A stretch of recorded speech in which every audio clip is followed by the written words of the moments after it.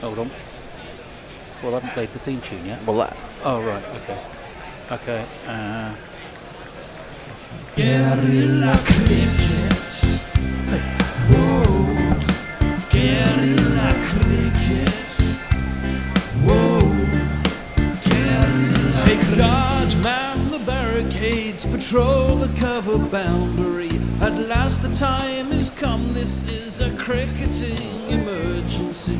Hear this call to arms for every cricket revolutionary. Take up your bats and stumps for the test match insurgency. At first they tried to silence us, but we would not be silenced. They threatened us with lies, so we threatened them with violence. Che Guevara, Sangakkara, Joseph Stalin, Douglas Jardine, Robespierre, Darrell Hare, Vladimir Lenin, O'Brien Kevin, guerrilla cricket. It's not about the winning, it's about how many rules you break. Even in cricket commentary, this is the best advice to take. Pick guerrilla cricket, it's the finest choice you'll ever make. There's so much more to cricket than rev counters and a slice of cake. At first they tried to sanitize us and clean up our act, but people like it filthy, and we know that for a fact. Fidel Castro, Lenny Pascoe, Carlos the Jackal, Umar Akmal, Mahatma Gandhi, Grant and Andy, Brendan Behan, Austin Ian, guerrilla cricket. Stick with us, cause you know we're not the kind of thing that you see on the TV and the radio. So vive la revolution. First they tried to buy us, but we would not be bought. Okay, we were, but then we ran away, and we will not be caught. Would not give up the ghost when they left us all for dead.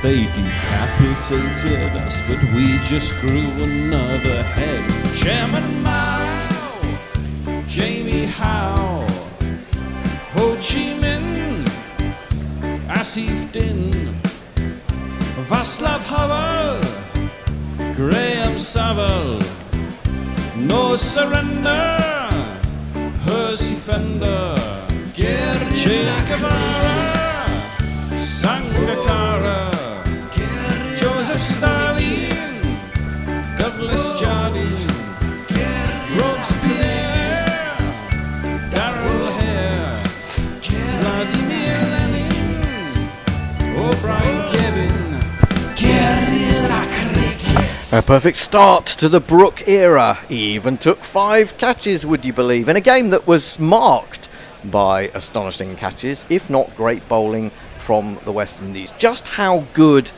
was that performance from England? I don't know. I mean, that's not a rhetorical question. I actually want to know how good. And we may find out today as they take on an inconsistent West Indies team that occasionally is terrible, but occasionally is pretty good. Let's hope we see the other side of the West Indies today. Good morning, good afternoon, good dawn, good dusk, wherever you are in the world. Welcome to Guerrilla Cricket. I'm Gorilla Hendo, Nigel Henderson, and I am in charge of this game, which is coming from the Sophia Gardens in Cardiff, I have to say. Before late last night, I wasn't sure where this game was being played. I knew that we've got a game at the Oval on Tuesday, under threat from the weather, it has to be said already. But at the moment, in Wales, where you would expect more rain, it's okay. The crowd is filling up. It's a little bit overcast. And England have won the toss and, not surprisingly, decided to bowl. Because let's face it, if they can bowl West Indies out for 162 in 25 overs again, they've got more time to get in a bit of golf this evening. Of course, we're not allowed to say that because golf is a relaxing... I mean, the thing is, golf is not a relaxing sport, is it? So I don't buy that. Anyway, alongside me I have, and I haven't seen him for a long while, for one reason or another. It's great to be back in the company of the Bish. Hello, Hando. Hello, everybody. I'm delighted to be back. Do you know what? I'm getting these new chairs. I think I sat down about 20 minutes ago, and I haven't yet got to the back of it. I keep sort of sliding myself. I'm sunk somewhere deep in this leather. You need to coat yourself in butter, and then it'll be quicker. Oh, what a thought. If that's the last thought you had before you went to bed last night, I think I'm getting up and leaving now.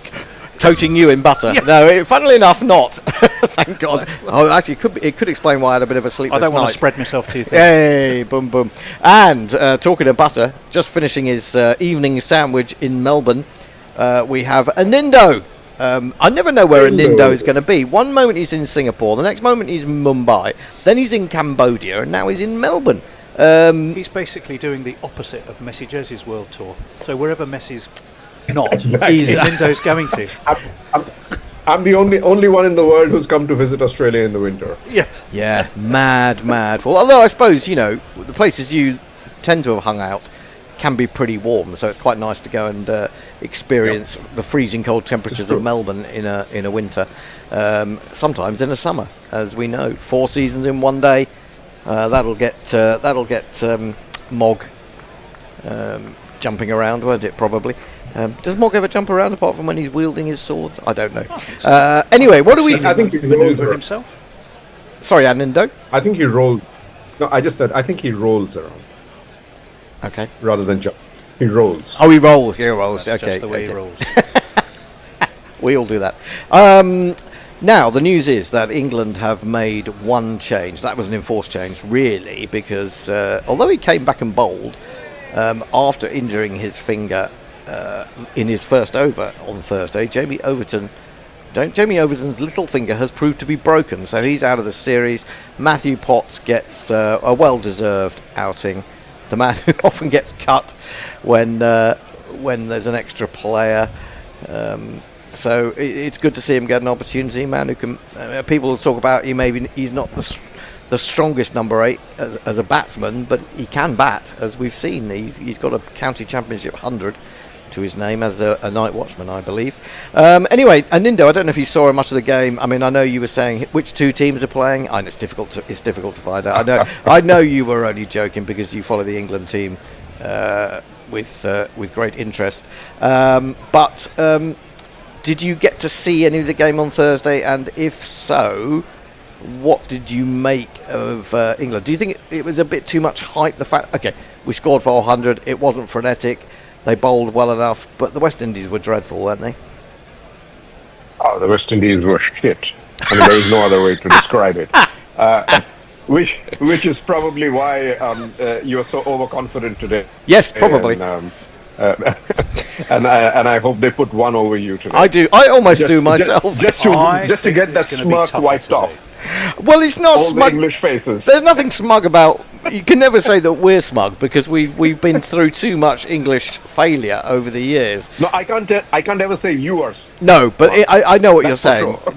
There are smug people amongst us. It's true. There was one change also to the West Indies side, which sees Shimron Hetmeyer coming in for Django, and to use a Tony Bishop joke, which he said I could have. Django Unchained has been chained. Yes. Yeah, but it was a bit forced. But there you go. It was better when I said it. It was. You had the timing. So I'll give you a rundown of the teams if you're unaware of who was playing the other day. England line up with Ben Duckett, Jamie Smith, Joe Root, Harry Brook, Joss Butler, Jacob Bethel, Will Jacks, Bryden Carse, Matthew Potts, Adil Rashid and Saqib Mahmood, who for some ridiculous reason I kept calling Sadiq the other day.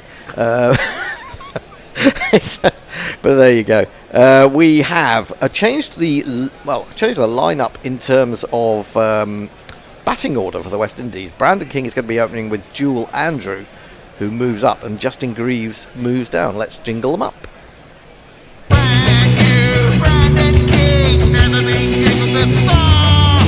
He scores runs just for fun in the Caribbean sun where nobody else has scored. First ball of the morning is horrible delivery from Saqib. It's a wide. It was wide. It was short. I think he lost his shape completely there. Very much a loosener, I think you can call that. I mean, immediately he's sort of scratching away at where he landed, which is what all bowlers do when they bowl an absolute Exactly. piece of filth. I mean, he bowls it pretty much outside the pitch, and then he looks at where he landed. Yes. Well, hopefully he's going to get better. We shall see. 2 slips go down. He's in, bowls. That is better. It's still back of a length and a little bit outside off stump, but the batsman decides to let it go. Shall we jingle up the other protagonists? Well, yeah, here's Saqib.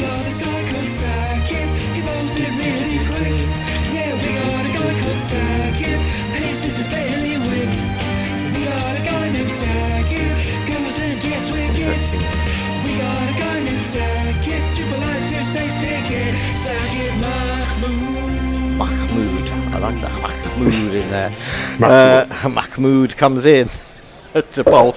Mahmood in a bad mood is in, bowls, brings this one back. My phone has fallen off the chair and smashed into the ground. That's probably the end of me for the rest of the day. 1 for no wicket, defended on the back foot by King.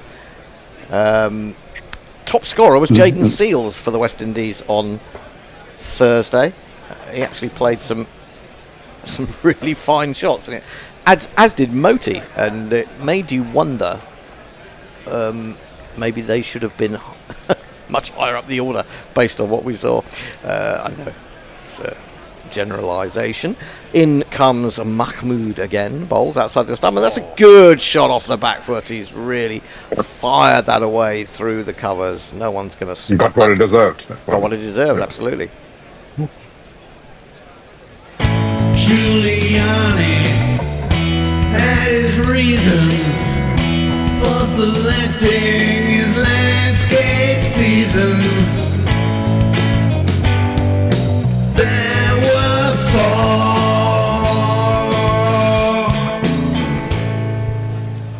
4. And so a good start for King. Mahmood not so much. He's just struggling a little bit with his length and line. He's in again. That's too wide. That might even be another wide. It is. It wasn't as bad as the first one.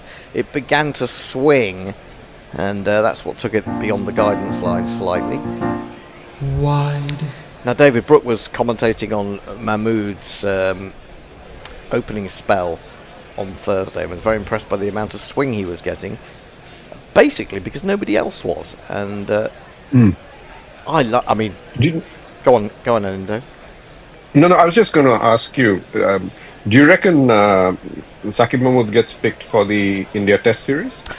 I'd love to see him. Onto the back foot goes King, drops this down square on the offside. There will be no run. I would select him purely for his action alone. I don't know about the rest of you. I just love watching him bowl. He looks like he should have everything, really. I mean, I know his career has been massively disrupted by injury, which you can say about almost every fast bowler England have ever had. Oh, and every England bowler's CV. Yeah, absolutely. Must be injured at least 50% of the games. Yeah. I mean, other than Jimmy Anderson. Oh yeah, Pretty true. Mahmood in again. Better ball beats King in defence on the back foot, and through the keeper it goes. I just didn't notice huge amount of movement there. I think maybe just a little bit more of the movement. More of the movement. Just enough to beat him, I think. Yeah, more of the movement, certainly in the air, was after it went past the bat and on its way to Butler behind the stumps. But that was better from Mahmood.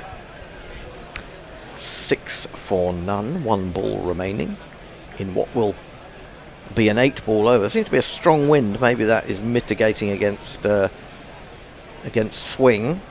Here is Mahmood again in, bowls and beats him again, this time with a fuller ball, and he's pressing onto the front foot. So yes, certainly found his range by the end of that over. 6 for none after 1. Let's do some tweets. Loads. Eric J. Good morning, gentlemen. Grand tunes. Thank you, Eric. Leah, hello all. Yes, GC is best when Hendo is large and in charge. She also says, shut up, Hendo, golf is very relaxing. So there you go. Jay Grover, hey up. Just logged in and Tony's being coated in butter. Oh well, roll with it. Matthew Cullen, morning gorillas. I'm slightly hungover after a 10-hour end-of-season pub crawl with my football team. Currently attempting to motivate myself to make some PowerPoint slides up the England. On a Sunday. Yeah. Who's that? That's Matthew Cullen. Eric J, a roll and butter. My cup runneth over with bliss. Jay Grover, an Indo follows the England like the vulture circling a dying wildebeest. Hombre Nuevo, morning wonderful That's a GC. very accurate description. Always a joy to hear you. Totally hanging, trying not to redecorate the passenger side of the car was being driven back from the Peak District. Heal me with banter, please. Is Messi driving you? Or is that just a coincidence that That Messi you have was to in the be Peak in there? District and you're there at the same time? I think you live up there now, don't you? Anyway, it's going to be Bryden Cass bowling. Oh, that's a horrible shot to a wide delivery, swinging further from Jewel Andrew, and through But it goes the keeper. All I can say to Loose. Hombre Nuevo is you haven't really experienced driving trauma until you've been the Bears passenger. When he's dialing on his phone with one hand, he's got a cup of coffee in the other hand, a vape in his third hand. A vape. I know the coffee I think is between the knees because it has to make room for the vape and the phone. And the steering wheel is somehow being controlled by osmosis, I think. Cast in again, a bit too wide, and a rather exaggerated leave in the manner of Steve Smith. I have to commentate a bit more loudly because I'm trying to cover the shout from the bear. Bear's not supposed to be here, but he's lounging on the green room sofa, vaping, and presumably avoiding doing chores at home. I guess that's what it is. Tony, your description reminded me. I have actually once seen someone in India driving a large, well-endowed gentleman in the midriff, driving with it. Defended into the offside, better ball, closer to off stump. Sorry again. I'm intrigued to know how he knows he was that well in. So the steering was moved by his. His guts. Oh, was it? Oh yeah, I've seen. I mean, I can remember, even as a young cricketer, I can remember being driven by people like that to matches. That was the way I basically encouraged my parents to get me a car. Do you want me to die? Do you want me to Good die? argument. I was, it was in the years of, jugs being taken around after games. I don't know if that still happens. Left alone outside the off stump, and so generally people drove drunk, unfortunately, or not drove drunk, but they drove over the limit. And so I said, "Do you want me to die at a young age and not fulfil my promise?" And they said no, so they bought me a car for £68. Oh wow! £68. They really splurged on you. They really did. I love that car, Austin 1300. How long did you drive that? I don't know, The 2 first years. time you filled gas, it was what, £75? God knows, it was about, I don't know, can't remember. That would have been, I'm going to think back now. Aerial and caught. Oh my goodness me, I that didn't was a even have time to play his horrible jingle. shot. You didn't. I'm going to. He's looking at the non-striker at the other end. Say a good game, if not Jewel Andrew now. Who will make it rock and roll if Jewel's not selected now? He just popped that up to cover. I he mean, goes. I don't know what really he was trying to do. Just played a little bit too early. Maybe got a bit more bounce than he expected as he came forward. Jax pouches the catch with hands turned upwards in front of his chest. Extra Bryden bounce. Cass has the wicket. The bear is leaving. Cue for everything to fall. The bear apart. leaves and the Jason G. Hiscock arrives. That's what should happen. Is he in, Jason? Is he He appeared? is. He has. Look at that. 6 for 1. The man. is- Jewel Andrew goes for a duck. So that didn't Michael work well as an Portillo experiment. Of bus journeys, right? Yes, he has gone for a duck. Then he waddled away, waddle, waddle. The Michael Portillo bus. I like that idea. I think Jason should have his own show on BBC Two at 6:30 in the evening. He's now putting on Messi Jez's cap, which has left. It's one of the most colourful caps in Messi Jez's collection, which he seems to be leaving in rooms around the world. Anyway, let's do some tubes. Yes, and there are plenty. Let me see. It's a coincidence, says Hombre Nuevo. So he's not with Messi. No, Hombre Nuevo's in sort of Coventry, Warwickshire area. Yeah, but he is being driven Oh, right. either to or from the Peak District, Okay. where Messi has been. Jay Graver, if the bowler were injured, we refuse to pick them. It's selectorial edging. Crikey. Matthew Cullen, driving with his what? Something says Tony. Someone called Tony. What? It's safe to say the West Indies have lost this game. Can't Windies are so bad they now lose games long before it starts. Can we send these clowns to perform in a circus? Okay, and leave the cricket to the press.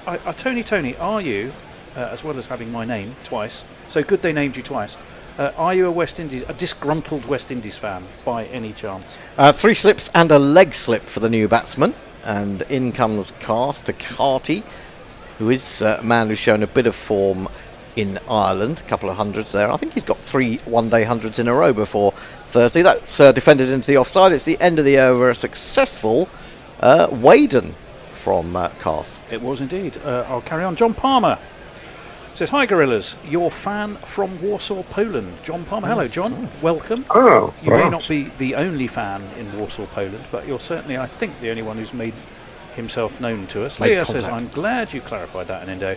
The thought of steering with the knobbits a bit pornographic. Farong says... Not to mention skillful. Well, he was well endowed, so... Well, even then. Apparently, although Even then. later we found out of stomach, not of whatever was below the stomach. I did say well endowed in the tummy, but no one was listening to me. No, I heard that bit. Right. Anyway, Wibble says Farong. Should be all over before the Pakistan-Bangladesh or that other match. Oh, is it in T20, yeah. Down the wicket comes King. He thinks I might as well get some runs while I've got some company. Drives over the top of extra cover. Brilliant dive by Jacks out on the deep extra cover boundary. He had to make quite a bit of ground round to that and then did really well. 3 runs for King. Now, something about I want to talk about boundaries. I mean, you know, I was just going to say that. I mean, this is just ridiculous, right? I mean, they're saying that those. I mean, that is 73 metres. They're saying to that corner, but the actual side boundaries to cover are about 50 something. But I saw a clip put up by Vitality Blast as a sort of promotional. Presumably a promotional thing they put out on Facebook every now and again. They turn up on my timeline. And it was Kane Williamson hitting a 6 at Lord's, presumably the other night. I met him at Lord's recently. Would that be a good time to mention that? I was keying that in. I will come to that. Mahmood in again, outside the stump. Lovely wristy cut, but straight down to third man. And King will Carty will suffice with the single, 10 for 1. Now, he hit a 6, and great, Kane Williamson, you know, he doesn't hit that many 6s, but when he's in nick, he's certainly towards the end of a white ball innings, he'll go that way. This was over long on, but the boundary at Lord's on that clip is at least, I would say, 12 yards in from the steps, you know, where you go into the long room. Yep. Mahmood has to break off in the middle of that run. Now, why would you do that in an ODI, right? Well, this was a T20. I just don't get it. Well, this was that was a T20. That was a T20, but I still don't understand it because let's face it, we've got bigger bats now, so you can hit the ball harder. You've got much more wood in the bats, and yet these batsmen we're being told these batsmen are brilliant. Mahmood in, bowls onto the back foot goes King, presses out on the offside, won't be a single, although Bethel makes a little bit of a mess of picking that one up. But it just strikes me as, you know, people used to hit 6s with, you know, straight at Lord's, maybe not quite so often, but they used to hit 6s into the crowd there. As far as I'm aware, the pitches have not been moved further towards the nursery end. So why are we, you know, the argument that it makes it more exciting? Well, possibly, but at the same time, it devalues it. Mahmood in onto the pad. It loops up in the air. I hope he didn't get an inside edge to that because the mid-wicket was running in thinking maybe there's a chance there. Rather casually, I thought. Yeah, well, yeah, exactly. If he had got an inside edge, he should have been a little bit quicker, shouldn't he? So this is happening in grounds around the country, and it's just, for me, it is devaluing the game to a certain extent. Well, Cardiff is famous for very straight boundaries, short straight boundaries. No, but they're not. and very broad. Well, that's what I thought. But long side boundaries. Yes, side Cover and yeah, sorry. mid-wicket. Yeah. Driven. Good shot from King. That will bring him 4 runs wide of mid-off. And West Indies move to 14 for 1. Let's quickly jingle up the new batsman as well. Oh, of course. Kesey Carty, isn't it? Yeah. He is. All we are saying is give Kesey a chance. But next over if there's no run. It's very true. 1 ball to go in the 3rd over. West Indies 14 for 1. King has 11 of those. Sunshine is spilling through now. Well, there's still a little bit of cloud around. Doesn't look sort of rain clouds. It just looks like that sort of high sort of dull looking cloud. Mahmood then in to complete his 2nd over, and down the wicket comes King, and is beaten by that one, and it rises on its way through to Butler. End of the over. 14 for 1. 3 gone. Tony. Yes, they're all piling in. It's I'm delighted to say Pirate Badshaw, ahoy old salts and sea dogs. Our friend Tony says, I'm a British-born national of Caribbean roots. Family to the greatest fast bowler out of the Caribbean, Whispering Breath. Remember him? Of course we do. I'll also say, Tony, we love your name, and although this wasn't about you, we're going to welcome you with this. Tony, the very most appropriate. forgetful man in Whether he's forgetful or not, I don't know. Tony, can't tell if it's alive. And you just So put there you that, Mog put that together literally in the last few seconds. Onto the back foot goes Carty as Cars starts a new over. And Indo, you wanted to come in and say something. Let me. No, I was just going to say I'm just continuing this session, and Jason will just replace me for the next one. That is correct. That is the plan. Yeah. Yours. So yeah, you've got 7 overs, It's that old Jason and Indo shuffle. which is a very successful song for your band, wasn't it? The what was Jason the and Indo shuffle. What was the name of your band again? Blow the Fuse. Blow the Fuse.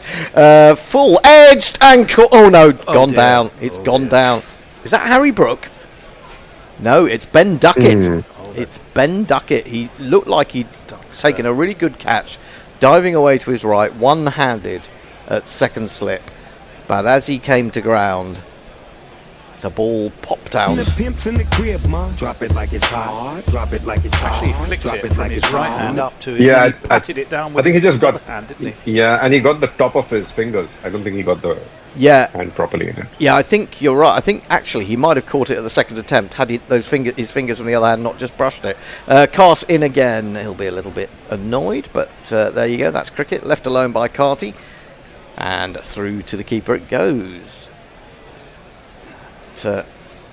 It's not been a convincing start from the West Indies, has it? No. When I saw the West Indies line up the previous match, I actually had never heard of 8 of them. 8 of them. That's quite a few. I must admit I hadn't heard of a couple of them, but I think that's probably because England seem to be playing the West Indies every sort of Yeah, you 3 paid months. them more. There certainly have been a lot of. We had a test series last year, and then we had hold that thought for a second. This one skews off the outside edge with a little bit of movement, but played well enough by Carty. Goes all the way along the ground down to 3rd man. There was an away white ball series in both ODIs and Yep. T20s in 2023. Yep. There was, I think, was it both again in 2024? I think it may have been just ODIs in 2024. I think England has done its best to help the finances of West Indies cricket in that respect. Yeah, But again, which is commendable. Yeah, but at the same time, all these different tours, and especially if you have a white ball tour which goes from one island to the next, it's very difficult and expensive for England fans to actually go out there and and follow it. So it's kind of counterproductive in one respect.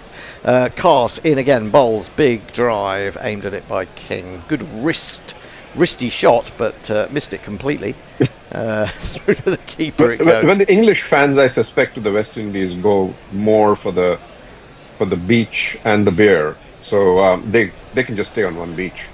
Yeah, but a lot of these there are a lot of these tours that Tours, that are now that especially for these particular tours. But knowing that cricket tours in general are incredibly expensive, and these ones that involve inter-island flights in the West Indies are even more expensive. Oh, has he bowled him? Well, I don't know how he didn't, and neither does Bryden Cast. It was a swinging Yorker, which he had no clue about at all. It went straight under. He should have been either bowled or LBW with that one. Yeah, it's a crime really that hasn't taken a wicket. Somehow it swung so late. That's a tremendous also very delivery as well, wasn't it? Wow. He was going for the Yorker. Beautiful. Anyway. Well, he was going for the Beautiful Yorker, but delivery. look at it swing right at the last minute. Yeah. Wow. Oh, what a shot! In fact, had it not swung, it'd have probably been LBW. Anyway. Bryden can't believe that's not out, and neither can we. Neither can probably the batsman. It's the end of the fourth over. West Indies making slow progress to 15 for 1. Plenty more messages. Daz Reynolds says, "What's the wicket like?" It's a hint of green. It's certainly been a bit overcast. England chose to bowl, and they've got a bit of movement both off the pitch and very much in the air. Mahmood back in again to bowl to Carty. Carty plays a little bit away from his body, but times it nicely out into the covers. And there is no run. Well, the sun is out now, so it Yes. should be a bit easier, hopefully, for the Well, West you would Indies. think so, but then again, how that ball swung at the last minute from Cast, that was extraordinary. Is it something to do with the tide? Is it the River Taff? We need Gary. It's not often I say that, but obviously we do on the... Is it the River Taff that's right next to It is the River Taff, Yeah. hence Yeah. one of the ends being the Taff end. Short into the ribs, but jab down. Is it tougher than the easy end? Sorry. Taffer. Yeah. They're going to get a single there. It was well run by Carty. Spotted that there was an opportunity there and set off immediately. 16 for 1. Carty 3. King 11. Mahmood none for 15 into his third over. Still not entirely happy with where he's landing. He's now sort of pressing it down with his knuckles. It's not the highest scoring ground though, is it? I mean, historically, it's always hard to say because obviously the game's changed so much. But 218 is the average first inning score in ODIs, about 30 of them. In the blast, if you want to look at that as an indicator, 173. So that's not the upper end, that's sort of pretty much in the middle, and that was last year's average first inning score in the T20. I think 173 in England is quite good actually, because I don't think we've seen the scores that we've seen in the IPL. Down the leg side, pops off the thigh pad up into the air. The leg slip was interested for a moment, but it probably didn't involve bat. 17 for 1. I think there's been one shot, I think there was a square cut, which was about the only convincing shot in the entire inning so far. There was a drive. There was drive as well. But I you're didn't right. think he really timed that, to be honest. It was just because there was quite a big open space that he managed to pick. But say, a driven 4, whether you time or not, is pretty good. Mahmood in again to Carty onto the back foot defending. And thinks there's a run to mid-off. And I really don't see that there was. And fortunately, he also came to that conclusion belatedly. 17 for 1. I mean, if you look at the way England set off in the last game at Edgbaston, and you look at how the West Indies have made this look quite tough going, haven't they? We're always 17 off nearly 5 overs. That's fairly sedate. Yeah, but I mean, a lot of it is to do with the discipline of your bowling, isn't it? Because I think that the West Indies had Marty. Is it Matt Ford opening? Is it Matt Ford? Matt. Is it Matt Ford? It is. Yeah. He is a man who relies on swing, and he didn't get any swing opening the bowling on Thursday, and he got progressively... Well, I mean, he went for early runs, and then he got hit again a bit later on. But Jaden Seals, who is a genuinely good quick bowler, certainly in Test cricket, I mean, he bowled a bunch of tripe up top as well. So, if you've got fast, genuinely quick bowlers bowling rubbish to batsmen with good eyes, and only 2 fielders allowed outside the circle for 10 overs, then you are going to go for runs. But England, I said at the time, England will bowl. Fair enough. I suspect England will bowl in a more disciplined fashion, and indeed they did, to the extent of bowling West Indies out in 25 overs. 17 for 1. King 11, Carty 3. 2 slips still there, as Mahmood is in again. Oh, that looked like a little bit of a cutter, did it? Came back into Carty, wrapped him on the pad. I'm wondering whether he got a little inside edge there as well. And you look at that, just showing Mahmood from side on. It is one of the most glorious actions in cricket, isn't it? I think it's an absolutely beautiful action that he's got. Yeah. There's a sort of full stretch in the final stride, and the arm comes from almost low down, full arc, and it's just going to have to break off again because I don't think the batsman was ready on this occasion. But yeah, going back to the India series, I mean, I don't think they're going to think about him, and that worries me because he's more than a one day bowler. I suppose there is argument about whether he can stay fit for a full Test match, or has the stamina. He's in again, bowls, Fuller, driven. One hand comes off the bat from Carty, straight into the covers. There is no run. End of the He's fifth. played a couple of Tests, right? Yeah, 17 for 1. But I mean, that was before he got injured again, and that has been the problem. You would think he's the kind of guy. He's quick enough to hurry batsmen, but he's also got discipline. He's got swing. Just stay fit, man. It's going to be the movement that gets India to 1 for 5 or something. It's not the speed. Yeah, they're not too. I love the fact that India A are sticking half of their squad half of the squad that's going to play England into the game against the Lions. Yeah, let's see how Holden is getting on. Driven, and it's gone down again. Is that Duckett again? It is. Duckett is having a nightmare at second slip. Top of his fingers again. Yeah, that one. That was down to the fact that he is of such diminutive stature. I don't think Bryden Castle will see it that way. He'll just say, "Grow a bit, be more cast." There's not one boy for me. I must have 2 or 3. I need 4. Loose shot again. No foot movement. It was high. He had to leap, but it went through the hands, and so maybe this is like the luck that West Indies need. Cars in again. All balls a horrible full toss, which hits him not so much on the pad, but the thigh pad. That was almost one of those that's over waist height. Ben Duckett. Is he going? He's looking at his fingers. Is he going to achieve a hat trick of second slip droppers? I was going to say catches and drops. He's the anti-Brook.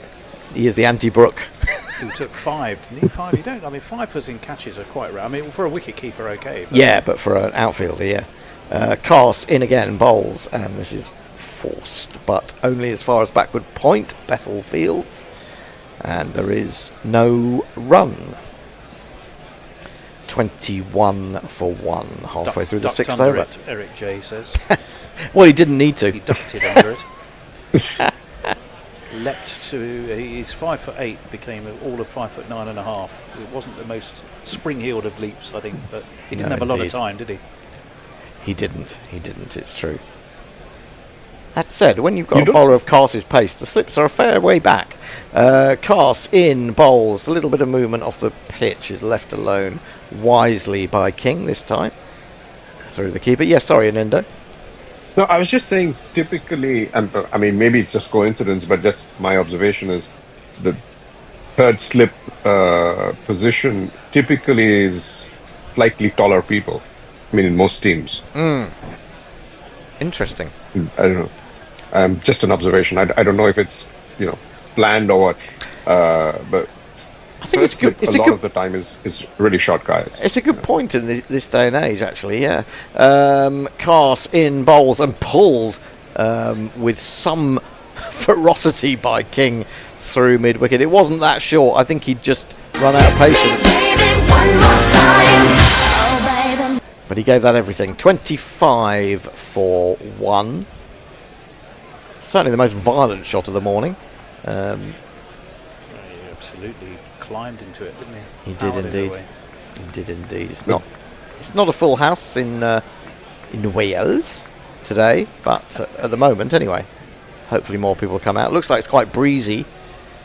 Whether that's making it a little uncomfortable despite the sun.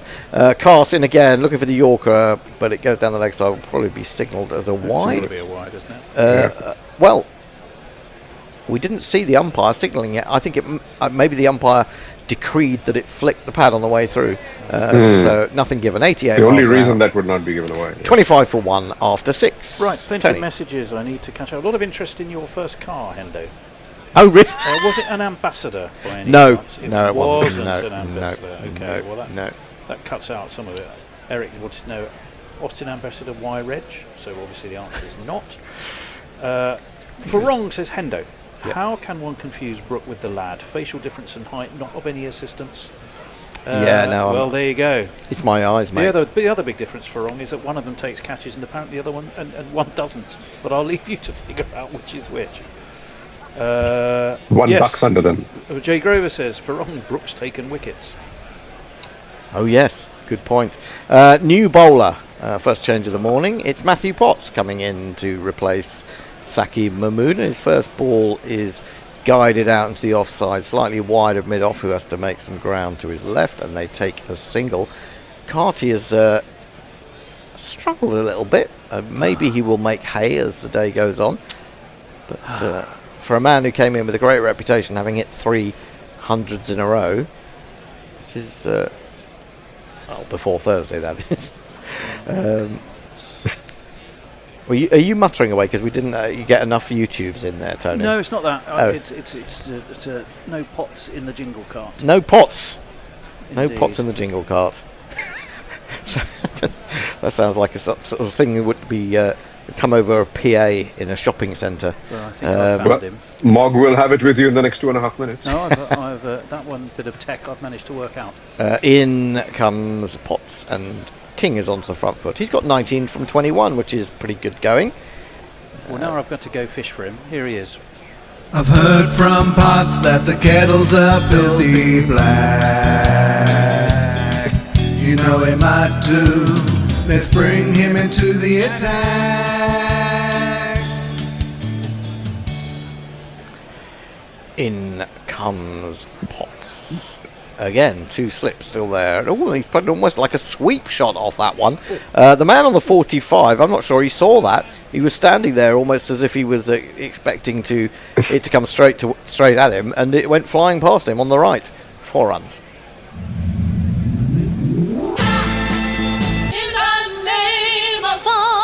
Yeah, very, very strange shot. Actually, well adjusted because he went onto the front foot and he was almost down already, and then just helped it on its way when he realised it was a little bit offline.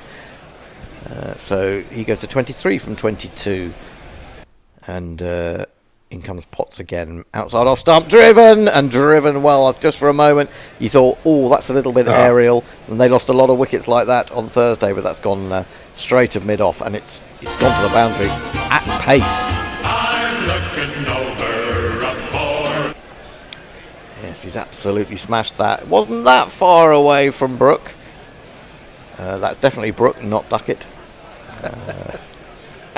Yes, I mean, most of it, I think all of his 5 catches were either mid-off, cover, mid-on, weren't they? They were unusual places, as you say, to get 5 furring catches. Onto the front foot. They'll get a single now because it's forced a change in the field. There is a gap, an extra cover. Mid-off has to run round and do the fielding. 28 to King, so he's certainly doing his bit.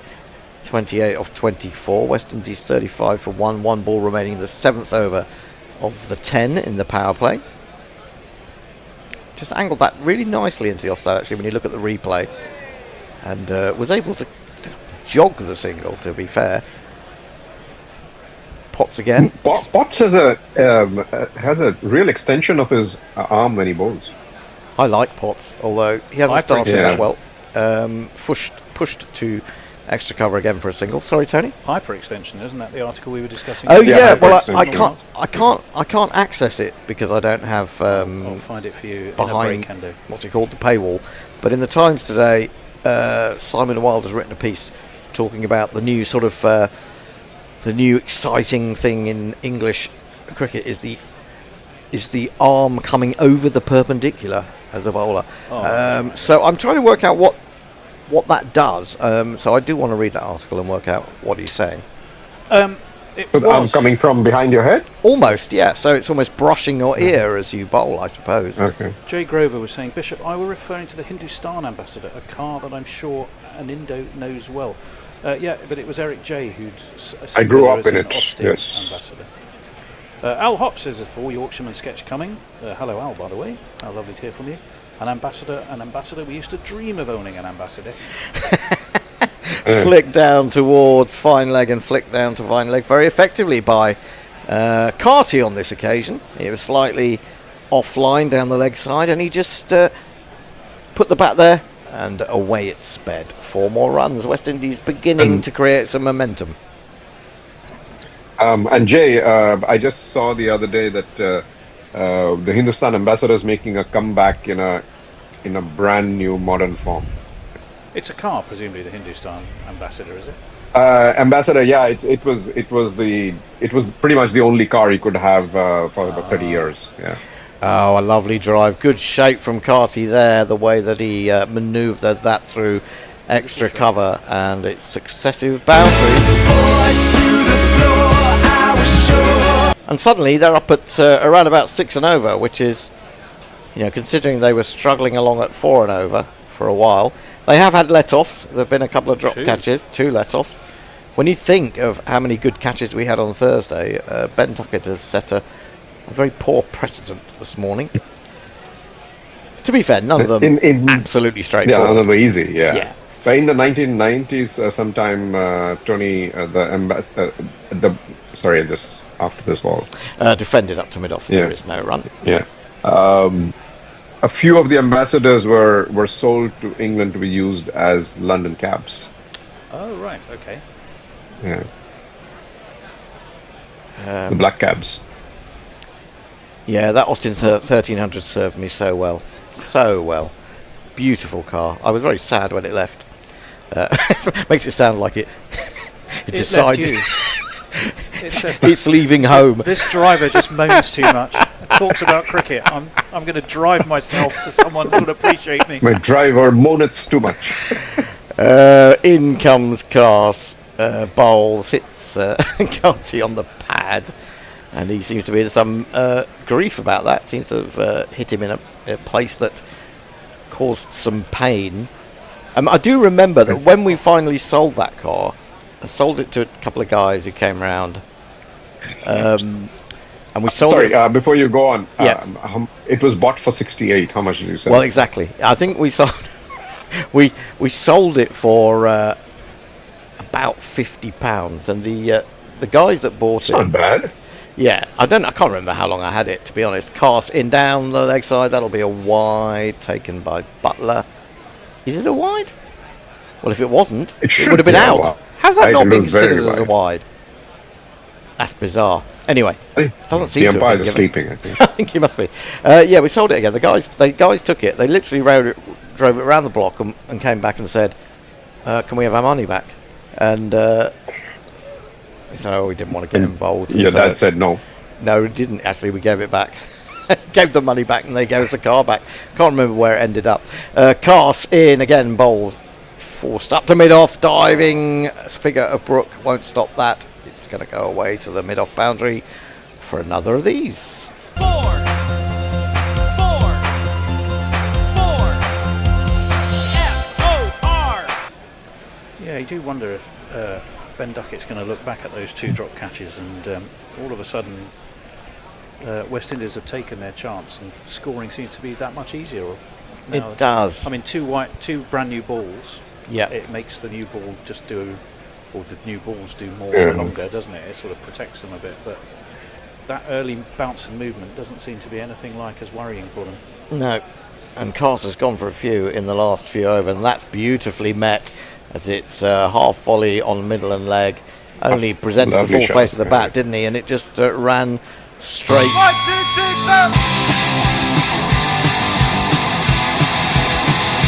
Now, Carty had 4 off 12. He now has 21 off 19, which shows you the level of acceleration. 8 overs bowled, 53 for 1.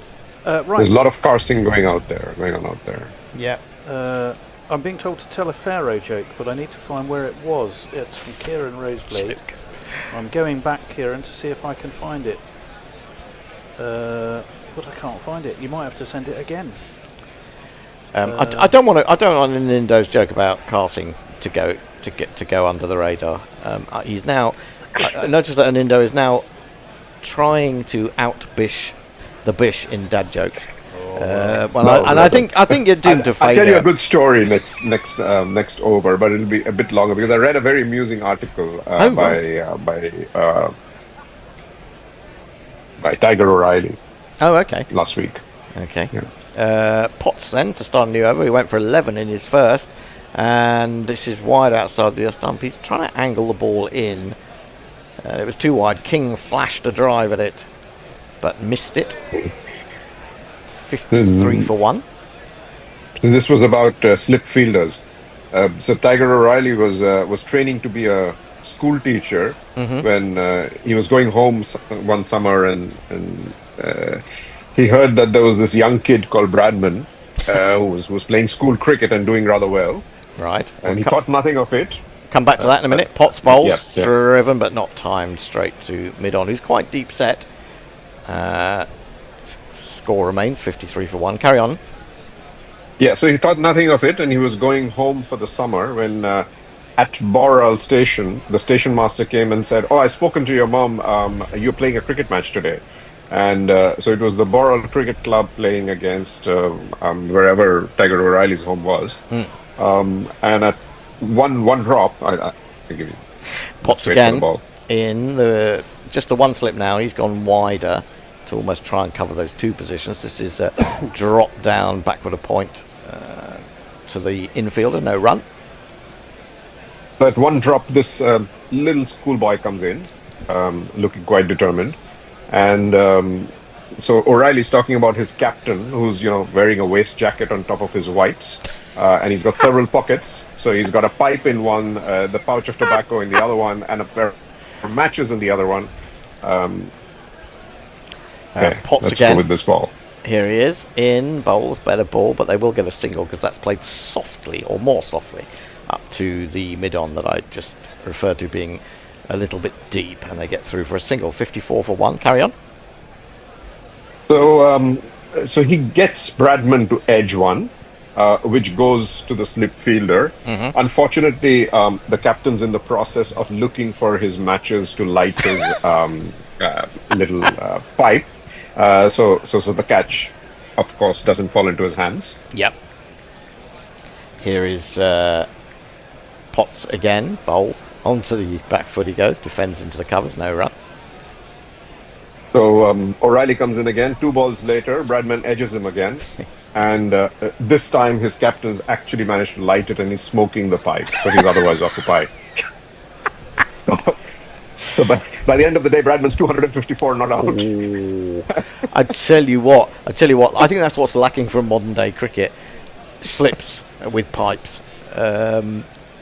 That would create a whole new complexion, wouldn't it? I love little stories like that. And I presume you heard that when you were at the Bowral Museum the other day. Well, I'm reading a book which was given to me by an Aussie journalist, actually. Oh, okay. Outside your stump now, Potts has managed to angle that in and then straighten it off the pitch, and he's beaten Carty. End of the 9th over, 54 for 1. We were having a chat actually on a very brief chat, an Indo and I on WhatsApp the other day, because you went to the Bowral Ground and Museum, and it's a the Hall of fabulous Fame, place, yeah. isn't it? It's a brilliant place. It is. It's a brilliant place, and they have an exhibition now going on. I think now it's a permanent exhibition of the World Series cricket, and they've got matches playing on loop as well. Right. And Lily coming into bowl. It's one of those most beautiful sights in cricket. There is Lily coming into almost bowl. as nice as Not enough almost people as, facing him. almost as nice as Saqib No, of course not. Mahmood. Almost. 54 for 1 overs. One more over the power play, one more over of me and this particular group.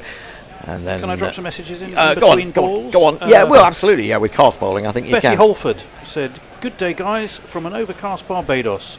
Wishing the West Indies well today. Hoping our guys will show true Caribbean grit and courage." They're doing okay, Betty, at the moment. They're doing okay. Crunched on the up by King out to square cover. Really hitting the ball with some intent at the moment. King, he's gone to 30 from 29. And Kieran has now sent us his Pharaoh joke. Go on, Have then. you heard the news out of Egypt? They've discovered a new pyramid, but the mummy inside was coated with chocolate and hazelnuts. It's currently believed to be the tomb of the Pharaoh Rocher. Oh, God. Very good. Very good. Cast in again to Carty, and Carty leaves outside the off stump, and that's quite reasonable because it was a testing enough ball, bouncing a little bit. And, that's quite a good fair. That was worth waiting for. Yeah, I think so. Hombre Nueva says, we had a forecast for this match. Any rain on the way, or are we free to play? I think it's looking set to be okay for the day. Where's Weather Hombre. Cave Man? He's wherever he's travelling to, and Where whoever is he? he's He was hunting with- down at the moment.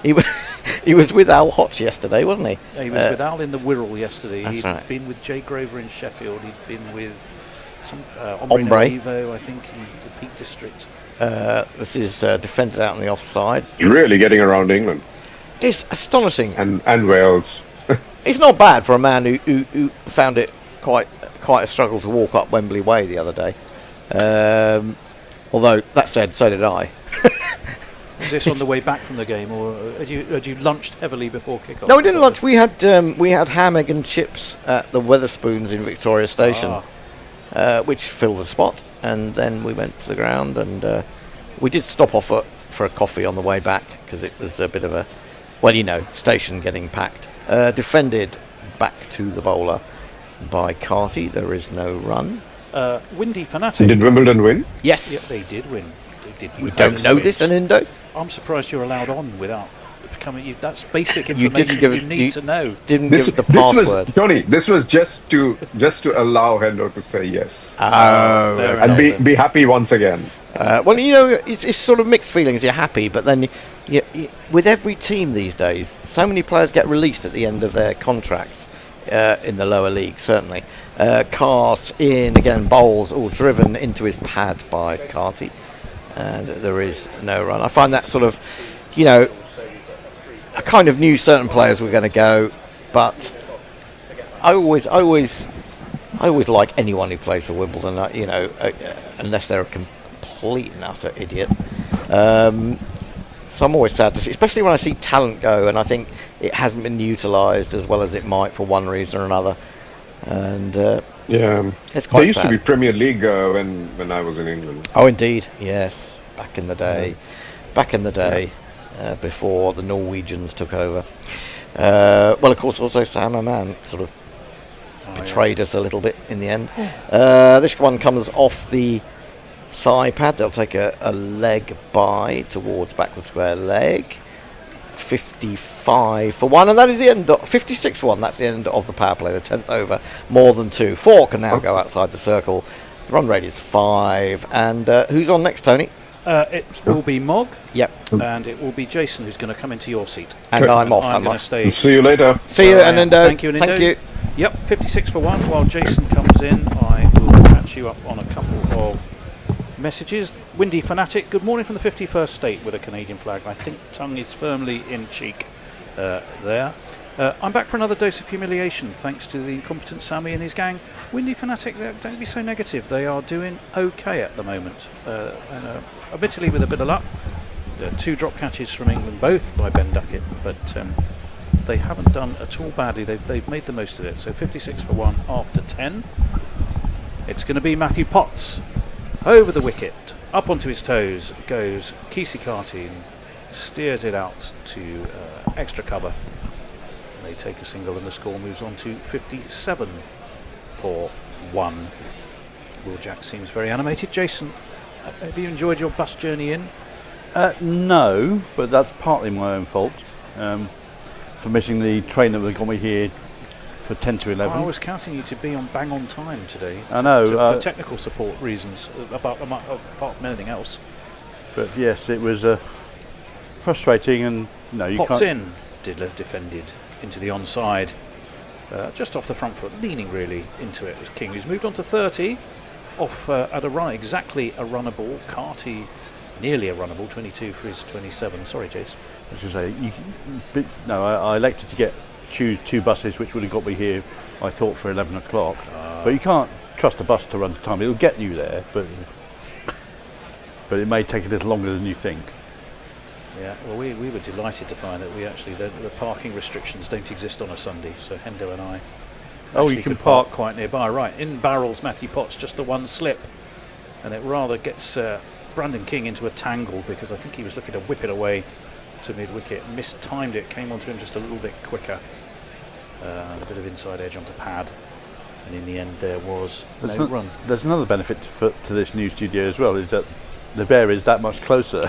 Well, he is. He actually, he did come in to do technical support before disappearing off for his Sunday. I don't know if it's today he had a wedding, or maybe that was last Sunday.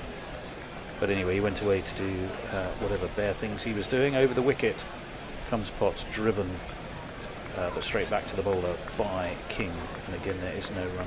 Run rate a shade over 5.3, 57 for 1. That could so easily be 50-something for 3. Ben Duckett, 1 drop, I think he should have taken. The other one, if he'd have been, even half an inch taller, he probably would have taken. But they didn't. They both wriggled away. England pouched them all at Edgbaston. They missed 2 today. Yeah, at the risk of annoying Farong, with the catches that England have got in their side, I was quite surprised to be Ben Duckett in the slip full cordon. and clipped into the onside. Well, clipped actually down to long leg. They take a single and the score moves on to 58. West Indies, I think, have only played here, is it 3 times? Lost 1 to New Zealand. Maybe it's only in twice. 2019? They have played out a tie here against South Africa, I think, in 2013. Comparatively rare, because not only it was a tie, I think that was a Champions Trophy in 2013, not only was it was a tie, I'll just wait, Potts in, guided out towards the cover boundary. They'll just take a single, man coming in at about 3/4 depth. It was a Duckworth-Lewis tie as well. So it was a tied score, but on an adjusted target, I presume, which you don't see very often, do you? No, because normally South Africa get it wrong by 1 run. 58 for 1 anyway. And who's on socials now? Mog. That must be Mog. I've better be me. I've completely Thanks for ignored. I noticing. feel so guilty. Mog, over to you. Eric J says, has Sammy Davies Jr. I assume that's about West Indies coach. Jack Rover says, hooray, Jason, hooray, me. Hooray, me. Al Hutch says, were there scenes at Wimbledon similar to Paris yesterday? 200 injured, 500 arrested. Imagine if they'd lost last night. Oh, I was very excited last night, I must admit. I can't quite claim them as a third team for me, but at least I've... What, behind the mighty Beavers? Well, yes. Mahmood. In he comes, takes the edge, drops short of slip. There is just the one slip. Comfortably short, soft hands from Kisikati, and he gets away with it. But I mean, I've worked out that I've been to watch Paris Saint-Germain, because I used to live in Paris, I think about 15 times, which after some quick maths, we worked out that's 15 times more than the Bears been to watch Liverpool at Anfield. Yes. 59 for 1. He's a Man United star supporter, the Bear. Pure plastic. Mahmood over the wicket. bounces high. It's clipped though. It's clipped down to third man. It's fielded by Potts, and they should get a single. They do indeed. The score moves on to 60 for 1. Yeah, it was 2013 tie against South Africa. So comparatively rare events. I mean, if you look at the form of these two sides, West Indies is actually quite presentable compared to England. They always play good on the one-day back cricket. of 7 defeats, don't apart they? from Thursday. I mean, you could argue, and they always raise their game for England as well. Yeah, I'm sure there would be an argument about quality of opposition. Don't forget, India, and they at least made the Champions Trophy. West Indies, sadly, that one jumps up a little bit from King, but he's pushed it straight to Duckett, who we were talking about. There he is. He fielded that competently enough. He's been banished. He's been banished to mid-on. You're too short for the slips, they've said. I hope there are no toadstools in the outfield, or no one will ever see him. He's poor old. We have to leap to his defence, which if he'd have done, he might have Because taken he that can't, second catch. yeah. But there we go. But he's 5'8". It's not exactly, Lilliputian in diminutive statureness. That was an attempted. Well, it was dropped into the ground by Carty. Again, it grew slightly big on him, and he thought about a run, but as he set off, he realised that Saqib Mahmood was literally under his nose. And thus a run would have been really rather stupid, especially seeing as Brandon King had stayed thoroughly put at the other end. So it remains 61 for 1, a decent, healthy-looking crowd, a lot of families around. Lots of young Cardiff supporters. sunshine. Yep, we're looking at a family in various assorted headgear. Bucket hats. The Duckett bucket. Right, Mahmood. He's got 2 balls left of his 4th over. He does have a lovely smooth run, and that's a beautiful delivery, just shaped away from the right-handed Carty, and well, it beat everything. It beat the edge, through it went to Butler, and there was no run. But that was an absolutely, Jason, delightful delivery, wasn't it? Yeah, bit of nibble. I'm going to say something about the pitch. It looks, as we see it, it's quite green. It is quite green. I mean, it's nowhere near as green as the pitch I played on yesterday, or the pitches that Surrey are producing for their county games, but that is quite green, I would have said, for an international pitch. This should be the last ball of his 4th over. That one is driven. It's driven, though, straight to short extra. They thought about a single. They did take a single. The score moves on to 62 for 1 after 12. 32 for King, 25 for Carty, Jason. Mog. Sorry, Mog. Jay Grover chides Winnie Fanatic for his pessimism, because he's being pessimistic. Winnie Fanatic says West Indies' fortune inextricably linked to Carty's performance. And Jay Grover says, Al Hodge, blimey, I thought the 5 Live commentary sounded a bit sanitised. Thankfully Hendo weren't there to lay some proper shit down. Goalpost would have lasted 30 seconds. Right, Matthew Potts is going to continue. I did put something on the green room chat whilst we were earlier. When you were searching for a jingle, I thought, I've got a perfect idea for a jingle, which will, after this ball. Just wait. Potts is in. Short. Pulled. That's going to beat the man at deep mid-wicket, is it? No, it's not. It's a very lively piece of fielding indeed from Bryden Garth, who flung himself to his left. They should, I would imagine, have taken 2. They did. They 64 for 1 now. Your idea for a jingle, Jace? Jingling Jace. For people of a certain generation, it would be Michael Bentine's Potty Time. I often say it's potty time when Potts comes on, so I must be of that generation.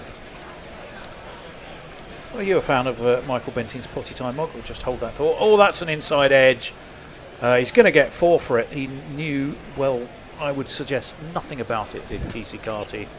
But it got him 4 runs. He doesn't know how. That doesn't matter. It's Nissan She. It's Nissan She. Yeah, bat and pad were strangers to one another there. Yes, do you know Michael Bentine was the first man who wasn't in the SAS to fire a weapon inside their headquarters. Inside whose headquarters? Hold the on, SAS's headquarters. Oh, right. Okay, that's nudged to mid-on. There is no run. I think that's Harry Brook who's fielding there. 68 for 1 the West Indies. Yep. He also wrote a very interesting book called The Doors of Perception. He's a very clever man, was Michael Benty. He was. It's an Aldous Huxley quote, isn't it? The doors of perception were something rather finely cleansed or something. It was great fun, wasn't it? Well, they used to have. You never actually saw the potties. All you saw was when they the little things moving along would be appearing without ever seeing them. Pots in. Speaking of potty time, back drop. They're going to take a sharp single. Well run indeed, and just as well it's being backed up because the throw from Harry Brook was distinctly wild, and I think he realises that. Yeah, and also coming back to the fact that no one expects a comedian. Well, no one realises that comedians are clever because they're funny. But then you realise, you look at someone like John Cleese, who went to Cambridge, and all the Cambridge Phillies people, and then they talk about something serious, and you realise they are very intelligent people. In comes Potts from the cathedral end, defended by Brandon King into the offside. Again, they take a single. We're not quite in the middle overs, but we are there. The running has been pretty decent between these two. That 70 for 1 is looking like a decent base to me. Yeah. They've cranked up the first 5 or 6 overs. Went for only about 17 or 18, and they really look to be struggling a wee bit. It honestly does seem to me as though the 2 drop catches, which were in fairly quick succession of one another, seem to be the springboard really to set these 2 off. That short and pulled. It's going to be pulled down to deep square, fielded by Cast. They will take a single after his 4th over, the 13th of the innings. It's 71 for 1, Mog. Jack Rover says, I bought the Potty Encyclopedia as a child. It wasn't very funny. Benteen was also responsible for Bumble. He was. Speaking of Bumble, interestingly enough, one of the umpires today is the son of Bumble. Yes, David Lloyd Jr. Nepo baby. Yeah, is it Graham Lloyd, isn't it? Graham Lloyd, yeah. Cricket as Graham well. Lloyd, yeah.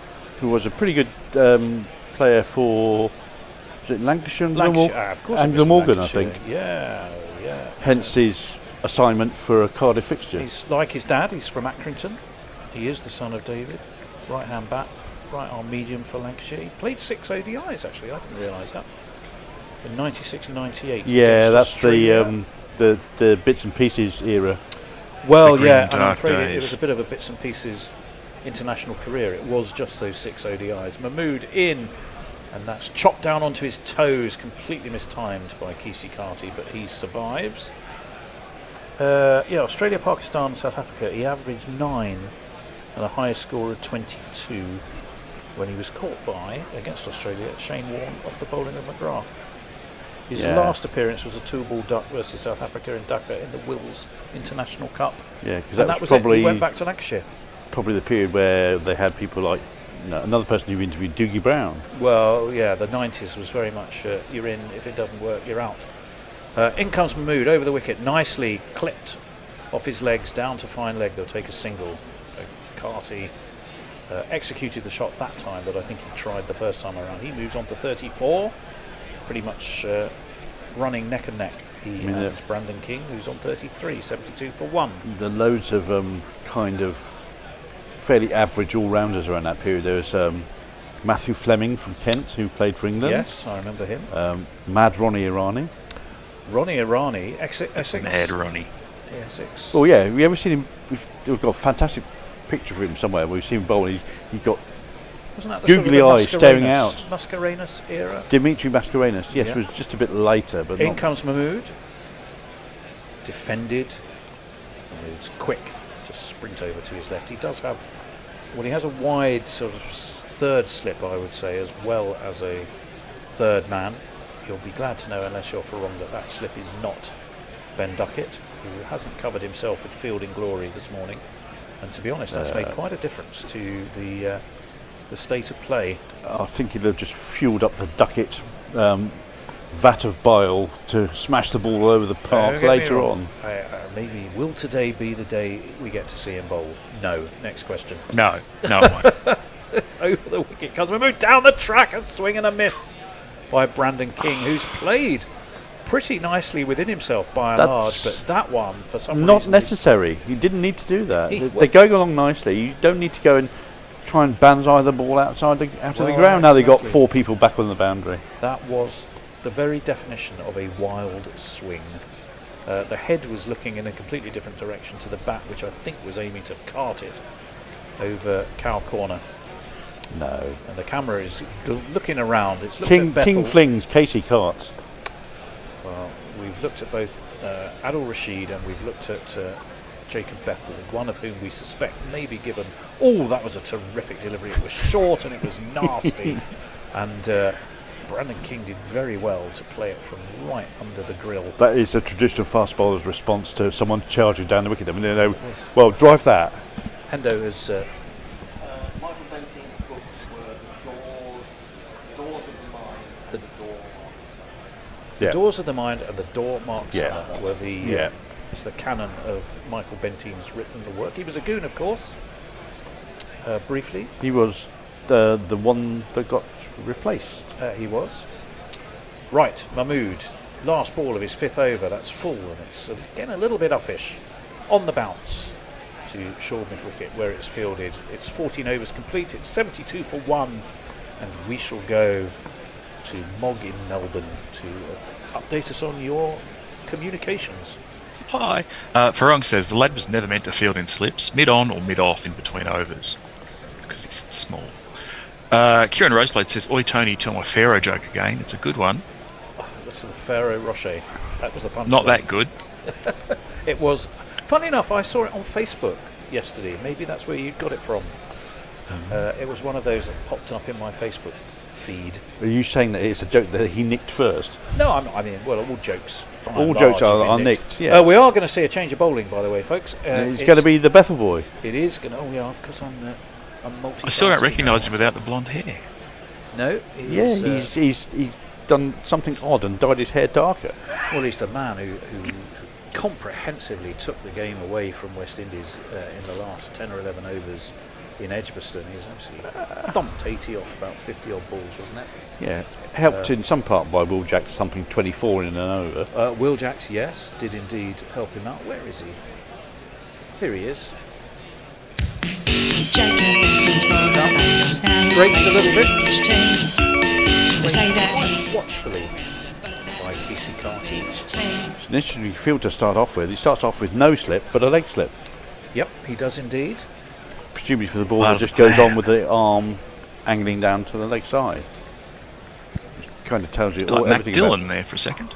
Well, that's down leg. It's gone up in the air. It's been launched. He's absolutely... that might not go, you know. Mahmood, who's fine leg, but he's... or deep backward square, I suppose, had come in, and therefore it went over his head. And I thought it was going to happily make its way down to that fine leg boundary. Ooh, that's a horrible ball. It was a horrible ball. It was a piece of filth. It was helped on its way. But it rather plugged and didn't make it. It just So clipped they the end top up edge and just went over the man on the 45. taking 2. That one is nudged again on the full, down to long on. They'll just take a single this time. Score moves on to 74 for 1. So a very good first ball. Second and third, both pretty poor. Yeah, I kind of get the feeling that Bethel's been told to bowl at very short notice. He's not warmed up yet. Yes, you could see that was what was likely to happen. With his hot form, he should always be warmed up. Well, yeah, you know, if you are an all-rounder. That one's again down leg, and again it was an attempted swing from King. He doesn't get hold of that. Given as a wide, he got nothing on it. Given a wide, but is that Adrian Holdstock? Or is that Graham Lloyd? I mean, this is definitely a plan to stop King from driving the ball because he's trying to sweep everything. That's again down leg, and again it's helped on its way. This time it will be 4 because it was very, very fine, and I'm afraid this over from Jacob Bethel, apart from one halfway decent ball, has been otherwise somewhat misdirected and fairly filthy.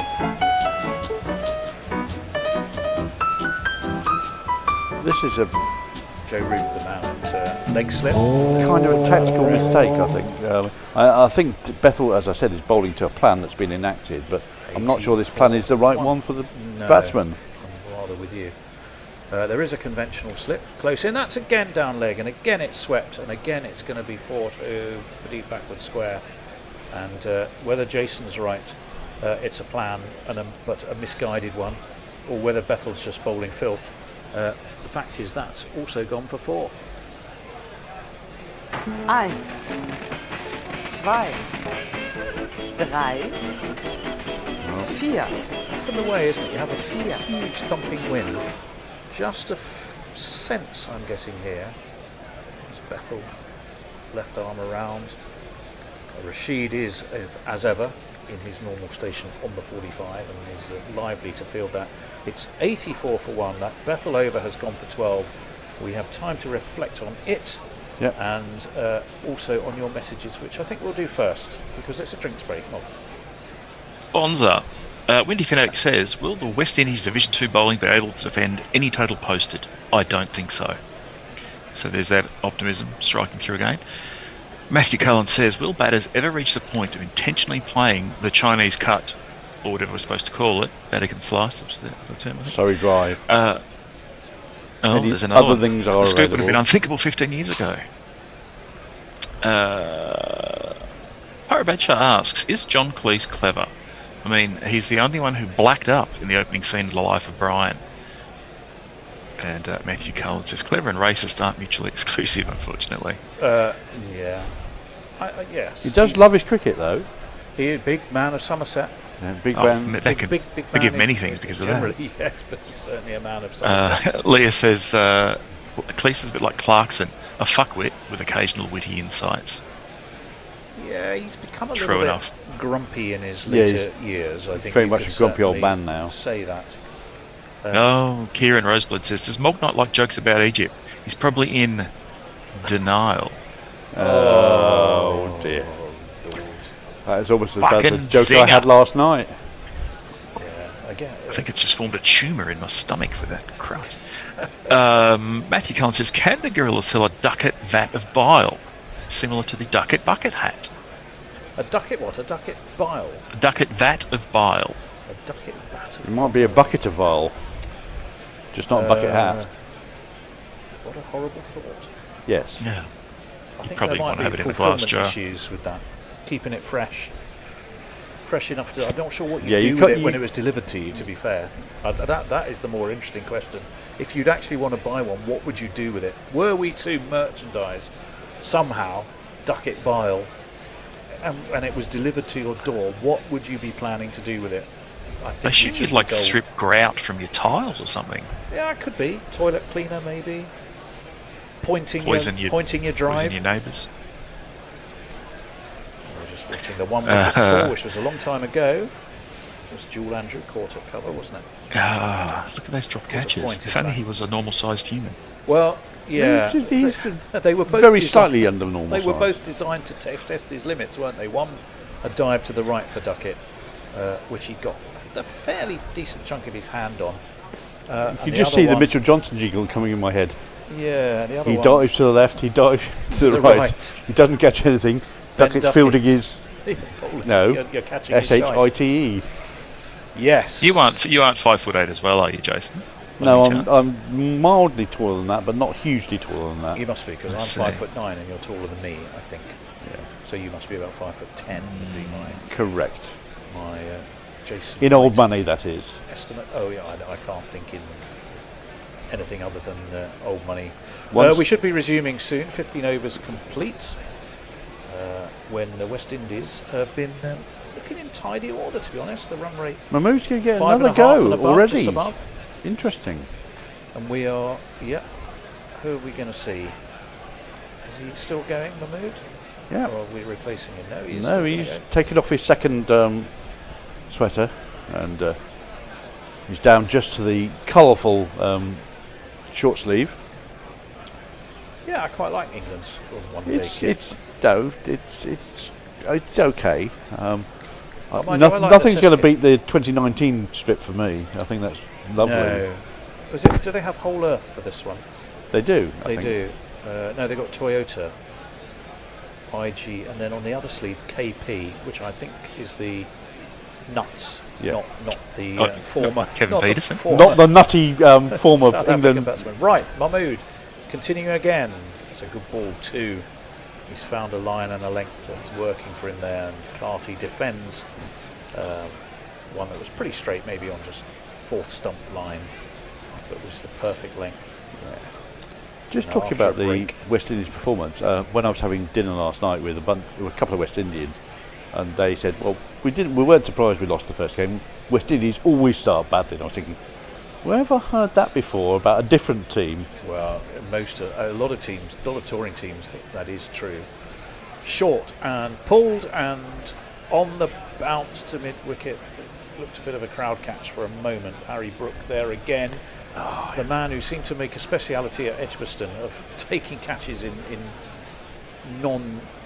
anywhere is a catching position, you could argue, but But he does put himself at none of short, which were at slip, were they? at mid-wicket and sort of cover where, Yeah.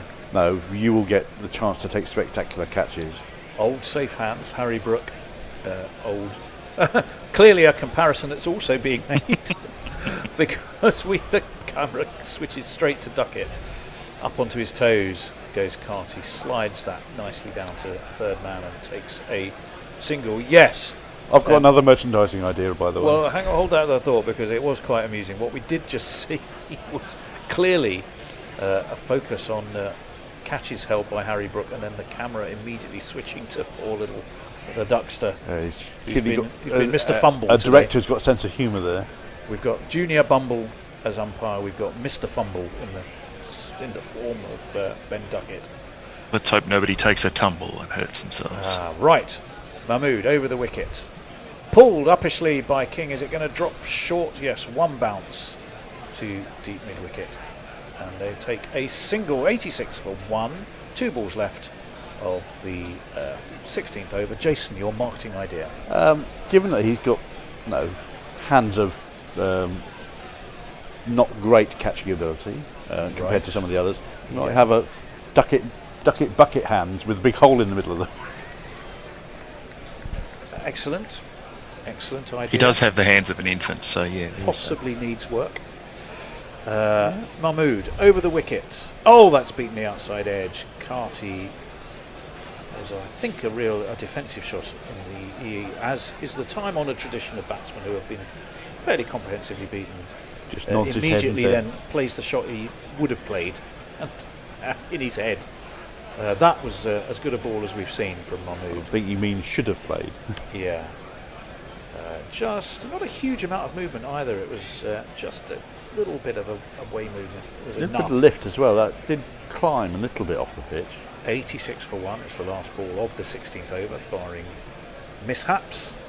It's shortish and defended in front of his off stump, but they're able to take a single. Carty should keep the strike, if I'm right. But I don't think the captioning's caught up with it. It's 87 for 1 after 16 overs. The West Indies going quite tidily. Mog, over to you. Richard Purvis has what I think might be a limerick. Ode to Mr. BD. There was a young man called Ben whose unfortunate surname is Duckett. He's only 3 feet 10. Yes, I'll say that again. As a slip, he simply said, fuck it. That's good. I probably didn't give that any justice with my attempt at Edward Lear. saying it. Edward Lear was the It's father of nonsense limericks, wasn't verse. he? Yeah. Right, Jacob Doggerel. Bethel. Super chat. Oh, fantastic. Right, we should also talk about GPL and amongst other things, but we'll do the super chat first. We will. Let's just watch this Bethel delivery. Better ball. It's on off stump. They may come back for 2. They are. It's gone down to deep back for point. They come back for 2. YouTube Prime Super Chat. Lay it on us, Mog.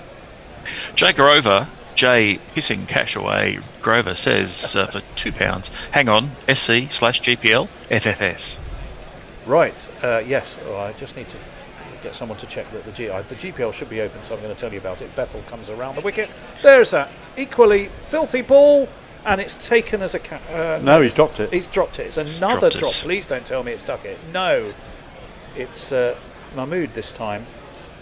who was at. It looked like he had it, and then he backward threw it square. away. Again, it was it was down leg. It was pulled away around the corner. He just popped up, went straight to Mahmood, and the third England catch has gone down. Catches win matches.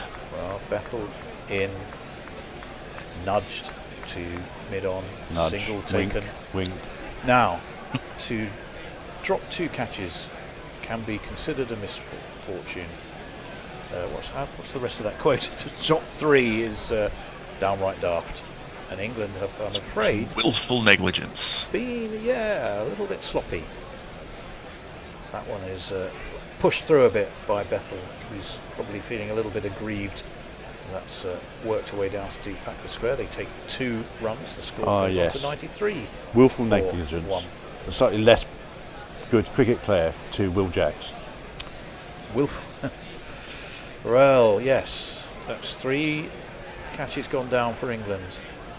The West Indies are taking advantage of the lives they've been given around the wickets. Gibbs, Bethel bowls left arm into Carty, who slides him down to backward point and strolls a single. 94 for 1. How different that might look, though. I do wonder whether or not there's just an element of complacency in England. Well, this I was sort of edging in that direction earlier. It does just have that sense about it. They just need to turn up and they will win. And again, well, they probably still will. Dropped quite short, but pushed through by Bethel. Hit back to him by a King. It's 94 for 1 after 17 at Mog. Cricket in Espanol says, following you always, as always, from whatever part of the world I'm in. Finally could log into my YouTube account in China. GMT +8 certainly more viewer friendly than my regular time zone. Cheers, lads. What is your regular time zone? Well, yes. In Espanol.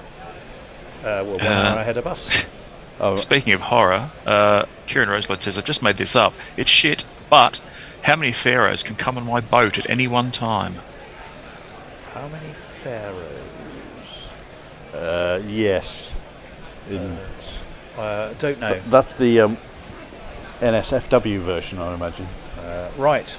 We are going to see we will wait for the outcome. A return of potty Michael time. Bentine's potty time. It's going to be Matthew Potts, the man of Durham, bowling from the cathedral end. And he's bowling to Carty. In fact, he's not. As Kesey Carty says, I'm not ready. He steps back. Something had distracted him. So he's bowling from the cathedral end. When he's at Durham, does he bowl from the castle end, the Lumley Castle end? I don't know. I don't know if he has a favourite end. Off bowlers often do, don't they? He's definitely bulked up a bit in terms of, across the shoulders, and also I think he's improved his pace a little bit. He's a bit faster now than when he first burst onto the scene. And he steers that, pushes that in to probably a line between middle and off. And it was just defended by Carty. There's no run. No, they took a single, didn't they? No, they didn't. Yes. 94 for 1. The ball's pinging around by the fielders, throwing it to others to keep their hands warm and to make sure their hands are ready. But batsmen were supremely unmoved. Well, I do feel just a little bit sorry for Potts because he always seems to be the player to be asked to step aside. That's slapped down to deep backward point. They'll take a single. Carty moves on to 46. I think he's got this unwelcome reputation of being a workhorse who doesn't do much with the ball. He'll run for days and he'll bowl as hard and as long as you want him to, but he doesn't offer that much threat. And therefore, well, of course. And therefore, if someone with slightly more wicket-taking ability appears on the horizon, he gets shoved aside, which I think is a bit unfair. Well, he's in today because Jamie Overton has broken a crocked finger. himself again. Potts, in he comes, short, slapped away again to backward point. And again, they'll take a single. It's pretty much rinse and repeat. Was that Bryden Cast? Yeah, Bryden Cast looks possibly the livelier and gets just that little bit more movement, I think, of the two. I think he gets more bounce, Bryden Cast, because he hits the deck harder. I think of the two, Potts is just a slightly skiddier bowler. No, he gets it to kiss the deck and go through. Had a decentish championship, 16 wickets at 31 in his 4 games so far for Durham this season. That one is inside edged. Oh, that really isn't what you want to see, but there is a fine leg, so they've come back for 2. Score moves on to 98. Best bowling 4 for 84, which he got last time out, I think, against Hampshire. That was against Hampshire at the Rose Bowl. He's the second in the batting averages though for Durham. He's averaging 49 with the highest score of 70. Yeah, I don't think so. He can certainly hold a bat as well, can Matthew Potts. Well, he did. He infamously, I think, last year or the year before, got 150 as a night watchman. To Carty, who cuts, evades the man at Gully, and will get himself a single. He'll move on to 49. Oh, get that 50 jingle ready. I will. I should imagine. I'm hoping for reverse psychology there, and 3 drop catches. England is well. I think, and on the verge of a century as well. I think Brook will be deeply disappointed. 99 for 1. Bat dropped in it by King. They won't tick that over to 3 figures off that ball. It was fielded in lively fashion at short cover, and there was no run. Was that the end of the over? Yes, well, it was. That comes through quick. 99 for 1 then, Mog. Oh, I can bring you the answer to that joke. Oh yeah. How many can come on the boat? 2 can come on. 2 can come on. Very good. Very. Messi also says, "Afternoon all. Just had a lovely interview with the excellent WG Rumblepants at the gorgeous Saffron Walden Cricket Club." Oh, also, very nice. nice. Have got this. On his Odyssey, Messrs' Odyssey. It was a beard off. It was a proper beard off. The length and breadth, yes. Right, talking of beard offs, we are going to see Adil Rashid not on the 45, but very much into the attack. And bowling into what looks like a fairly hefty breeze. There has been quite a breeze. He has a slip in place. He's bowling to Carty, who defends the first ball back to him, and there is no run. And the fielder. Adil Rashid on the 45. Adil Rashid on the 45. Adil Rashid on the 45. Adil Rashid on the 45. Very basic. Right. Oh, that one again. Hurries Carty as he tries to work it to leg. No disrespect to Jamie Buffett. It's a step up in class. If you're going to bowl down leg, you want it to be. Well, if you're going to bowl down leg, bowl a googly that the guy can't pick. Well, precisely. That was the leg break, though. That one is again down leg, given as a wide by umpire Holdstock. That is so the 3 he figure. has gone a bit Bethely, and it also brings up the 100 for West Indies. 100 for 1. Why? And again, that doesn't really turn. Looking for the leg break. Down to deep backward square, and I think it's been misfielded, and I think it's gone for 4. It has. So West Indies continue to make the most of the. Now my innings going, great guns. But it brings up 50. Ball. Never mind. I hit the ball and it went for 4 runs. He'll take that, and he's done a good job for his team. Big old chunk of turf came out too, I think, whoever tried to field it. The knee's gone into the ground. Yeah, I'll jingle him up in a minute. That's defended into the outside. Stop, just cause you got to 50. Don't stop, treat it as a start. You can use this to get a better score.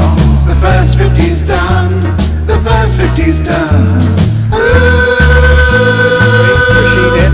Don't look back. The back foot steers to cover, no run. I get the feeling that Rashid has decided, you know, that plan we devised to tuck them up on leg stump, that's not working. I'm just going to bowl like I used to have done for the last 15 years. Yeah, 98 this partnership. So that's another little milestone Not only that, but 98 at close to a runner ball. That's a leg break, but Carty picked it, angled the bat down to fine leg. Mahmood, who's also on the naughty boy step when it comes to drop catches. Only 50% of the Duckett rate of drop catches, but nonetheless, he does the fielding. It's the end of the over. It means that Carty's moved on by 2 to 55. The West Indies 106 for 1 after 19. Mog. David Dorrell says we're doomed. Well, it has certainly been disappointing, I will say that. Jack Rover says any solipsistic West Indian self-pity is now going to be taken with a large pinch of salt. Yeah, well, they've more than made up for any misfortune they might have felt. I don't think they really had any. They were just very comprehensively outplayed in Edgbaston. That's driven straight back past shot. Matthew Potts. Evades a diving, well, who else? Duckett. A diving if he was Duckett. a normal human, he would have got that. He wasn't a midget. He's gone for 4 more. To be honest, I didn't know Ben Duckett was there. He just suddenly hoved into view, but there's this blue missile coming in.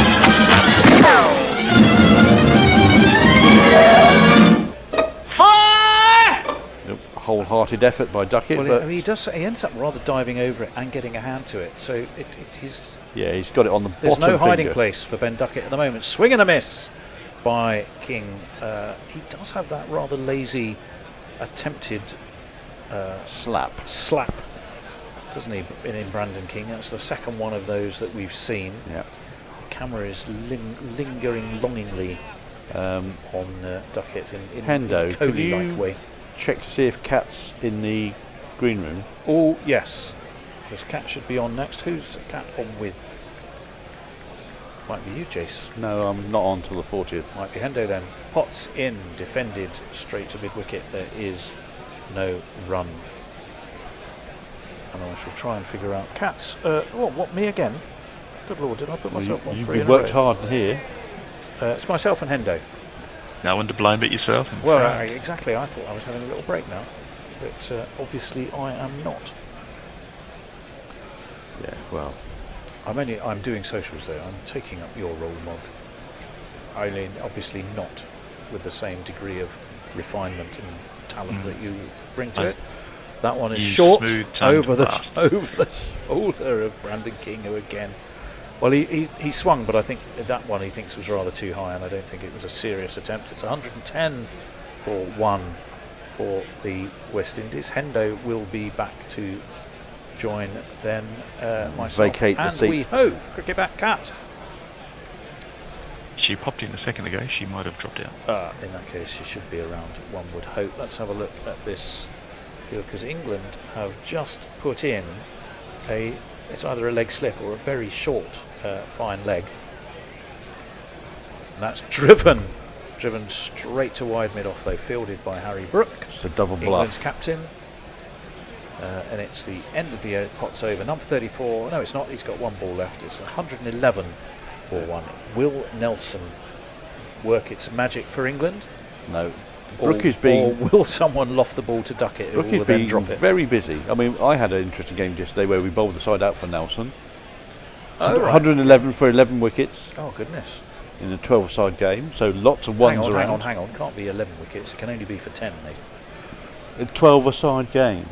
What were we doing? 12-a-side? What nonsense was that? That's driven exquisitely by Kesey Carty. He just leant into that. It was the most perfect extra cover drive.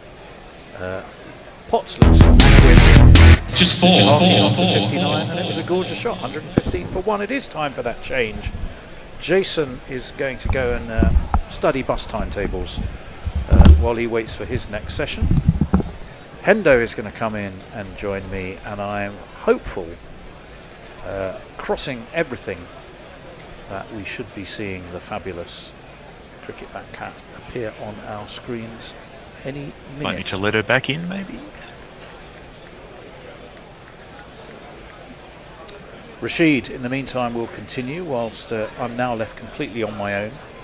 Shall I hang around for a moment? Yes, please do, Mog. That's defended into the onside. They will take... In fact, oh my goodness, it hit Graham Lloyd, I think. There was all sorts going on. There she is. Fine.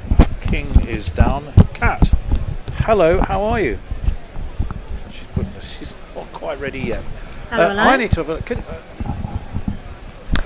Are you ready to tell us what happened with that ball? Because just about everything seemed to happen. Yeah, set off for a quick run, turned around and got all the way back. He did actually make one run, but he dives. The throw was very wild, hit the umpire on the knee. Hit the umpire on the knee, but Carty also, who was the non-striking batsman, injured himself in his desperate attempt to get back. So He's hit his head on the ground, his helmet's fallen off, which means he didn't have it on very well in the first place. I think he's all right.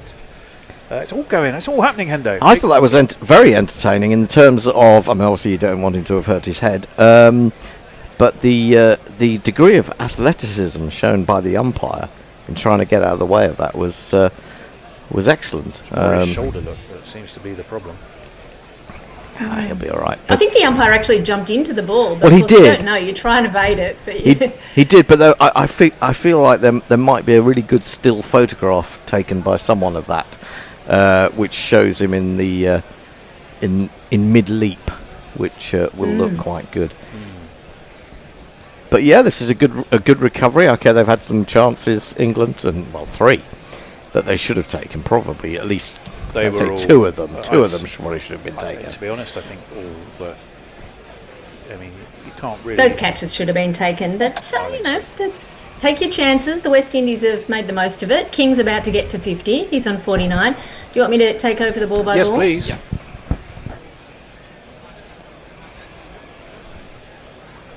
And I have frozen. Or you have frozen. I'm not sure which. King has defended a ball back down the pitch. Yeah, that was about it. Nothing very exciting happened. Are you up and running again?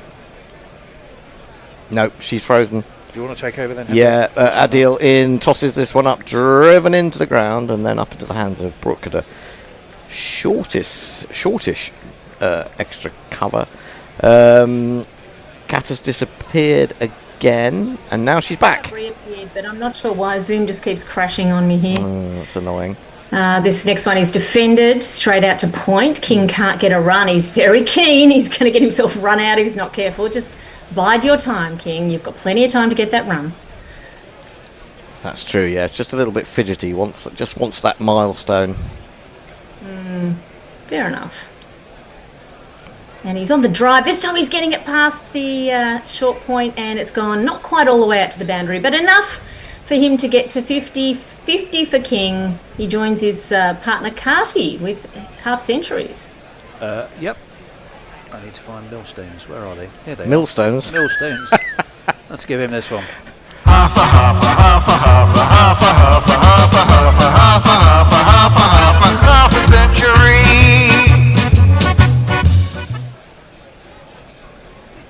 He's done very well. Jolly good work, Brandon King. Yeah. Good. Played some nice shots. Ooh. Now it's Carty on strike. He always plays this on. He played a very late, not even a cut. He just sort of threw the bat at it or waved the bat at it. Didn't make contact in the end, I don't think. Or did he? Did he make contact? I don't think so. I don't think he made contact, but anyway, the keeper's dropped it, so whatever. Joss Butler, well, not surprising. Not the best standing up, has to be said. I think Rashid's a little bit dark on that. Maybe a couple of chances there in his last couple of overs. He's had 2 overs now, none for 8 for him, and the score 116 for 1 wicket. Tony, are you on the... Yes, I am indeed. I'm just looking where to jump in. Dave Durrell, hello to you. Wants to know why I was talking over the jingle. Probably because I didn't fade it. My fault. Windy Fanatic wants only reggae jingles, please, whilst the West Indies is batting. Anything else is bad luck. Yes, good call. Well, we've only got one reggae I think jingle. we've got Roston Chase, haven't we? No, Roston Chase isn't. That's dub. Oh, he's dub rather than We've reggae, got Jason Holder, who's not playing. Yes, sadly. You'll just have to play it over and over, regardless. Yeah. And why isn't Jason Holder playing? That's another question. He does play a lot of cricket around the world, just in He's general. probably playing in the PSL or something. Yeah, I think he has been. I think you're absolutely right. Windy Fanatic also says, "Hi Cap, please don't jinx my incredible West Indies batting performance." Hello there, and Cass has resumed here, and he bowls short, and King ducks underneath it. King's on 50.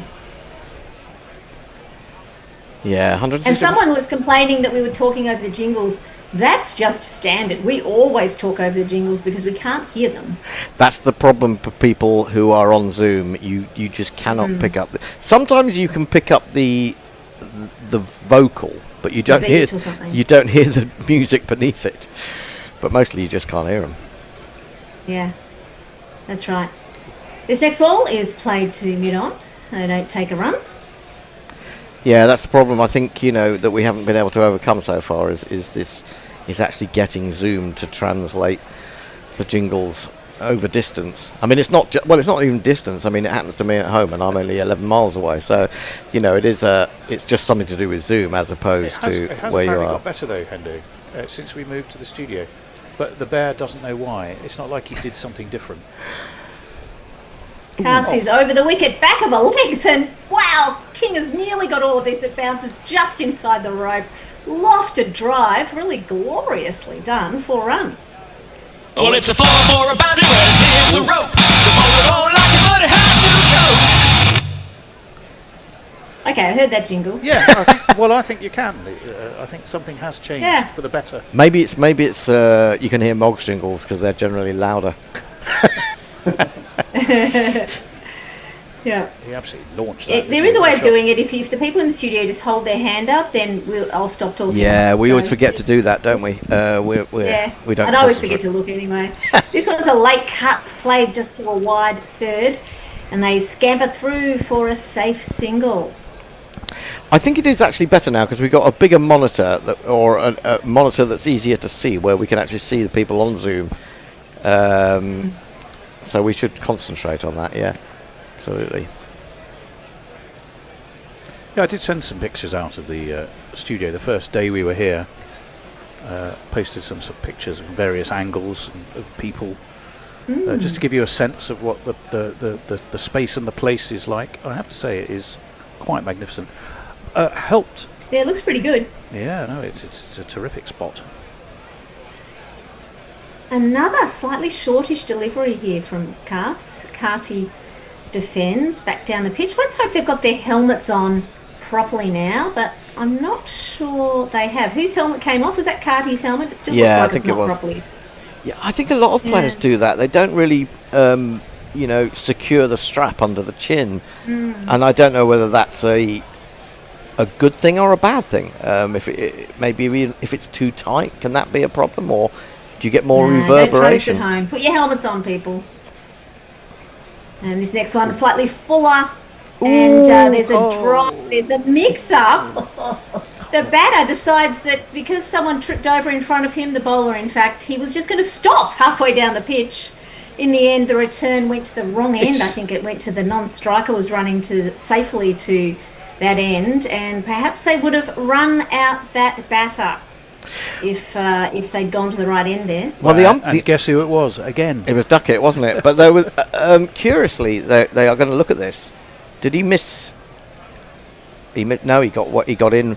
I didn't think he was going to make it at all, I have to say. Yeah. But he's got in. They both looked in peril, didn't they? Yeah. They could have run out both of them. They could have done a baseball. I thought the let-off was the fact that as Josh Buttler came in and ran in and tried to take the bails off, he missed the stumps. But no, he'd got in. He did get the stumps, and the batsman had dived in, hadn't he? Was that also the end of the over? It was, seemingly. Right, so George McPherson says, come on England, get some wickets, don't throw away the performance from the first game. Well, we are sensing there's just a hint of complacency. What else? J. Grover, George McPherson, I love your decisive tactical and strategic acumen. Sophie KL says, surely the Toots and the Maytals 4 jingle should be considered reggae. But might get you a YouTube ban, brackets again. Yeah, I think that might be, sadly, because that's one of my favourite jingles, but it didn't survive the cull of ones that we realised were actually costing us money. Right, change your bowling cap. Indeed, another change of bowling. They must know that I like the variety. The run rate at the moment is 5.55, and it's going to be Jax coming on with his first over. Yes, his first over. Yep. It might be Will Jacks. Maybe it's Will Jacks. It's probably Will Jacks. Yeah, it's Will Jacks. He bowls wide outside off stump. It's punched to cover and fielded smartly there. I would have thought that the word Jack comes up in lots of songs, and maybe there could have been a different jingle for Jacks, but I guess you don't want to have that YouTube problem, do you? Indeed not. This one is swatted backward a square from outside the off stump, and Carty takes another single. That moves. He moves to 61. King is on at 55, and the score 1-2-3 for one wicket. You could have hit the road, Jacks, if he gets dropped. But then again, or when he's out, easy wicket. Yeah, exactly. Yeah. I'm trying to think about. Yeah, the way to do it, I think, is to use the lyrics of the real song, but use a different tune. Yes.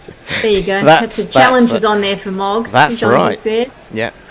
King takes a couple of steps down the wicket and then decides to just lazily drive it down to a wide, long off, and they get one run. I think you'll find Bob Dylan spent probably the best part of 50 years of live shows doing precisely that. Yep. Changing the tune to Random tunes, to or a maybe well-known just trying lyric. to sing it in tune. Not able to sing it in tune at all. This next one, again, played very slowly to the mid-on, or the deep mid-on, and another single taken. They're just turning over the strike, and the run rate remains at 5.5. Actually, I mean, that should be reasonably easy to do. I'll come back to that. And again, they take it out straight, hitting it straight to the wide, long off, and they just seem to be going left, right here, playing in the V and getting a single every time. Otherwise known as the boring middle overs. Potentially. Yeah. Well, it would look very different. We're not even in the middle overs, I don't think, yet, are we?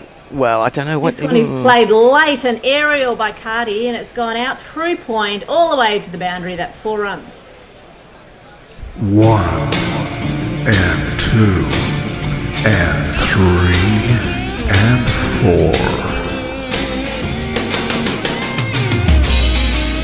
It's a bit of a philosophical discussion as to when the boring middle overs take place.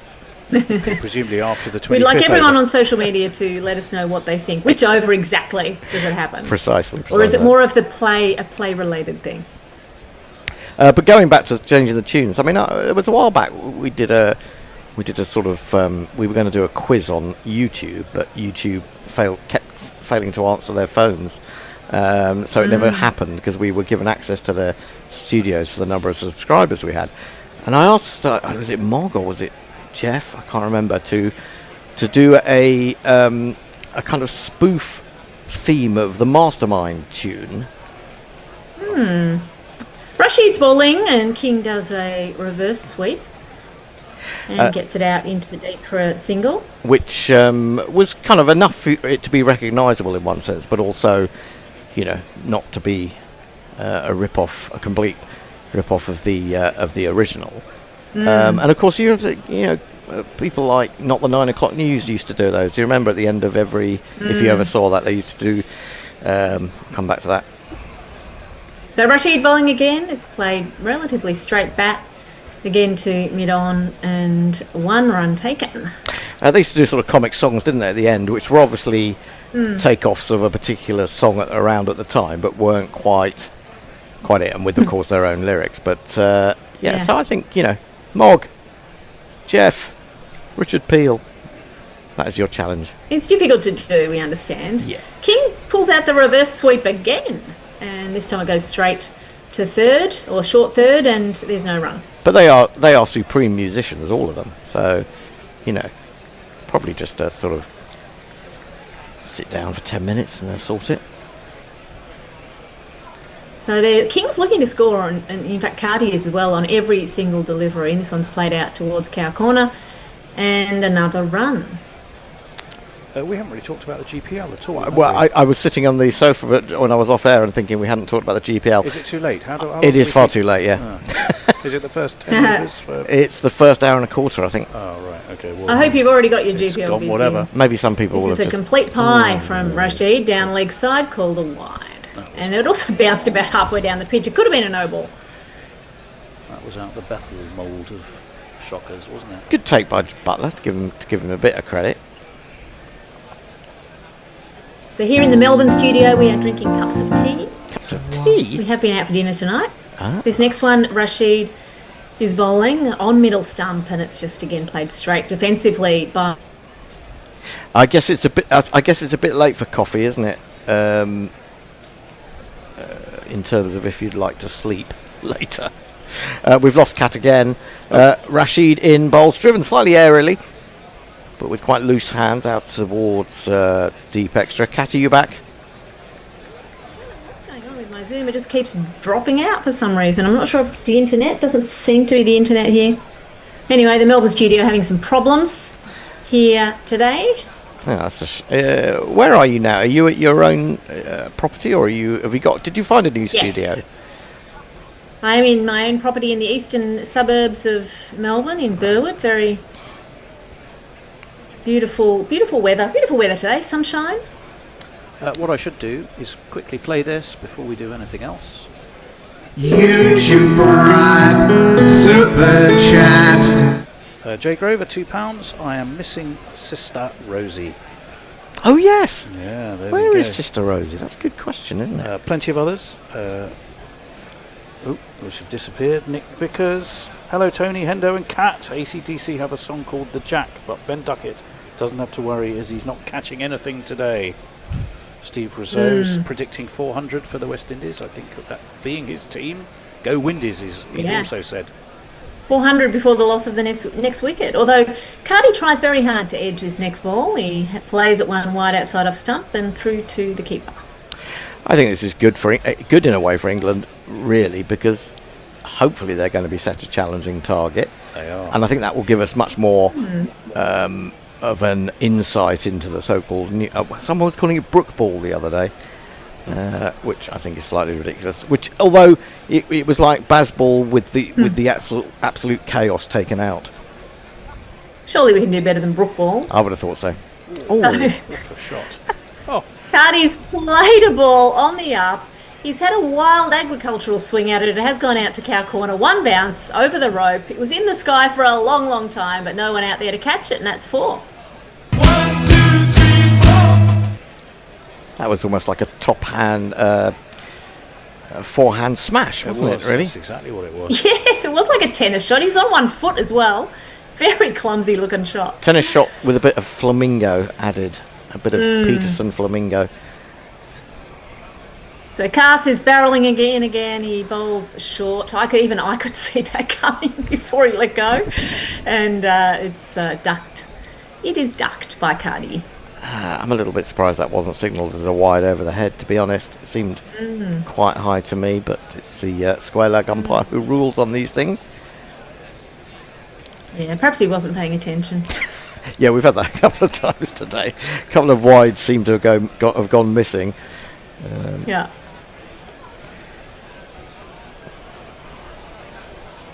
Cast bowls again. It's shortish. This one's hoiked again towards cow corner, and a couple of bounces into the rope. Another 4.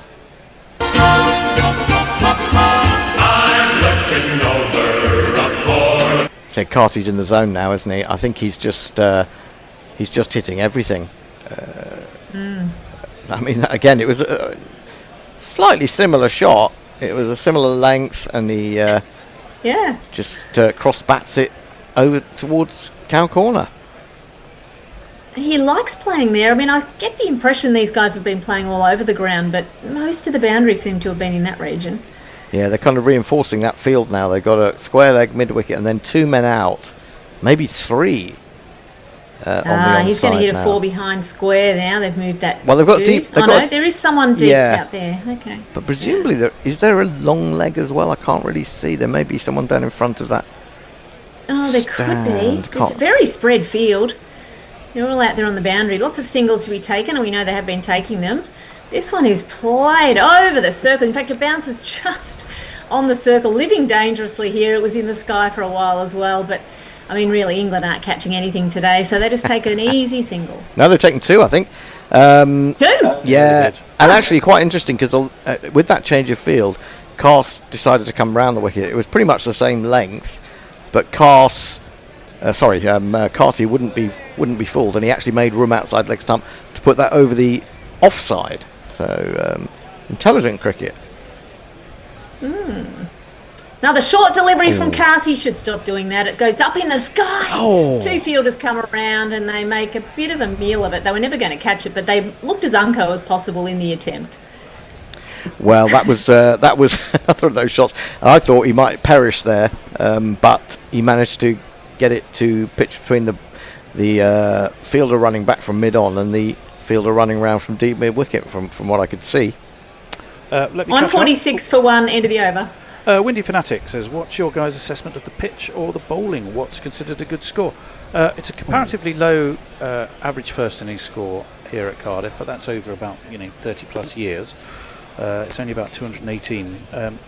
This feels to me certainly the upper 300s, given that you're 146 for 1, you're at the halfway stage. They could very easily be pushing 400. It would look very different if England had taken their catches, but I'm sounding like a worn-out record on that one. Windy Fanatic also says, far from boring it seems at the time about the middle overs. He's dead right. It's called an unconventional stroke akin to Viv Richards was the description of that flat-batted hoik, really, I think, out to deep mid-wicket. Cat. Rashid bowls, Carty mistimes one. It dribbles out to short square, but they take a single anyway. And King is on 59. Carty has motored along to 80. He certainly has. Carty's on strike now. 1, 2, 3 steps, dances down the pitch, lofts it straight into the arms of Carse, and that is out at long off. Finally. If that one had gone down, then you would have started to think something was really dodgy. It was straight down his throat. It was. Ironically, I think that was actually the best timed shot for a while. He came down the wicket, hit it. Looks like he intended that one. Yeah, hit it reasonably flat, but couldn't clear the man running around sort of from wide-ish position at long off. And, another wicket for Adil Rashid. Disappointment. The crowd says you're out. I would never go as far as saying that this is definitely a 400 nailed on, because wickets can, tumble. And in fact, when you're especially as a team batting first, and you're trying to make as many runs as you possibly can, you haven't actually got a number in your mind that you've got to chase. You're trying to just maximise everything. It can lead to you overhitting a little bit and maybe giving up some catches. Although this is a relatively small ground, as we've said. Yes, let me get some quick messages in as well. Nick Vickers, wicket get in, he says. Windy Fanatic says, I knew Cat was a bad omen for the West Indies. Oh boy. That's why we got her on at this point. Nick Vickers also says, Hendo, sadly Cambridge United will be passing your lot on the stairs, as it were. Yes. But congrats to Wimbledon, and I hope you can terrorise some of those so-called big boys in League One. Are there big boys in League One? There's Bolton. Well, right, biggish boys. Barnsley. Well, Bolton, I mean, historically, a huge team, aren't they? Wouldn't you say? Well, Bolton Wanderers, yeah, historically, very much so. Well, this is Bolton Wanderers. Nat Lofthouse? Bolton, yes. Lion of Vienna? Indeed. New batsman. Right, yes. Not Nat Lofthouse. That would be something, wouldn't it? If he suddenly appeared at the crease for the West Indies. Who is the new batsman? New batter, Shy Hope. He's going to be facing up to Rashid in just a moment. It's sort of gone up a little. Bit dubby.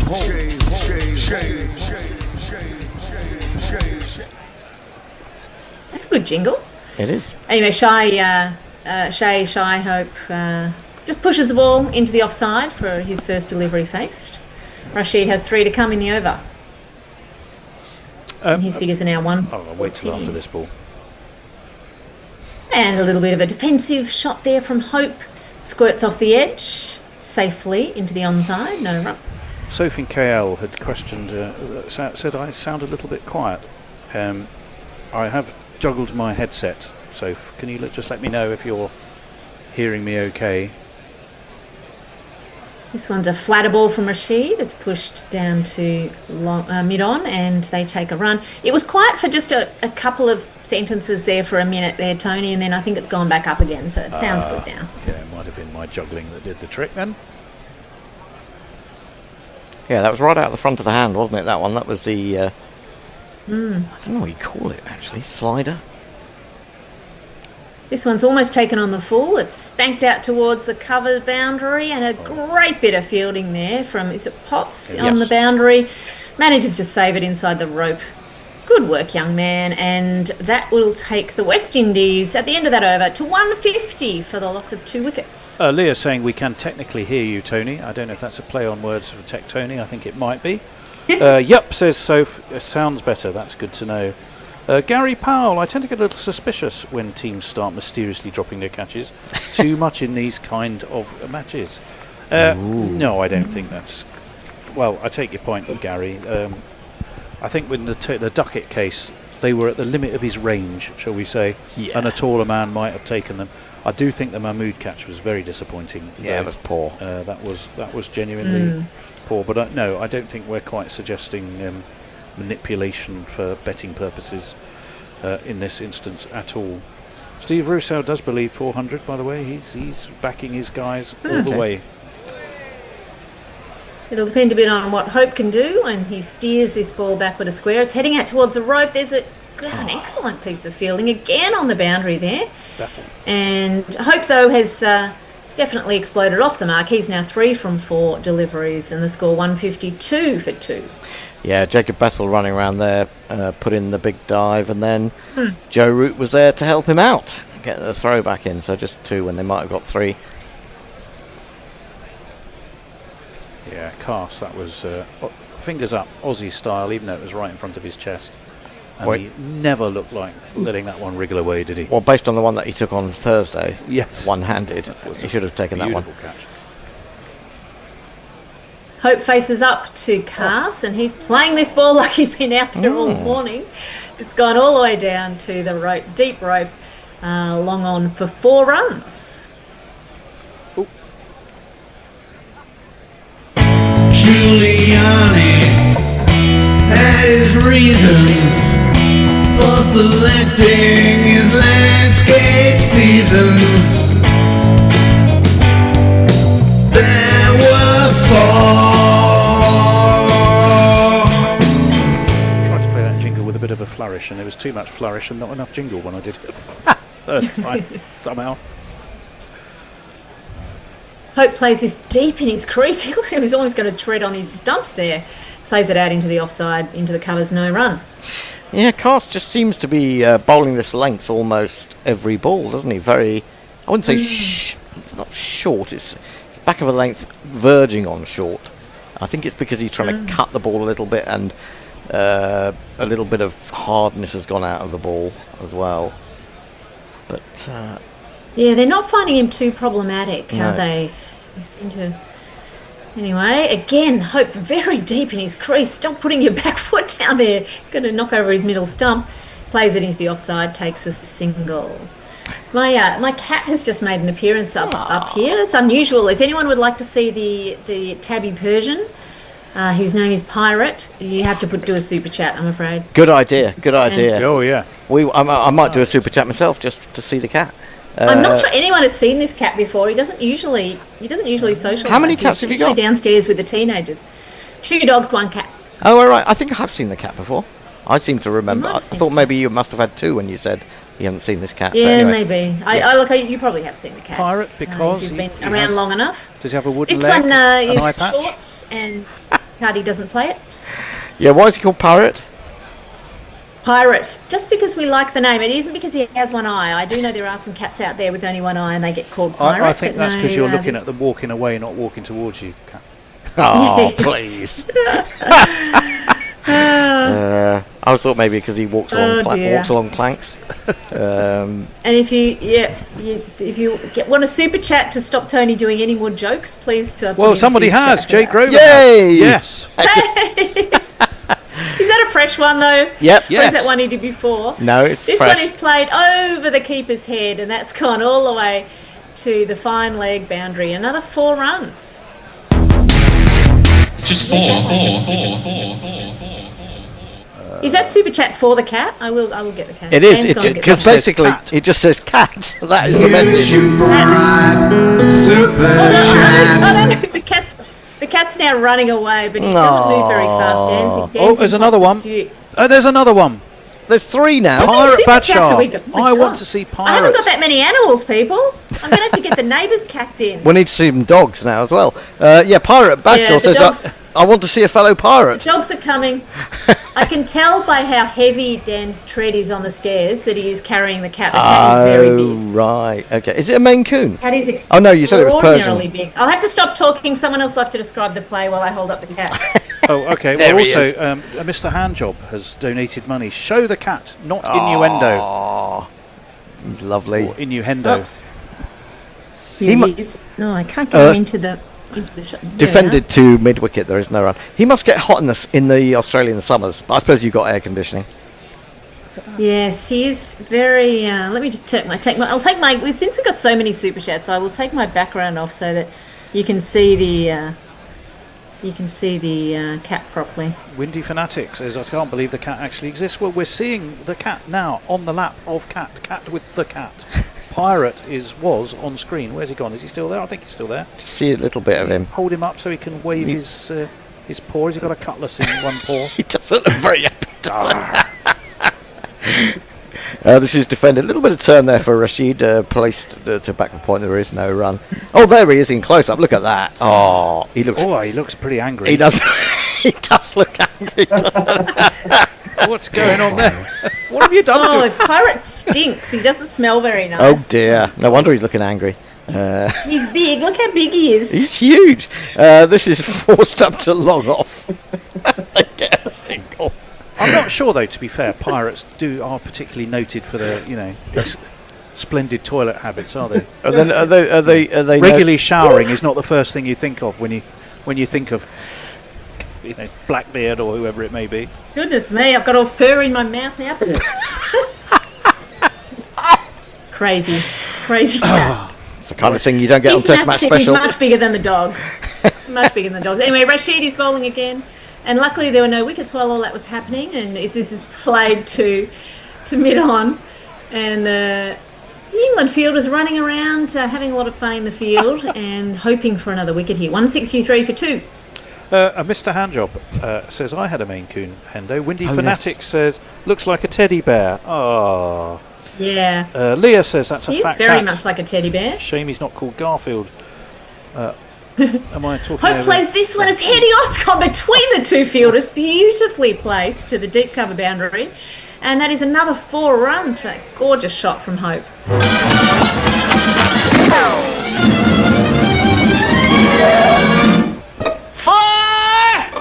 And I do think what Hope is doing here is really good for the West Indies. He's not come in and taken any time to have taken too long to have a look at it. He's picked up some early boundaries, and so he's kept the momentum going rather than it being held up a little bit by that wicket. Thank you for all those super chats. We will get the dogs. Oh, there's more. Back. No time to relax, cat. There's more coming in. I'm not sure we'll get the cat back. That was a one only appearance. Well, we weren't exactly that polite to him, were we? I don't blame him, to be honest. We told him he stinks, basically. And you look cross. And he does stink too. He needs a bath and he needs a brush. But he does get very knotty if I don't brush him in the winter. And he loses a lot of fur in the summer. He is a full Persian. He is a proper Persian. It's just that the colour is tabby. Change of bowling. Not some pretty colour. He's a special Persian. Although he is quite handsome, as he is.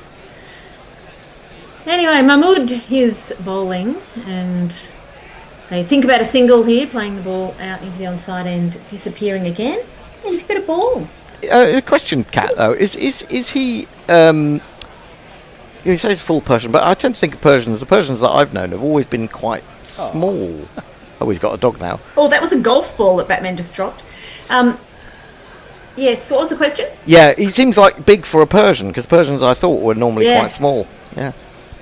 Yeah, this one is big. They breed them big in that particular breeding place. This one's played backward a point, straight to the fielder. No run there. And Batman brought me a golf ball, which is always a bit risky when he drops it. This is Batman. Where did you get the golf ball from, Batman?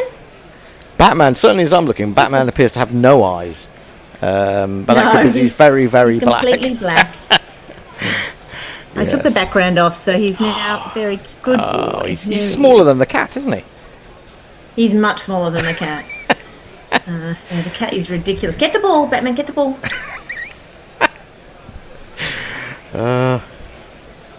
Cardi's on strike now. He's on 87. And he's playing the ball to point. The man is there, so there's no runs to be taken. Batman's retrieved the golf ball, and we will bring you Bobbin when she makes an appearance. She goes downstairs, and she's chased the cat into the backyard. It's all happening, and it's quite late there now, surely, isn't it? Yeah. These are the exciting animal middle overs. Yes. It's sort of it's kind of cricket crossed with crufts. Yeah. Maybe we call it crufts cricket. Yeah. Batman can do a few tricks. Mahmood bowls short. Cardi leaves it alone. He's just entering that period of, oh my goodness, I'll get a century, but I better be careful. Captain Pugwash's ship called the Black Pig, from memory. I really can't remember. Jason. Thumbs up from Jason. There you go. So there's an animal connection there. We do have another super chat, by the way. So I'll do it in 2 balls' time to give it full justice.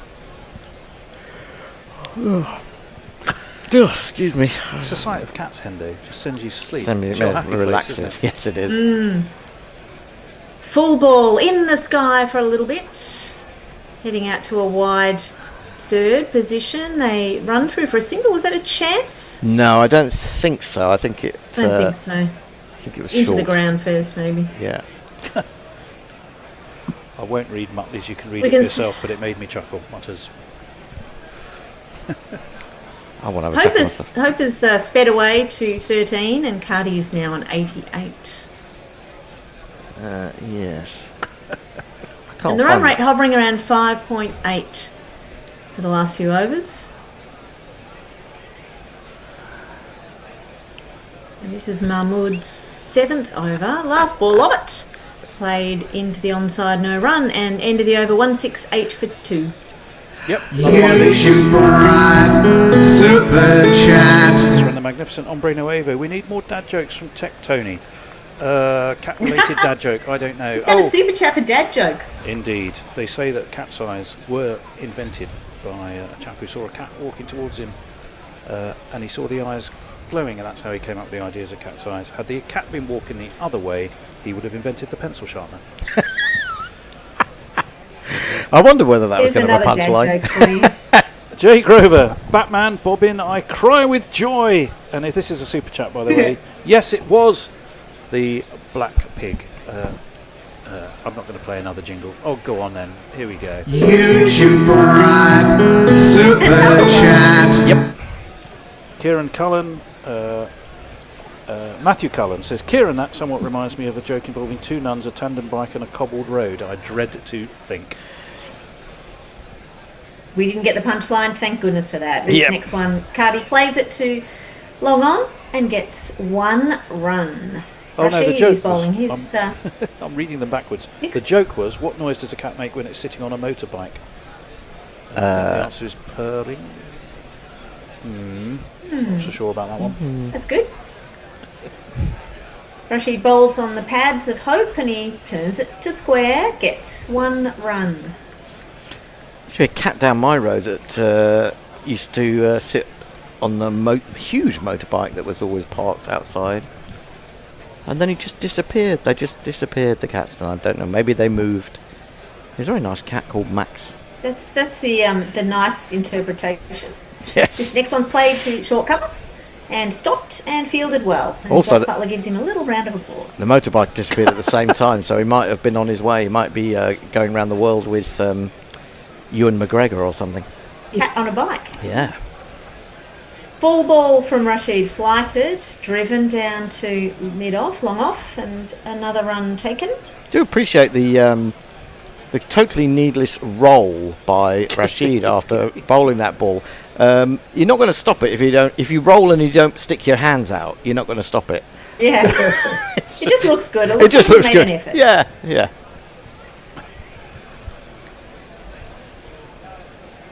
And one defended by Hope, a rare ball that's defended and not played with the intent of scoring runs. Hope's on 14, and Rashid, I think, has one to come.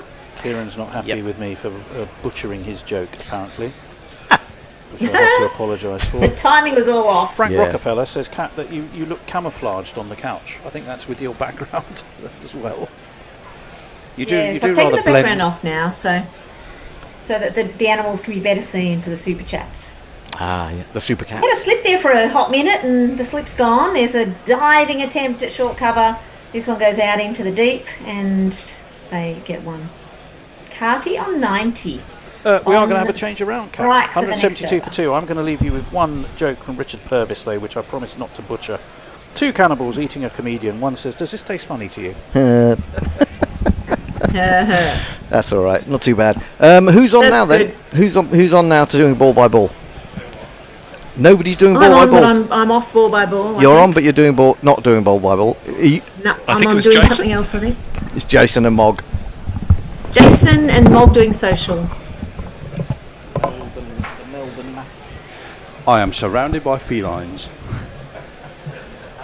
Yeah. I've got cat, I've got Mog, I've got cat. It's all very furry.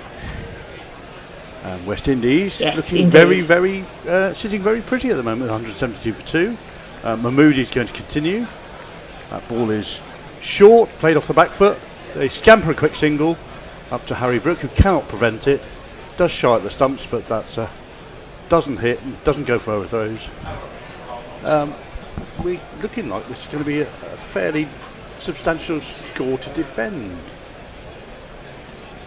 Yeah, it was looking like 350, and then we had the wicket, but it doesn't seem to have stopped any momentum whatsoever. So Hope has continued where King left off, and Cardi, of course, on 90.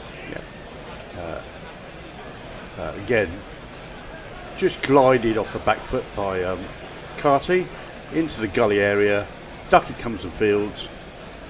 Takes a single, moves to 91, and he's looking like he's going to get his 4th 100 in, I think it's 5 games, which is a really impressive conversion rate. Good work, Cardi. Is that the best place for Duckett to field, in gully? I would have thought it was the worst place. We don't know which is the best place. He wasn't for very him to good in the field. slips. He wasn't very good in the slips, that's for No. sure. Okay, slips and gully, both pretty bad. Mahmood, I think, pulls out of his delivery, and as Hope waits, but he's in now. Short ball, rising again. That's nicely played down by Hope. It's been a single after a single in this over. Another single there. Windies 175 for 2. Looking to push on to bigger and better things. The whole game they've really been going at a run a ball with plenty of boundaries and just the odd dot ball, and it's very it's an interesting very ground, textbook here. And the dimensions are, well, people think it's quite short, straight, but quite wide. So you want to play cross-banded shots, and that's short and flogged away with a short punchy pull by the batsman. That's Carty. He moves to 95 as that goes through mid-wicket, and one shot away now from another 100. It looks like Now my innings going, great guns, I hit the ball, 4 runs, I hit the ball and it went for 4 runs. Just having a look at that from Stump Cat. that wasn't very far away from the mid-wicket at all. I mean, he was just a bit late on reacting, and it was a yard or two away. Defended by Carty into the offside, and Mahmood does the business again off in his follow-up. It does look a little bit like that mid-wicket boundary is one of the long ones. Do you think that's right, Jason? Is that the long boundary? Yeah, I think it's quite wide, long in the corners. Yeah. So extra cover and mid-wicket. They look like the longest dimensions on the ground. Yeah. I've not actually been there, to be honest. So this is just from what I'm seeing on the monitor. I've been there, but I can't remember where I've been trying to go there for about 5 years to knock it off my list of things to go to. That's beautiful ground to watch cricket. We had a lovely time. Into the lakeside. Cardiff. That completes the 31st over, and Windies are 179 for 2. Monk. Jay Grover has cunningly spotted that I was holding a cat who was since decamped. I didn't see that. Oh, No, gone now. He's gone. He's had enough of this shite. That's good, because with we're about 5 cats behind on the super chat. We need to find a few more somehow. I've got 4 other cats pass I me could that bring out. dog toy. Eric J asks, what's the origin of Mog? And Eric J Grover says, an egg, in parts unknown. It's actually a vat in a secret military facility. I was decanted, fully formed, and here I am, talking to you lot. Oh, there's a cat down here. So we haven't got a cat, but we do have a dog toy that Dan got for his birthday. I'm not sure why my parents gave Dan a dog toy for his birthday, but it's got 8 squeakers, so I guess it's impressive. Is that a subtle message from them about It's an elephant. It's an elephant, I think. It's not a cat, but it'll have to count as one of the grey super elephants. It's very. Yeah, we haven't actually shown the dogs yet, but they will be very excited about that. Potts is going to bloody bowl. dogs. That's floated up outside of stump, swished away by Hope. That's a lovely flowing drive, but nicely defended at backward point. Smothered by, I think it was Root there. As we watch Duckett's unfortunate goalkeeper-like antics at second step as he punches the ball away. He doesn't look too disappointed. He just knows he's got more runs to do. Good length by Potts. That's driven away nicely into the offside. Out to the boundary rider. They take a single. Windies move to 180. Brings Carty on strike. Looking to here we go, excitement. Cement his innings into 3 figures. There's been a couple, Jason, that just bounced inside the rope. Maybe 1 or 2 that I've called. 2 or 3. There we go. Potts bowls a slightly slower ball. It's on the stumps. That's nicely worked by Carty around the corner. Fine leg fields and chucks the ball back in. They take a single. Carty moves to 96 now. That's almost a runner ball. 96 off 97.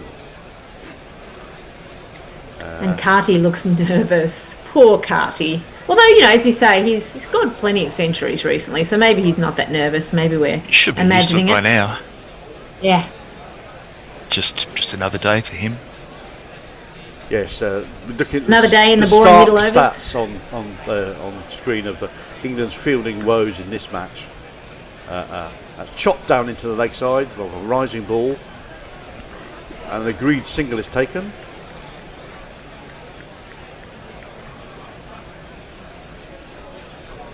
Yes, I think there were 9 catch attempts in the first ODI, of which they took 7, I think. And in this they had match, 1 dropped catch in the last match. Yeah, and in this match they've had 9 attempts, and which they caught 2 and had misfields on 7. Not great. That's hurried up Carty a little bit. Just chopped it down in front of him, and there is no run to the man at mid-wicket. Potts working away hard as ever. He's gone for 41 of his almost 7 overs now. He does get through a lot of work, but there's a lot more work yet to go. Last ball, that's a lovely ball. He's tempted there, Carty, to get to his 100 in style. He went for the flowing drive through the offside, didn't connect, and through to the keeper. That's the end of the over. West Indies are 182 for 2 after 32. And there's more drinks coming on the field, so I think we'll move to Mog to possibly catch up on the socials. It's Windy Fanatic says anything below 340 runs is now officially a disappointing result for the West Indies. We'll soon see. Marlon Brown says if we score 370 plus, we'll win. And that Carthy, take it single by single and make you 100. I think they'll get... If Carty makes his century, then he will have scored 3 centuries in his last 4 outings. Talented, maybe? I think so, says Mini Fanatic. All the West Indian supporters coming out of the woodwork now. That's good. And Marlon Brown says, poor England. Yeah, they're deserving of our pity, but not our respect. It was interesting in the meal I had last night, which included a couple of West Indian cricketers. They said that we wouldn't be surprised to see them sneak at least one win in this series, having lost the first one so badly. They still thought that to be capable of a win. Surely it's not so unusual for them to win. Well, I think ODIs is possibly the best format at the moment. They've got the experience of hope to build an innings around. They've got some people who, on their day, who can score big and score quickly, and they've got good enough bowling to defend whatever total they may get to set. What are your thoughts? We are looking at the 8th and 9th ranked teams in the world, so you can't expect too much out of them. What do you expect? Yes, after anyway, earlier today, England won the toss, elected to field first at Sophia Gardens in Cardiff. I think the weather is looking good for the whole day, although it's probably cold. I don't know. Is it cold? Probably. I'm in shorts. It's very nice in London. It's bright and sunny. It looks a bit more grey and overcast at Cardiff. But as you say, I don't think there's going to be any prospect of any rain. It's just maybe a bit more grey skied and possibly cloud cover, with a little bit of movement as a result. I can tell you it's 8.8 degrees here in sunny Ormond. It's probably the same. Probably the same in Cardiff. And we're just looking at the first ODI and today's match, and Carty is batting in a very different position. In the first game, he's very much back, straddling the crease. In this match, he seems to have moved outside of his crease by at least another foot and a half down the wicket, and is taking the ball earlier and probably negating the movement, any movement as a result. We're going to have a change of bowling, and when they do resume, Bethley's going to continue. He's been expensive with his 2 overs so far. He's gone for 19, mainly because he bowled a very negative leg stump line and been swept repeatedly, probably by I think it was King who got most of the benefit of that. So his left arm spin. But they've got a stacked offside field this time, so maybe that's a troll. More sort of off stump line rather than more leg stump line. Yeah, that's much better. That's angled in, yes, but angling in at off stump has just punched off the back foot, and Bethel fields off his own bowling. That's a promising good start. Strategy from the captain to stack the offside if your bowler's been straying leg side. Yeah, make him really work for it. And yeah, that's wide, nearly to the blue advisory line for wides. Hope tries to smash it through the offside, doesn't get any timing on it. It's at the bottom of the bat, and there is no run. Excellent bowling if you can keep it in the tram tracks there. Again, bowling that 6 stump line, now it's punched off the back foot through the ring of fielders to the boundary rider. They walk a single, brings Carty onto strike. Busy adjusting his gloves. Now, is he the type of guy who wants to go to 100 in style? Is he going to try and loft him over the top? No, singles is my prediction. Slow and steady wins the race. Go. That's arm ball angling in. It's punched through the ringer fielders to the boundary rider. It's at Jack's fields and wheels the ball back into Butler. Goes to 97. He's built up a century. He's got a century of ball's face now. That's Hope now takes the strike. It's a good ball on off stump, but they can't stop a single. That's punched through those fielders. They need to rearrange those just very slightly. 3 or 4 singles now through the ringer fielders to the boundary rider. And this over is going quickly, but it's in comparison to the previous overs, it's going very well. And that's a beautiful ball. That's beating him on the outside edge. Butler makes a bit of a mess of fielding that behind the stump, so it just dribbles into the leg side. But that's only 3 runs off that over. Bethel finishes the over with 0 for 22. West Indies are 185 for 2. Over to you, Mo. Mudley has reminded everybody, pronunciation, Sophia Gardens, not Sophia Gardens. Sophia Gardens. Sophia Gardens, lovely. I don't know which one of us said the wrong thing. Let's blame Hendo. Roger Hyde says, it's still Hendo's fault. West Indies is a talented side. They will win this match.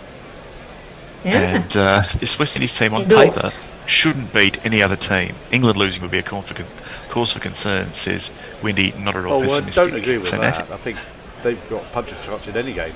Potts is continuing that short and hit off the back for up and over point. Third man comes around to field it. That's Mahmood. They get 2. Hope moves to 23. West Indies 187 for 2. Cardiff's been inching towards his century for overs and overs now. Well, he hasn't had that much of the strike in the recent 3 or 4 overs. It's been mainly eaten up by Hope.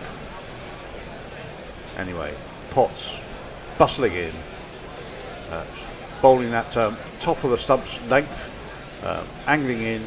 He falls over, does a Mark Wood in the delivery. Hope tries to punch that ball past mid off, can't do it. It all ends up as a dot. As we see Harry Brook sort of thinking and marshalling where he's going to put these fielders and bowlers. It's not as easy this game as it was the last one for him.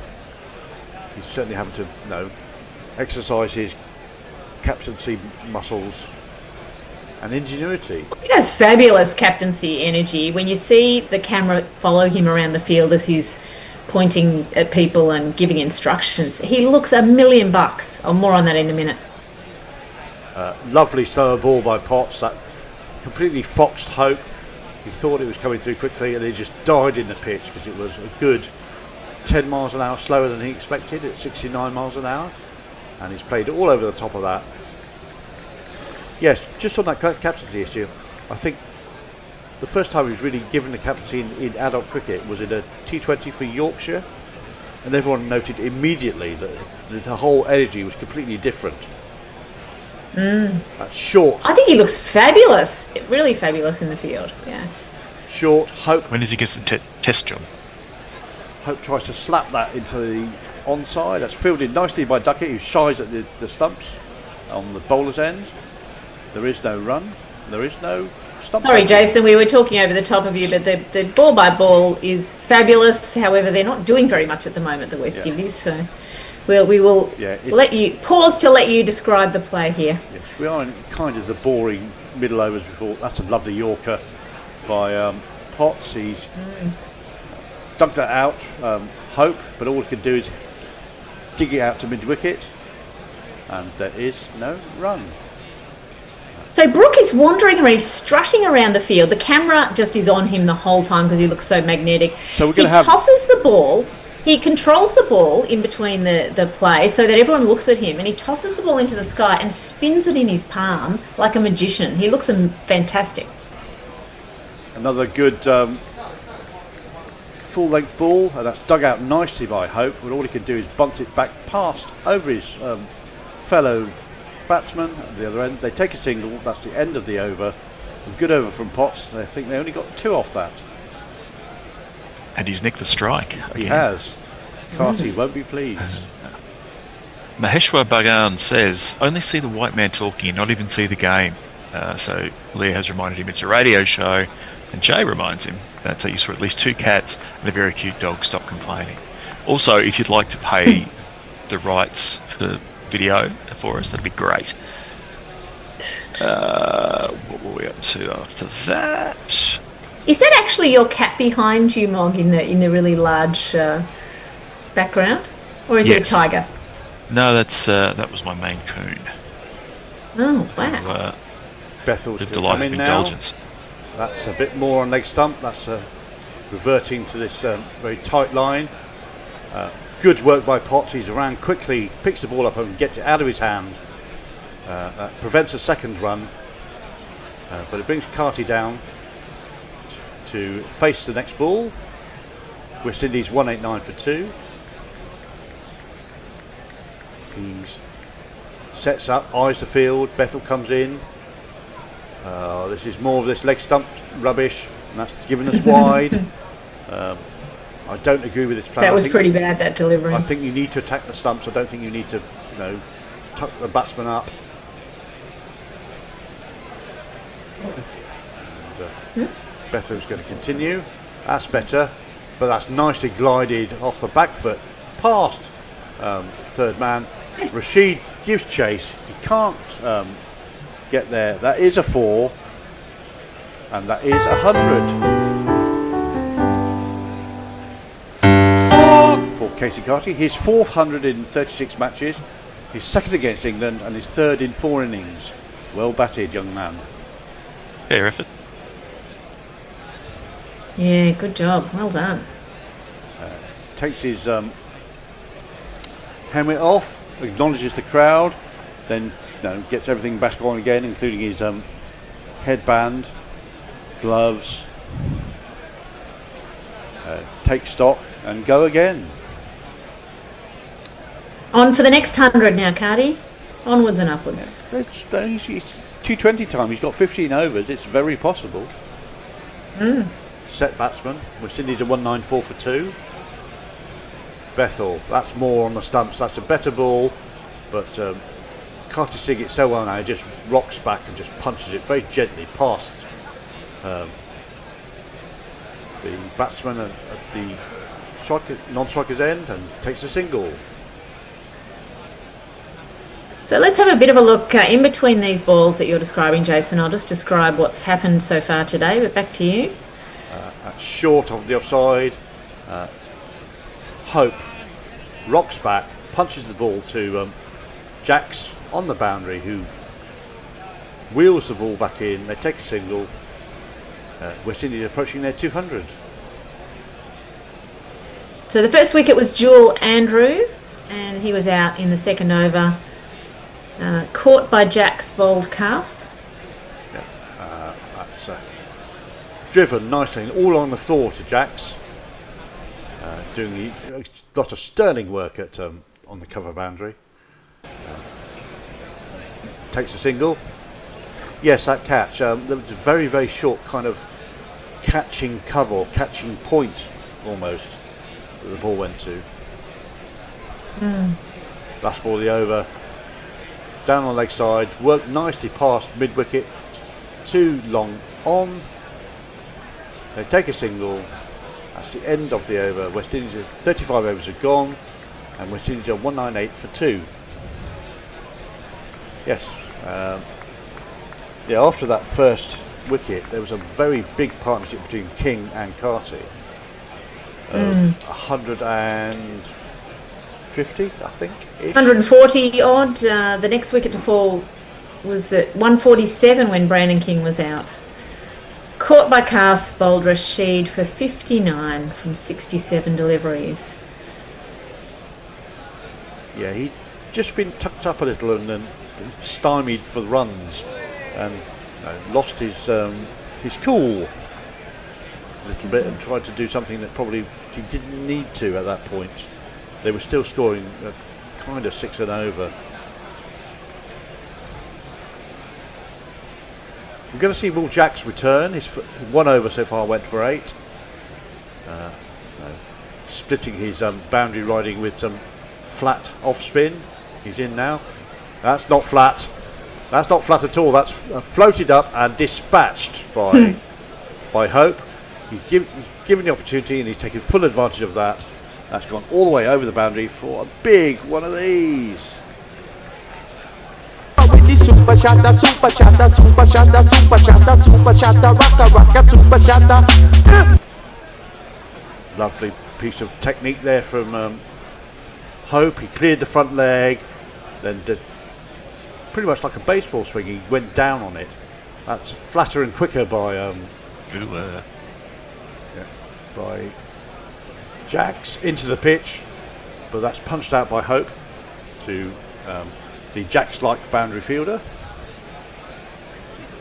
So that glorious first six of the innings, first six of the match. Wow, I was surprised. And he's just walked past one Carty. He's gone down the wicket to try and work it away. Jax has seen him coming, pushed it into the deck, and Butler does the business behind the stumps. That's the end of Carty's innings. He's gone for 103, but he's done his work, and now we can let the fast hitters come in and with license to do whatever they want.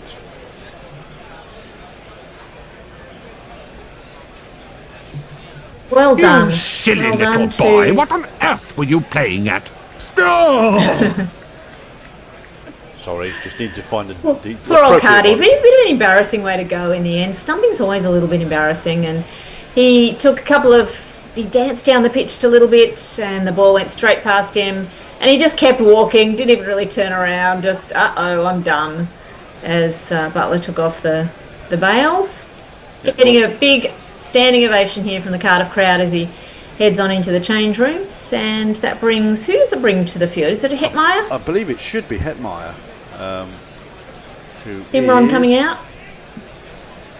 He's on his way out. We just don't know by sight which All one. I'm seeing currently is some stupid ad for some shit. Yeah, they always like an opportunity when there's all of the innings, just cramming an extra couple of ads in the minute it takes him to get down to the crease.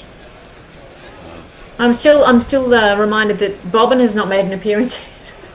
And I want Bobbin. Where are you, Bobbin? Do you want a treat? Bobbin. Oh, that sounds like bribery being set up for disappointment. It is Shimon He's not Hetmeyer. coming, Let's have though. a jingle.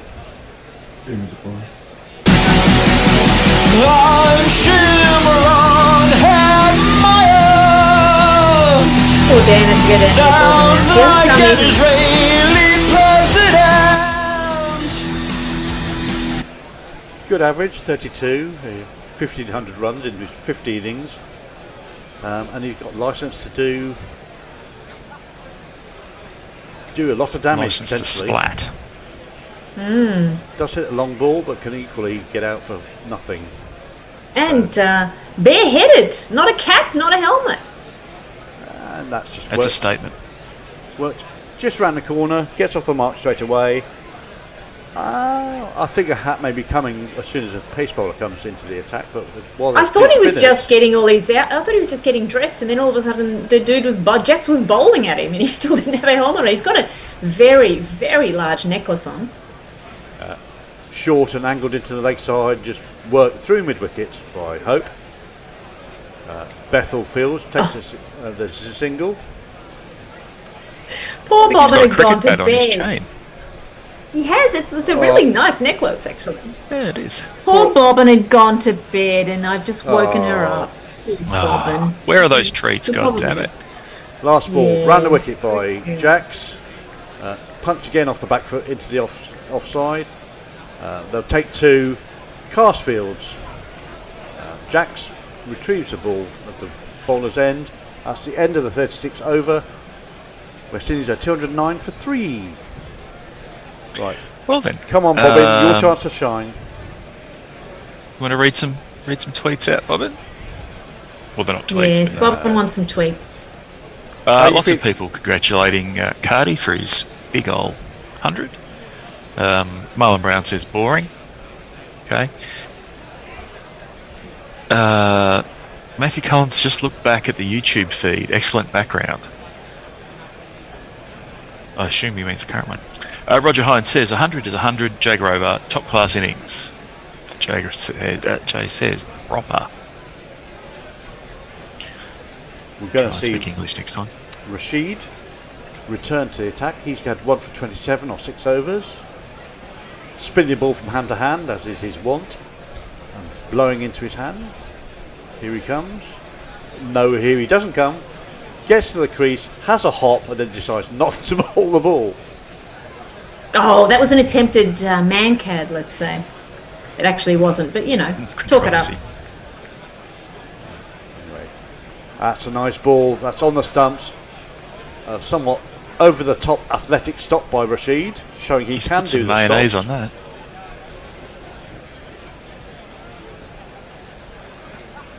I mean, he's completed it, and then he goes for the dive thereafter. Very neat. He's done the full James Bond over the bonnet of the car. Yeah. Something for the highlight reel. Again, just outside off stump. Smashed quite hard to cover by Hope. Doesn't beat the fielder. Ball comes whizzing in quickly. I think if we got that ball... Last chance to see Bob, and I think she's going now. Are you going, Bob? Going back to bed? Bye, Bob. Off you go. You Good do girl. look very sleepy. She's very sleepy. It is very late here. Floated up, tempting by Rashid. Hope waits for that and then cuts it through the point area, out to the boundary for a single. Windy's 210 for 3. And Brook is having a decision. I see what you mean about Brook. He wants to be involved at every point. He wants to be liaising with his bowlers to set the field to their mutual benefit. And that's been implemented. And that's short and punched off the back foot by Hetmeyer, down to long off. Duckett fields. Flicks the ball back to Butler.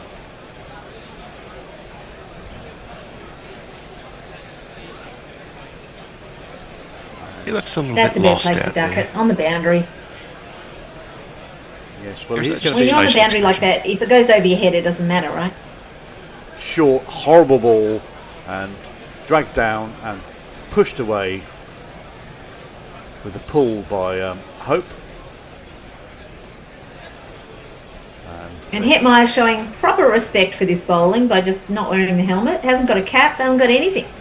Just the cricket bat necklace. I'd like to see him that we're all, I would like to see him wearing something like a Richie Richardson against spin bowlers. Big maroon floppy. Yeah. Oh, that's a good ball. That's floated up, and he's been given on the front foot by OBW. It's a lovely ball. It pitched on about off stump, straightened. Hetmeyer thinks, is that worth an appeal? They have he's appealed. reviewed it. I'm not so sure. I think that was a good shout. Let's just see what the review says. He looks May as mildly well offended review it, that I he's given guess. out. As they all converge and have a chat, and they're not quite happy slapping each other yet, but here's the slow motion. Out to the back of the hand, that's pitched and it's turned. Absolutely It's, fine, middle it's stump. missed the bat by an inch, slammed into the front pad about a third to a half of the way up on the front. That is not going over the top. The question It's is, far a long way forward, but it's not up very high, is it? no, I don't see any reason not to overturn that.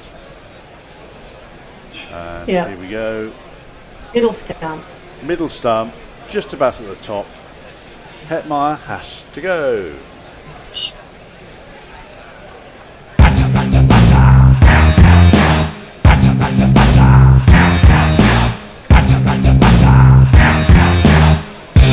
On your bike, mate. 4 from 4. Yep. So a brief stay at this crease for Hetmeyer.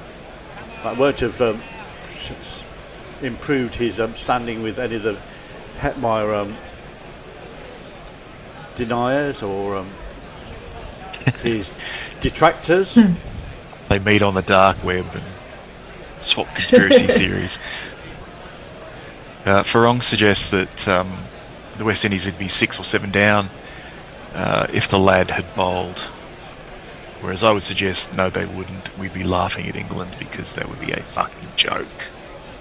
And whilst we get the obligatory two adverts in between wickets and resumption of play, who do we think is coming in next?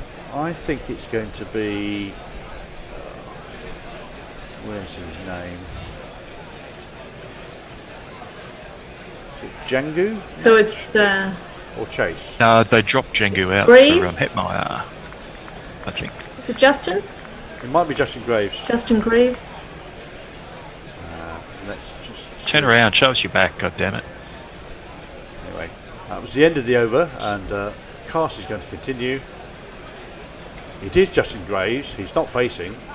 Hope's facing, and he just defends that ball down into the ground without run. Let's play his jingle now. Grease, grease, tell me now. The betting markets want to know. Grease, grease, tell me now. Will my gambling bring me woe? Nice work there. Bit of Duran Duran parody.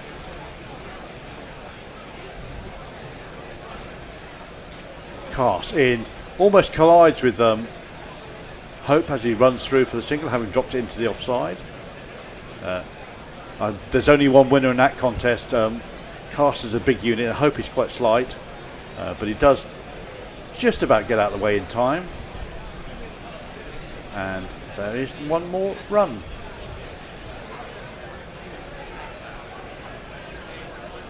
As we watch the disappointment of Shimon Hetmeyer having been given.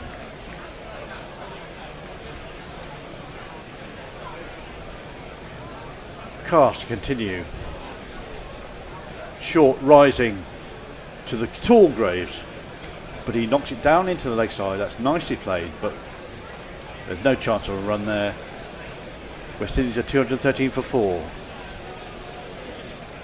And Hope has moved to 38 from 43 deliveries. The score, doing okay there. Very much one of these people in kind of the Joe Root mode where he kind of ghosts their way to 20 off without really being noticed. That's angled into the leg stump, whipped off his hip. Greaves gets off the mark. As the ball goes down to fine leg.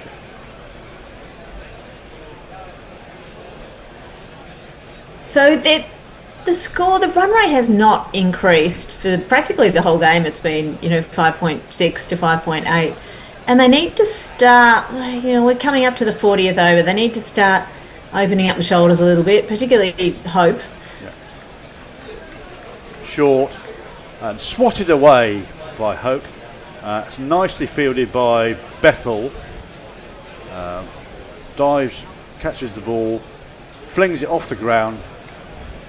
But Hope gets 2.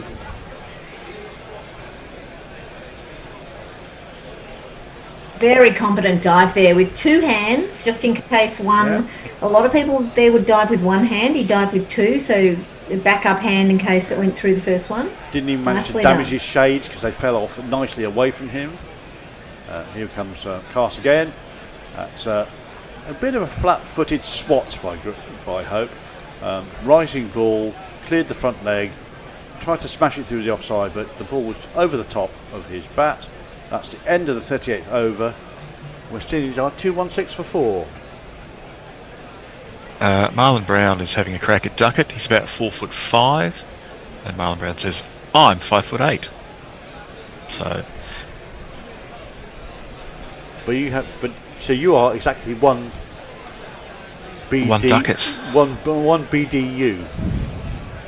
DHU, Duckett height unit. the universally recognised unit that it is. Just having a bit of a look at the bowling here. The most expensive has been Bethel for his 4 overs, 32 runs, and Will Jacks. He's only had the 2 overs though, so I guess that doesn't matter too much. Rashidi's going to continue. That could be close as well, but I think that might be just a bit too high.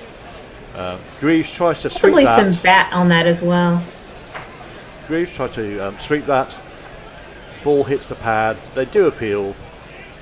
DRS is going to run out because Brook is not interested at all. A lot of fidgeting going on there. Rashid to continue. That's on leg stump. That's nicely played with a straight bat down the ground to wide, long on.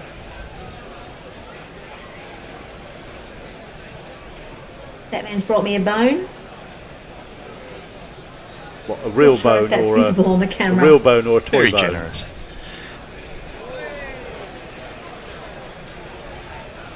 Hey, Batman. What's that? How are you feeling, Batman? Rough. That's He's gonna- floated up and smashed towards Duckett, who gathers that on the bounce on the boundary. There's a single. Greaves returns to the strike. Hope moves to 41. 218 for 4. And some bright sunshine coming out now. Yeah, as we just see, can't go. That's another ball down to long on. Duckett's being very busy at the moment. And just Greaves ambles a single.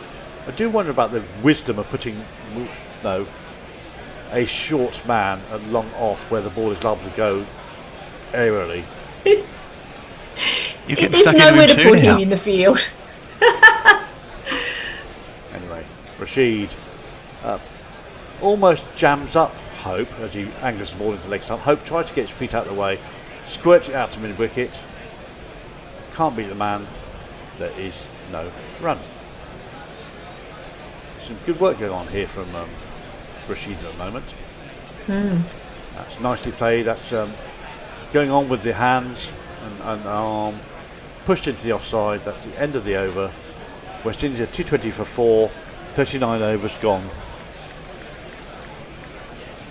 And Rashid back, really has been one of the picks of the bowlers there. Mahmood and Rashid with the best economy there. With Rashid also 2 wickets, so he'll be bowling out his overs, no doubt. Yeah, we don't want him to bowl at the end when the hit is in the mood to get going. As you see, Cass only has 1 over left, and I guess they'll be relying on Potts there to bowl at the death too.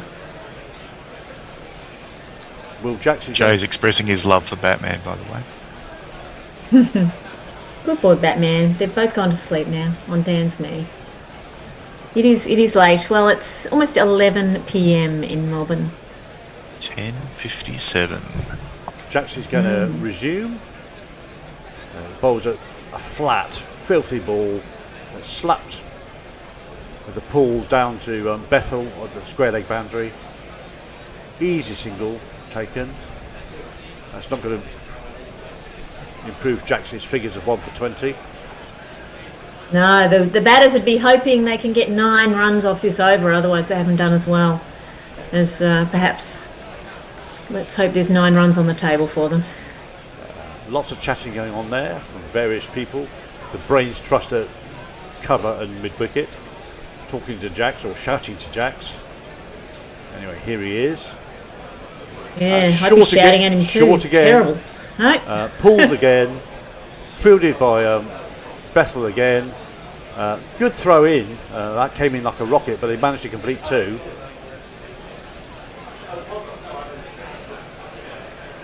Very stylish sunglasses too on Bethel there. Yep.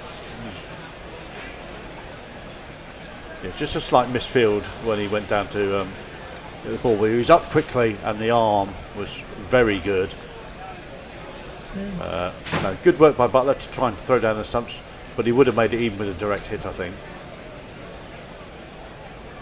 Greaves facing again. Round the wicket by Jacks. That's squirted off the outside edge. through point, vacant point. Mahmood fields from a sort of backward point, and they get 2 again. That's good running. Are we due a change at the end of this over? We are due to change at the end of this over. Or is it the one after? I think it's going to be Tony and Hendo and Aninja.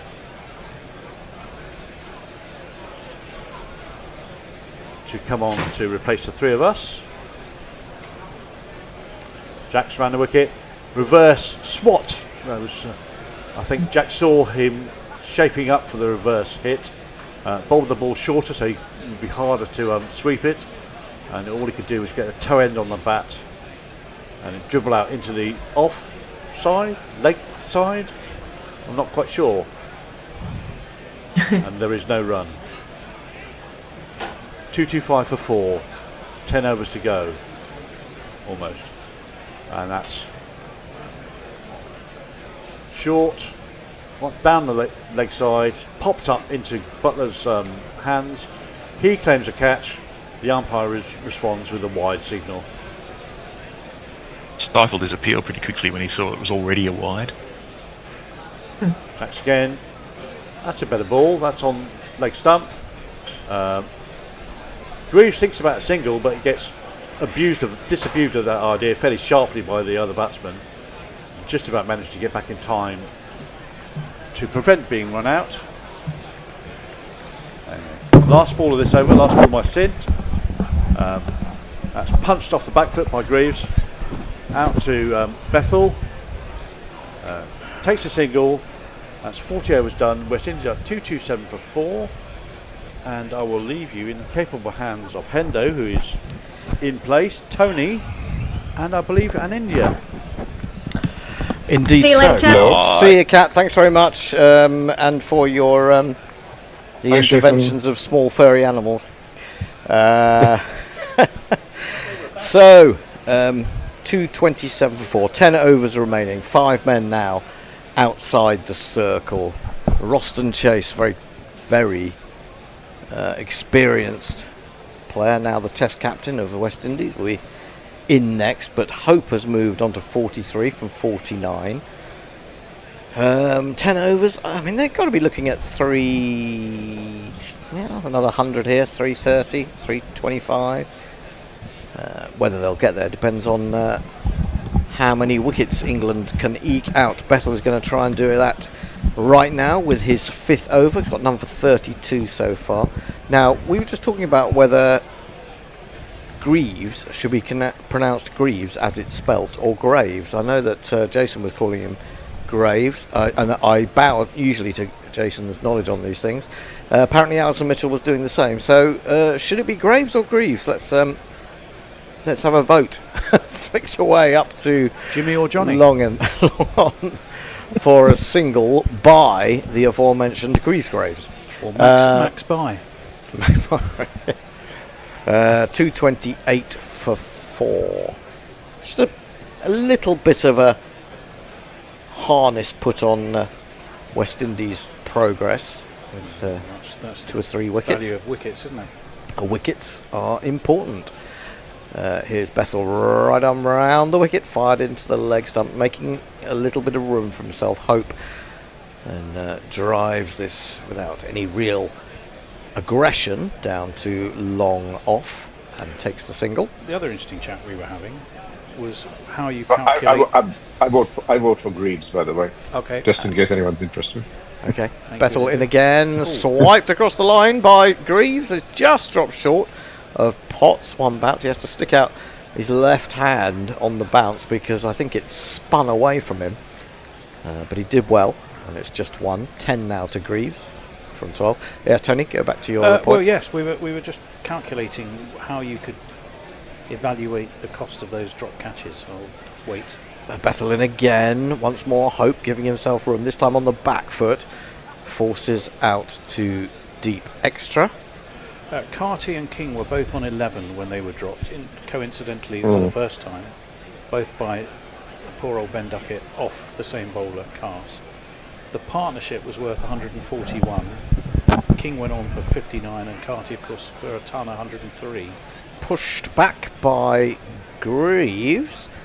Slightly aerially. I wonder, he played that a little bit early, and Bethel looked as if he was diving forward. Ooh, it's only just short of him, not by much at all. I mean, obviously it's a moot point in a limited over game, because you can't actually say that's the number of runs it definitely cost a team, can you? Short and wide, but mistimed by Greaves. Into the covers, But there is that's no the run. best measure you have. Well, it is the only measure you have, and their combined totals were 162, but they therefore have made effectively 22 between them when they were both dropped, which means 142. Basically, Ben Duckett fucked up twice. Well, Ben Duckett needs to score a ton. Yeah. Well, everything in my water tells me that today, after that, is the sort of day he probably gets out for none. Which would be a golden ducket. A golden Yay! Good one. 231 for 4 is the score. There is a lot of cloud cover, but the sun is still breaking through. It's quite bright. Adil Rashid, fine figures, 2 for 34 from 8.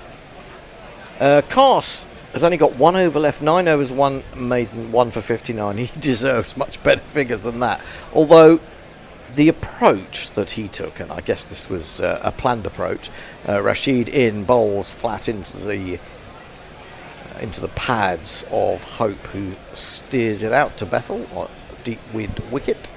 This short ball approach, I didn't really think it did him any favours, really. I mean, they might argue that if he'd been pitching it up a little bit more, the swing had gone, and there wasn't so much there for him, but he still took a bit of a battering with those short deliveries. In comes Rashid, bowls again flat on leg stump, and it just rebounds off the thigh pad into the onside. Again, no run. 232 for 4, run rate of 5.6.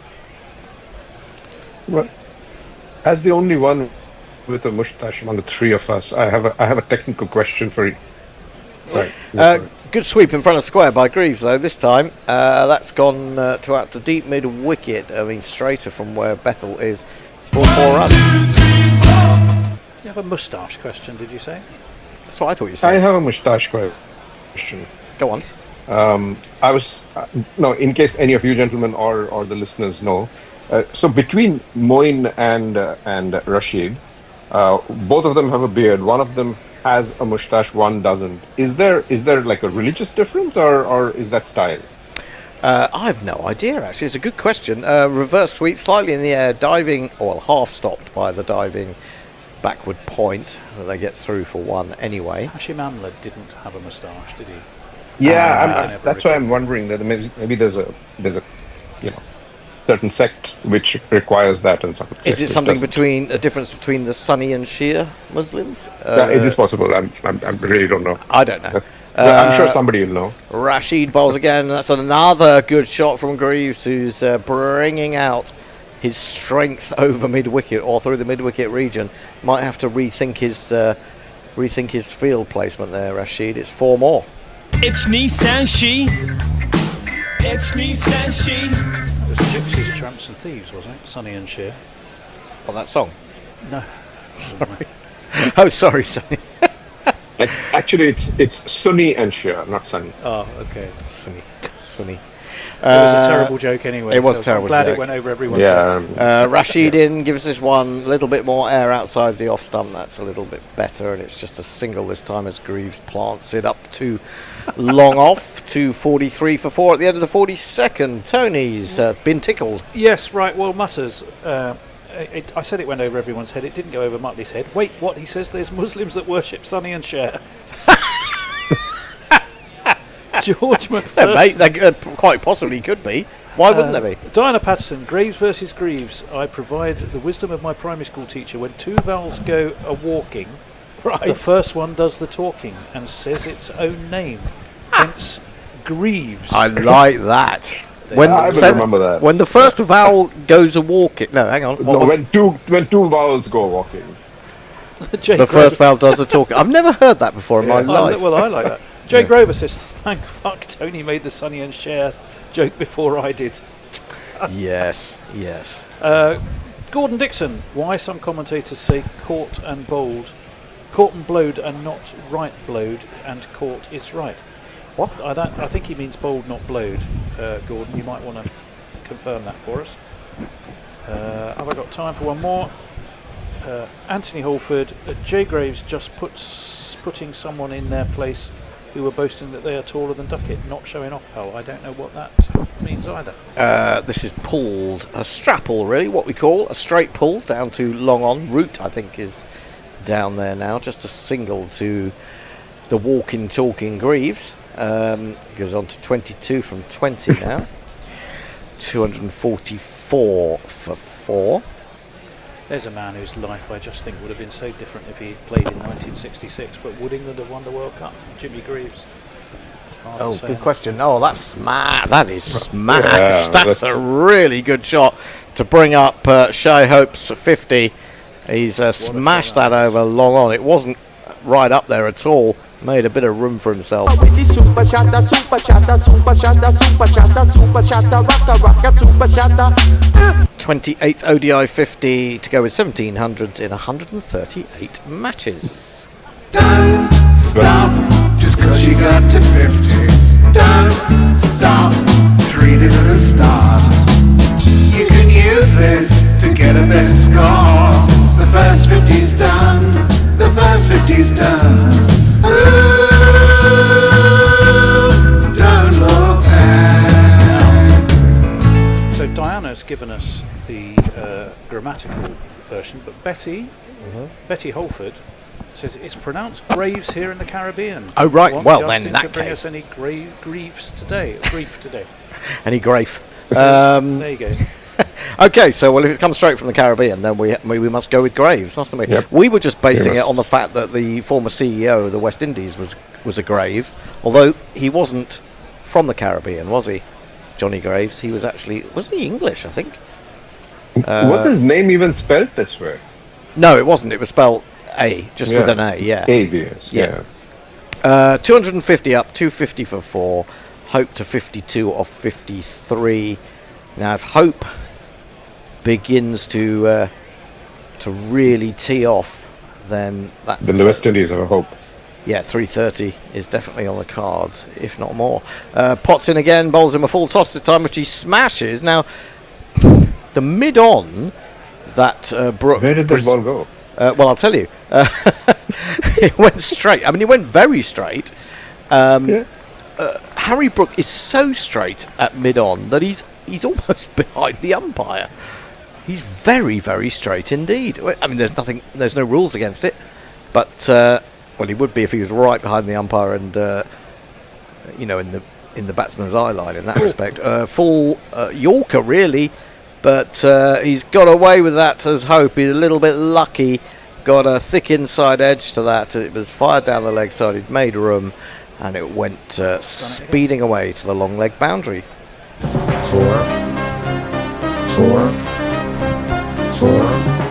I like that one. It's interesting. Marlon Brown has also said Ben Duckett's going to score a duck. You do have that sort of feeling of doom. Well, everything went against him in the field. Yeah, and to be honest, he's had. I'm not saying he's had luck at all, but Potts is in short, and he's gone up in the air there. There's no mid-off, and as I said, the mid-on is very straight, but he couldn't get round, and the long-off couldn't get in. It's fallen safely enough. West Indies are riding their luck a little bit, but 255 for 4. No, Duckett hasn't been a particularly lucky batsman, I wouldn't say, but he has been prolific. And you always feel that at some point that run will come to an end. Your luck catches up with you, good and bad, doesn't it? Yeah. I still think he'll score more runs than you start making the ducks.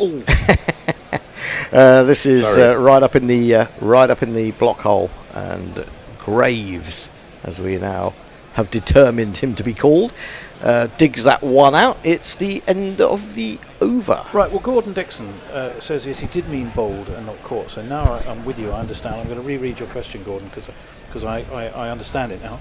Why? Well, he's basically asking why some commentators say caught and bowled, and is it not right to say bowled and caught? Say bowled and caught. Well, I in theory, see. then Chronologically, it is. Yeah. All commentators say that, right? I mean, that's how it's always been described in cricket. It's not just commentators, right? Yeah, but also that I mean, wouldn't that would apply to any other dismissal? Because if he was caught behind, say it was Court Butler, I mean, the first thing Court Butler bowled. It should be everything. So it should be everything would be bowled. Yeah, it would have to turn starts everything with the around. bowler, and the action that follows is subsequent. Yeah, and you can't say it's alphabetical because B becomes before C. There's no logic to the English language, so why should there be any knowledge to an English game? It just is, and it always has been. But it's a fair question. Bethel in short and pulled by Hope. Has he got enough? Well, just about, but only in terms of placement, really, because it was slightly between the long on and the deep mid wicket. Jack's got around, almost went too far, and managed to grab hold of it and actually pat it back. The bounce helped him a little bit there. And I think they'll have got back for 2. For 2, yeah. It's like asking, why does pneumonia have a P in the beginning? Why doesn't what, sorry? Why does pneumonia have a P in the beginning?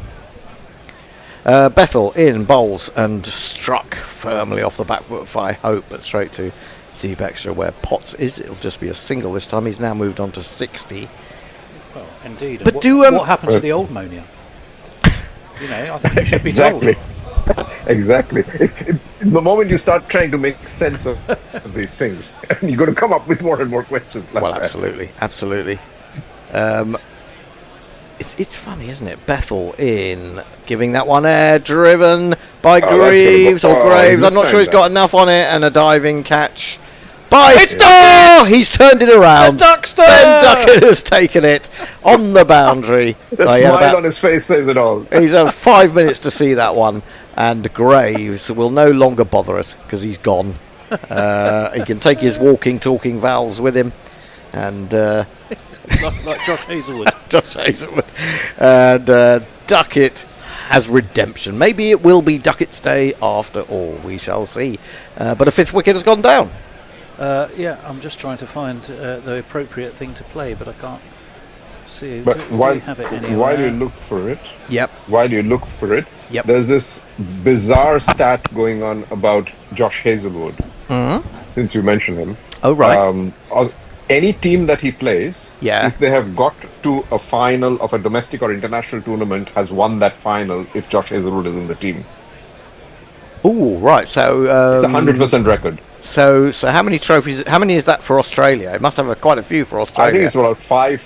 Right. 5 for Australia, 1 for the Sydney Sixers. So I think there's about 6 or 7 that he's been in the team. IPL, I presume. Which is very never in the IPL. So this will be the first time if the RCB wins. Right. It's RCB versus. We don't know yet, do we? Or do we? It's either Mumbai. No, it's either Mumbai or Punjab. I guess. That's right. Okay. Right. New batsman has come to crease. It's Matt Ford. He can give it a whack. He's got a best of 58, strike rate of 127. And Matt Ford, you say? I do. Isn't there a comedian called Matt? There Ford? is. Yeah, I get confused. There is indeed. That's why I was wondering whether. The question is, how is his name pronounced in the West Indies? That's a good question. Fordy. On the basis it's got an E at the end of the name. He's not here. He's not there. He was there the other day. Well, here he is. No, Bethel bowls. It's a wide. He tries to sweep it. Does Ford? They're going to get 2 wides, 3 wides, I guess. When he forecasts the results of the last 3 seasons, Ford was chosen as one of the team's mediums. Got to mention that Bethel got his first wicket. He that did. Catch by Duckett, 1 for 42. He's in again. He comes right across his crease. A big appeal for LBW. In my opinion, he got well outside the off stump, and the umpire's not the least bit interested. He just looks down at his counter or his stones, which he uses. The DRS timer is ticking down. Brook is going to have a. Oh, goodness me! I mean, seriously, really? I mean, if he's been guided by Butler, then that's madness. Unless it's hit the very inside of the pad, which sometimes, you tend to your eyes pick up the fact that the pad is outside the off stump. But or generally outside the off stump. If it hits on the inside of the pad, it could be in line, but I didn't look out to me. Didn't look out to me. We can have another look at it. I really like England's jerseys, though. Actually, that's not such a that's bad... probably closer than we gave it. Yeah, that's not a... I think the difficulty is that you see the big pad more or less outside off stump, and then the sweep shot, the bat, hit the inside of the the pad, and the bat and the gloves cover where exactly that has hit. It could be close. Could be close. This one could be very close. Yeah. Yeah, we're gonna have another look. Ultra Edge is checking. Doesn't appear to be anything on that. No. Yeah, yes, it could have something going for it. Based on that angle, we're going to see it now. Ooh, it's impact umpire's call, so it is hitting, and so Ford survives, but it was closer than we initially suggested it was. So England lose. Do they lose a review? I don't think they do, because impact was umpire's call, wasn't it? 261.45. That's a lovely jersey that England has. I really like. Yeah, it's quite good. He plays another little sweep shot, little swivel sweep, if that's possible. He's looking for a second to deep square, but won't get it. The jingle I was looking for, which I categorically now can't find, was the Hallelujah jingle for Duckett. Oh. But I seem to remember the bear telling me that it's one we got struck for. Therefore, we had to get rid of it. So, like, it's the Handel family. Yeah, somehow chasing after us. I imagine so. Smashed into the air. I don't think he's got enough on that. Yes, he has. What am I talking about? It's one-handed. Sails over long on. The one hand deceived me again, and Hope moves to 66. Lad in the crowd took a great catch there. Absolutely. Been a couple of good catches today in the crowd. Crowd's catching's been much better than England's. The number of the day really hops and kicks. Hey. The number of the day is 666. The grubster has arrived. Reinforcements are here. And talking of moustaches, Grubby has one of the best. A chap in the crowd. That bloke, he's loving it, isn't he? Well, so he's milking it. Absolutely milking it. If I was him, I'd be trying to find Ben Duckett now and go, look, there you go. This is how you're supposed to do it. Yeah, but to be fair, Ben Duckett did catch the catch in the deep. The one in the deep, he did. Yeah, he did. The one where he didn't have to be 5'9" tall. Yeah. Right, new batsman. Another new batsman. Potential here for West Indies innings just to fall away a little bit. Mahmood has 2 overs left. Hasn't been at his best today. Don't think he's been quite the man he was on Thursday. 8 overs, none for 30, which is not bad at all. It's not even 4 and over. This day and age, that's pretty good. He's also got a black mark against him for the drop catch, hasn't he? Oh yeah, terrible drop catch. But can he make up for it? He's coming in to bowl to Ford, and he bowls him a short one, which Ford ducks underneath. And there is no run. There was only 79 miles an hour, according to the speed clock. Looked quicker than that.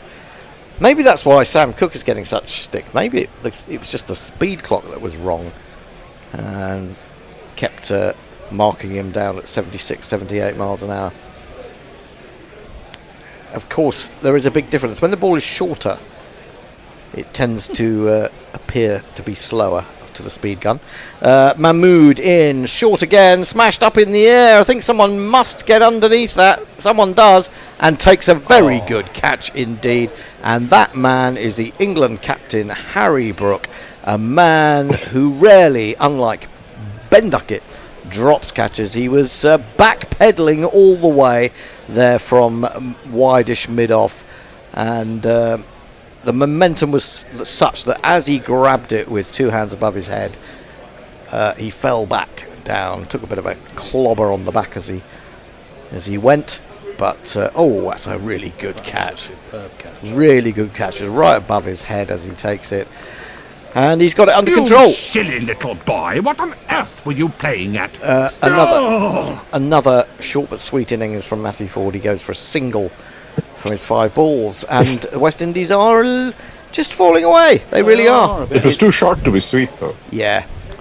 Right, let me catch up on a few things.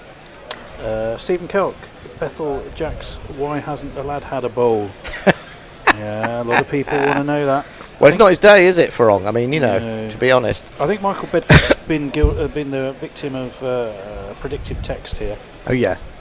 Should have a jingle of when I will survive when a batter gets the decision on an umpire's call, which is a very nice idea, although it's been typed as when a battery gets the decision on an umpire's call. When a battery gets a decision. Yeah. If that was the case, then it wouldn't be a free jingle. There'd have to be a charge. And that's why we pay you the big bucks. That's why we allow you to drive me here. Roston Chase, he can bat. Best of 94, 550s. I could sense there was a connection. Please. Oh, here we go. Bit of dub. Indeed. Where is he? Where's he gone? Where? Here he can't do it after this ball. Do it off this ball. Mahmood in, bowls outside the off stump. A little dab through. He's got him first ball, has he? Well, everyone's saying wicket. The umpire hasn't given it out, but Roston, poor old Roston, before he's even been... he's going to get a jingle when he walks back. Before he's been dubbed up. Yeah, he just walked back. He's gone. Oh, it's a different jingle as well. A village in Somerset. I did some research and when I was done, turned out that he's a man, that son of a gun. Well, either way, I'm afraid, Roston, you're gone. The crowd says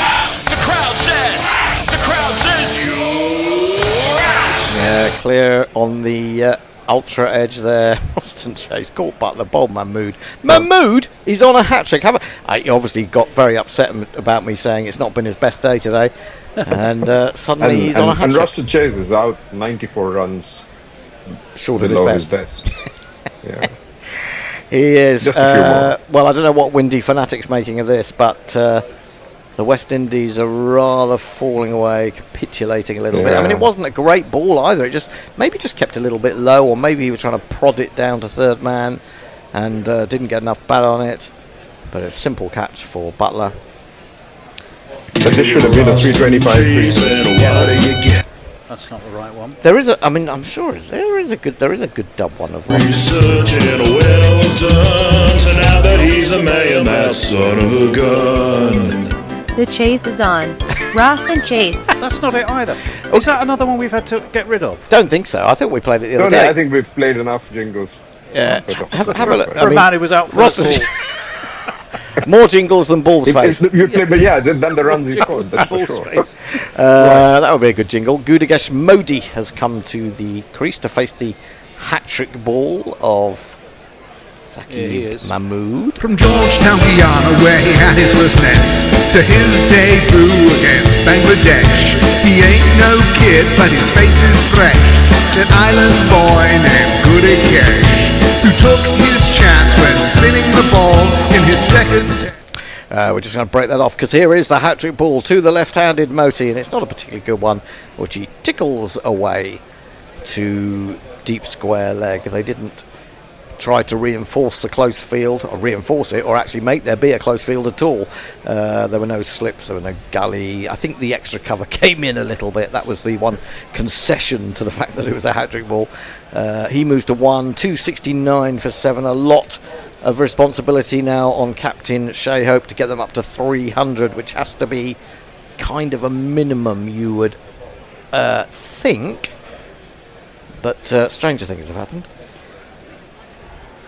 Hope to face up to Mahmood. They really can ill afford to lose Hope. Pulled by the very same man out to deep square for a single. It's a name that just keeps on giving, isn't it? Yeah, the West Indies are just one shy of losing Hope. Yeah. Indeed. Very good. Or Shea, one Shea. Or Bob. It depends whether you call one Bob. Who shares his birthday with Mog and I? Was that the 29th? Was Absolutely. Your birthday? Yeah. And John F. Kennedy. John F. Kennedy, Bob Hope, me, Mog. What a super group that would have been. And only one of you was assassinated. Yeah. And also so far. Decent dinner party. Onto the back foot goes Moti, plays it out into the colours for a and had an affair with Marilyn Monroe. Oh yeah, there you go. 2 for 33 from 9 overs, Mahmood, with those wickets in that over. Bob doesn't like to talk about that. Do you know that Saqib Mahmood, do you remember he hasn't been around for a long time, has he? But he looks like a very, very slightly like Chris Deely. He does a bit, do you see what I'm saying? Yes, I don't know if Chris Deely's still out there listening, or last time I heard he'd moved to Halifax, but that's never to be heard of possibly, again. well, there you go. 271 for 7. Thoughts, Nindo, on a final score here? I still think they can go, 310, something like that. 310. But we've got 5 overs to go. Well, of course, Moti is a good hitter of the ball, as is Jaden Seals lower down, who top scored on Thursday. 29. And Hope's not been doing badly, because he's gone from a strike rate of maybe 80 to now over 110. Yeah, absolutely. It's going to be Moti to face. Jax is back into the attack. He bowls a ball that fires into the leg stump, straightens a little bit, it's turned to mid-wicket, and there is no runs. So Moti just having a little look around, just trying to get his bearings. We have seen him really launch at bowlers from time to time. Jax in again, round the wicket. This is short and horrific. Ooh. And he plays a very clever shot where he uses his wrist, his bottom wrist, to the utmost to flick it into open like a space. tennis forehand. Yeah, absolutely. Down towards deep backward square, and Saqib couldn't get round. He's picked up 4 runs. Clever shot. It was a very clever shot. Very well executed. What? You have to say that Saqib's not having a great day in the field. He put in the dive. He put in the dive. Tried to flick the ball back, didn't, and then tried to flick it back a second time when he was already spread-eagled over the boundary. He was going to get 4 more, Moti, with a sweep that goes much finer this time. And Mahmood is the man after it again. 1, 2, buckle my shoe. 3, 4, shut the door. Did we need to bring Will Jacks back at this stage? Oh, it's an interesting choice, wasn't it? Look, whatever West Indies scores here, you have to think England would overhaul it with the batting that they have. You would think, wouldn't you? Oh, he goes back to that one. There's an appeal for ODI, and then he's trying to stop it. Run onto his stumps with his foot. It almost looked like he got his studs caught in the ball, which may have stopped it rolling on. They're going to review it, nonetheless. Is that not probably pitching outside leg? But we shall see. England still have those 2 reviews, I think. Actually, I think he does, because Mahmood, Carson, Potts have all bowled 9 already. Bethel 6, Rashid 9, and Jacks. So 1, 2, 3. You've got to get 1 over in from a non-frontline bowler if you look at that equation. Well, I suppose the argument is he's got a left-hander out there. No, that's not out, surely. Oh, it's hit the back pad. No, that's going. You would think that's going down. That's going outside the leg anyway. It's actually not. It's not turned back from outside the leg stump. It's just fired in and gone on. With it's gone with the hand. Yeah, it's exactly. Gone on with exactly. Yeah. And in fact, it's hit the front pad first, so I think that means it's got very little going for it. No, not at all. Here we go for a definitive decision. Impact in line? Pitching in line, impact in line, missing. I'm not even sure the impact was in line, but there you go. That's what the technology says, and we should never doubt technology, as we'll be saying in 20 years when AI has killed us all off. 279 for 7. The score remains. Reviews remaining, 1 per side. The run rate 6.11, 6.11. And I guess they bought on Jacks because of the left-hander. He's in, bowls, and he plays a little clever flick over the top of the wicket-keeper's head. Rashid is in pursuit of this. He's not going to get it. Moti is motoring, but he's playing some very clever shots to have got him to 14 and if you kids can't listen, then you bound to see the way you get shot for crossing a boundary. I mean, this is what you like to see. Not only has he got shots and he can really take it to the bowlers in the lower order, but there's real cricketing intelligence there as well, isn't there? In the shots that he's played so far. That's a very Surya Kumar kind of shot. Yeah, onto the back foot he goes and cuts it past the backward point. Lovely. He's going to get a fourth 4 of the over. The Jacks return has gone very badly for England. 1 and 2 and 3 and 4. Moti 18 from 8. This is just exceptional placement by Moti. It really is. Really good batting. It's not a great ball. It's too short. Yeah, time though. England has not aced it with Jacks. No. It's true. Jacks. He's had some bad moments as a bowler for England, hasn't he? He's gone at now 10.5 and over from his 4. Did take a wicket, and England still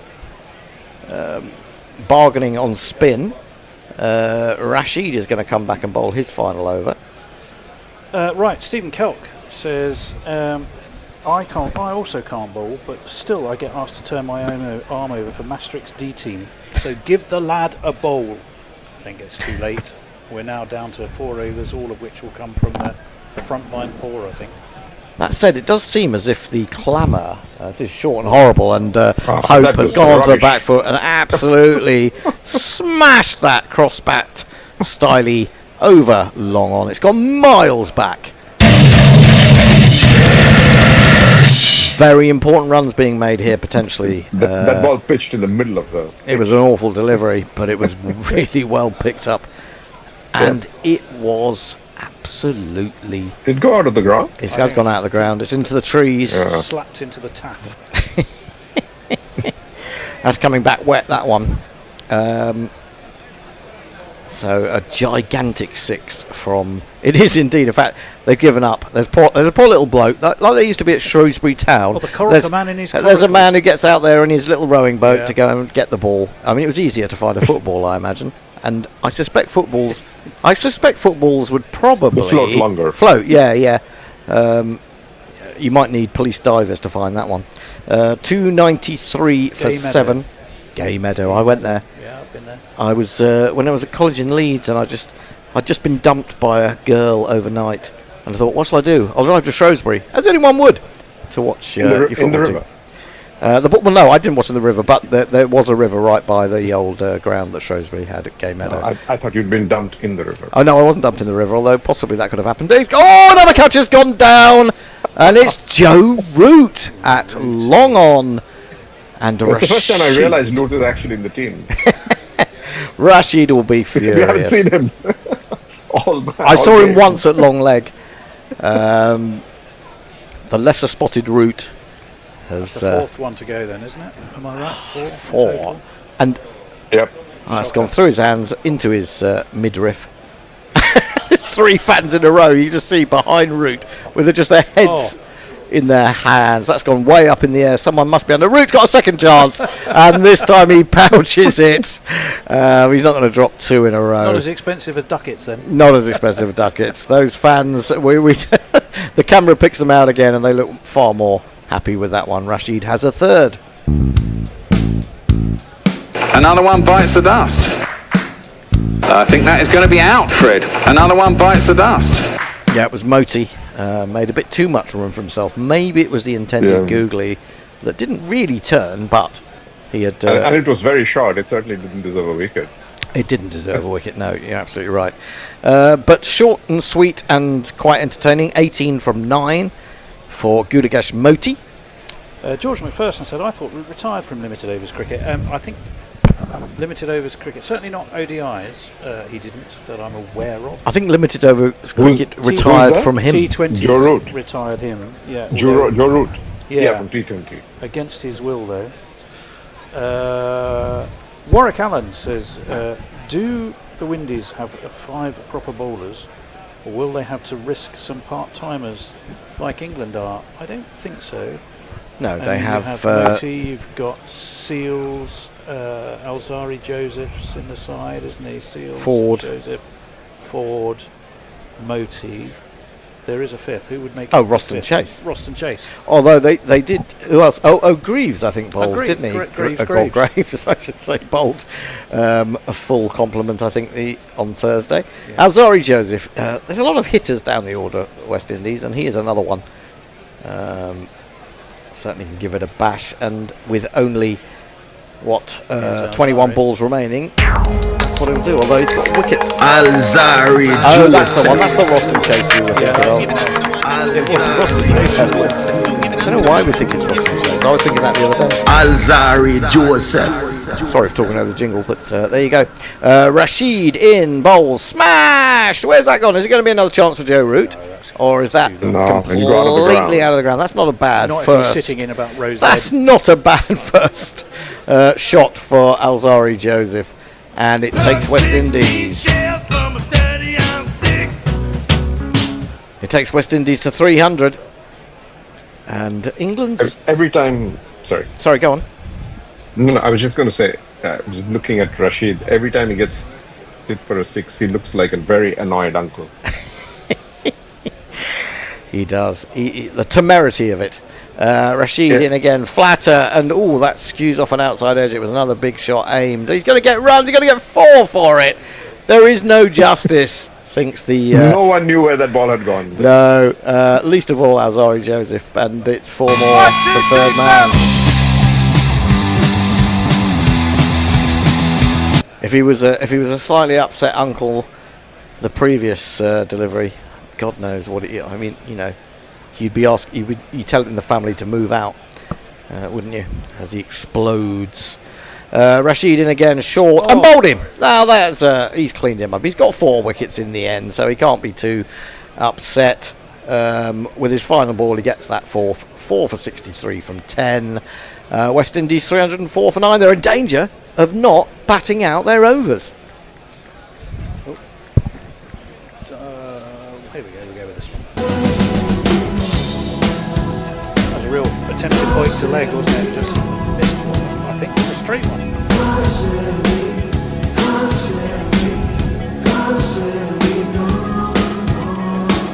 10 from 3.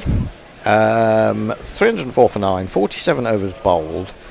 Now, Shy Hope has been starved of the strike while he's been watching people get out.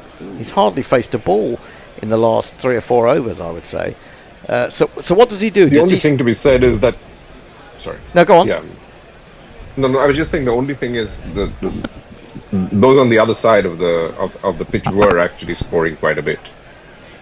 That's true. That is true, yes. Fair point. But does he stick or twist here with 3 overs remaining? Does he try and eke out another 15 or 20, or does he just keep trying to blast? I mean, Jaden Seals will probably just keep coming and blasting, won't he? Yeah, but the 3 overs to go, I mean, you would think it makes more sense to try and stay there longer. You're probably going to get more runs. I would than if you blast. I would kind of agree with that. But that's not always the way of tail enders, is it? No. As we've seen many a time. They might want to listen to the captain, but their skill may not let them. Well, it'll be interesting. He's going to face him. Wherever you are. That's a Jaden Seals jingle. Saqib back again. The Chris Dealey lookalike. And he tried to play a little reverse flip to the quick ball. Misses it completely through the butler. And there is no run. We get a moment. We have a moment. Right then, I won't do the jingle this time, but it's from G-Man in Vancouver. $5 Canadian dollars. We like Canadian dollars. Was awake at 6 this morning, but the GPL was closed. Would the Gorillas consider opening the GPL the night before for us global gambling addicts?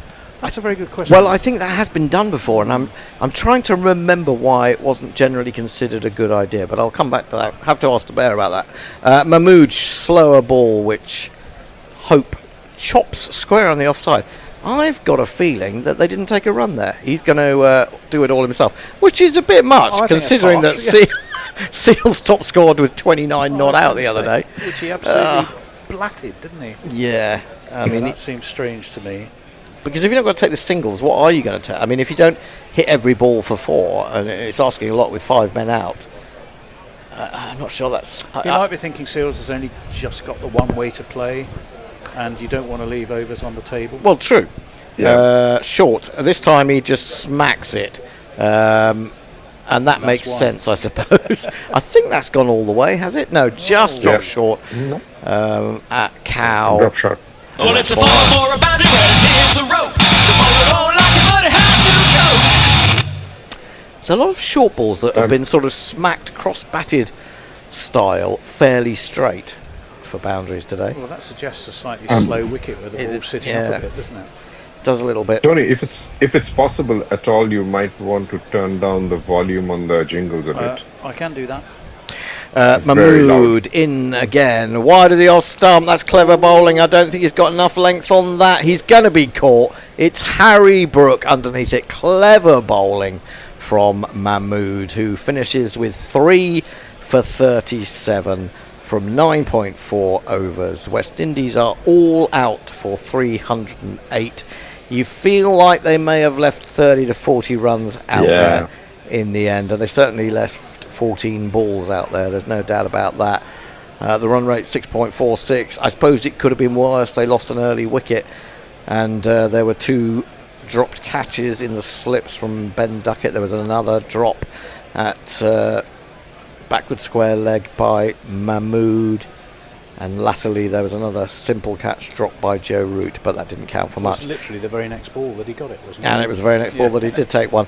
But so it could have been better, it could have been worse. That's cricket, I suppose, in the end. And Rashid finishes with 4. Mahmood, who I didn't think had bowled as well as he did on Thursday, still ended up with 3 wickets. Interesting, because Bear was of the theory the other day that Mahmood's not so good when he comes back. He's very good up front.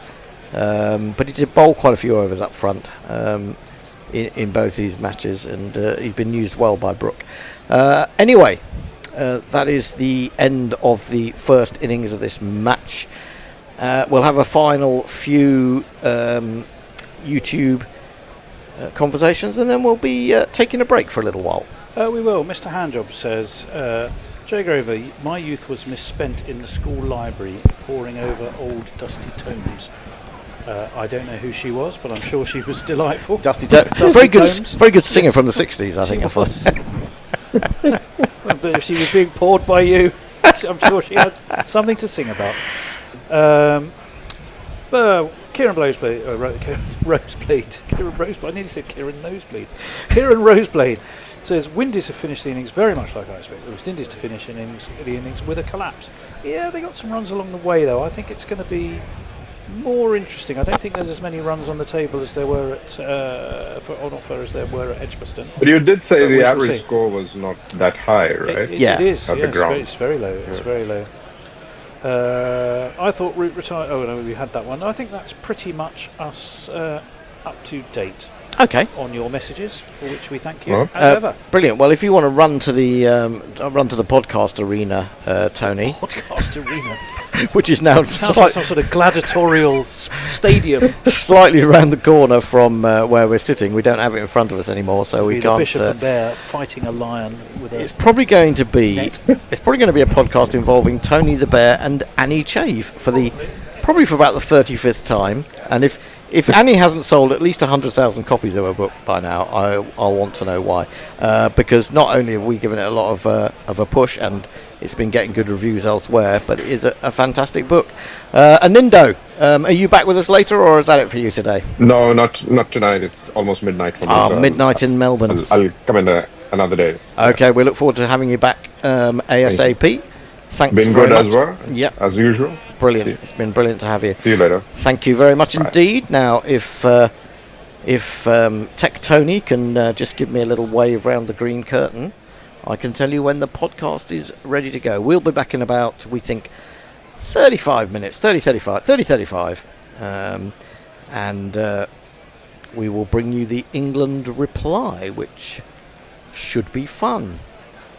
And Grubby is here, Jason is here, Tony and me, and a cast of thousands on Zoom. So do join us again. Football, it has its ups and downs. And there's an advert. The players who kiss the badge and kiss the club goodbye. And here's the podcast. Right after you've splashed out £100 to get their name on your kit. And the A-list striker who always sticks it in Rose Ed. The good news is the Ladbrokes Acca gives you auto insurance, free bets back and big odds boosts. So whatever else lets you down, it won't be your Acca. It's a gaffer of an Acca from Ladbrokes. 18 plus, online and mobile. Minimum odds apply. Maximum 1 to 3 £10 free bets per customer per day. Up to £50 of boosted odds. Restrictions and T&Cs apply. BeGambleAware.org. Take time to think. Ready to launch your business? Get started with the commerce platform made for entrepreneurs. Shopify is specially designed to help you start, run, and grow your business with easy customizable themes that let you build your brand, marketing tools that get your products out there, integrated shipping solutions that actually save you time, from startups to scale-ups, online, in person, and on the go. Shopify is made for entrepreneurs like you. Sign up for your $1 a month trial at shopify.com/setup. The Bishop and the Bear, the Bishop and the Bear, and to the delight of everyone, they are here to share jokes and rants and guests and things. Who knows what any fun they'll bring? Not affiliated with the Mad Bishop and Bear pub at Paddington Station. The Bishop and the Bear, bands beyond compare, buckets of savoir-faire. The Bishop and the Bear. After a bit of a hiatus, well, the pub has been closed for renovation. I'm delighted to say that we are Looney Tunes back in action. And today, what better guest could we possibly have to get us rolling again ahead of the Zimbabwe series, which we're going to be doing, fingers crossed, and the fact if the bear doesn't fall off the ladder trying to put an enormous pole in the middle of the studio, then we will be on air on Thursday. In fact, you might even be listening to this during lunchtime. But most importantly, our guest today, as sitting at the bar, has been, well, I would say, keeping a bit of a low profile recently. We've not really heard much about, to such an extent we've been wondering where she's gone.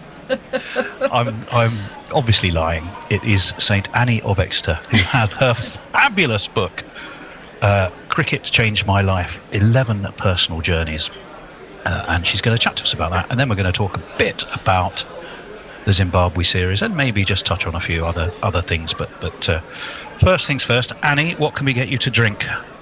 Well, since I'm on this fantastic island with the bear, I think I've got to have something rum based, so lots of rum and ice, please. I like it kind of on its own, no mixers. Yeah. Got to be dark rum, though. Got to be dark rum. Dark rum's fine, yeah. I like dark rum.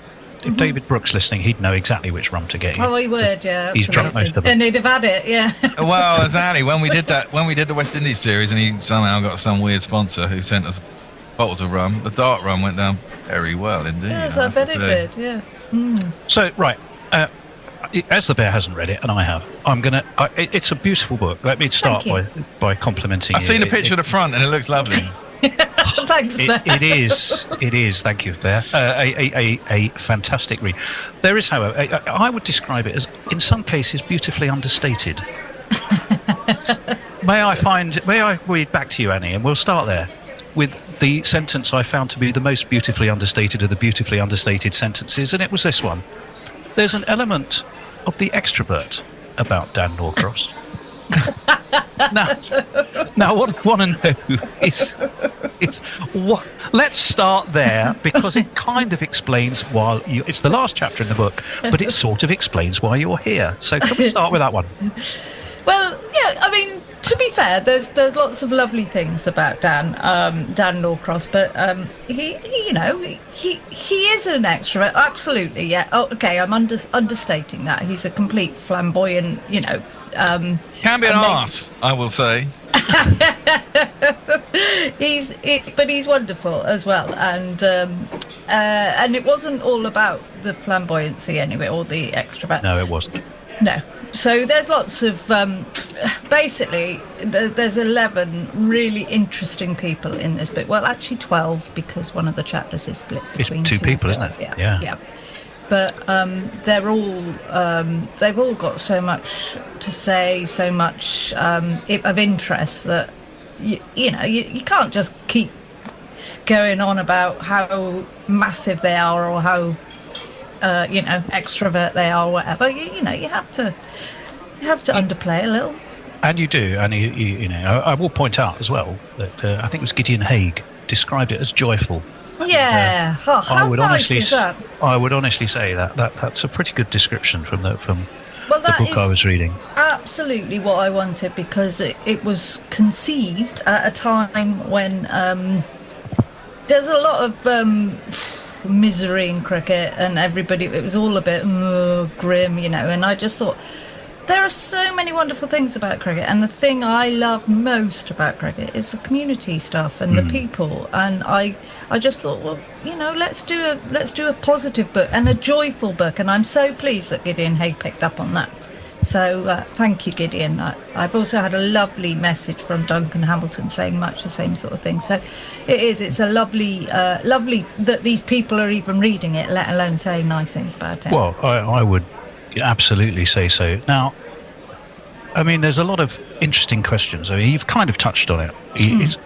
At what point in your life did you sit down with yourself and go, do you know what?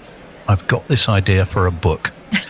Has it sort of slowly bubbled up and crept up on you, and had always been getting bigger and bigger in your mind, or was it a kind of an epiphany?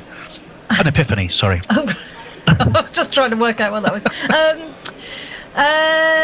I've always wanted to write a book, and certainly cricket has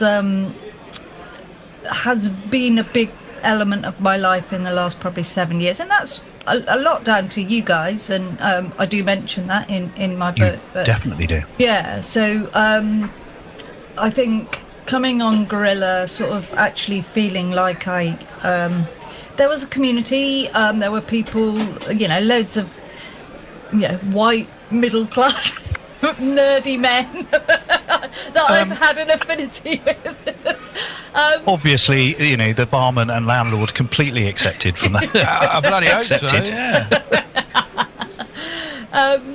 yeah. So there were a lot of nerdy people that loved all the stats, loved all the, loved cricket as much as I did, and it really, I started to feel like I had a real community. And the idea of the book actually came to me probably a couple of years ago when what's her name? Can't remember. Ebony Rainbow. Catherine Brunt. That's the one. That's the one I was trying to say. When Catherine Brunt, Siva Brunt, yeah. When she stopped playing cricket, she did a big interview where she said cricket has saved her life. And she talked about how wayward she would have been without it. And I remember thinking, gosh, there must be loads of people where that's the case, and that there must be some kind of book here that you could talk about. And then I kind of thought about lots of different people that I knew where cricket had changed or made a massive difference to their life. And so I wrote an email to Stephen Chalk, the writer and publisher, and I said, look, I've got this idea. What do you think? I want to write about 11 different people where cricket's changed their life. 11 because obviously that's my cricket team. And he wrote back and said, I think it's a really good idea. If I were you, the first person I'd look at would be Waleed Khan. And he told me about Waleed Khan, which I didn't know anything about. And I'll just quickly recap over Waleed Khan. Waleed was shot by terrorists in Pakistan when he was 12 years old, and all his friends were killed. There was 135 people killed in a school. And no, it's about 150, and 135 of them were kids. Yeah. It was just shocking. Yeah, and he himself was shot 6 times in the face and survived. Wow. Was given 0.5% chance of survival. I mean, they did not think he was going to survive at all. Was in a coma for 8 days, came round, has come to Birmingham and for reconstructive surgery after reconstructive surgery. And in that time, he was a massive cricket fan, and the Pakistani cricket team came to visit him. He also went to an academy when he was able to walk on crutches, because they took a lot of bone and stuff out of his leg to do the did he not lose his sight or anything like No, that is the amazing thing. His eyes were absolutely fine. I mean, his face was, his nose and mouth They practically shot his jaw off. didn't Yeah. they? But his eyes were absolutely fine. So, and so he went to an academy and a cricket academy, and was given free rein to just come and go as he wanted. He, could hardly walk, but he bowled, and he just kept. And he said that going to this and doing the cricket stuff made him feel, like a human being, like a cricketer rather than a victim. And he started to recover from that. And he's become a motivational speaker. He's an incredible lad, and he says things like, the worst experience in my life has become the best experience in my life, and things like that. It's just really incredible. And he went on Test Match Special and talked to Jonathan Agnew. So I have to thank Stephen for giving me. I went up to Birmingham to meet Wally Khan in this little cafe, and I think in some ways that's so brave of him to come and meet some, because he's nervous of everything still. And he came and met me and a stranger, and he could hardly look me in the eye as he was talking, but when he talked about cricket, he was absolutely on it. He was looking at me, and he was a different lad. So is that the reason you made that the first chapter in the book? Was it just due to the incredibly dramatic nature of the cricket transformation or because he was the first name given to you? It was your flashy opener. He was my flashy opener, definitely. And he really is a flashy opener. And I want, that was the headline of the book. And I remember the publishers saying to me, that all the chapters won't be as good as this or as impactful as this one, but that they'll still all have their own, stories. And I, I've met some incredible people along the way, and it's such a brilliant thing to have done for me. If I may, do you know what that chapter is an extraordinary read. It really is, and it's gut wrenching and horrifying and all those things. The bit that I remember most, apart from the pure, quite graphic description of just how awful the day was when it all happened, the bit that left me feeling so uplifted was his description of having to stand up. I think it was at the academy he went to in Birmingham. And he basically thought, I'm going to just go up and talk about it, which is not his natural thing. And he stood on the stage in front of about 500 people and told people what had happened. And he thought, this is going to go really badly. And he looked around and people just were transfixed by the story. And with tears, thought, wow, loads of crying. That's terrific, isn't it? That was so brave. That was just so brave doing that. I mean, you're clearly going to be brave having been what he'd been through, I guess. But it still brings me out in goosebumps when I think I was going to say. I mean, I think I'm going to have to read it now. Yes, that's the idea. That would make you. They have the Times bestseller list. You could be on the Bear Reds list. Yeah, exactly. God. There are many short lists. There's a very short list at the moment.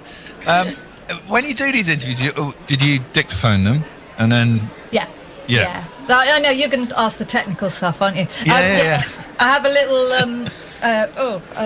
little zoomy thing. I'll show you. I know the one. Yeah. This I don't know. It won't come out. Yeah. For those of you enjoying this audio podcast, Sorry. Annie is now holding up a gadget of some kind, which, given she has a backdrop to her screen, kind of fades in and out of the screen, and we can't really see anyway. But it's a great. But anyway, so I do that, and then transcribe. Well, I've got a transcribe thing on Word, and it kind of works. It comes up with some hilarious words, of course, when you're trying to talk about cricket, which it doesn't really understand, and then I have like 40 pages worth of interview, and I'll just go through it and edit it down. And it's actually a really nice process. It's a really satisfying process.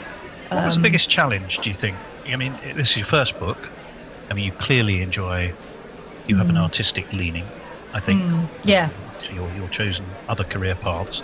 And what was the biggest challenge you found in sort of knuckling down and creating the book? Was it the idea? Was it the writing process? What was it? Choosing?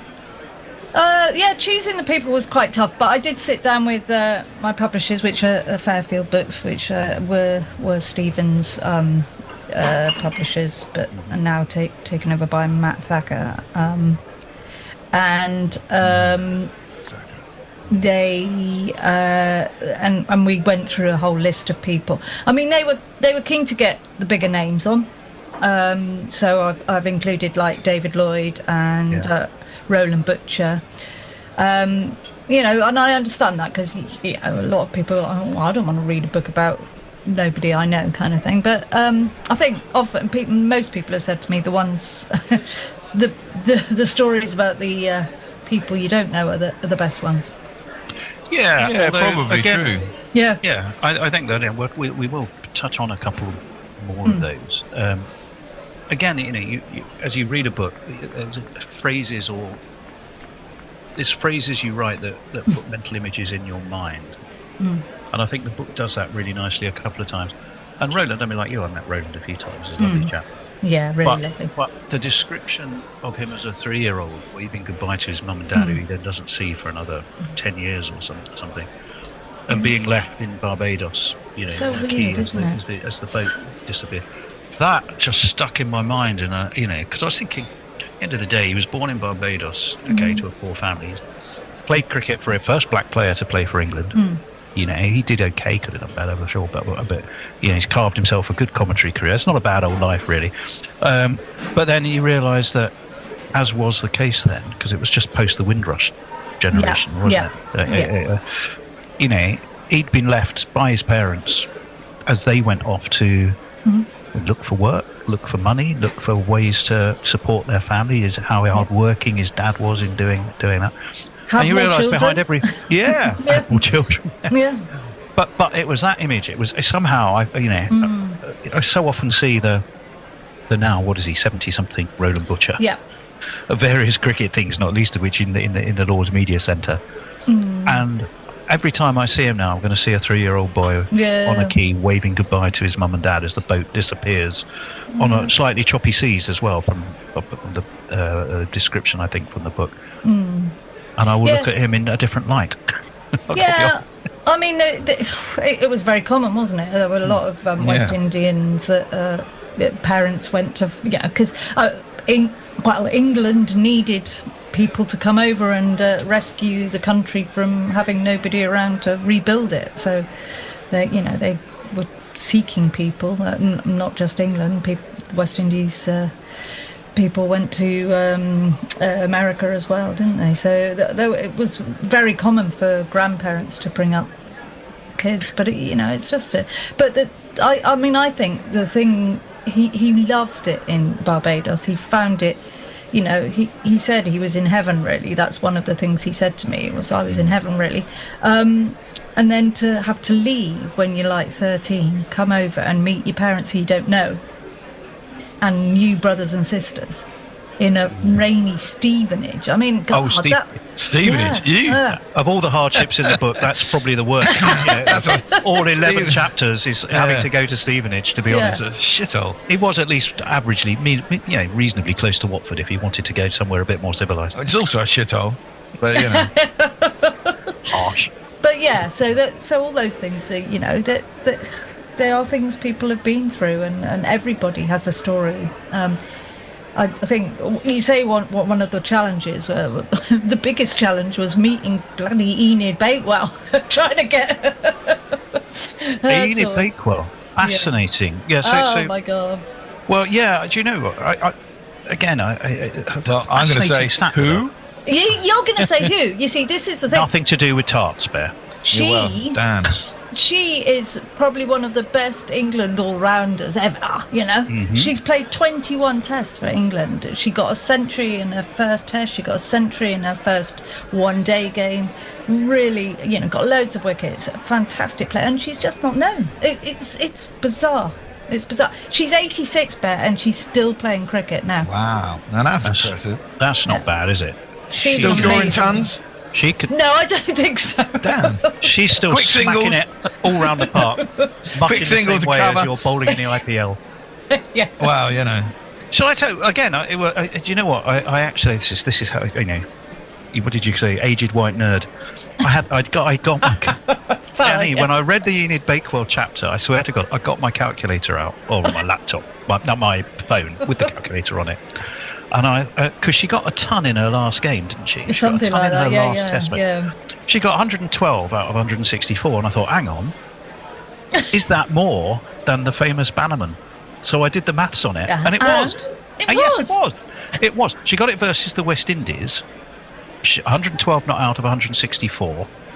That is 68.29% of the team's not nerdy total. at all, but The Bannerman was only 67.34. So Enid Bakewell out-Bannermaned Bannerman. Yes. But nobody knows about it, which I think is a bit harsh on poor old Enid. Yeah. I mean, she has, she's had lots of accolades since. She's been in Hall of Fame and, lots of things that she's, they have started to appreciate her much more. But she was in the 1970 Wisden. Yeah. She had a big write-up about her because she was so impressive. So, but people don't know about her. And absolutely, Bet. I mean, you're certainly by far not the only one that said who. And it's wrong. It's so wrong because she's an incredible woman as well. Absolutely incredible. I must have been a fascinator. Where did you meet her? Did you take her out for tea? Did you meet her in a garden? No, I actually managed to meet her at Taunton. At a match, England, I can't remember who we were playing even, but she was there with a lot of journalists and ex-players, and she messaged me and said, come on over, let's meet. And so I managed to commandeer a room and we had a good chat. Is she a Devonian? No, she's from Nottingham. She's from the mines. She's a very working class woman, very Labour. Her dad was a union man. She's out leafleting Labour stuff. So she's a proper sort of union woman. And I'm sure she's good. Memories. Would she have memories of the Ashes? She maybe just before she was born, 34. She was born, I think. Something like that, yeah. Mm. Yeah, but so that was the year of the famous Ashes, wasn't it? Well, she probably wouldn't remember it then. No. But she might. I'm sure she will have met some of the main protagonists for sure, with a Nottingham connection. Yeah. Hey Spotifyers, Damson Idris here to celebrate Tommy Hilfiger's Apex GP collection. Fueled by the thrill of speed and the power of style, Tommy Hilfiger's capsule collection merges performance-driven design with limitless confidence. This isn't just a look, it's the uniform for those on a journey to achieve their dreams. Discover Tommy Hilfiger's limited edition Apex GP collection, inspired by F1 the movie, only in cinemas June 25th. Who maybe didn't make the cut for the book, but might be lined up for book 2? Or is there even going to be a book 2? I don't know. Is book 2 more cricket stories to change my mind? Well, you see, I haven't discussed any book 2 yet, but I certainly wanted to see how the book was received before I made any decisions about writing. And it's been received so well and genuinely well that I probably would like to write another one because I really enjoyed the process. Whether it's going to be about different people's stories, I don't know. Who didn't make? I mean, there were loads of people I tried to get. Very difficult to get current women cricketers, for example. I'd love to have had Ebony because she would have been fantastic. Oh yeah.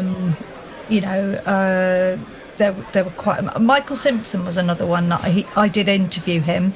Mm-hmm. He wrote Fatty Batter, which is that really excellent book about being a fat lad as in a sweet shop growing up, and I'd have loved to have done that. But he was really interesting, and he's got a great story, but he's already really written it, and I didn't think it necessarily would be well. And there were quite a few autistic people I spoke to that have such amazing stories as well.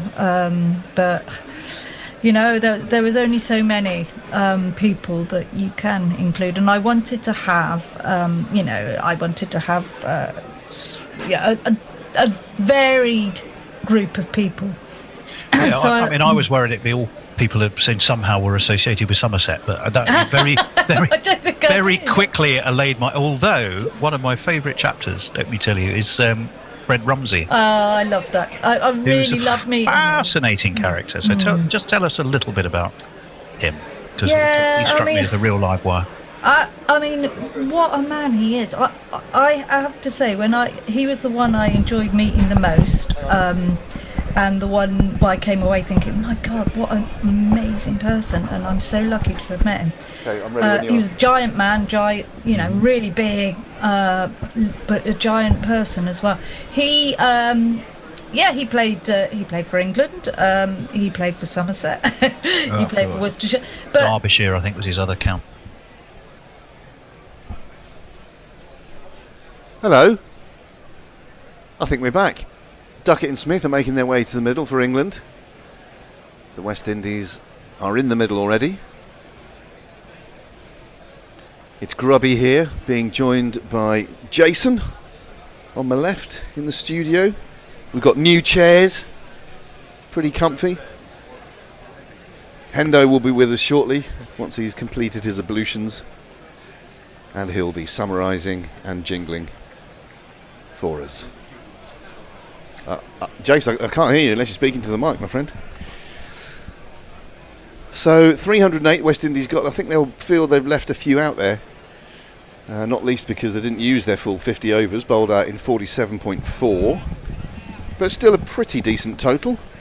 England are favourites for the game. West Indies can be backed at 7-4. I've had a little interest in West Indies, so I think they've got those runs on the board. And yes, England probably should win. They'll feel they should win. But anything over 300 is a demanding total to chase. Jayden Seales is going to be one of the opening bowlers, the stoutly built West Indian quick. And we'll get his jingle quite soon. He's only played 21 matches, actually. You have a jingle now if you want. Let's do it. Oh well, wherever you are, Seals Jaden's gonna get ya, no matter how far. See the blow, watching it. And we're joined in the commentary box by Nigel Hendo Henderson. Hey, Hendo. I've got to speak through one of these old-fangled handheld microphones. They're nice, though. It's better in a way because it means that I don't heavily breathe the whole time at the same time as commentating. I shall try not to breathe too heavily. Smith's going to face up to Seales, a couple of slips. Bowls just outside the off stump, forward defensive up to mid-off, and there is no run. So we're underway. Shall we jingle up Yeah. Jamie Smith now? Hey there, Jamie Smith. Are you a good keeper or batsman? Either way, all your hopes of Very quiet. Yeah, it is. Needs its level upping. And I'll do the other batsman when he gets on strike. Yeah, he'll be hoping for a few runs, having not covered himself in glory in the field earlier on.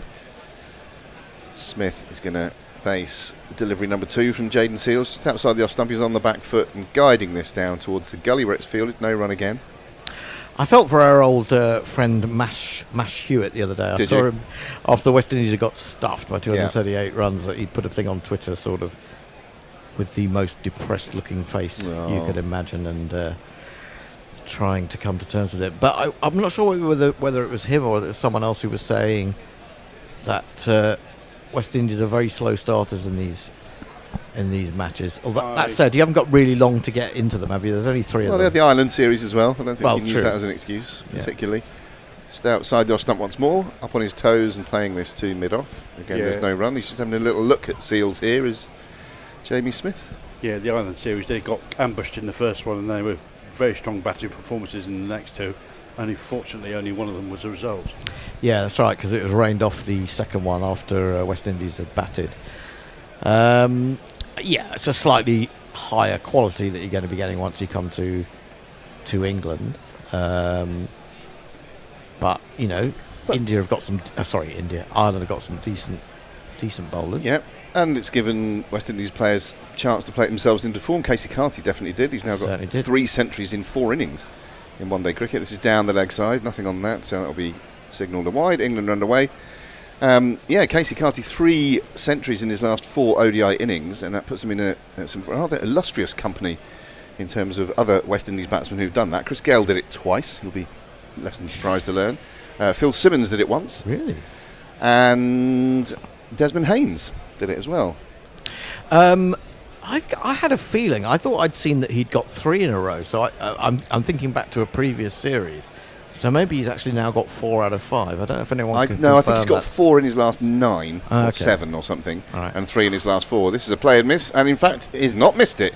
He's edged it through to the keeper. So Jamie Smith has to go without troubling the scorers, and that searching line and length from Seals has paid dividends almost immediately. You silly little boy, what on earth were you playing at? Oh! There's a big difference, isn't there, between the way that they started off with their bowling on Thursday. I mean, Jaden Seals, who is a really good top-class bowler, was all over the place early on, but he's just got one in the right position. And there you go. Yeah, well, all 4 of the deliveries he's bowled so far. No, sorry, one was down the arse, but apart from that, it's good line and length outside the off stump, really challenging the technique. And as with so many modern batters, Smith didn't really get his foot across to it, playing largely with arms and hands. And so he wasn't quite there, and just nicked it through, and that can happen. Certainly can, early on, if there's a little bit of movement as well. And even just being in the, I know it's a cliche, but bowling in the right areas, because as a batsman, you still have to get your bearings, I think. And so, it may not be the movement that does you. It may be that you're just a little bit slow in getting across to it, or you just don't, haven't picked up the ball quite as well as you need to. I think a little bit of both there. I think he was getting a decent shape. It did shape away just a little bit, and the ball doesn't have to do too much. No. That combined with his lack of foot movement meant that he wasn't quite there, and credit to the bowler, really. So, England's former Test captain has come to the crease rather earlier than he might have been expecting. Yep, here he goes. His voice is high-pitched and ginger hair like a pick, but massive runs he has hit. So there's that. Introduce yourself. Joe Root.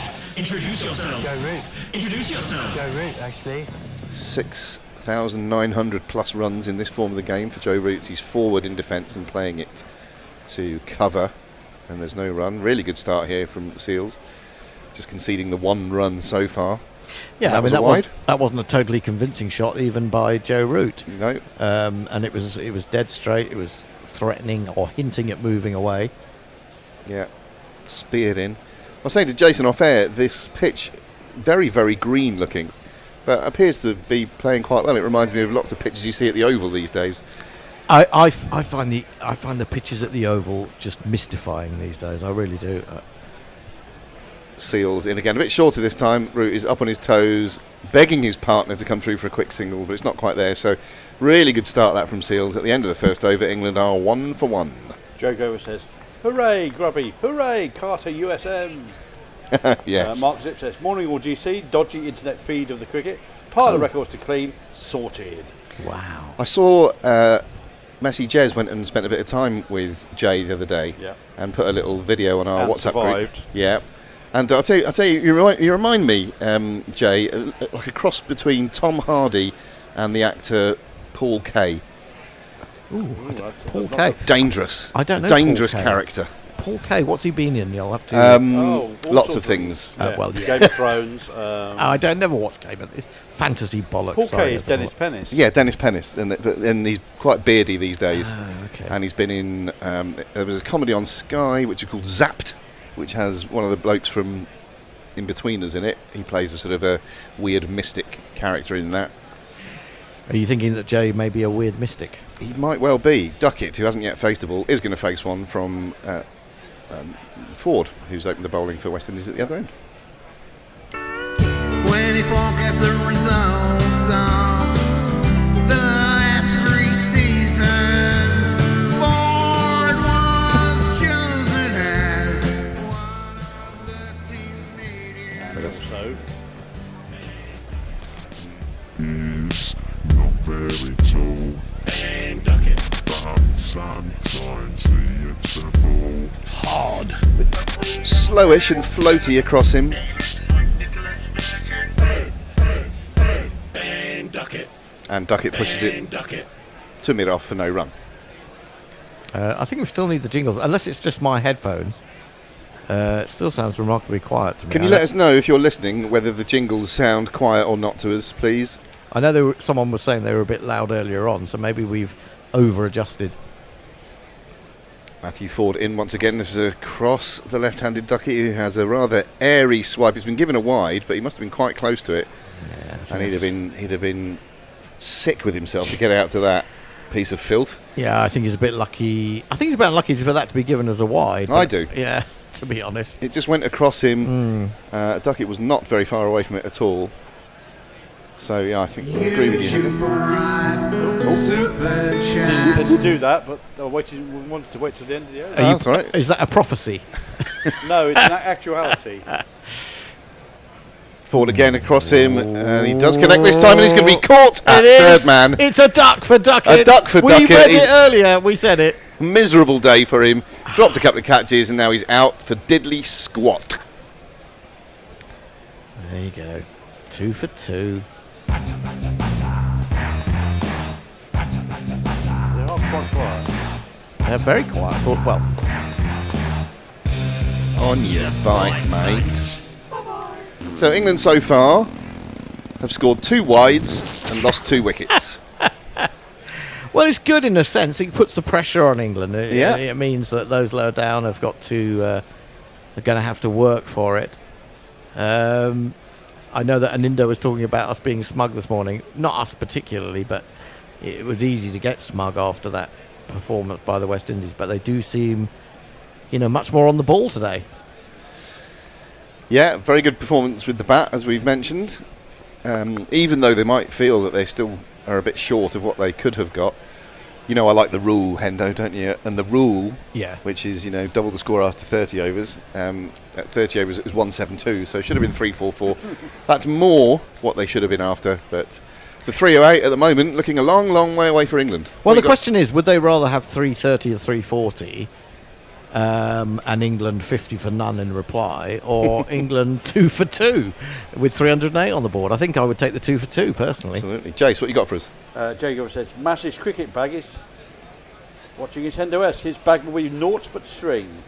Bush asked us, what was lunch at Bear Towers like? Well, in my case, it was outside. I haven't had it yet. Bush says, also says, hey gorillas. Stephen Kelk says, Hendo's keeping his beer bottle, not a bear bottle, in a very suggestive place. You lot are just filth. There's not too many other places I can put it, to be fair. Right, one current captain, one former captain at the crease for England, both from Yorkshire. Harry Brook is the future. That better? Unless he bats the way Simon Carrigan bowls.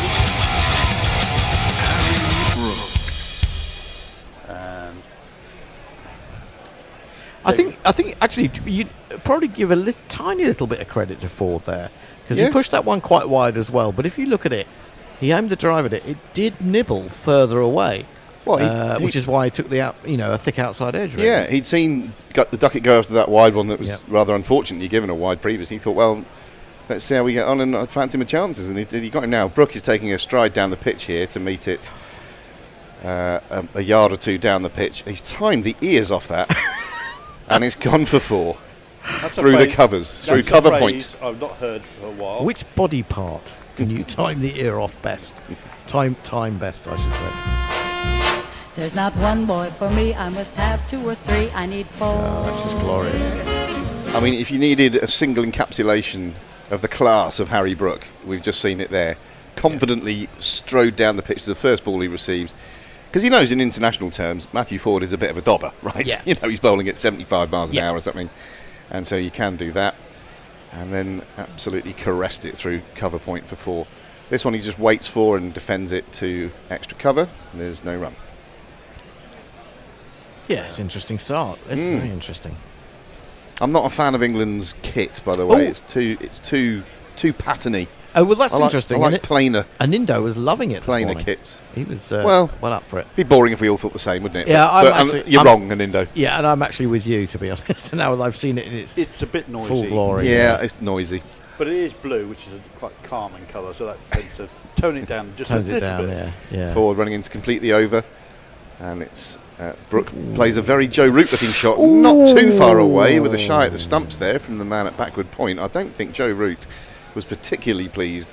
Well, it was his call, actually, because it went behind square. I don't know who called that, but whoever did, it was a bit too tight for comfort. Well, I think he was well out there if that had hit.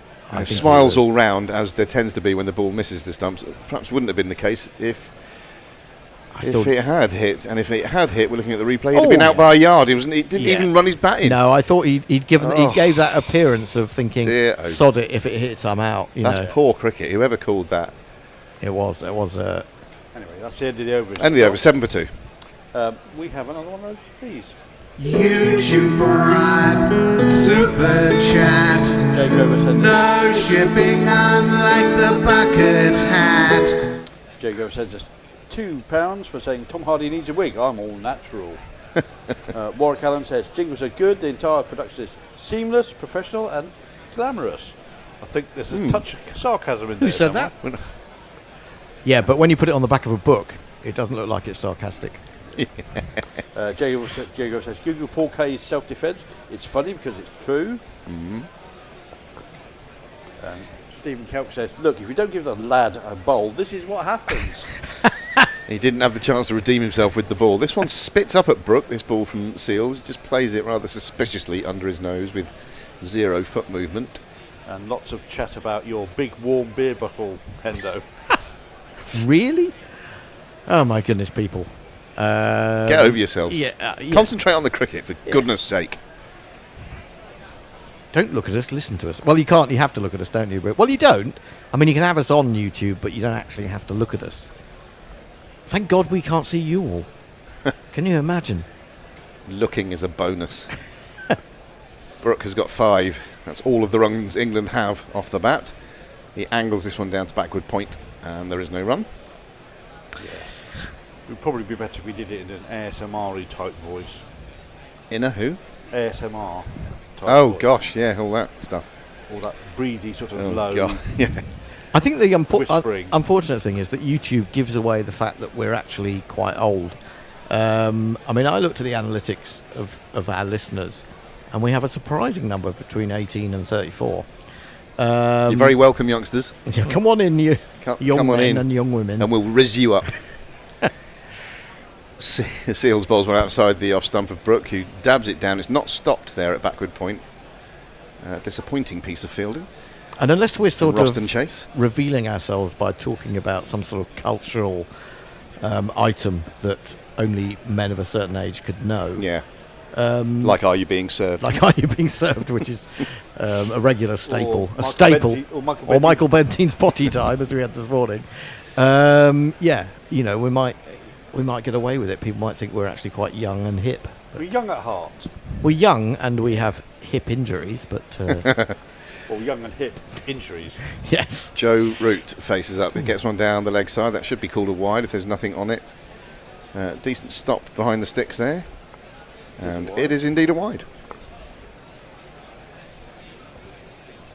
Oh, hello. What happened there? Jason pressed the wrong button. Twice. No, this mouse is a bit... I'm trying to use a trackpad because this mouse isn't great. Oh, bad workman.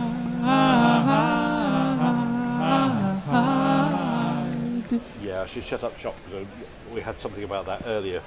About workmen blaming tools. Oh, did we? Okay. Seals spears one in at middle and leg, and Root defends it up to mid-on and does that thing he does quite often with his bat to say, no, thank you, we're not having a run there. Holding it up. Yeah.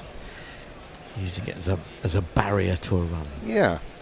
Semaphore with the bat. Rather than the big hand. Yeah. You shall not pass. No. No. I shouldn't say anything about it, but I do like the Root Brook combination. Oh, you've done it. I've done it now. I've done it. I've done it now. Totally. I should have just thought it. Root, who's about to get out, thanks to Hendo, defends this one to backward point, and there is no run. You can't censor yourself just because. Nah. You know, you've got to say what's, brewing beneath the surface. Verbal farting. You've got to let it go. Yeah. You've got to let it go. Yeah, absolutely. Roston Chase has been in the game, hasn't he? He's done a fair bit of fielding there. He had that very close close thing to a run out where Joe Root would have been out by about a yard, hadn't even grounded his bat. Yeah, he's been in the And he got a match since he came out for the fielding side of things. Yeah. Root still to get off the mark. Bat raised. Seals bowls a full delivery. Nice looking shot here, but he's not going to get off the mark. A good piece of fielding by the man at mid-on. Prevents that happening. Yeah, so important. 9 for 2. It? Keeps a little bit of pressure on England. He didn't want to release that with Root getting off the mark. Even a man of Root's calibre will be, will be anxious to get off the mark. Fidgety, Jace. Mark Zip sends in, for the benefit of the tape, you are listening to Guerrilla Cricket's coverage of the second one-day international from Sapphire Gardens, taped on Sunday, June the 1st, 2025. That's correct. We can snip that out. Spot on. It's only 3 weeks, less than 3 weeks, till the India series. It's exciting, and isn't it's actually only, 10 days till the World Test Championship final. Yep. Fabulous. Marlon Brown says, I told you Duckett is not batting good. Kieran Roseblade says, always tune in too late. This game is dead. England are cooked. We're doomed. That's just a different way of saying we're doomed. And Marlon also says the West Indies kits are more better than England They kits. are more better. Yeah. As Brook turns one to square leg and does not get a run, it's Ford who started his second over. They're very more better. Much more better they are. Much more better. They're lush. They are Gert lush. Yeah, 2 wickets down and 3 and over. Okay, you can change that quite quickly, but it means you've got some ground to make up, doesn't it? 300 off 47 overs. Yep. Challenging. Here comes the dobber Ford. He has got a wicket to his credit. It's turned down. It's going to go fine enough that it's going to race away to the boundary. And Joe Root.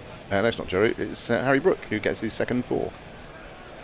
Now my innings going, great guns, I hit the ball, 4 runs, I hit the ball and it went for 4 runs. Yeah, just strayed onto the pads there a bit and flicked around the corner. Man running round from a wider long leg position. Could not get there. And they're quite short boundaries here at Sapphire Gardens, I think, aren't they? Shorter straight. Short straight, aren't they? They're Yeah. quite wide. Yeah, in the corners, into the corners is quite big. Brook waiting for Ford to bowl. He turns this one to square leg. Can't get a run this time. Yes, I remember going to see the England-Bangladesh game in the World Cup in 2019. The whole family went. Me, Emma, Freddie, Bertie, we all went.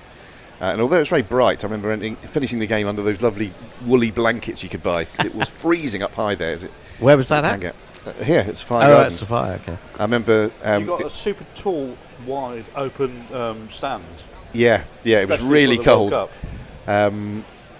I'll tell you more about that in a moment. As Ford comes in to bowl outside the off stump, slashed away by Brook. He's going to get 1 run down to third.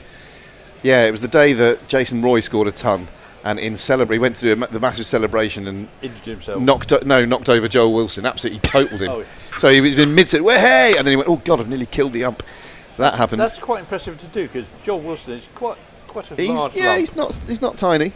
I But guess he was standing still and Jason Roy had momentum behind him. I guess you'd have to say that Joel Wilson didn't see him. He didn't see him coming. Blind Joel Wilson did not see him coming. Remember Joffre bowling pretty quick.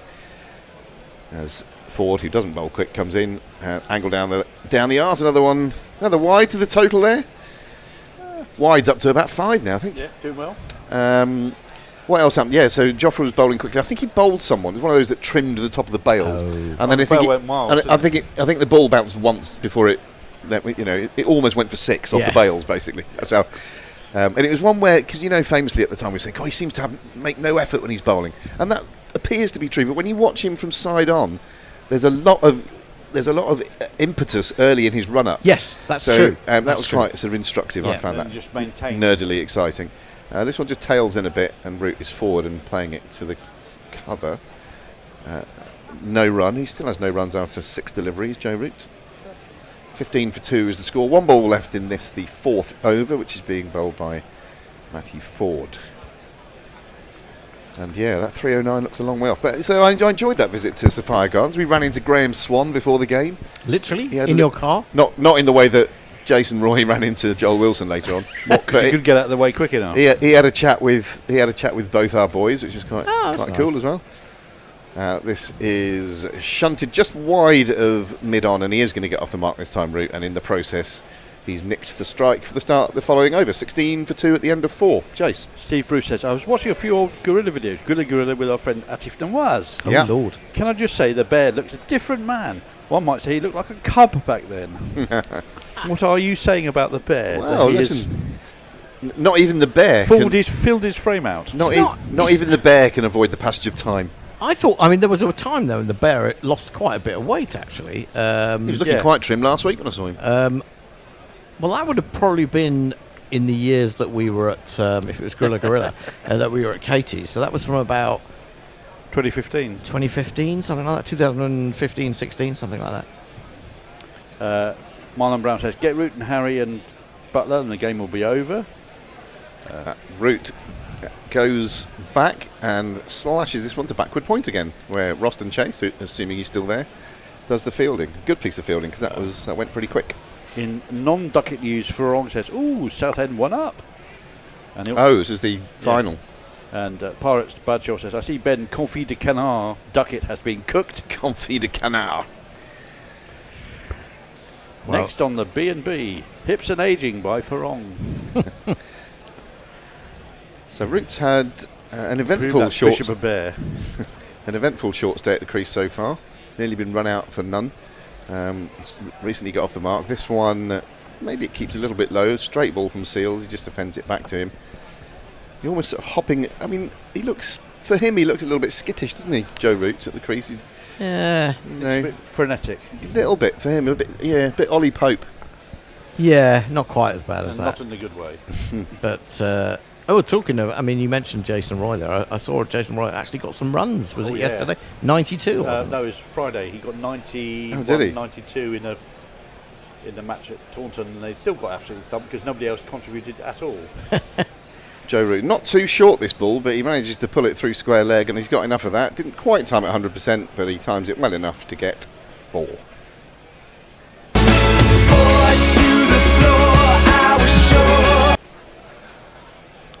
Yeah, that's a good shot actually. It's a bit under edgy. Yeah, although that's fine. I feel I always like those pulls that are kind of with an upright bat rather than a cross bat.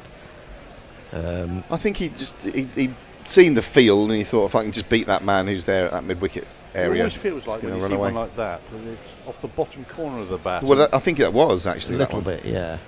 20 for 2 is the score now, halfway through the 5th over. Joe Root, bat raised, still those 2 slips in place. This one is once again through the diving Roston Chase at backward point. Going to bring in one more. Root to 6. Brook has 11, and the score was 21 for 2. He's got a single there, and it's come off the bat quite quickly. But I just feel that was a slightly loose shot from Root there, but a little bit, chucked his hand little bit airy. Yeah, It's almost like he braced his front leg instead of sort of leaning over it. Maybe it was because it bounced more than he expected. I don't know. Yeah, Joe Root's super strength over the years, I think, one of them is he can come in and look like he's been there for an hour when he faces ball 1. And that has not been the case today. He's looked a bit more nervy, foot movement not quite as good as it normally is. Brook, inside edges this one, that was quite airy as well. He was aiming it through the covers and it's gone square of the wicket on the onside. Probably going to bring him a couple, that. Now, spin's going to be important, it always is. England, certainly for the first half of the West Indies innings, spin took most of the wickets, didn't it, until Mahmood got a couple in 2 balls. So I'm looking forward to seeing the spinners here. Get Moti on. I'd get him on sooner rather than later, actually. Well, they were under bowled in the first one day. I think Hope made a wrong call. Out, I think. Yep, I think you're right, yeah. George Mercer says this is an embarrassing start from England. They've just lost this game entirely. Top edge this from Brook. Is it going to go? I think it's going to land safely because the field is in the restrictions at the moment. So he was aiming at that square leg boundary. Rather flipped it over the top edge. Went over the man running back from square leg and brought him a couple more fortunate runs that time. But I suppose a relatively risk-free shot as long as you get something on it. I don't think it was. It was a little bit edgy, but I don't think it was that bad. He seemed to be more or less in control of it. And you felt that's cleared the infield. In power play 1, there's Yeah. you'll be unlucky if you find that one of the 2 men out there. Yeah.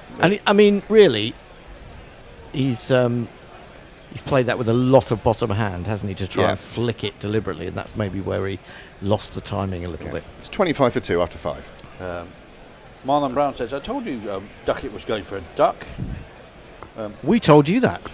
Yeah. No, you heard it from us. Jay Grover says, sadly, Grubby is an ad man, so I think his Dennis Pennis caveat is probably more accurate. I don't get the link. No. But, whatever. What did Dennis says, am I the only one who can hardly hear Jason? I'm trying my best here. I don't know what it is. Can you hear yourself, Jason?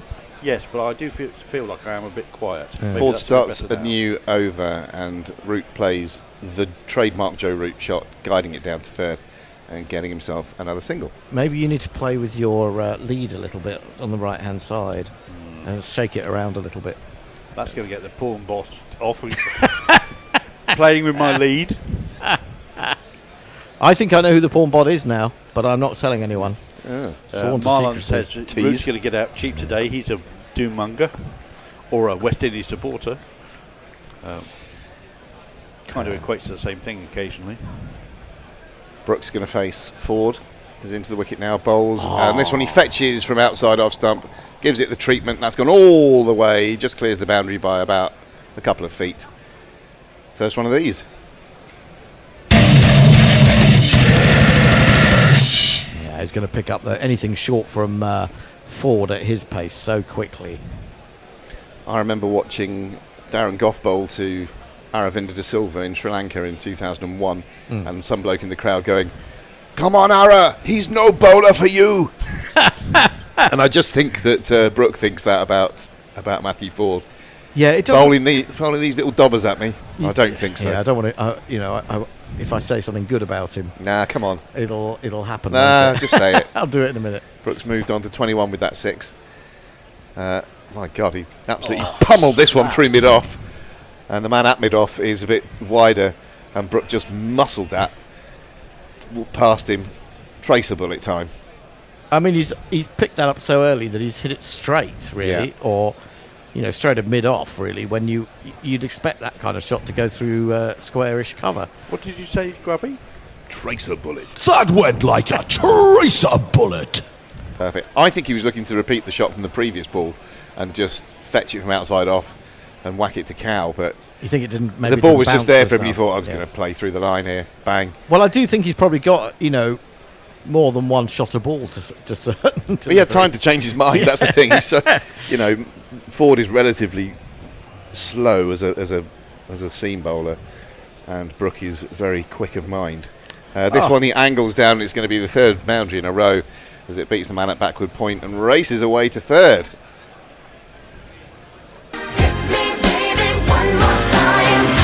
He's got it to a ball at the moment, 29 or 15. I mean, that's the thing about Brook when he's in touch, and that is more often than not, to be honest.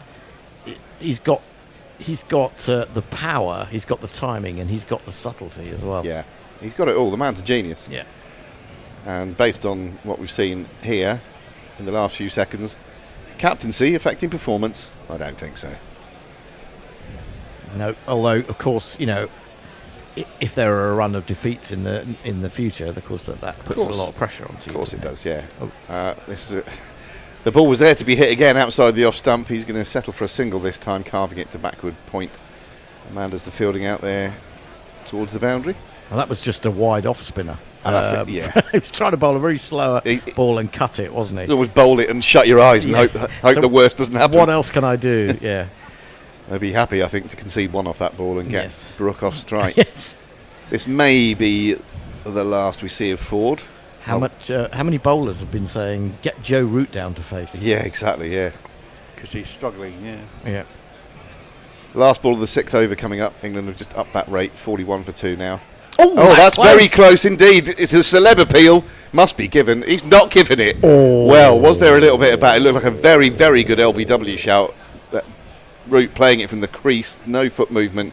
It's hit him. It's not even waited for the other people to turn up. The bowler, Matthew Ford, had run all the way down Stuart Broad style, hadn't looked back at the umpire, did look back at the umpire eventually to get what he thought was confirmation, was answered in the negative. I wonder whether, is it Adrian Holdstock who's the umpire? Yes. I can't see how that's not out unless he's got an inside Is edge. it height? Does he get something on it? It's hit him right in front of middle and leg. Clip middle of the leg. Well, I think. Well, if it's only clipping, it's not going to be out because it's not been given out on the field. I think it could be slightly misleading because I think it's gone from front pad to back pad very, very quickly, and the back pad looks more adjacent. I So still there's think no that's bat out. involved. He's missed it by a good. I still think that's out. Inch or two. Height.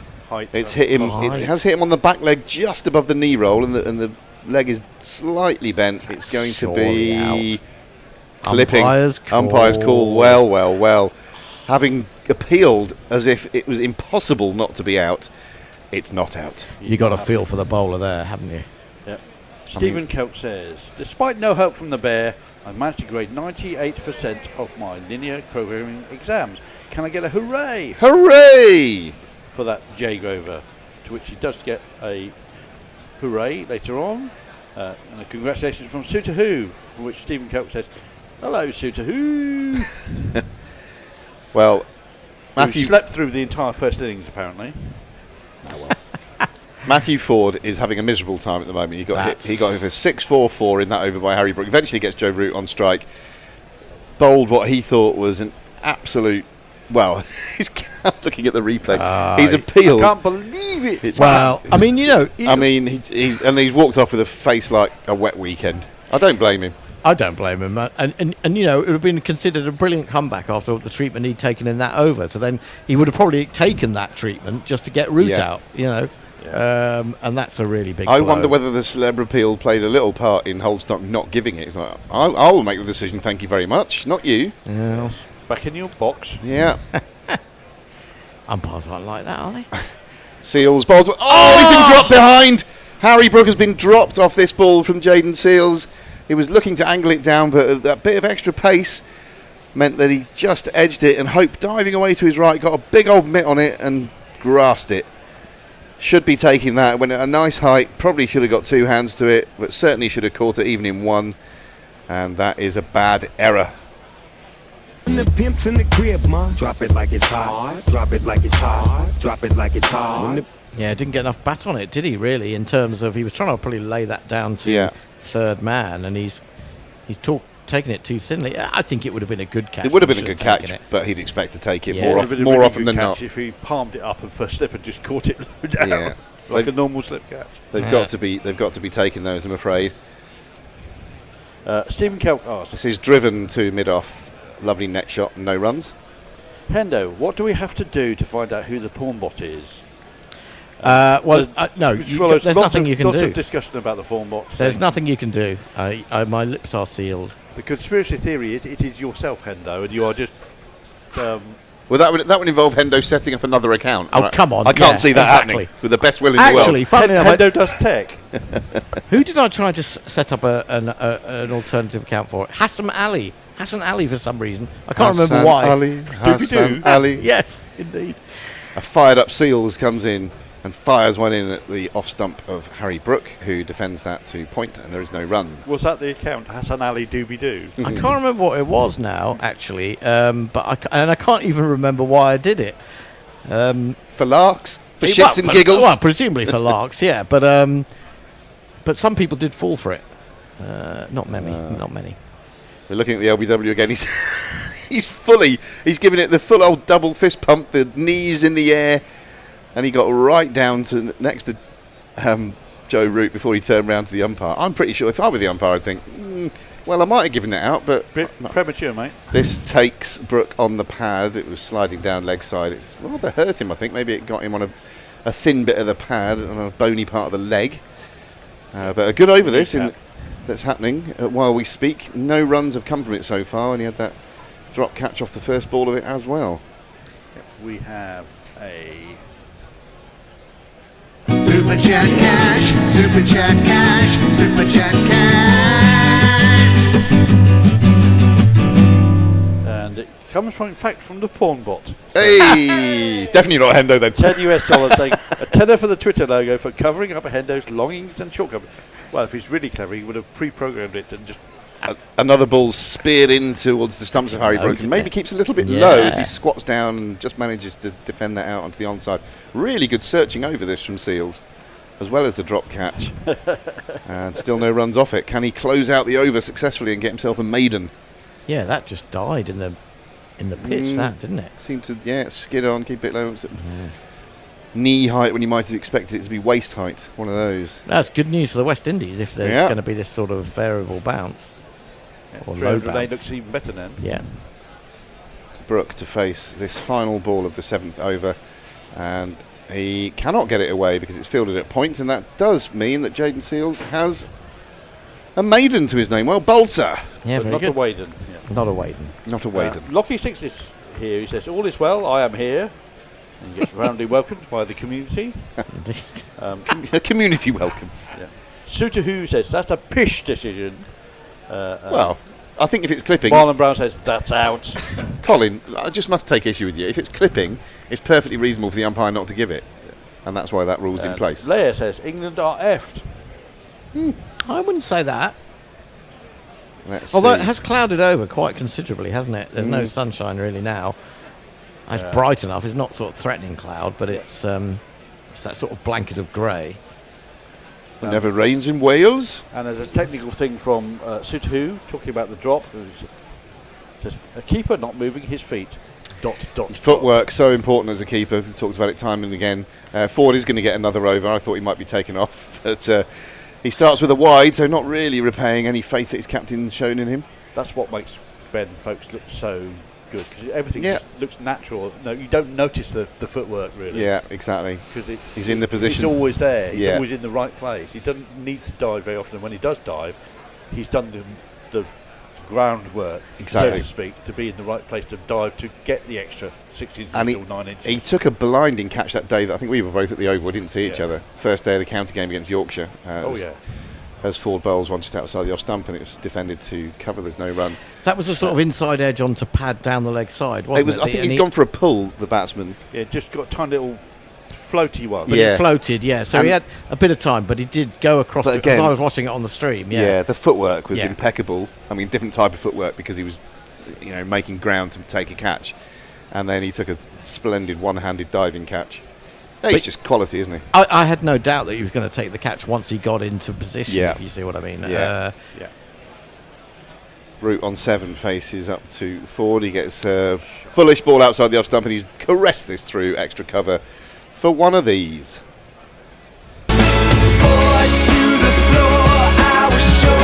Much better. That's the Root we know and love. That was a beautiful shot.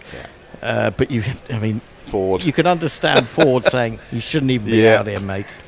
Classic extra cover drive there from Root, and a thunderous look on Matthew Ford's face. Yes. Funny to see, isn't it? It's funny when it happens to someone else.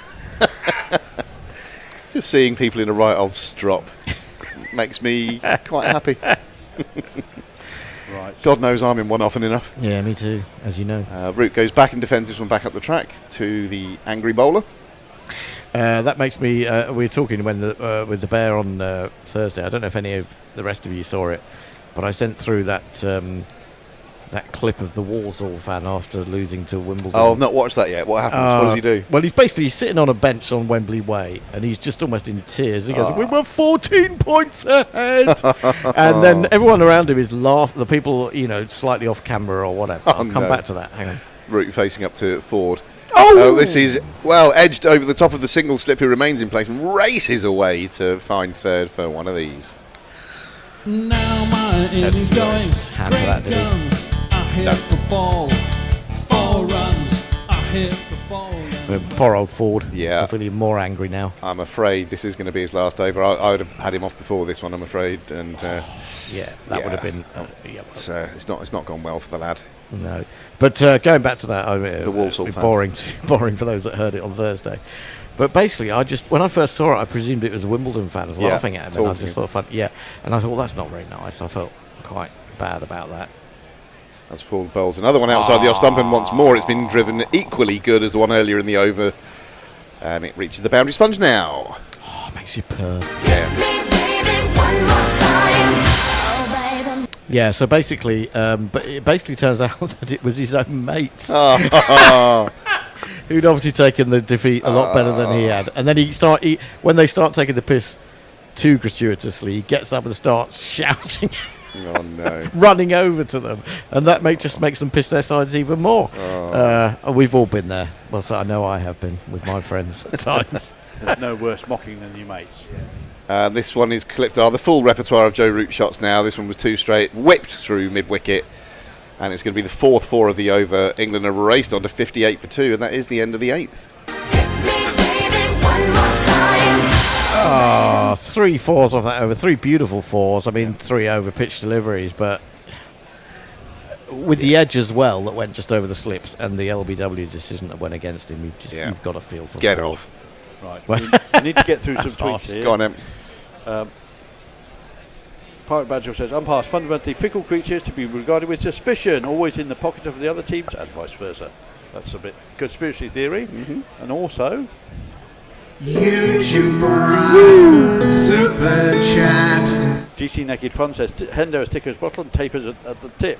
The colour is surprising, as is the gold label on the shaft. Bloody hell. Also, where are we? How can I say it? I've got a cobra. Super Chat cash, Super Chat cash, Super Chat cash. Well, Jay Grover says, hang on a minute. It's another edgy one as Brook danced down the track and looking to aim it back over the bowler's head. Got another edge, and it's gone through first slip once more, and it's another 4. It's Nissan She. It's Nissan She. I kind of feel disappointed. Sorry, Jason. I feel disappointed when I see Harry Brook play that sort of shot because he's so much better than that. And it's like, I know you've got to keep the pressure on to a certain extent, but I think that's just a bit too flashy in a way. Yeah, Jay Grover said after this ball to be bowled by Seals. As he's defended from the crease and there's no run. The pawn bot is Tom Hardy, Paul Kay and me in a Rotherham bedsit. I'm always the one who has to go out for chips. You would be in that company. And would you believe it? YouTube Super Chat. Flowing in. Steady trickle. Frank Rockefeller says that's $10 US. Says, do keepers still put a piece of Wagyu steak in their gloves to tenderise for lunch? Oh, wicket keepers. That was Bob Taylor? Bob Taylor? There's no way I'd be using Wagyu. Definitely not Wagyu No, steak for that's those already purposes. got enough fat in it. Maybe a bit of chump if I had to use some meat. This is guided down to 3rd by Harry Brook. Going to get an easy single. Chump steak? Yeah, you've just exactly paraphrased Leo says to Frank Rockefeller, why would you tenderise Wagyu? Get a tough cutter meat instead to put in your gloves. Yeah. Quite right. Root's got 23 now from 19, so he's certainly upped his rate, and Brook's got 35 from 25. To which Jay responds, because it's a Rockefeller, obviously. Yeah, you can do what you likes. Setting fire to £50 notes. Joe Root faces Jaden Seals back in his crease and defending this towards extra cover, raising his bat once more to say no. England were 16 for 2 after 4 overs. Now 4.4 overs later, they've added 47 runs. Yeah, 63 for 2 for those of you who can't do the maths or don't have access to a screen. Or in America, you can't 2 do the for math. 63. Can't do the 2 math. for 63 if you're in Australia. Oh yes, indeed. We like to keep everyone happy. I'm not sure. Here There at are Guerrilla many, I'm not Cricket. sure there are many people in America who can do the math. Jaden Seals running into the crease, bowling, and he's up on his toes. Just gone top of the bounce there, and he's cut this backward of point and is racing to the boundary. 1, 2, 3,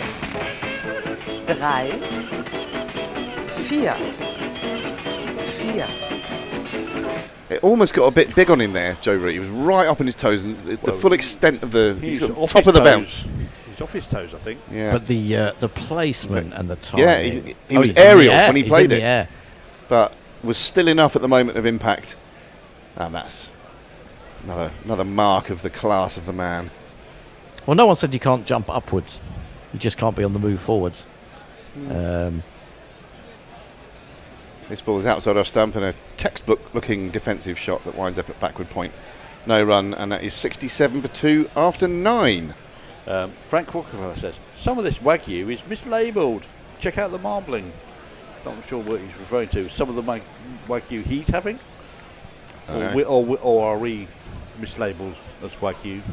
Yeah, I don't know. No idea. Prime steak on the cooler sofa. The missus and I both had a sort of steak-based meal. It was our anniversary yesterday, and we went to James Blunt's posh country pub in Fulham, the Fox and Pheasant. A country pub in Fulham? It bills itself as a country a country pub in a little country pub in the heart of Fulham, and it's lovely. It's full of attractive kind of people, Fulhamites. Yeah. What were you doing? And us. But Emma had a nice steak, and I had a short rib pie. Short rib pie, which came with creamy mashed potato, and I also ordered chips with it and had gravy on top of all of that because I'm a classy bloke. Any curry sauce?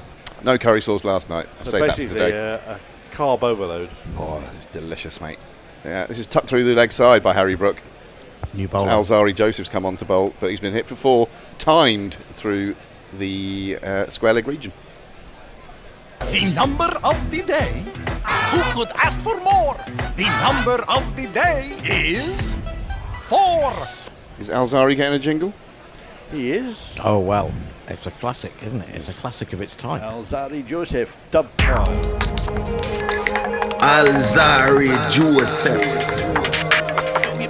Alzari Joseph. 80 matches now. Alzari Joseph. Check out the reverb on that. Yeah. Beautifully done. Brooks moved to 39. Root has 27. England are on the charge somewhat at the moment. 71 for 2, having been in a bit of shtuck not too long ago. This is fired in towards leg stump, clipped and fielded by a tumbling man at mid-wicket. Good job that mid-wicket was there, eh? Yeah, absolutely. That's just it's just incredible timing, because that shot off the bat, and all he did was present. Yeah. He didn't try to...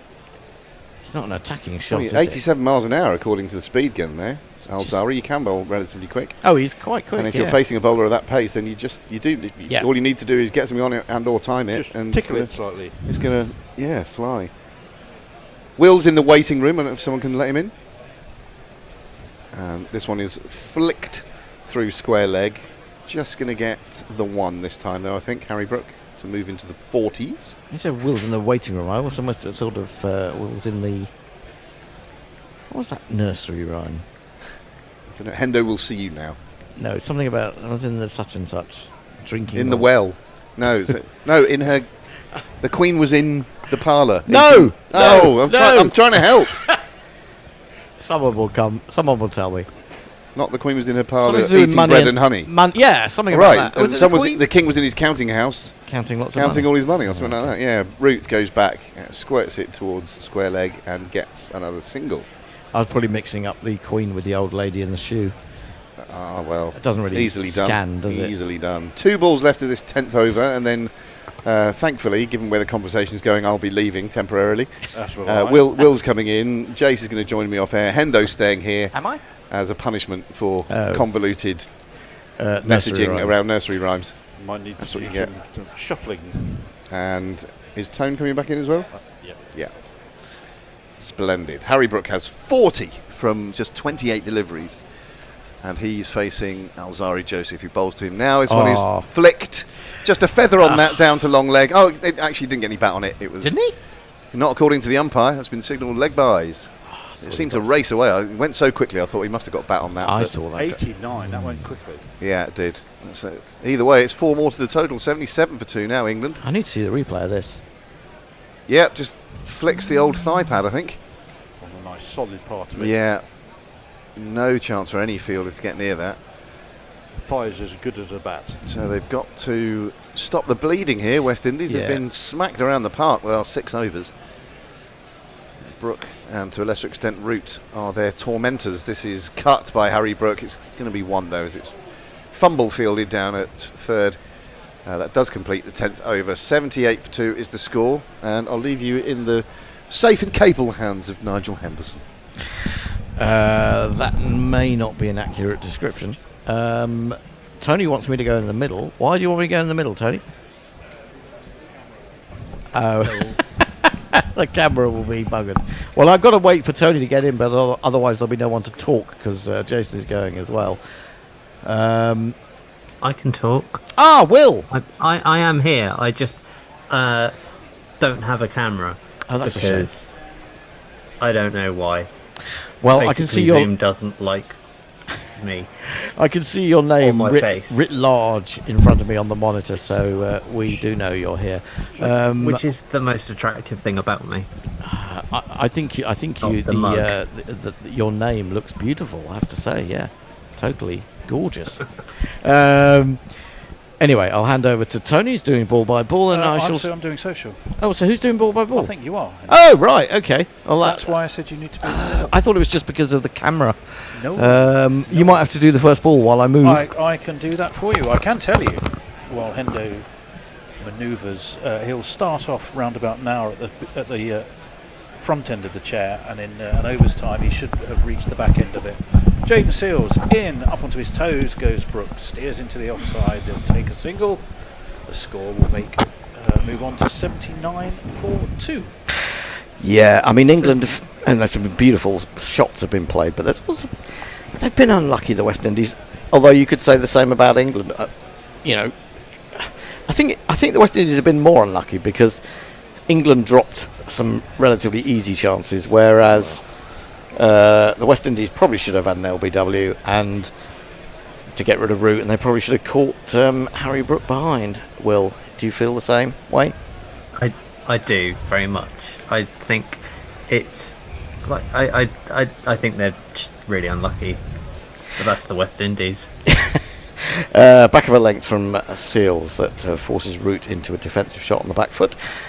And just rolls out into the offside. There is no run. England almost up at 8 and over now, which is pretty much what they require.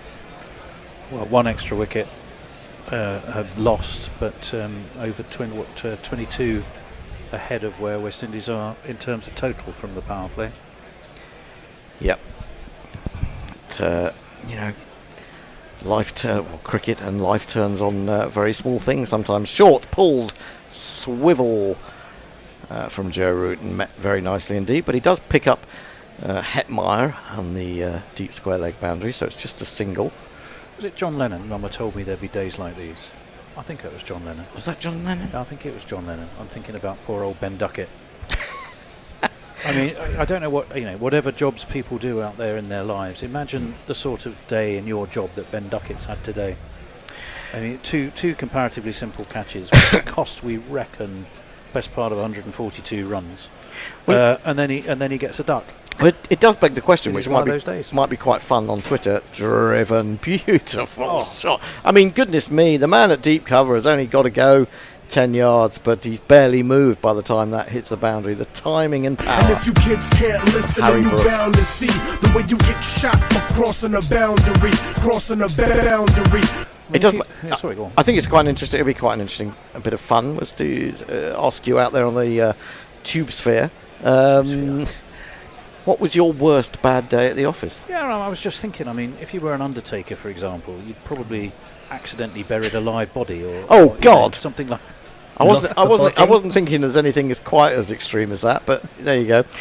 Seals into Brook again, shorter one, and he just dabs this past the wide positioned slip fielder to third man for a single. Will, what were you going to say? Your worst day in the office? Well, I mean, I was just thinking about surgeons having bad days in the office. That could get pretty dark. That could, yeah, absolutely. But I mean, I know what my worst day on a cricket field was. Oh, go ahead. So basically, I broke 3 of my fingers on my bowling hand. 3? But yeah. Separately or in one go? Pretty much in one go, I think. Seals bowls, and this is just stroked on the out to square cover by Root for a single. But I didn't realise, so I played the rest of the match and bowled my entire contingent and batted a bit, and basically had to be in like a weird 3-finger cast for about 6 weeks afterwards. Wow. Oh, and also I dropped a load of catches and bowled like an absolute drain, obviously, because I had no fingers. Well, that and I think, to be honest, I think you have got sort of some mitigating factors there to bowl badly and drop catches. Yeah, but the thing that was weird is that I didn't know. Yeah, that is quite weird. There was no pain. Joseph but like full and worked. They're going to go through for a run, but Root had really run on the shot then, and the throw came in and wasn't, well, maybe not far away. Could have been overthrows there as well, but could have been overthrows. Root had put on the afterburners so much he was most of the way into the River Taff. I have to say that when I have broken bones on a cricket field, I think I've been in so much pain that I haven't. Oh, that was very close. He was out by even more than he would have been out earlier on before he'd scored, when Harry Brook rather sold him down the river. But that was selling himself down the river. 87 for 2. It's odd that one of my greatest days on the cricket field also involved breaking bones. Oh, right. Oh, now that's gone through him. Has he got an inside edge to that? It's not an entirely convincing appeal, I didn't think. No, because I think the hope didn't really go up with any real conviction. Seals seemed to be a little bit delayed in it. I think it's one of those that... Are you saying that Hope didn't have hope? He had no hope. He didn't have any optimism. But it was a good ball. Good ball from Joseph. It was a good ball. It's nibbled a fair way. It's jagged and bounced. Yeah, he's missed it by a way, and it's actually probably just in the end hit the trouser leg. Yeah, it does grazes the top of his thigh, doesn't it? Joseph in again. This one is defended, and immediately he defends that Brook. He looks around because he's worried that it's going to dribble back onto his stumps. As it was, it seemed to be going out in front of him more towards where a short square leg might be. But he wasn't to know that, and in the end, when he found out that it was safe, he had a big grin on his face. 87 for 2. So, hang on, you broke bones on your best day as well on the cricket field? One of my best days. I would say my sort of third best day. Basically, I took a ball to the nose, but caught it. That's very, very good. A rebound off the nose. To get a 3-for. Oh, excellent. Joseph in short. Oh, now he's gone for the pull shot. It's gone high. Has it gone far enough? No. He's gone. He's been lured into the shot. And perhaps West Indies will say that's a deserved wicket. Brook was looking so good. 47 off 35. But they've got an important third wicket. Silly little boy. What on earth were you playing at? He was suckered into that, wasn't he? He was a little bit. He's sort of perceptibly shaking his head as he wanders off. But, he wasn't really looking at the ball when he played that shot. And it hasn't carried very far at all, really. The long leg has had to come in quite a way to catch that low. And, well, he had a chance earlier on, didn't he? So, I sometimes wonder about with Harry Brook, and probably frustrating if you're at the ground and you rarely get to see him live, or a really great player live, and he's going along like that, and then he gives it away. It's disappointing, isn't it? Frustrating. Anyway, he's gone 87 for 3. Couple of quick messages. Tony, Actually, I'm going to start on Blue Sky only because Steve Shipcott wanted to know: do we read them? Is it because he doesn't use Twitter anymore? Yes, we do if they're there. We are a little bit slower on Blue Sky than on YouTube because YouTube can get very, very, very busy. But Steve, yes, we absolutely do. I can also give you some GPL news. Did we have an there entry? There were 4 entries. There were 4 entries today. All actually from one source. Not Messi, Ombre. Between 337, which I think is unlikely, but they're all still in play, I think, if my maths is right. 337 and between 337 and 497.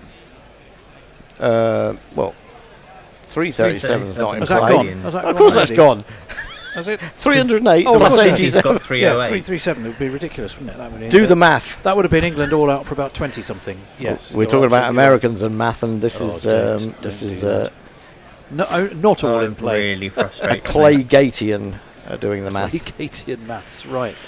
Joss Butler. Who's this bloke? Who's this bloke? He's probably saying to Harry Brook on the way when he passed him, "Not so easy, is it?" Pryor ain't no loss, 'cause we found someone subtler. Okay, he can't spell Joss, but he also... Oh, now he's wrapped him, I think, in the chest pad there slightly. Maybe the lower part of it, so the bottom of the ribs. But, he'll be glad for the protection there, I think. Yeah, that wasn't a really very good shot from Harry at all. So I feel like sometimes he sells himself short in terms of what he could achieve, Harry Brook, by being almost over-attacking.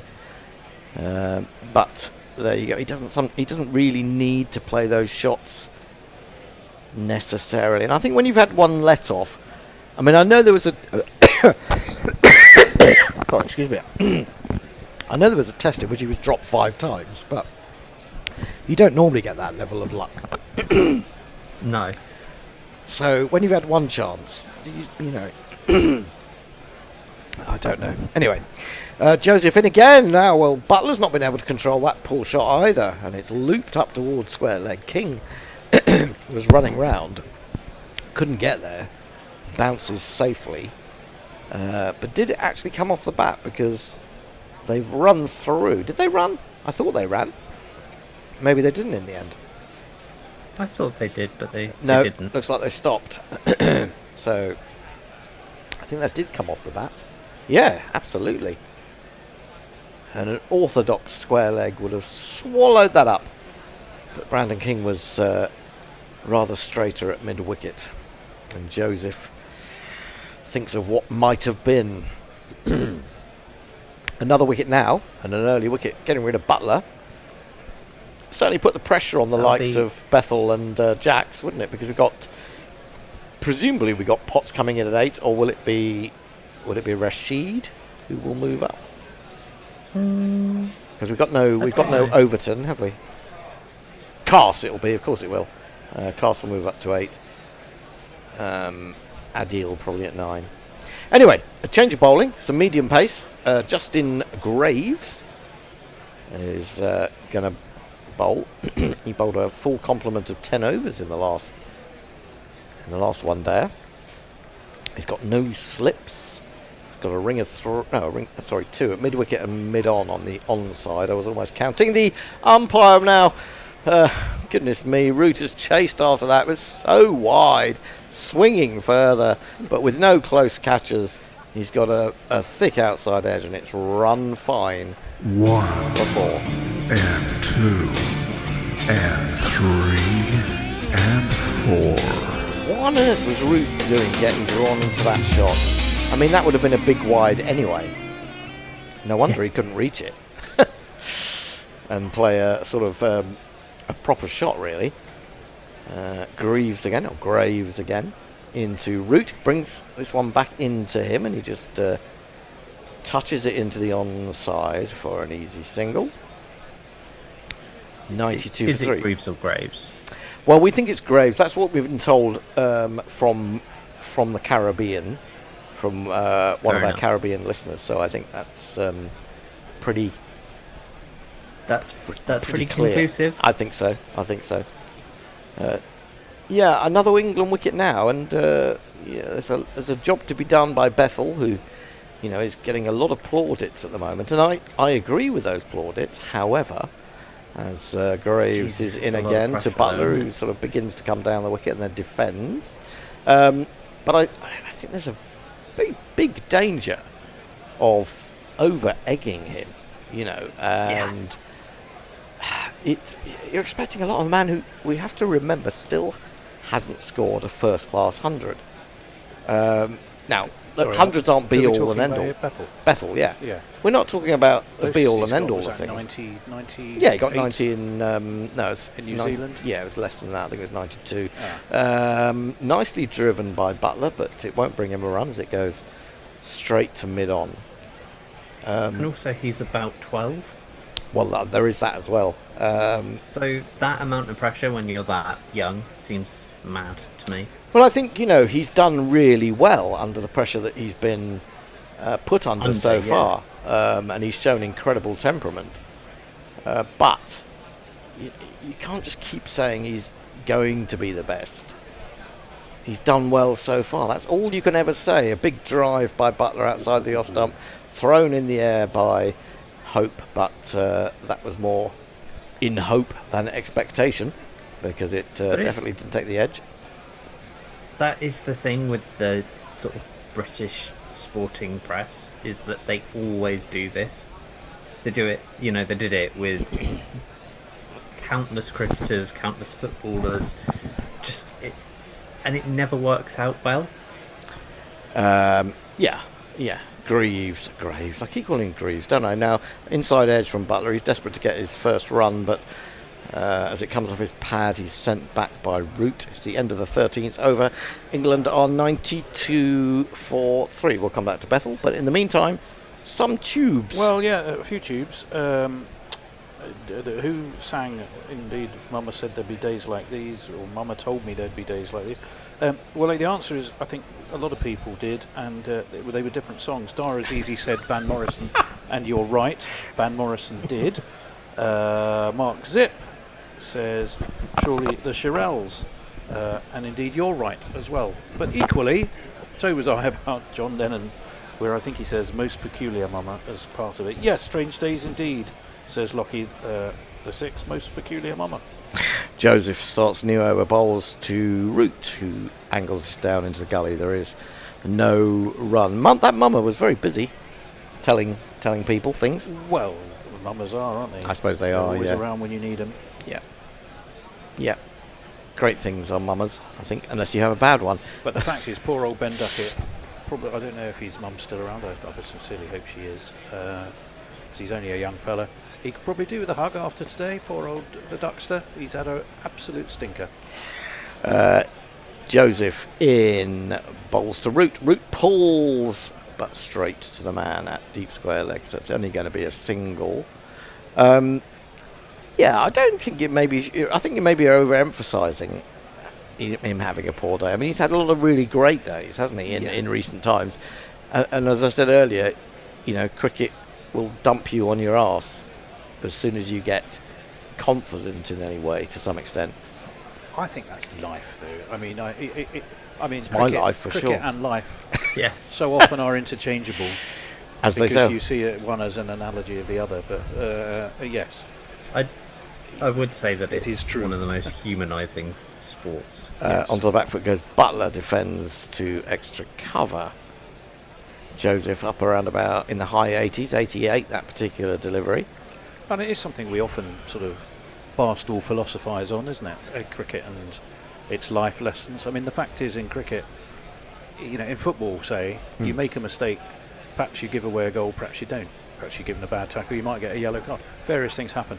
You make one mistake as a batsman and you happen to do it early, you can be out for a duck, and that's you done for ages. Absolutely. So you're really under the microscope, aren't you? Oh, now that's come back. Has he chopped on? I think he has. It really bounced on Buttler, and he wasn't back far enough. He hadn't given himself enough room to play that, and he's jabbed it onto his stumps. And not only is this captaincy thing not easy, this batting thing is not easy. Then he waddled away, waddle. He never, for any of those 8 or 9 balls that he faced, looked comfortable.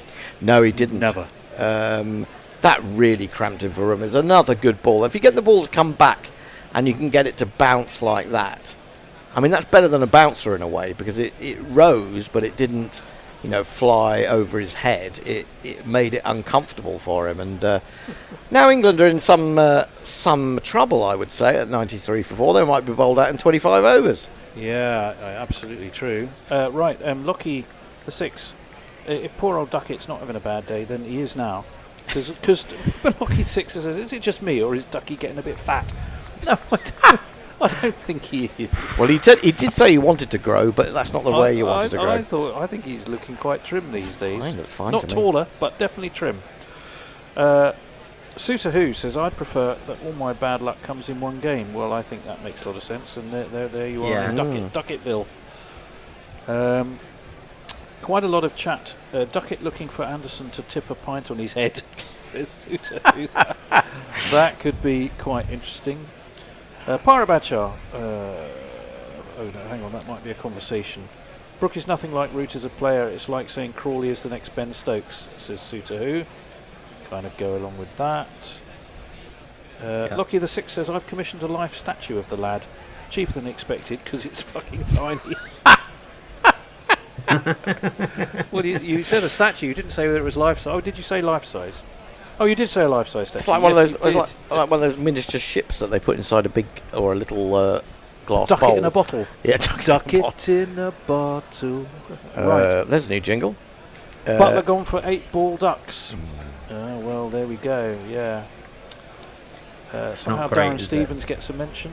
Don't know why. And Pirate Bradshaw and Frank Rockefeller are in a conversation, but I'm trying. It's something to do with appeals and attitudes on a pitch, I think. And comparing rugby, cricket and football.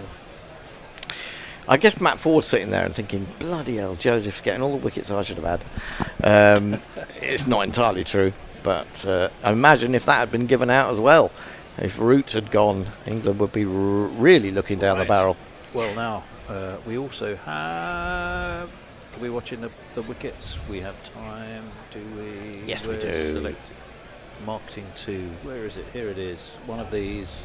YouTube Prime Super Chat. It's the estimable Hombre Nuevo for an English fiver. I started to worry the West Indies had played me out of my low GPL score, but here comes England to my rescue. Yeah, very good indeed. You're not wrong. You're not wrong, Hombre. I don't know. I did have a sense that they may still come roaring back and edge this game. But I just had a feeling today was ripe for an after the Lord Mayor's show slightly overconfident disappointment from England. I've seen it too often. There's always that with England, isn't there? Bethel is at the crease. 82 on... that's not age. That's runs scored. Defended on the front foot, his first delivery. Square on the offside now that Joseph has switched around the wicket to the left-hander. And England have gone off at a pretty good rate, but the wickets are a worry, you have to say.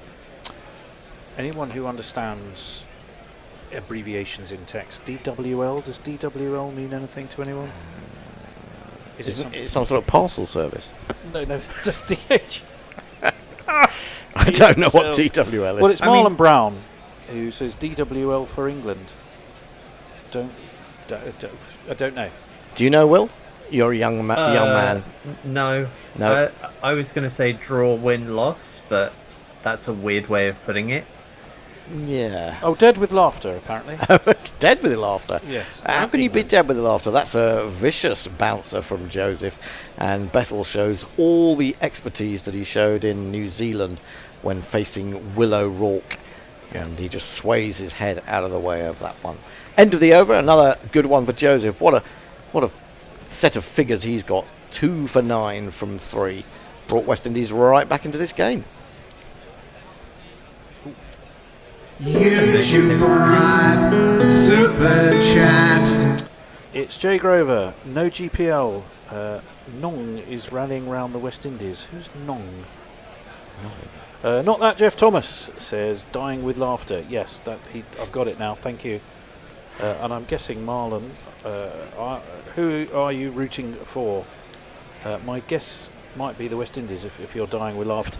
But they're certainly turning this into a decent day. Decent day indeed. Talking about rooting, here is Joe facing up to the skills of Graves and gets a nice half volley that he sumptuously plays out for a single square on the offside to the man on the cover boundary. Marlon says dead with Raslaff. Don't know what that means. DWRL. But there we go. Good to know. Marlon is indeed from Jamaica. Well, he should be with a name like Marlon. Marlan. It's Marlan. Oh, it's Marlan. Marlan. Well, of course, Marlon Samuels. We had a fantastic jingle for him at one point, and we had a really good T-shirt, didn't we? We did. It was the saluting. The salute. Marlon salutes you. That was against Ben Stokes, wasn't it? If I recall rightly, the salute. It was. Graves then into the left-handed Bethel for the first time. He plays a lovely drive out square on the offside, but there is a man out there, Hetmeyer, with the reflective sunglasses on. They come through for 1. Bethel off the mark, 95 for 4, chasing 309 to win. Suter Who's offering a warm welcome to Marlon, in which we will do the same. Jay Grover is saying some things I'm not quite sure what they mean, so I might just give them a wide berth for now. Just discretion being the better. Graves in, and Root advances, but he digs that into the pitch back of a length, and it rises on him. He's not, well, he is in control of the shot, but he can't actually get the leverage to force it beyond the man at backward point. That sort of slower ball really seemed to trick him up a bit, didn't it? Yeah, you know, it was only about 70 miles, 79 miles an hour. Well, I mean, Graves is much slower than the others. Well, not much slower than Matt Ford, but he's slower than the others. Driven straight, half stopped by the bowler, and it runs to Joseph at mid-off. Just as I felt Duckett would get a duck. There's something about Josh Butler today that I just thought he just looks a bit all at sea here, and he did. And suddenly England looked to be in control of things with a power play of 78 for 2. They were ahead of the game at only 1 wicket down. Completely the complexion has changed completely. Yeah, this is forced to mid-wicket, not timed as well as Root would have liked it. It's another dot ball. I mean,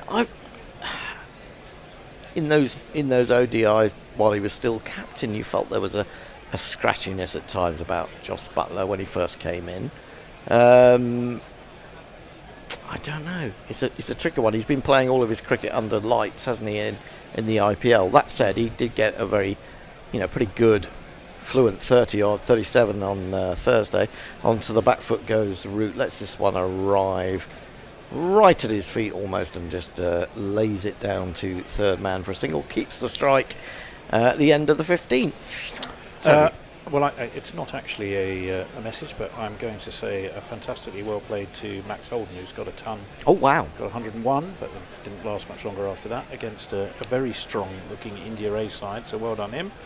Dexter McCarthy says, I told you guys, whoever bats first in these series will win. Come on, West Indies. Did you tell us that? Okay. No, Dexter McCarthy said No. I must have missed that. I must have been off air when that was. I'm not going to argue with him. No, I'm not arguing. I just don't remember it. I don't remember it either, I'll be honest. He may have told somebody, but not he told somebody. Either way, he makes a decent point. Yeah. Flicked off the pads by Root. Is he thinking of a second? Probably not. There are two men back, one at long leg, one at deep square. So Root moves into the 40s. So, I beg your pardon, Will? Cardiff particularly is a bat first pitch, I think.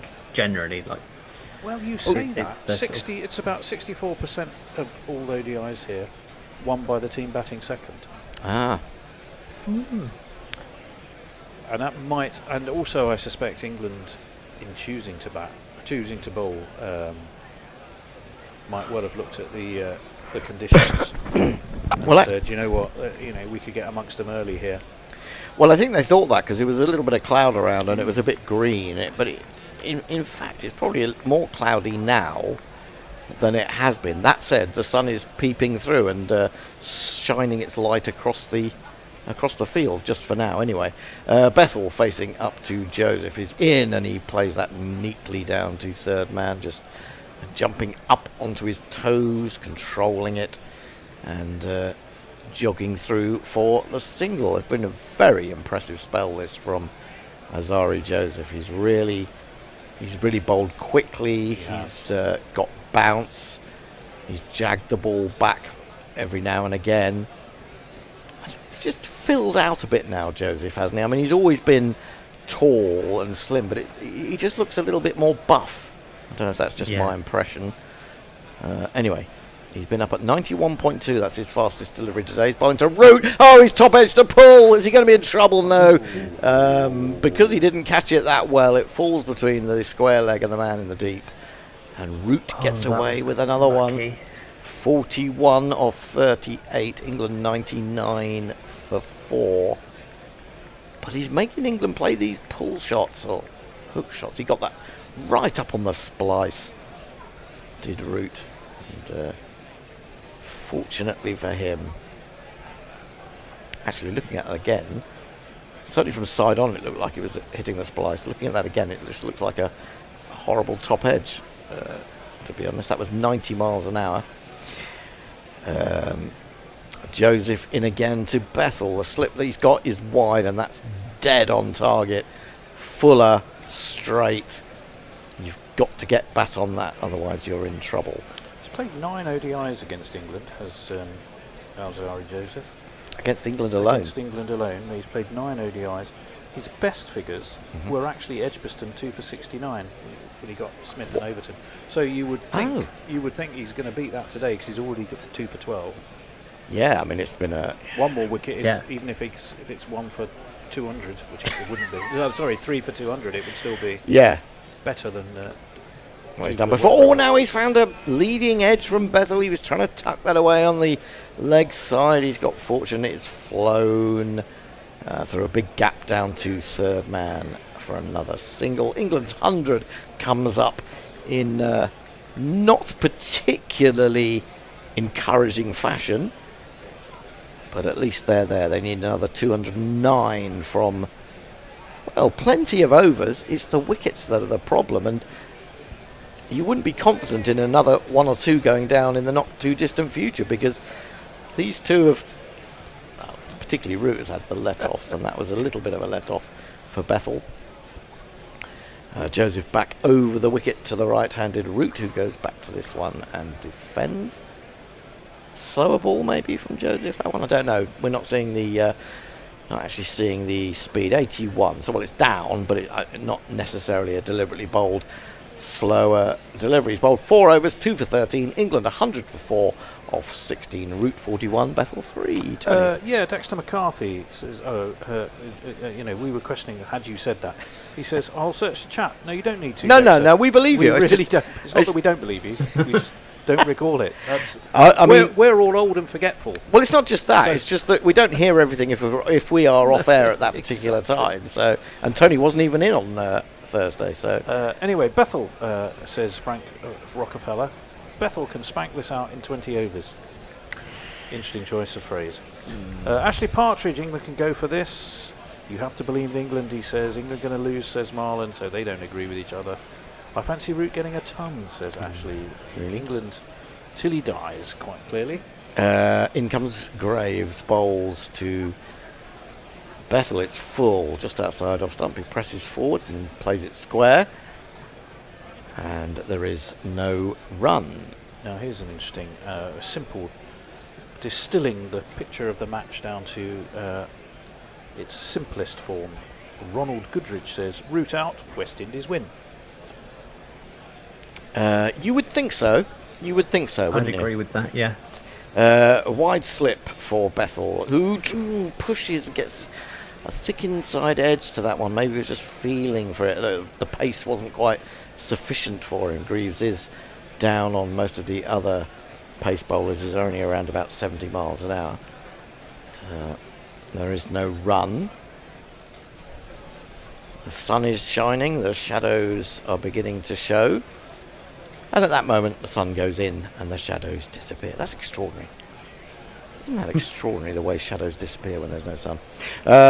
Graves bowls to Bethel onto the back foot. That's a more convincing shot. It doesn't bring him a run. Roston Chase is moving swiftly to his left at backward point. He shelled one earlier Gentlemen, as well, I have a conundrum that has been bothering me. I think you'd like it. When does a shadow become shade? Ooh. When it's continuous and therefore it's not discernible of a shape that it's a shadow of. That's really well put. Or when it's Hank Marvin or Bruce Welsh. Oh, he aims a horrible choppy drive at that one. Does Bethel? Could have easily got a little edge through to the keeper. He's lucky not to. And for a man who got 82 and batted so well, he's looked a bit skittish. Maybe it is again the sort of scoreboard pressure, the wickets pressure, to an extent. Well, I think it's definitely that. It's somehow easier to cart the ball all over the ground when you're on top and you're looking to finish an innings big because you've already got a fairly decent score on the board. Also, there is a bit more in the conditions and the wicket today. And he plays that lovely late cut back cut really, and gets only a single for it, which is a shame from his point of view. He's moved on to 4 from 11. Root 41 off 39. England 101 for 4. I always sort of isn't shade immovable, whereas a shadow is something that, generally speaking, something that moves like a human. That's almost a bit like... I don't know. I woke up at about 4 in the morning last night, and it's literally all I've been able to think about. I wondered where your shadow had gone. 12 4 in the hours. morning. Isn't that something to do with vampires when you lose your shadow? And Peter Pan. That's reflection. And Peter Pan. This is laid down to third man by Root. He'll jog through for another single. That's the end of the over. 17 gone. England 102 for 4. Tony, Well, I alert yes. you to something interesting. Well, actually, do you know what? I'm going to sleep a contented sleep. YouTube Ride Super Chat. Because Jay Grover has donated money simply to say because Tony's shadow explanation were mint. It was so quick. It was. That was what was great good. about it. There you go. It's almost as if we've been waiting for that question all afternoon. Well, yes. Matthew Cullen Honestly, says and shade. it is all I've thought about for 12 hours. Well, and you hopefully, just, right, there we go. There you go. We've helped you out. Matthew Cullen says shade is when a shadow provides shade. Not all shadows are shade, but all shades are shadows. Ooh. Well, that's an interesting, bit more complex or convoluted an answer than mine, but equally, I think, quite accurate. Not all shadows are shade, true, but all shades are shadows. Yes, they are. This one comes back into Root, wraps him high up on the thigh pad. Just drops into the onside. Lockie the Sixth says, in the land of the blind, the one-eyed man is king. I think that might also be a reflection on the accuracy or not of my shadow explanation, shadow shade summary. Someone surely is going to chat GPT that and get back to us. Joseph in again. He's into his 5th over. He's bowling to Root. Root pulls but has no timing. The ball runs up to mid-on. Mid-wicket comes across doing the dummy run. And, I just think sometimes he's getting too much bounce and a little bit. He's been a little bit too quick. Oh, it's getting for very the scientific now. England batsmen when they're trying to pull or hook. He's just that little bit quicker than pretty much all the other bowlers in this team. 91.2. He's had a couple of balls up there at over 90. Striding in, bowling to Root, looking like that was a little bit of a cutter. A little bit of rotation of the wrist.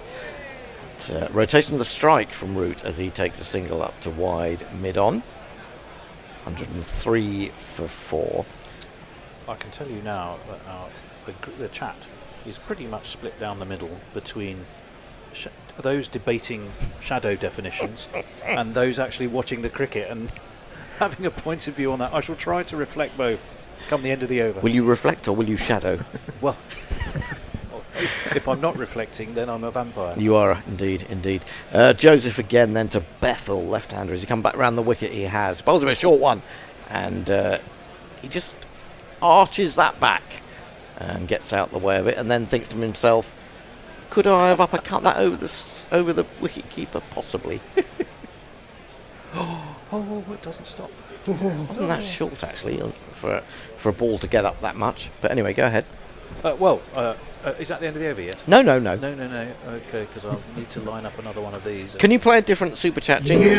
No! Oh, that's the short one. I know. Otherwise, you use all your time on the jingle and don't actually do the chat. But the second one down is my favourite. All right. Okay, I will do that one next time. Jay Grover, who's added to the money he gave with even more money, generously, I have to say. I didn't say it were accurate. I just thought it were mint. I didn't vote for it. No, I agree, but I totally agree. That's full on the leg stump and flicked away by Bethel. Just a single, I think, as Hetmeyer swoops on that. And England moved to 104 for 4. Bethel's got 5 singles from his 13 deliveries. It's a slower ball, just at 79 miles an hour, but a little bit offline from Joseph, possibly for the first time. 1 ball remaining in the 18th over. And 2 more overs, and then I can have a little sit down. Not that I'm not sitting down now, of course. Joseph into root bowls. He opens the face, guides it down to third man. But I can have a little sit down, and I can possibly help myself to a packet of mini cheddars. Anyway, that is the end of the over, Tony. You can come in and bring us more news. I can. Let me see. They're all rolling in at huge speed. Frank Rockefeller says shade is being out of the sun and shadow is being in the sun. Good one. Right, Hombre Nuevo wants this one. Super Chat Cash, Super Chat Cash, Super Chat Cash. He says so Hendo can hear the other one. Thank you, Hombre. They are. So kind. There's still some discussion about your stubby placement, apparently. Was it, and whether, therefore, now, was it in shadow or shade? To be honest, more than a stubby. I bet you've said that before. Short. Oh my goodness me! What happened there?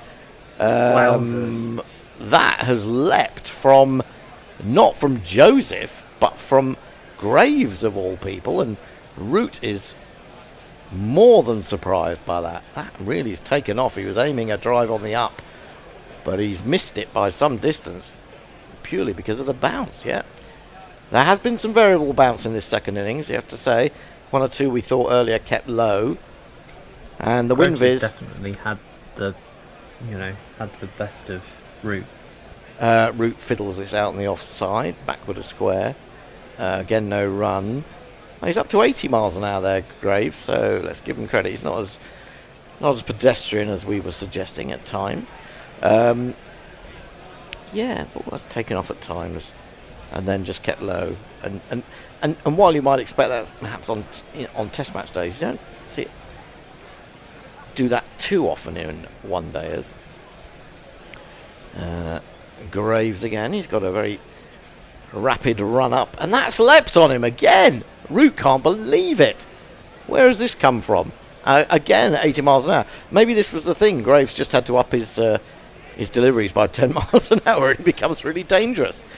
But that's going to catch the eye of the remaining batsmen in the hut. That Root can be beaten by 2 balls like that.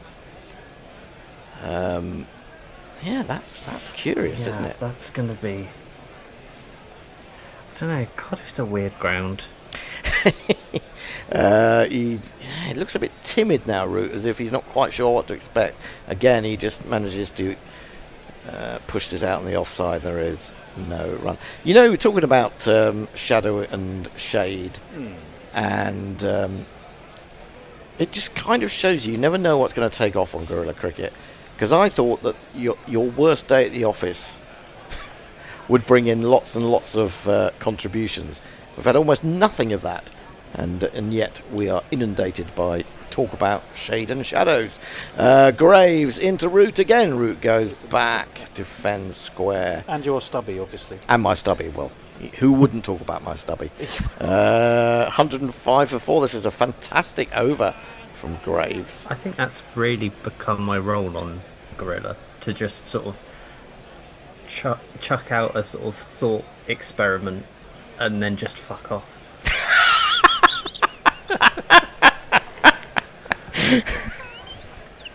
If only lots of people would do that. I need to answer a question. Graves in to complete the over, and he bowls a half volley, and Root says, well, that is much relief to me.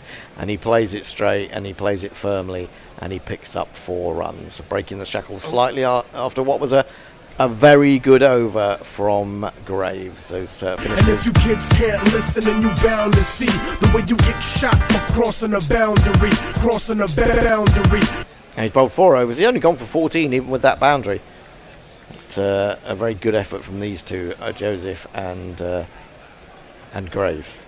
Somebody was asking how many centuries Joe Root has, so I can tell you that answer.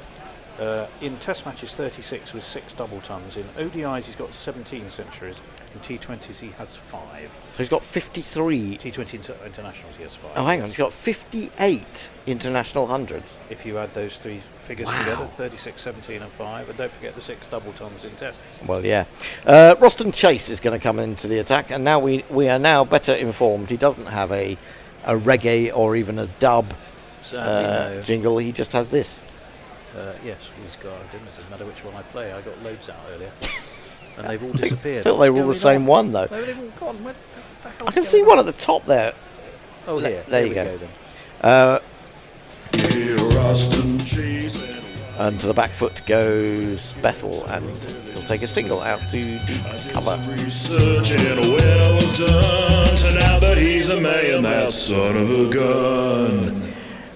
We've had great viewing and listening figures for today and on Thursday, and I think that just shows you how starved you people out there have been of I think proper cricket, in my opinion. West Indies doesn't have the most enlightened broadcasting views on actually broadcasting its own team for free back home. Well, that's true. Chase bowls to Root, and he tucks that away through mid-on for an easy single. We have. Okay, it's difficult to know how many people are actually listening or watching from the Caribbean, but in terms of those who have tweeted into us, there's only been a handful. So it may not be.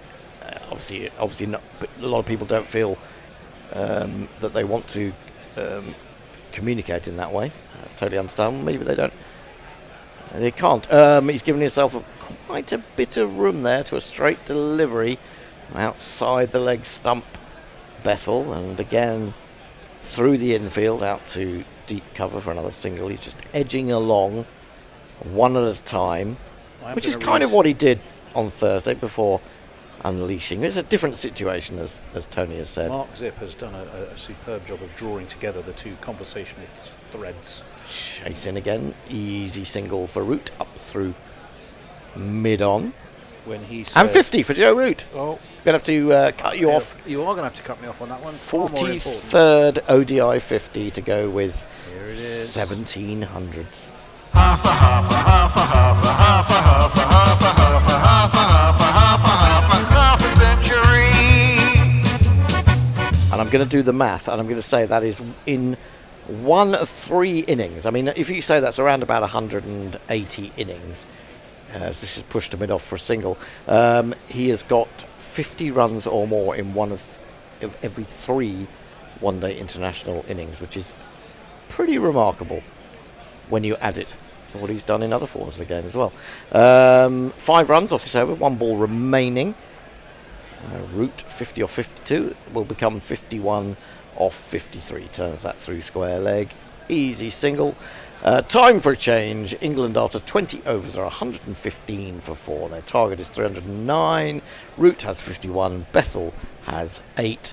And it looks like Grubby and Jason are coming back. There is a super chat for you to read from the Naked Fun Porn Bot, which you'll enjoy.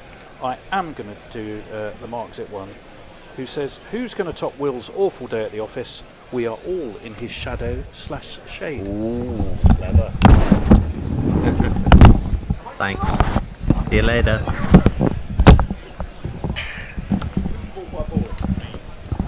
you want to come in here? I can do it from here.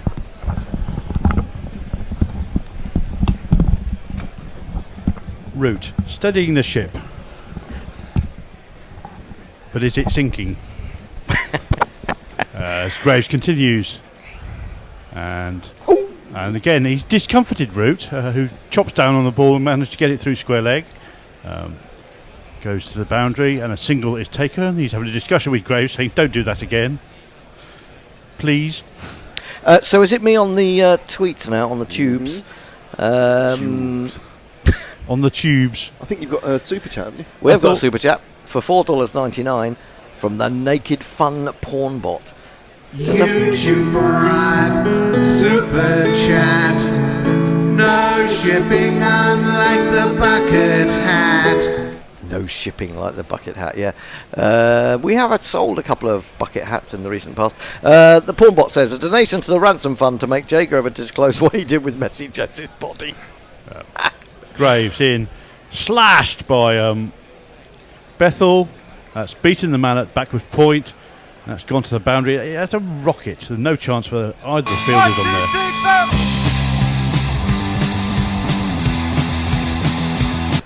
That's Give it full blade of the bat there. It's the first shot that Bethel's played that's got him more than one run. I'm always a little bit worried when you play that shot when you've got Roston Chase in that position, because if it's slightly aerial, he's probably going to pluck it out of the air. Very lanky person. He's like a spider. He's another sort of Glenn Phillips, a totally different build, but brilliant in that position. Better ball by Graves. That's just check driven by Bethel to the cover, and there is no run this time. England 120 for 4. Bowled pretty well, Graves. So he's getting into leap off just decent length balls, wasn't he? Yep, he's 19 off 4.5 overs. Very tidy, perfectly acceptable third or fourth seaman work. Gives them an option. We've got another super chat coming up. And again, mistimed by Bethel as he tries to punch the ball down the ground, but straight into the ground, and there is no run. Nearly through him. And sort of leans forward on his bat, props forward. He's nothing like a prop forward, is Jacob Bethel. What would he be? Fly half? Glory boy, yeah. Fly half or a winger. With that hair. Some chat going on between Marlon Brown and Ashley, but it all seems a bit sort Ashley? of... not much to do with us. And width again by Graves, and that's again driven by Bethel out to point on the boundary. They complete a single. Do you want the new... are you going to play... Don't play that one. No! Super chat. Hendo's angry. I don't like... Well, I'm not angry, but I don't like that jingle. Jay Grover says, for £2, I can tell you... I'm just sort of adding a few things to him. What he says. He says, with messages, I treated him like a princess. Root on the move down the wicket to Graves. Dinks it down towards third man. It's well cut off by the man on the 45. That completes the 21st over. England are 121 for 4. Ashley says, can you please get excited, lads? Well, yeah, whoop, whoop, whoop. No, I think we might be in for a thriller. Oh, it's getting quite close, isn't it? It is. It's one of those though. You feel like England lose another wicket and they lose 2 wickets, and then it's a struggle. And it may just all flop. Yeah, it might do, but they'll feel that they're still favourites in this game. I think, even though 4 wickets down. Yeah, do you think it's so? a long time. Yeah. 30 more overs to go. Yeah, although I am a little bit worried by the bounce out there. To be honest, it's doing some odd things. I would say. I mean, Ford's got another 4 overs to go. Yeah, but he's still got Moti to bowl as well. Yeah, it's very interesting that Moti's not bowled in 20 overs already. Chase has been preferred, and Chase is on now. Here we rolls in, reverse sweep by Root, hits the man on the 45, and there is no run. Do you know, I can never... Swats has batted discouragement. What are you worried by? Bounce. I am indeed. Bounce. No bounce. Bounce. Bounce. Floated up by Chase, and that's nicely worked down to long on, sorry. And is that the lesser mentioned Moti who's out there fielding? I think it is. Got to get him in the game, no? Is that actually Ditch? It says on the jingle, Ditch bounce. Is that Ditch doing... I think it might be. That's a very good Caribbean accent from him, if so. Possibly Katie laughing in the background. Chase ran the wicket. Slapped off the back foot to point on the boundary. They scamper a single. Another one to Bethel. Another one to England. 1-2-4 for 4 now. It's a nice little ball, that. A little bit of curve on it. Maybe a bit of side spin. Bit straightened as well. Yeah. Back over the wicket for Brute. Slower. Wow. Lifted over.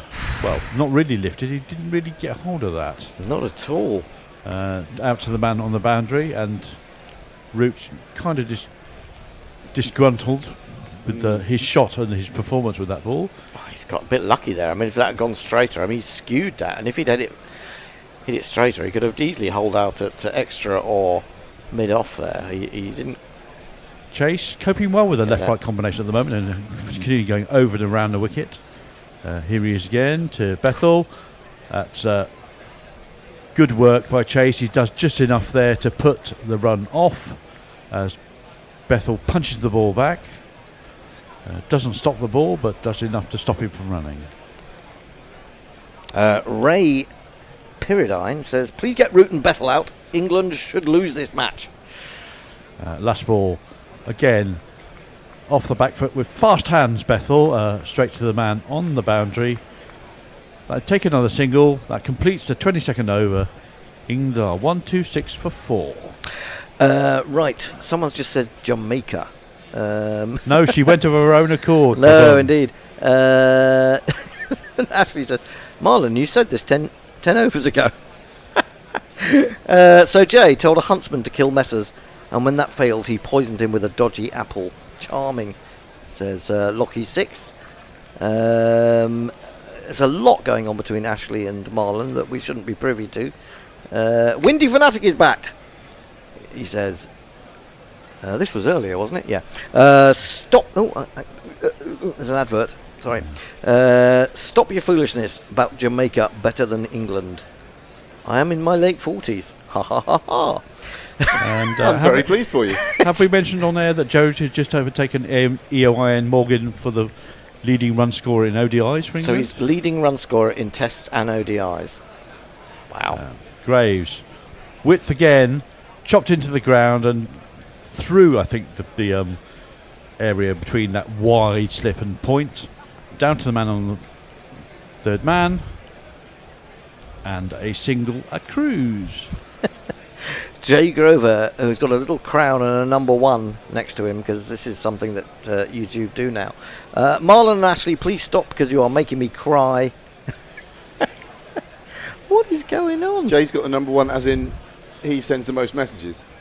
I think it's something to do with that. Yeah, one of it. Yeah, is he a top fan? Yeah, but no one else with a sort of even a 2 or a 3 seems to have been tweeting in today. Anyway. Root to Graves, worked off his legs to deep square, comes hot 1/3 of the way back looking for 2, but there's never 2 there.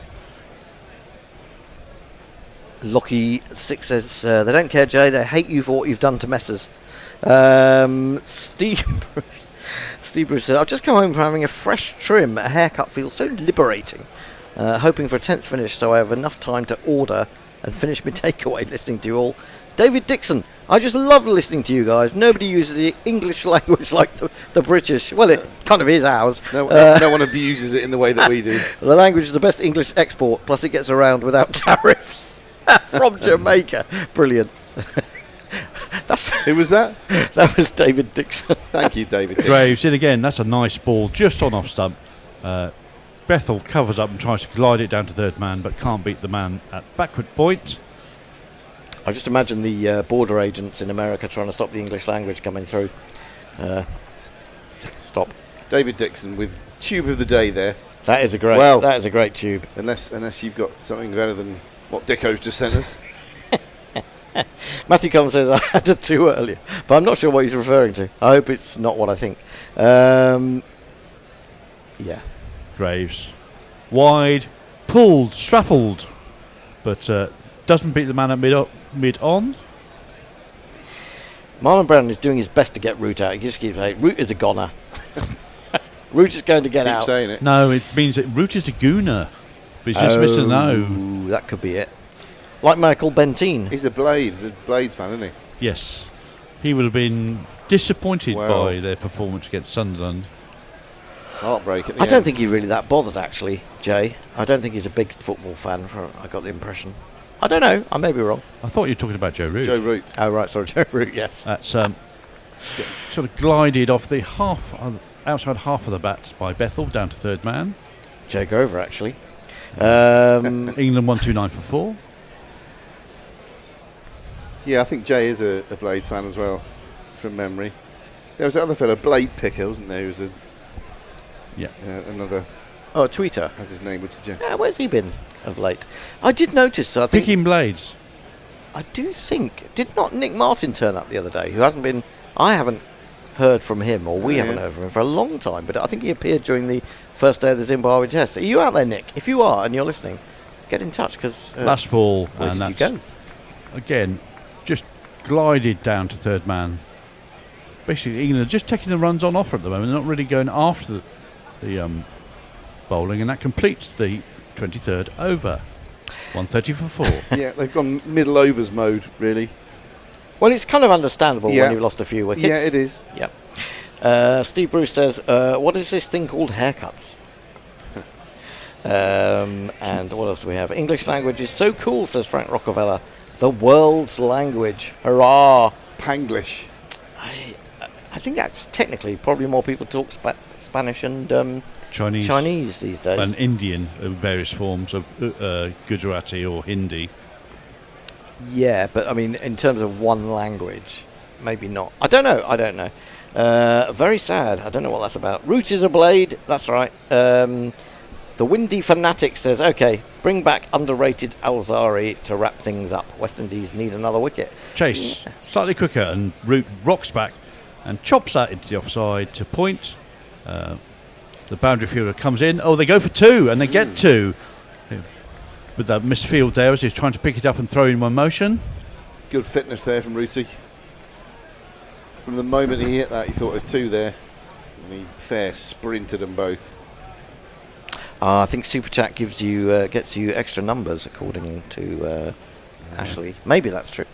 Chase, wide on the crease, comes in and just prodded down the ground.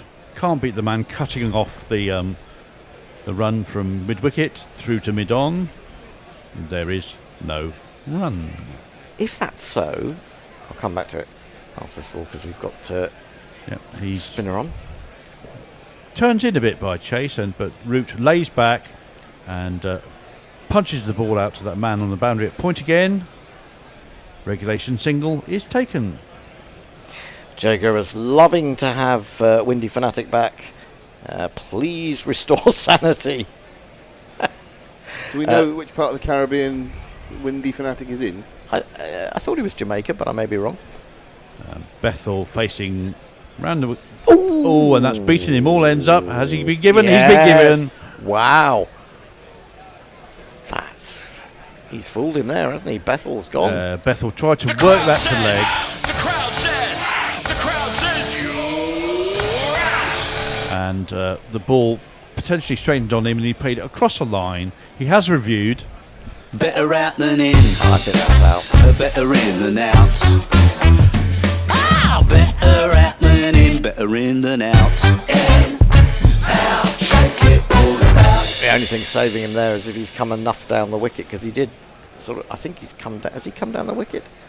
Doesn't matter. No, not really. Doesn't matter how far down he's gone, really, does it? Well, it does if you come a long way down, because the umpire then low down on the front foot, in front of off stump, off middle. That's going to go on with the arm to hit mid and leg. But it's now down to the tracking, isn't it? Yeah. Yeah, that's out. So it doesn't matter how far down he's come in that regard.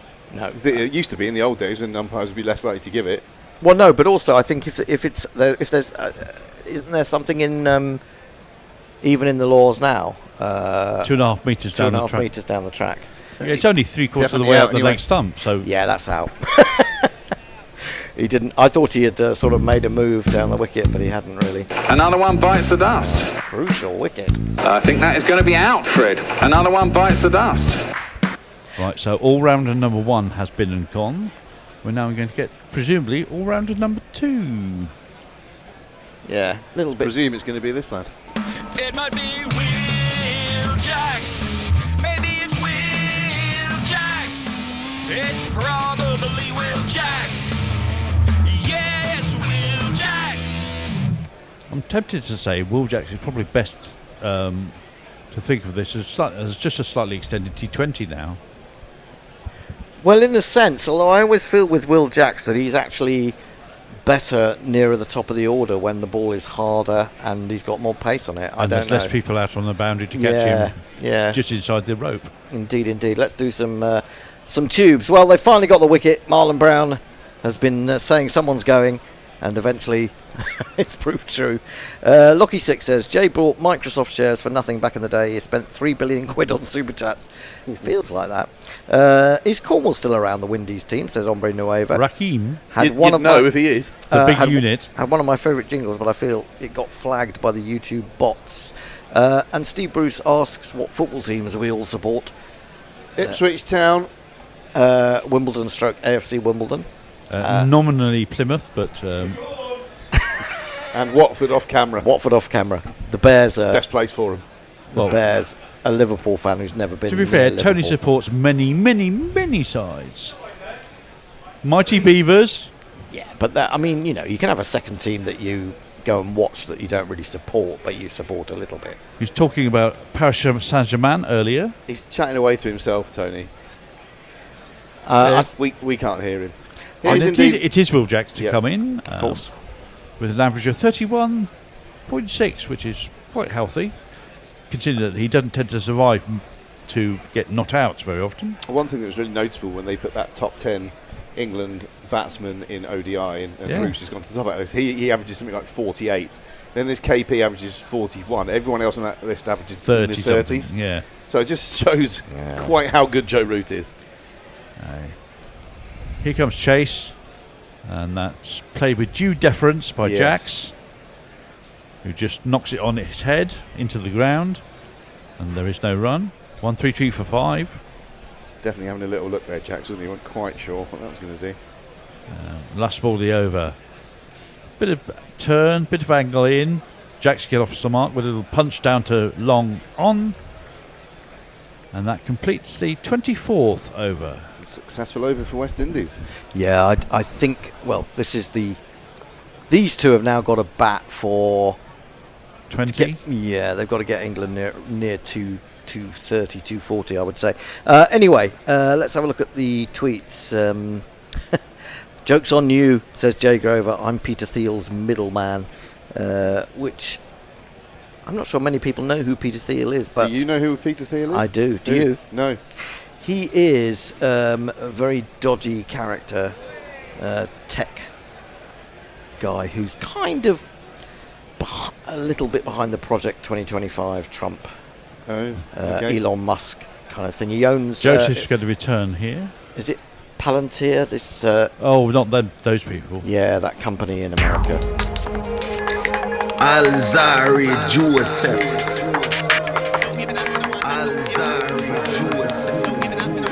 It's a really good change of bowling. Alzari Joseph. Good captaincy. Yeah, slow ball from Alzari that bounces. Good too, Jacks. Instead, it's a ball that's tucking him up. It is bouncing, but it's over the top of the middle stump, and Jacks plays it down to gully, but can't beat the man. So you're advocating a slower ball bouncer? I'm advocating filth, mate. Why do you think Jacks is susceptible to that kind of delivery? Because I think he is a fast ball hitter. So if you take pace off with the fast bowler, the ball will bounce and go straight up in the air. Yep. Okay. So he's gone for his tallest bowler to see whether or not they can work that out. Jacks plays a nice shot out to point on the boundary. Gets away for single. I just noticed that when Jacks was batting at the top of the order for England, he'd often have this flat-footed swat to be caught by a deep point or a man on the boundary running in. Yeah, I've seen him taking a sort of wideish slip as well a couple of times. I think it's a good move. New batsman, certainly worth a try. Joseph bowled so well. He's got time here, Jackson. He started off in relatively watchful fashion. Oh, yeah. And he did that the other day. Effort ball there from Joseph. Jacks gets behind the line and covers up and knocks it into the ground. He's not interested at the moment in taking any chances. That was Rook. Correct. Nice. Thank you. He's just watching Will Jacks. He's only been here for about 4 deliveries, but he's watched a couple of spinners from Roston under his nose, and he played a very judicious shot out to the point boundary previously in this over. So he's hooking himself in. Alzari in. Root does a Root thing and Grievers it down to third man. Takes a single, sort of half walks, half jogs to the other end. Leah says that Peter Thiel guy is so weird. Why would you name your company after a tool of evil? Also, being called Peter Thiel is not a million miles away from being called Peter File. It's not good naming by his parents. But he's managed to buy himself citizenship of New Zealand as well. So when it all goes tits up, he'll be safe. Short off the hips. Jacks works it into the leg side. That's got nicely. He's wide of the man at deep square, who is I think Hepmeyer. Yeah. They will complete 2 runs comfortably. That's the kind of shot I like to see from Jacks. Yeah, it's well timed, well placed. Low risk batting at the moment. As I say, he's got time. If he stays there with Root for your 20 overs or 15 overs, it's going to get England somewhere close to the total. Absolutely.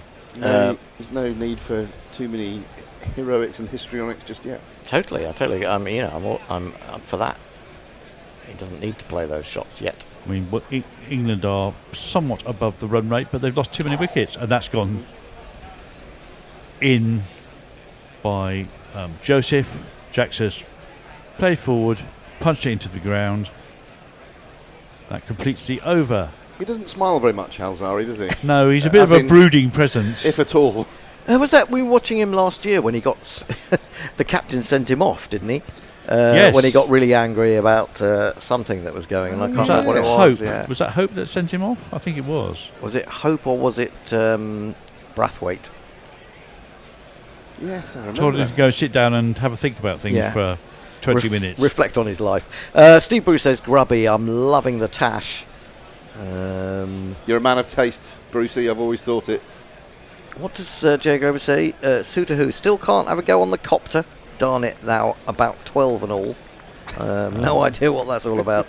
Flatter and quicker by Chase, who...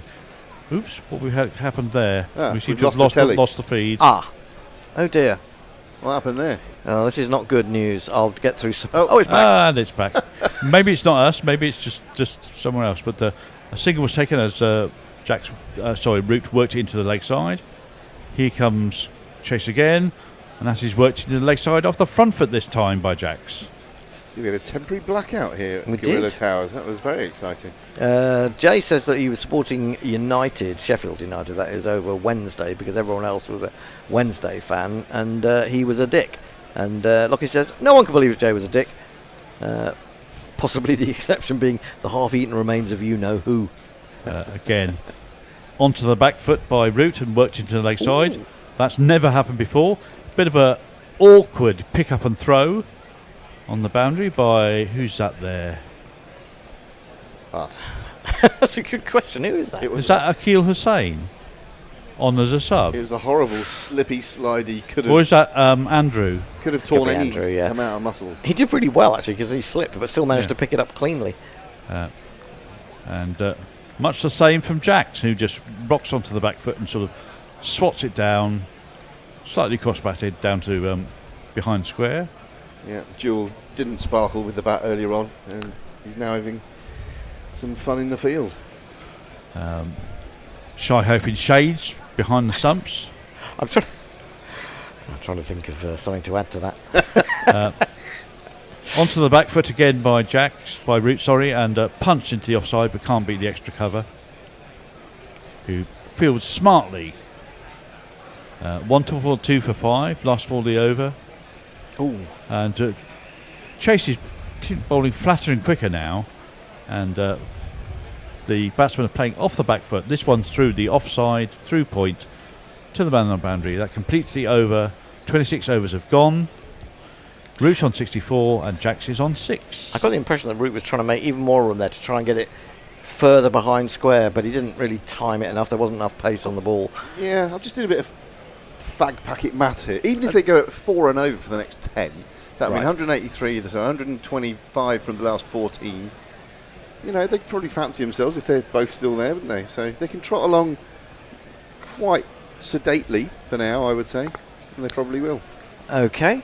I'm saying okay because I've got a question from... it's Rav. Is it not Rav? It's not Ray Pyridine. It's Rav, I think. But I'll come back to his tweet in a minute. Yeah. Joseph worked off his hips by Root neatly out to behind square on the leg side, and a single ensues. David Dixon says, I'm just listening to your Caribbean accent jingles. Do you guys know that every Caribbean island... I think there's a word missing there, so I'm not sure what you're asking. Are you suggesting... Are we sort of suggesting that's the same accent for every Caribbean island? Well, no. There must be a different accent in each island. Is that what I'm guessing it's something the along those tuber lines. is telling us? Yes. Oh, that's gingered up. Will Jacks there. That was lifting at roundabout sort of armpit level. Well played down to the leg side. We have a super chat for $1.99. What kind of filth does Jason advocate for? Says the porn bot. YouTube Prime Super Chat. No shipping unlike the Bacchus hat. I'm not sure we know each other well enough to tell you what filth I advocate for. I don't want to know about your filth. Or anyone else's. Or anyone else's, yeah. There's quite a lot of effort going in by Joseph in this over. He's definitely steaming in and banging it into the deck. But he's cutting the ball, isn't he? He's bowling little off-cutters at the moment. So that was 78. He's trying to get the ball to sort of just pop, stand up a little bit, get Root to mistime it, I think. Stop off the pitch. Yep. Rav, what he was saying was a suggestion. At the end of every game, can you give the total take on Super Chat cash and the names of top donors? Ooh, well, we can do the first of those, I think. I'm not sure whether we can do... Because we'd have to count back. I don't think it lists who's been the top donor of the day. Ooh. Oh, and a flap of a pull there by Root. Was climbing on him. He's tried to pull it through square leg. It's gone over the top of the bat to the keeper. 5 for 5 England now. I would think about putting that shot away, actually, because particularly to Joseph, he's troubled all the batters with that short delivery. No one's really been able to get much success or many runs from it. And it's a getting out shot. Yes, yeah, it is very much. And they're definitely not in a getting out kind of mode. They're not expansive, apart from with that one shot. So I would probably put it away for now. Last ball of the fifth ball of the over, and that's dropped into the leg side to the wide mid-on. Easy single. It's very pleasant there in Cardiff now. There's some full sun. Bright and sunny, much as it is here in South London. Lewisham. In the Lewisham Ladywell borders. Yes, the posh pot of Lewisham-ish. Finding out that Peter Thiel has got New Zealand citizenship, Will says, wait, the evil man behind the curtain is a nominative Kiwi. That's the backup plan gone. Last ball of the over. And another short ball that's well dealt with by Jacks. He just flips it round the corner. Takes a single, runs down the other end. Next to strike. I would definitely be bringing Moti on here, the left armour. 2 righties at the crease. It is odd that they're almost halfway through the game and he hasn't bowled at all. He averages, his economy rate is only like 4.4 in one-day cricket. So who, Moti? Yeah. Yeah, it's so weird, he might isn't be it? able to put a squeeze on, and then it becomes a bit of a game of cat and mouse because England might be okay with going along at 4 or 5 and over for the next 10 overs. So I'd like to see that. I think you need to try him now, or not at all. He's now on it, yeah. Why would you not with the 2 right-handers at the crease? I mean, they've had some good results with Graves. Chaser's bowled quite well, and quite tidily. Ah! Here he is. We know what we're talking about sometimes, don't we? And Root's on 66 as well. Yeah. Well, I never. Lovely. Always like it when that happens. Jacksy's number is 85, isn't From it? Georgetown, Guyana, where he had his first nets, to his debut against Bangladesh. He ain't no kid, but his face is fresh. An island boy named Goody Cash, who took his chance when spinning the ball in his second test, got a 13-hole. Short and muscled but off the back foot by Jax. That wasn't a great warm-up. Always about to Go, Moti, good at cash. 2 plus 2 is the remember. I think we were talking earlier. Break off. That's his. A better ball by Moti on the stumps, turns, straightens, worked nicely by Jax, who scampers through for 2. A good piece of fielding on the run.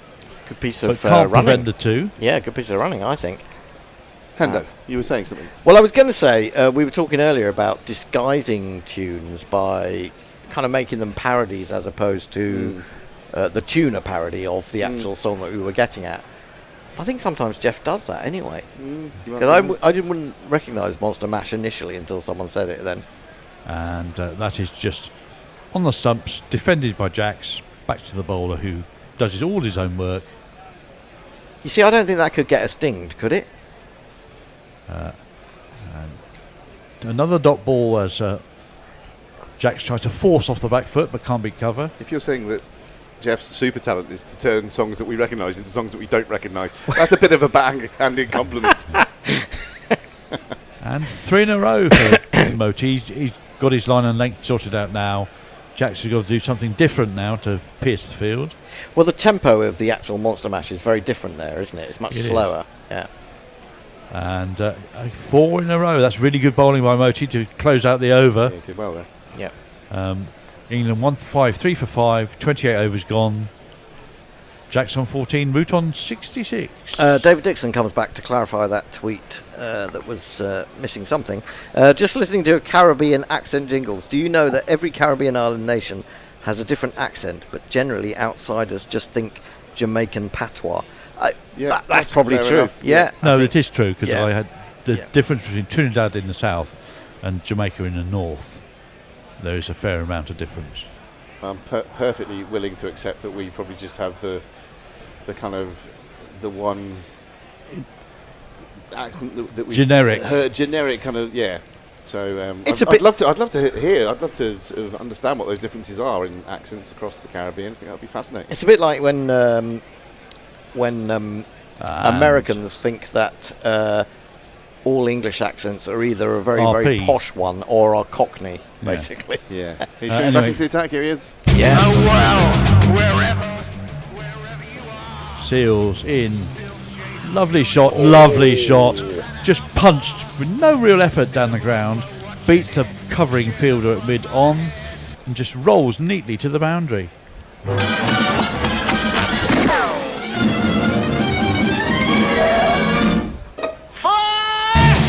Seals Jaden wants you for dead.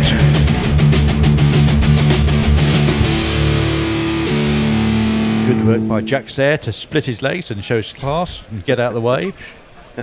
Hang on, that's reminiscent of... I think it was... Was that deliberate? Was deliberate. Oh, okay, fair enough. Seals. And that's off the kind of inside of the edge there. Goes down to fine leg. Think about 2, but Jax can't get back in time. The fielder's done enough to stop the 2. I think that it was actually Root, wasn't it, who was looking for the second run, and I think he saw Seals on his running line, as it were, and he would have had to go round him, so that would have made it extra risky, even if there wasn't risk initially. Yeah, I think there was a very little bit of risk wide anyway. shoulders, Seals, like most fast bowlers. Yeah, it's a fair way round him. Yeah, unless Root's going to just bundle him out.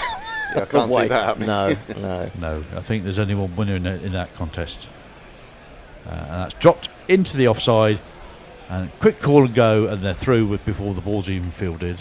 It's good. It's sensible batting, this, I think. It is, yeah. They're not taking too many risks. They are running the 1s and 2s really well, very positively, and they're not going for broke. It's not kind of super expansive shots. It's just sensible ones. We've not got to the silly shot stage yet. Jay says, David Dixon, very good point. It's a bit hard to delineate between islands thousands of miles away. when it's in a song as well. That's true too.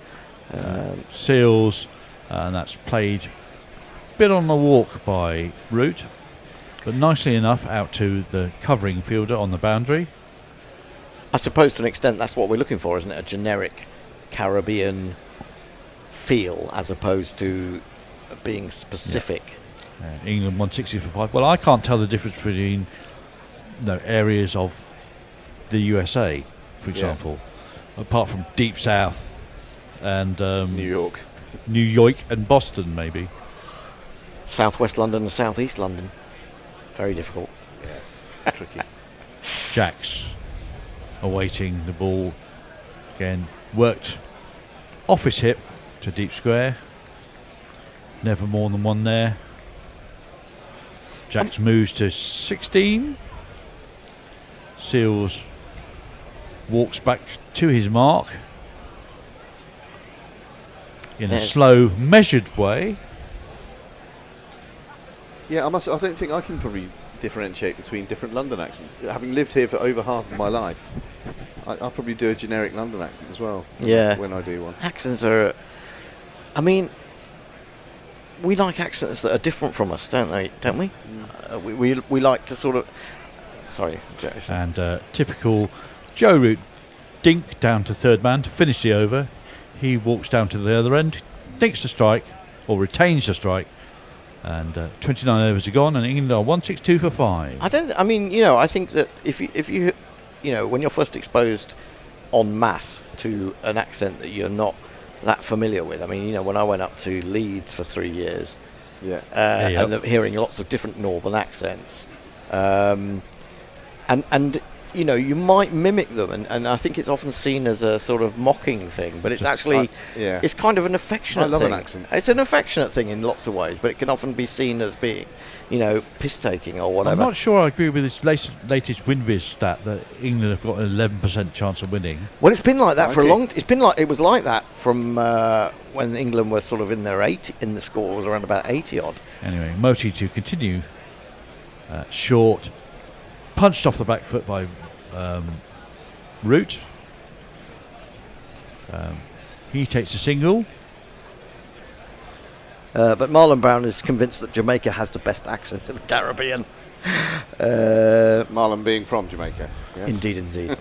Suter, who says, like Leeds, Sheffield and Nottingham all sound the same accent-wise. Yes, Duck. And Windy Fanatic says to Marlon. Good ball by Moti. That's just beaten the man at extra cover as it's played out by Jacks. And take a single. Yeah, he says, Marlon Brown, you are certainly the most patriotic Jamaican ever. Jago, we got a couple of super chats when you're ready. Faster by Moti and pulled down very slightly. Played with a straight bat through extra cover by Root. Jago doesn't want to know. Super chat cash, super chat cash, super chat cash.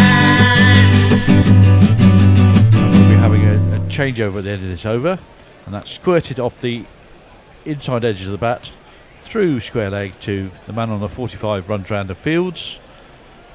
Singular ball in this over at the moment. Do you know, I get really interested when I see someone as a message retracted.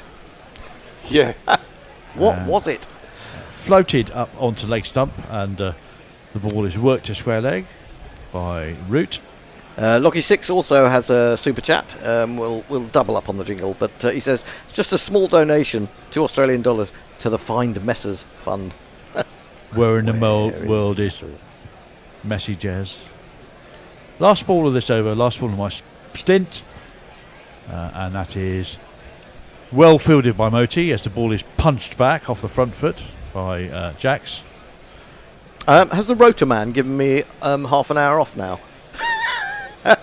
Yes, indeed. So I don't know who's taking over on I'm doing this. It looks like it's going to be... I seem to have lost Tony's note saying who's on next, but...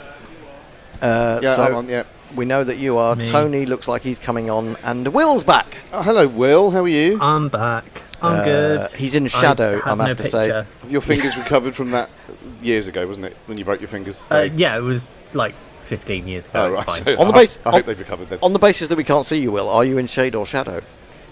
Or both? I am actually It's in the shade and casting a a bit of shadow. both. There you go. I've got like a Bowie-esque kind of shadow down my face. Right. Oh, yes, I know what you mean. England require 142 from 20 overs, but they only have 5 wickets left. Kieran Roseblade says England are doomed here. Another Baz failure. Mind, Hendo, mind the wires. He's becoming somewhat of a failure specialist, says Kieran Roseblade of Brendan McCullum. Warwick Allen says England have started their play like shite in the last match of a series plan early. We're having a look at the wickets. Don't worry about that, Tone. That's happened a little while ago. No, I remember. Carl Ellis says, Thank you for that. Do I pay you or do you pay me to watch you lot? Just asking. You can help us, if that was the question, by becoming a Gorilla Patreon.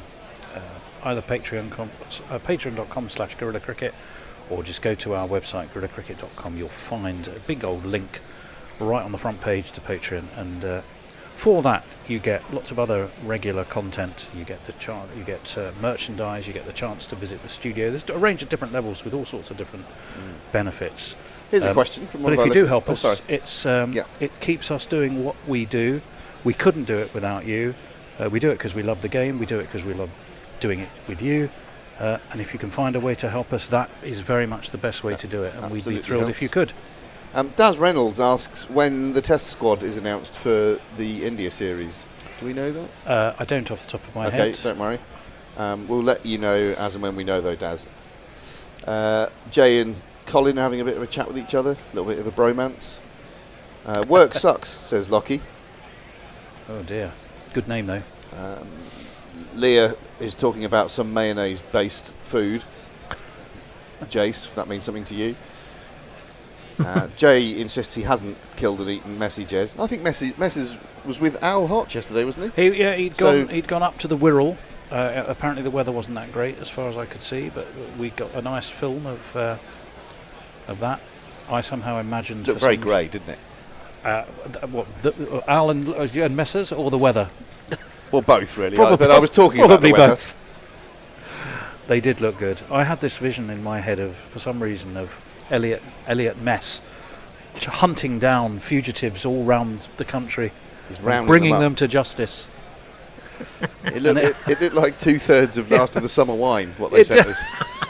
It did a bit. It did. And there was a lovely personal message from Jay Grover, which I heard about. Yeah. Which was very, very kind of you indeed, Jay. I enjoyed his look. I described him earlier as a cross between Tom Hardy and Paul Kay, the actor. He did look very... Yes, that would be dead accurate. Right, 20 overs left. Yeah. What was it? 142 needed. You're right. Win viz as it stands, 11% for England. You sense that will drop like a stone if a wicket falls in the next 5 or 6 overs, Grubbs. What do you reckon? Yeah, I mean, England have been on the back foot just because of the number of wickets, haven't they? Will lost those 2 early, and really it's been uphill since then. I can't see it getting above 15% for the rest of the game, to be honest. It is Jaden Seals who's in to Root, and he forces Root to Archie's back, and he just drops the bat down, guides it towards third, and takes a single. But bags of life, Will, and bounce for Seals, who's quite fired up at the moment, and I think he can see a win on the cards for his team, and he's trying to force it home. He is particularly fiery, and when he gets going, he's pretty lethal, isn't he? Spicy old pitch, I'd say. Will. Yeah. Yeah, certainly it seems to have more life in it than even... England got plenty of movement early on, but didn't really seem to sustain it. The West Indies are certainly getting some life. That's driven by Jacks, but straight to cover, and there is no run. Re-accents. Mark Zip says, try having a half English, half American accent. In the US, I'm occasionally accused of being Australian. Angry face. And in the UK, I'm since some kind of pistol-wielding Yahoo cowboy. Interesting you say that. I used to travel to the US an awful lot, and often I was mistaken as Australian, and I've never understood why. Because you're dealing with Americans who know no better. Well, Yeah, and Australia and Jacks Americans is facing. don't really leave. Seals is in. This one's pushed straight to mid-wicket. Again, it's a lively piece of fielding. The West Indies are on their toes. Their tails are up. They want to force this series to a decider. It is 3 ODIs. Yes, 3 ODIs and 3 T20s, isn't it? And a draw here would leave the confrontation at the Oval beautifully set up indeed. I was just looking for my... Marlon Brown wants Moti to bowl Root out now. And Whoa. Jay says, aye, it were grand in Sheffield. Root on, you look up and suddenly he's on 77. He's Jacks, though it is, who's facing, and he dabs this to backward point. Again, there's no run. Roston Chase, the man who fields there. Jacks hasn't really cut loose. So it's that tricky betwixt and between time. Too early to go crazy, isn't it? And they don't really need to. I mean, 142 off 20 is... It's perfectly manageable. If that was a T20 target, even with 5 wickets down, you'd go, well, okay, that's achievable. Jay enjoyed Lockie's joke about Marlon Brando. Spat his tea again. And Jay's message is, you do know I can hear you, don't you? This one is flicked off his pads down to long leg by Will Jacks. He takes a single. He brings a Root who's gone from 66 to now Root 77. So he's going up in increments of 11. Reports. We're looking at a seagull. Yeah, there are a few seagulls there, yeah. Swirling. Quite close to the bay, I suppose. Yeah. Reports of Messi Jez's demise have very much been overstated in recent times. He lives. He's been playing for He's Sussex, alive. Hasn't he? He's been doing all right for Sussex as well, has Jaden Seals. In he comes over the wicket. Roos goes up on his toes, dabs into the offside, and there is no runner. He's played 4 games for Sussex, taken 15 wickets at 35. Best of 4 for 107. Messi, you're doing all right. Against, well, Messi is a Sussex follower. He is. I believe. He is. That's the end of the over, though. In the score, 169 for 5, 31 complete. And over to you, Grubbs. Well, Marlon's still going on about getting Root out and then it's almost over. I would agree with that. And Messers says, guess who he's been with today? I'll tell you, because it'll always be here all day. He had a lovely meeting with the lovely WG Rumble Pants. Oh, that's right. I did know that. At the bucolic Saffron Walden Cricket Club. Oh, it's just near my sister, where she lives. That's Suffolk, isn't it? Saffron Walden? It's just right? Oh, no, it's Essex. Just in Essex, yeah, but it's near the border. This is pulled off Moti by Will Jacks. All the way to mid-wicket. Drop shot. Sounds rather nice, that. You can't bowl there. Messers? To Will Jacks. Windy Fanatic says England needs to be bowled out in order for West Indies to win. The score is not insurmountable. True. Took 4 for in the last game as well against England, didn't he? Which I think is his best ODI. Certainly against England, his best ODI. Up onto his toes goes Jacks. This one is fielded short extra. There is no run. Yes, definitely 4 for it. In fact, he's got both his best batting and bowling performances were at Edgbaston in ODIs against England. Did Seals. I believe he's played 3 of them. That's defended again into the offside. So not a huge body of work to judge by, really, is it? Did we find out how many times in ODIs the number 11 has top scored in an innings? We didn't. If anyone wants to fish out that That'd be information, nice. that would be very interesting to know. That one is clipped straightish by Jacks down to long on. He will take a single. Again, Oh, it's probably still Jimmy Anderson, isn't it?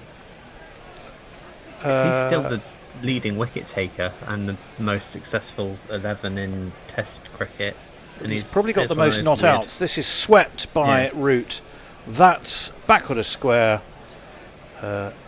Jewel Andrew ambles across because he knows he's got no chance of catching it. It's 4 more.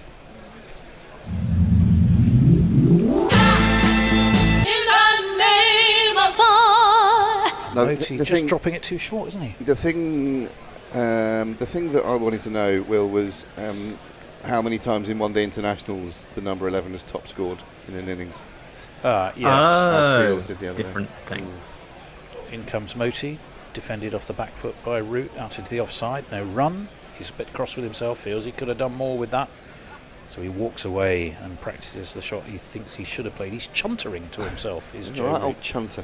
He's having a right chunter. Lockie still doesn't believe the news about Messers. Jay's clearly hacked the account of the dead body.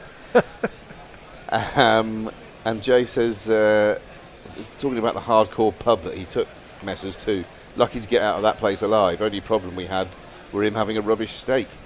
Oh dear, shame. A rubbery steak or a rubbish steak? Rubbish, he says rubbish. Right. 32 overs are complete. The target 309, and England have 178 of them, but they have lost 5 wickets. How different would it have been if A, Ben Duckett hadn't spilt 2 catches early on when both who was it? Carty and King were on 11, and in both cases they were dropped on 11 off the bowling of Cars by a Ben change of bowling here. And back we do. into the attack comes this fella. It's forward prefect. When he forecasts the results of the last 3 seasons. There's Matthew Ford. Forward comes Jacks, steers this. There's a man riding the deep cover boundary though, and it will only be worth a single to it. 179 for 5. I have to say, Joe Root's got a look of determination about him. He clearly sees this as not just a regulation ODI. England want to connect with fans, as they've said is their mission. Yeah, well, winning games is a good way to do Winning that. games is a good way to do that. Hombre Nuevo, if you think I'm reading out your mistake joke, you're very much mistaken. Oh Lord, right, forward in, and that's a swing and a miss, and it was looked a slower ball. It certainly didn't get up. I'd like to see it again. Yeah, it was only 66 miles an hour. Ford really just ran the fingers across that and kept it very low, didn't he? Joe Root made knuckleball. a hilarious face to that. He just stuck his tongue out and indicated with his hand that it was a real loopy one. Well, that was very funny. You could see the delivery. It was the knuckleball to take all the pace off it, and he did it very successfully indeed. Speaking of Sheffield, of course, as we were, well, Joe Root, which is that's where he hails from. In comes Ford. Root waits, dabs, but there's a man at Gully, and there will be no run. That was 78 miles an hour. I was in appreciably Sheffield quicker recently. I went there for the semi-final of the snooker. Oh, you were at the Crucible. Yeah, very nice. Saw Ronnie lose to Zhao, the eventual champion. Isn't there some discussion that they might need to take it away from the Crucible because it's been the rumbling along, outgrowing? It's been rumbling along for ages. That the conversation. venue, yeah, which I think would be sad. It won't go. Ford in. That was a slower ball, but Root waits, cuts. It's going to beat the man at Gully and go all the way down to the backward point boundary for 4 runs. The number of the day. Who could ask for more? The number of the day is 4. And Rooty is onto near enough run a ball, 85. He's actually 87 balls to get to his 85. He's keeping England in this. Jay tells Hombre he's not angry, just disappointed about that joke. Eric J. Was that the Yorks Academy? That also means, I think, Joe Root becomes England's leading ODI run scorer, overtaking Owen Morgan. Oh, he did that a while ago. Did he? Oh, he's gone to 7,000 runs now, though. Here we are. He has too. He's just hit 7,000. You're right. Owen Morgan is second on 6,957. Ian Bell. I wouldn't have thought, if you'd have asked me to list England's all-time top 3 without looking at it, I don't think I'd have had Ian Bell third, would you?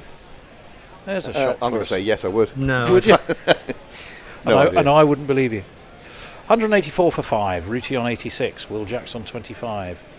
Jacks it is who crunches this away to the cover boundary, but there is a man down there. I think is that our friend Jewel Andrew.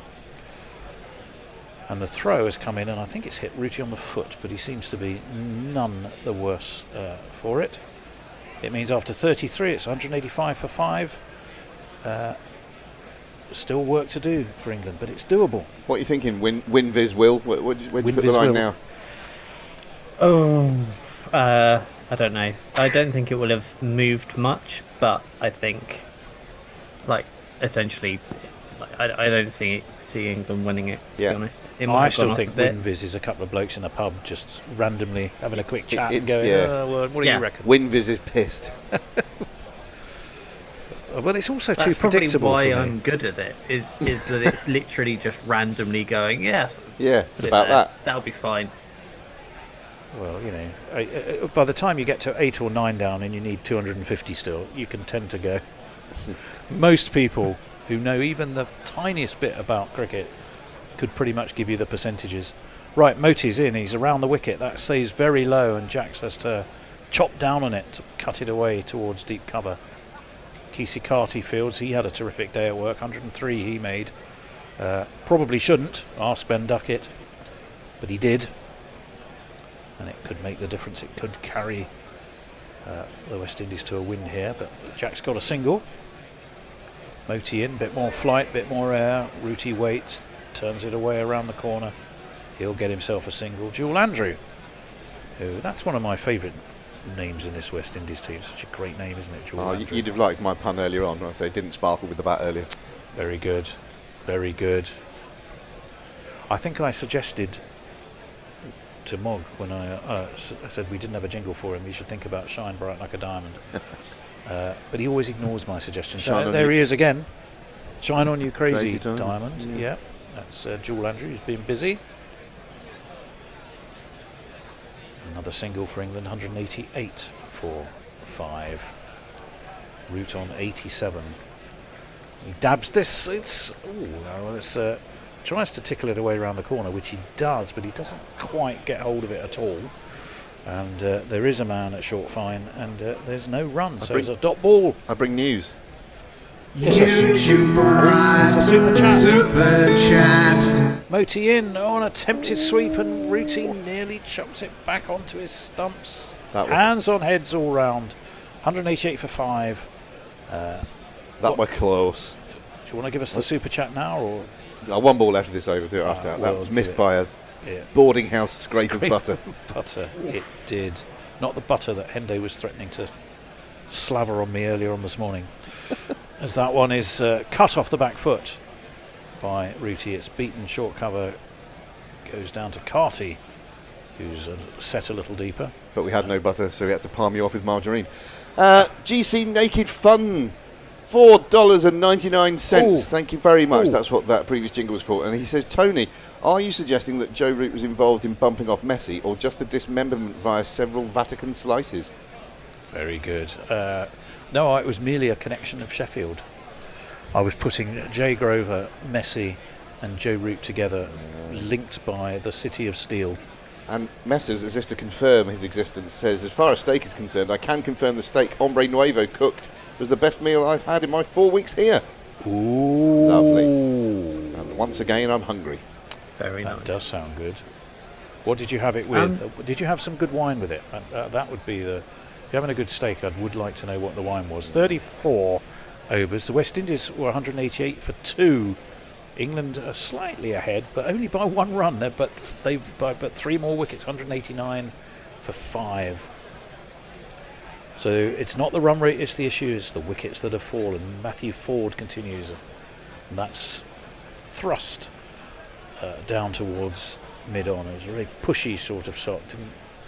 Didn't look fluid from Rooty, who's on 88. He's definitely going in increments of 11 whenever I see him. He's gone from 66 to 77 to 88, and I literally don't remember what's gone in between. I mean, obviously 11 runs have gone in between, but how he got those 11, I don't know. I just seem to recall the 66s, 77s and 88s. Short pulled by Rooty. Is it going to beat the man at deep backward square? No, it's not. It would just be a single, and he'll move on to 89, so I'll just forget the next 11 and wait for him to get to 99. I'm just going to advertise a pub in Sheffield that Jay tells us about. It's the Rutland Arms on Brown Street. Oh. You can proper do a better steak, though. He goes, I'm afraid it's terribly woke, though. Oh, whatever that was. What is a woke pub? Don't know. You'd have to ask Chris, your mate. Chris Woke. 190 for 5. In comes Ford over the wicket. And that's popped up on Rooty's. That seemed a little bit uppish, but it's gone down to deep cover. Andrew Fields' a single is taken. Or did they take 2? I think they might have taken 2 there, didn't they? 191 for 5. Lockie says, I base all my in-game betting on WinViz. I live in abject poverty. Yeah, well, I think WinViz, the odds would always be very short. In comes Ford. Rooty waits, forces him out towards mid-wicket, but there's a man there and there's no run. More frustration for Rooty. 191 for 5 England, only 72 miles an hour from forward. He's not a speed merchant He's a by dobber. any manner of means, is he? I think he's slightly better He's than a dobber, but he's Tone. not. He's not. In international terms, he's an absolute dibble merchant. He's a vicar of Dibley. He's Dobley. Officer Dibble. Well, here comes Officer Dibble. And Joe Root steps Another back. one for the kids there. Yes, turns it away. Windy Fanatic willing on his team. Time Square, to root take out single. Joe. Eric J says could try the Woke Arms in Rutland rather than the Rutland Arms in Woke the Sheffield. Oh, yeah. 192 for 5 England. 90 for Root. 29 for Will Jacks, who's very much playing the more junior role, although he's scoring at a decent lick as well. He's facing now Matthew Ford, who again rather drifty. I would have guessed that's probably about mid-70s, but well aimed, He's accurately going into the off stump of Jacks, who defends to the offside. There's no run, and it means that it's 192 for 5 after 35. Grubs. Well, we've got messages continue to flood in.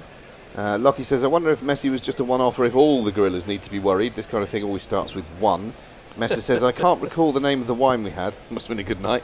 But I can confirm it was excellent and kindly supplied by Josh Robinson, who was giving me several more bottles, which are en route to Gorilla Towers. Oh, marvellous. Our old friend Unbelievably David kind. Smout, I never know if it's Smout or Smoot, Smouty, says, I have a Canadian staying with me and I'm trying to indoctrinate her into cricket.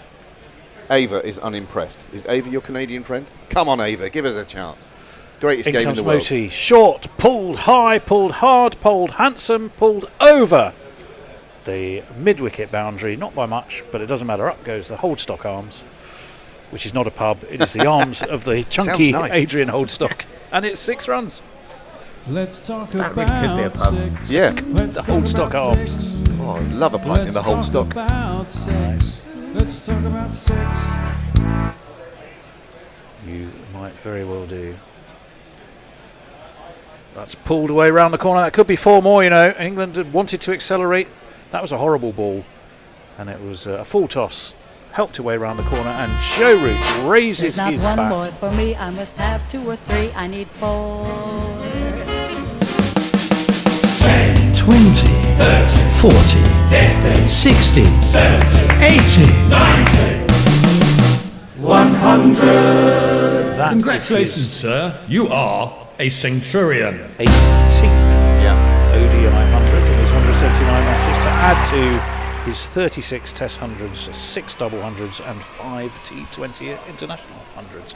That is some body of work. 202 for 5, England. So much rests on these two. Can they keep it going? Onto the back foot, slapped by Rooty out towards deep cover. There is a man there, we know. It's Kesey Carty. Just a single. So Root on 101. Will Jacks on 29. England on 203 for 5. They were somewhat behind the required rate. They're currently going at 5.7. That one's cut away by Rooty. Again out to deep cover boundary. And they'll take a single. Yeah, they're going at 5.7. The required rate now 7.3. So doable. Perfectly manageable. Manageable. Yeah, that's But 1 wicket, which the West Indies will be desperate to try and take. Gutikesh Moti has ball in hand. That's again a full toss. Rooty missed out. Smeared away down the reg side. The Holdstock arms, which does a very Are good, open. very decent pint of I don't know, brains, whatever it sells there. Probably brains if it's in Cardiff. That's flicked away off his legs by Rooty. Dribbles towards Jewel Andrew at deep mid-wicket. They take a when I single. was a kid, there was a pub at the end of my road called the Brain Surgery. Oh, wow. That was a brains pub. Ah, there you go. Which I thought was whereabouts? very, very funny. Whereabouts is that? In Bath. In Bath. Oh, it used to be Yeah. Skull Attack was the big one for brains, didn't it? Pushed away towards short mid-wicket. No run. That sounds like a beer not for the faint-hearted. Well, yeah. Leah reckons we jinxed Johnny Bairstow in the IPL game, giving us the credit for that. Lockie says, don't drink the poisoned J wine. Robert Wilford Paul says, bowlers, please come to the party. You gave away the first ODI.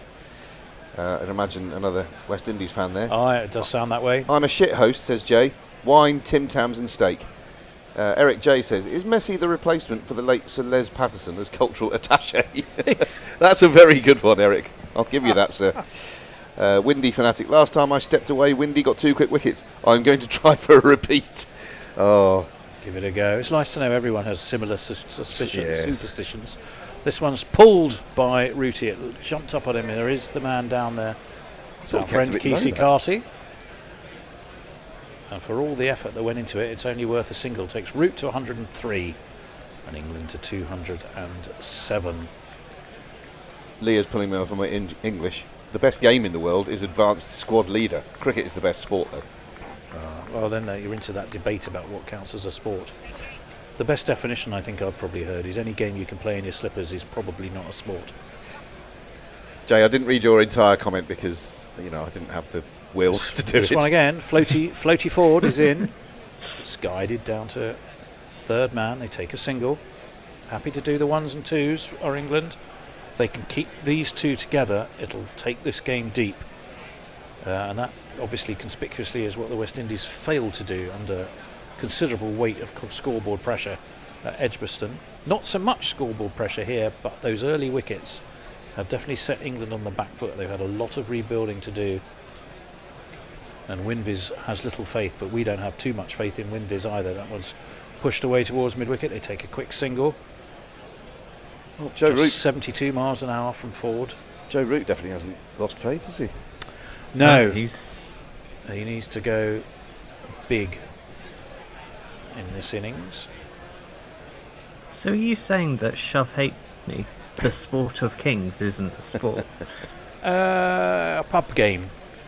A pub game. If you can wear your Fair slippers enough. to play it, it's probably not a sport. That's my theory. That's a swing and a miss from Jacks. That was very wild. It was wide from forward, I think looking to tempt him into exactly that shot. See, that is a bit of a rush of blood, I think. Rum. They've been doing really well, just that sort of low-risk batting that they've been doing for the last 10 overs or so. Served them very well. You don't need to be getting out to a silly one like that. The run rate is manageable. Certainly is. But one wicket will change the complexion of this quite dramatically. It's a highly entertaining game, although England might think they got themselves into the pickle to start with. That one's worked away back with a square. They take a shot to Rooty. It is who has to put on the afterburners a bit at the non-striker's end. Talking of pickle, Jay did mention Henderson's relish in an earlier message. Oh, very nice Presumably too. something like that. And he also says to Eric, no, Messrs left the Sheffield cultural attaché due to an incipient alcohol binge. Right. Marlon still hankering after the Root wicket. We need Root now. Yes, Marlon. Back at Yorkshire, says Eric. Right. Ford's got one ball left of his 7th over. He comes barrelling in. Short, pulled. There is a man at backward square. Is that our friend Kesey? It is. There is just the single taken. And we can catch up with messages. Yeah. They're flooding in today. Absolutely hurtling in. This is the problem with 50 Hurtling over flooding. cricket, says Lockie, versus 20. The mental disintegration of chatters. Okay. Marlon giving Eric a bit of a laugh there for his previous comment. Jay says, No Pie, No Priest is a good trite book about folk sports. No Pie, No Priest. Okay, who wrote that, Jay? Philip Shaw says, It's I a had less a successful follow-up to No Woman, No Cry, was it? No Pie, No No Priest. Yeah. 97 off is what England need off 78. That's 7.46 over. Yeah, really perfectly doable. Philip Shaw says, I had a drink once called Suicider. Very strong, I think, but I can't really remember. Suicider. That's good, isn't it? Well, we've got to change of bowling. It is the shiny pate of Roston Chase. Who's going to wheel? Hey, Roston Chase, and what do you get? Waited for by Jacks. Turned away to backward square. Takes a single. So now that he's a man, that son of a gun. How old is our friend I don't think it's Roston now? Let's disappointing. just have a look. What's disappointing, Will? that Roston Chase isn't a sort of middle order fiery batsman that chases. He's 33 now. Yeah, Is Roston Chase. the He's man had his from moments with the Barbados. bat over the years, hasn't he? He certainly has, and against England, most definitely he has. Yeah. Didn't he get a ton against us in 2019? As that one's pulled away. It's reverse swept, in fact, and it's gone for 4. Terrific shot by Joe Root. He moves on to 108.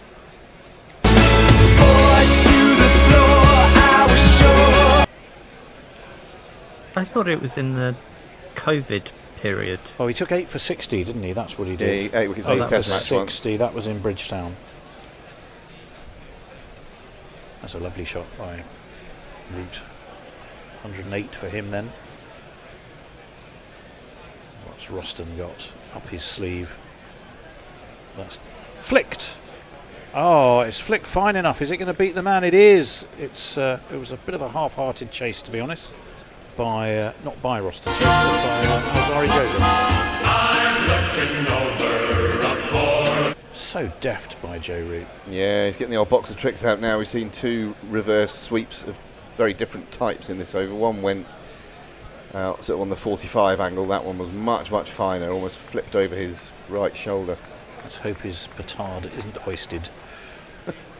Onto the back foot he goes. Pushes to mid-wicket, no run. Lockie's still talking really about generic Jamaican accents. Jay Grover saying Harry Pearson, who were on the sofa about something or other. And Frank Rockefeller says Root is a god who's batting like one in this over. Down the track comes Root. He's lofted this. He's beaten extra cover who was interested briefly, and it's gone all the way for 4. Thank you. He's certainly been amongst the runs and wickets for Barbados as Roston in first class. Got 55 wickets and a couple of wickets against Ireland as well on top of that. Windy Fanatic not happy. Can someone tell me why Hetmeyer was inserted into the starting 11?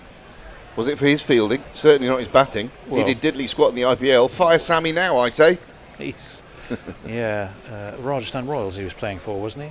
I think Don't he ask me. averaged something in the 20s, but that's nothing spectacular. You're right, that's pulled away down to deep backward square, single taken, to 26 for 5. Pirate Badshah says, sport or not, the concept of folk anything fills me with an impending sense of dread. And one moment, because we got another one of these. Super Chat Cash, Super Chat Cash, Super Chat Cash.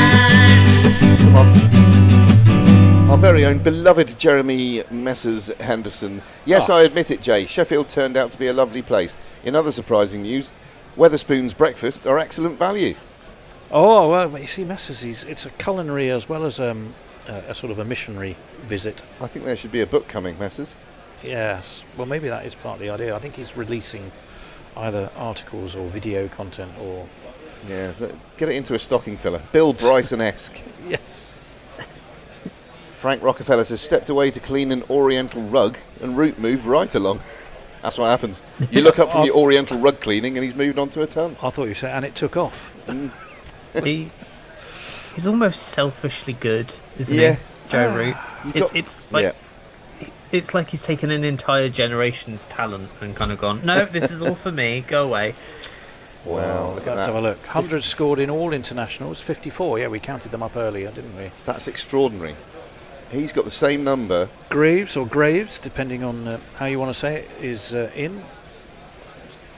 Bat's angled, ball is guided to third man, and Root takes a single and brings Will Jacks back onto strike. He's got to 27 for 5. The same England. number of centuries as Mahela Jayawardene in something like 250 fewer games. I know, stunning, isn't it? I mean, Jesus, because Mahela's one of the best you've ever seen. He is, certainly is. I'm going to wait for our friend, who isn't called Jimmy Greaves. But I've temporarily forgotten what his first name is. Help me out. Joe Root has got more runs. Slightly in short, centuries. wide of off stump, slapped by Jacks, slapped down to deep backward point, and they will just take the 1. Yeah, more runs in centuries than Ian Botham has in his entire career. Oh, wow. Oh, it's Justin Pierre Greaves. Or Graves, he's 31. Yeah. from Barbados. Among 4 West Indies players who made their Test debuts on the tour of Australia in 23-24.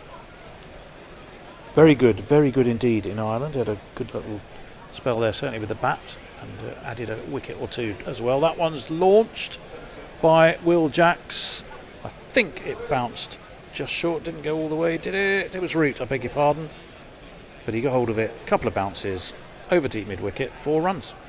You ask where I live, here's the address I give, the 4... David Dixon says, as a Jamaican, let me tell you that no woman, no cry actually translates to no woman, don't cry.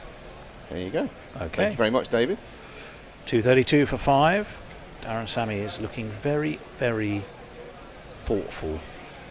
Possibly thinking just how much he really wants his team to get a wicket. Now that's after a shout from behind by Shy Hope. I don't think Graves believes there was anything in that, and it might have been wishful thinking. Half-hearted at best. The West Indies wicketkeeper and captain, Shy Hope, maybe trying to con the umpire. Jay wanted to clarify that with a Sheffield cultural attaché who went to an alcoholic binge, meaning himself, I think, the representative from Perth were moderate in his habits. That's Perth in Scotland, is it? Says Eric, willfully misunderstanding. That one is dabbed, well, it's sort of angled, steered down to third man again by Root. He takes a single. I've just realised, I mean, I'm sure someone's picked this up already, but we have Greaves, who didn't play in 66, the final, bowling to Joe Root. So Root 66 because of the song.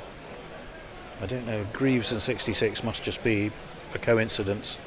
I don't think Justin Pierre Greaves said, let's find the great England goal scorer who missed out on the final that led to Jeff Hurst scoring a hat-trick and England winning.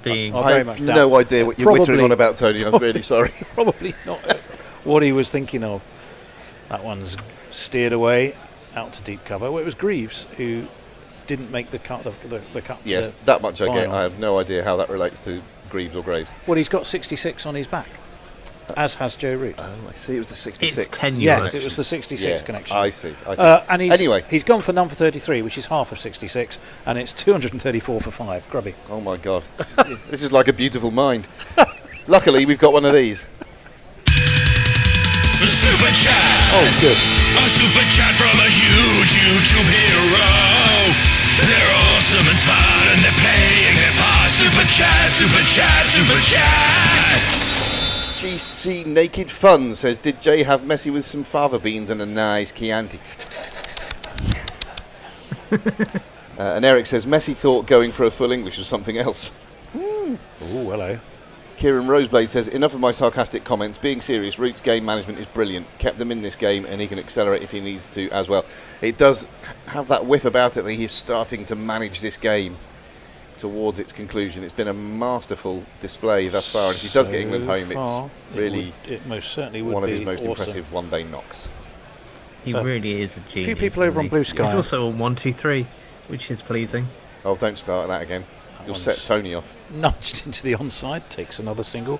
The mad old bats over on Blue Sky. Great to have Guerrilla Cricket to keep me company on a grey afternoon in Coventry. Is there any other kind? Wake up 40, careful. Someone else I noticed, let's see if I can find them, was in oh, here we go, it's Ollie, Jolly Ollie, who's enjoying the commentary from an empty Irish bar in Washington, D.C. That's got to be a first. Why is it empty? Empty Irish bar. Roston Chase in. 2 skips by Root, who then straight drives in past Chase, and the Holdstock arm, singular. It's just another score. It's just another 4.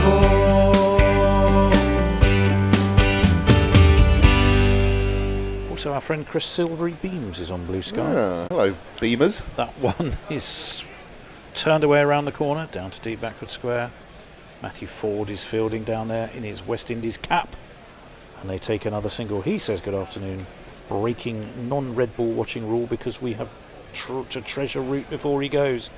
Can you give a shout out to lovely wife Holly, Not more bloody cricket, for God's sake. Hello, lovely wife Holly. Hello, lovely wife Holly. Presumably your lovely wife, Chris. Hello, lovely wife Holly. As that one's pulled away, not just anyone's lovely wife, yours particularly, we hope.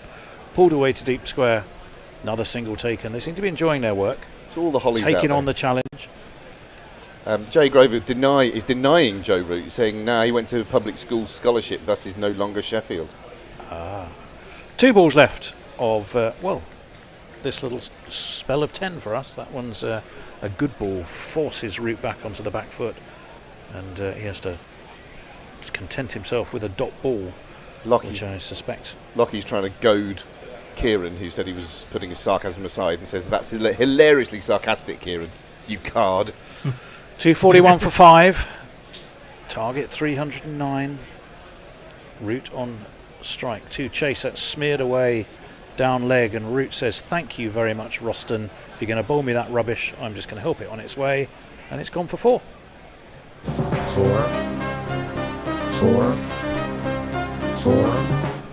245 for 5. Wow. Little shuffleroo. Yeah, we'll do that. And Jason has inexplicably put on a hat. Can you believe it? Oh. Who's coming in where? I was wondering. Yes, Will. Whether the patrons would like a bit more of the sort of beautiful minding, and I could do like a perk thing. Like I could do a list of like weird questions that I come up with at 4 a.m.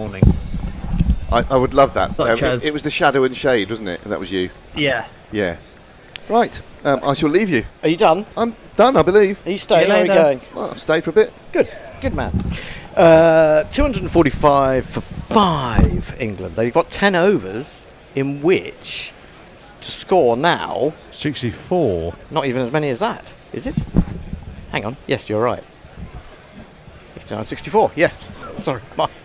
My arithmetic was terrible. Greaves is in to bowl to Jacks, who turns this away.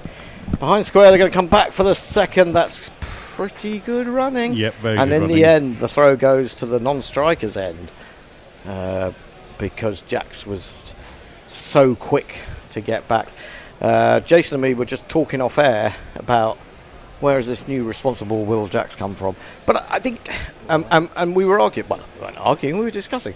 He didn't have a good summer last summer, did he? But at the end of it, he scored 2 80s, I think, opening the batting in the ODIs against Australia. And then he got dropped for some inconceivable reason, having done that. This is jab to backward point. Good diving stop, prevents the single on this occasion. Is that Roston chase again? He's not had a great day. I'll tell you who has a reasonably decent day is Justin Graves. He has. He's got quite quick 20 when they were batting, and he's bowled very tidily indeed. Yep. I'll tell you what we do need to do. We need to change the picture so people can see all the three of us. Otherwise, Jason's invisible. I'll go back to Jacks, who's facing up again onto the back foot, forcing up to now the mid-off, who's almost allowing the single there now because they're worried about the bigger shots. 248 for 5. England. Wind viz has changed rather a lot. Rather markedly since I was last on. In 10 overs, the wind viz has gone from England 11%, West Indies 89%, to England 65%. So, yes, big change. And that's been because of a great stand between these two. Just shows that 50 overs is a long time. It does, and it means you don't have to go crazy and throw it away. Although Root may be going slightly crazy there. He smashed that shot. He came down the wicket and he's absolutely blasted that dead straight, and that has cleared the boundary by quite a distance, which is something you don't see a lot from Root. I mean, you don't see a lot of sixes from Root, but when he does hit them, they tend to be, they don't clear the boundary by a hell of a lot. But that, I suspect... That's a baseball shot and a half. That's a cracking shot. Sweet Jesus, one talk over the line. Yeah, but going back to Jacks, he was inconceivably dropped, which we were saying might have been a blessing in disguise because it meant that he wasn't in those ODIs in India or the Champions Trophy. He's now been brought back and asked to play a different role. And it may be that he's thinking, hang on, this might be my last chance. So he's really sticking with it today. Has batted very well indeed. Flicked away to deep mid wicket by Root. who moves on to an astonishing 139.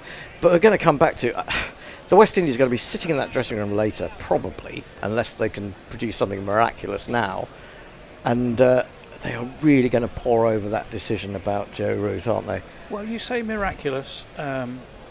One wicket changes the complexion, I think, of it does, but I think to be done here. England are now close enough that they could potentially rely on the other batsmen to get the job done. You would hope when they've got sensible players.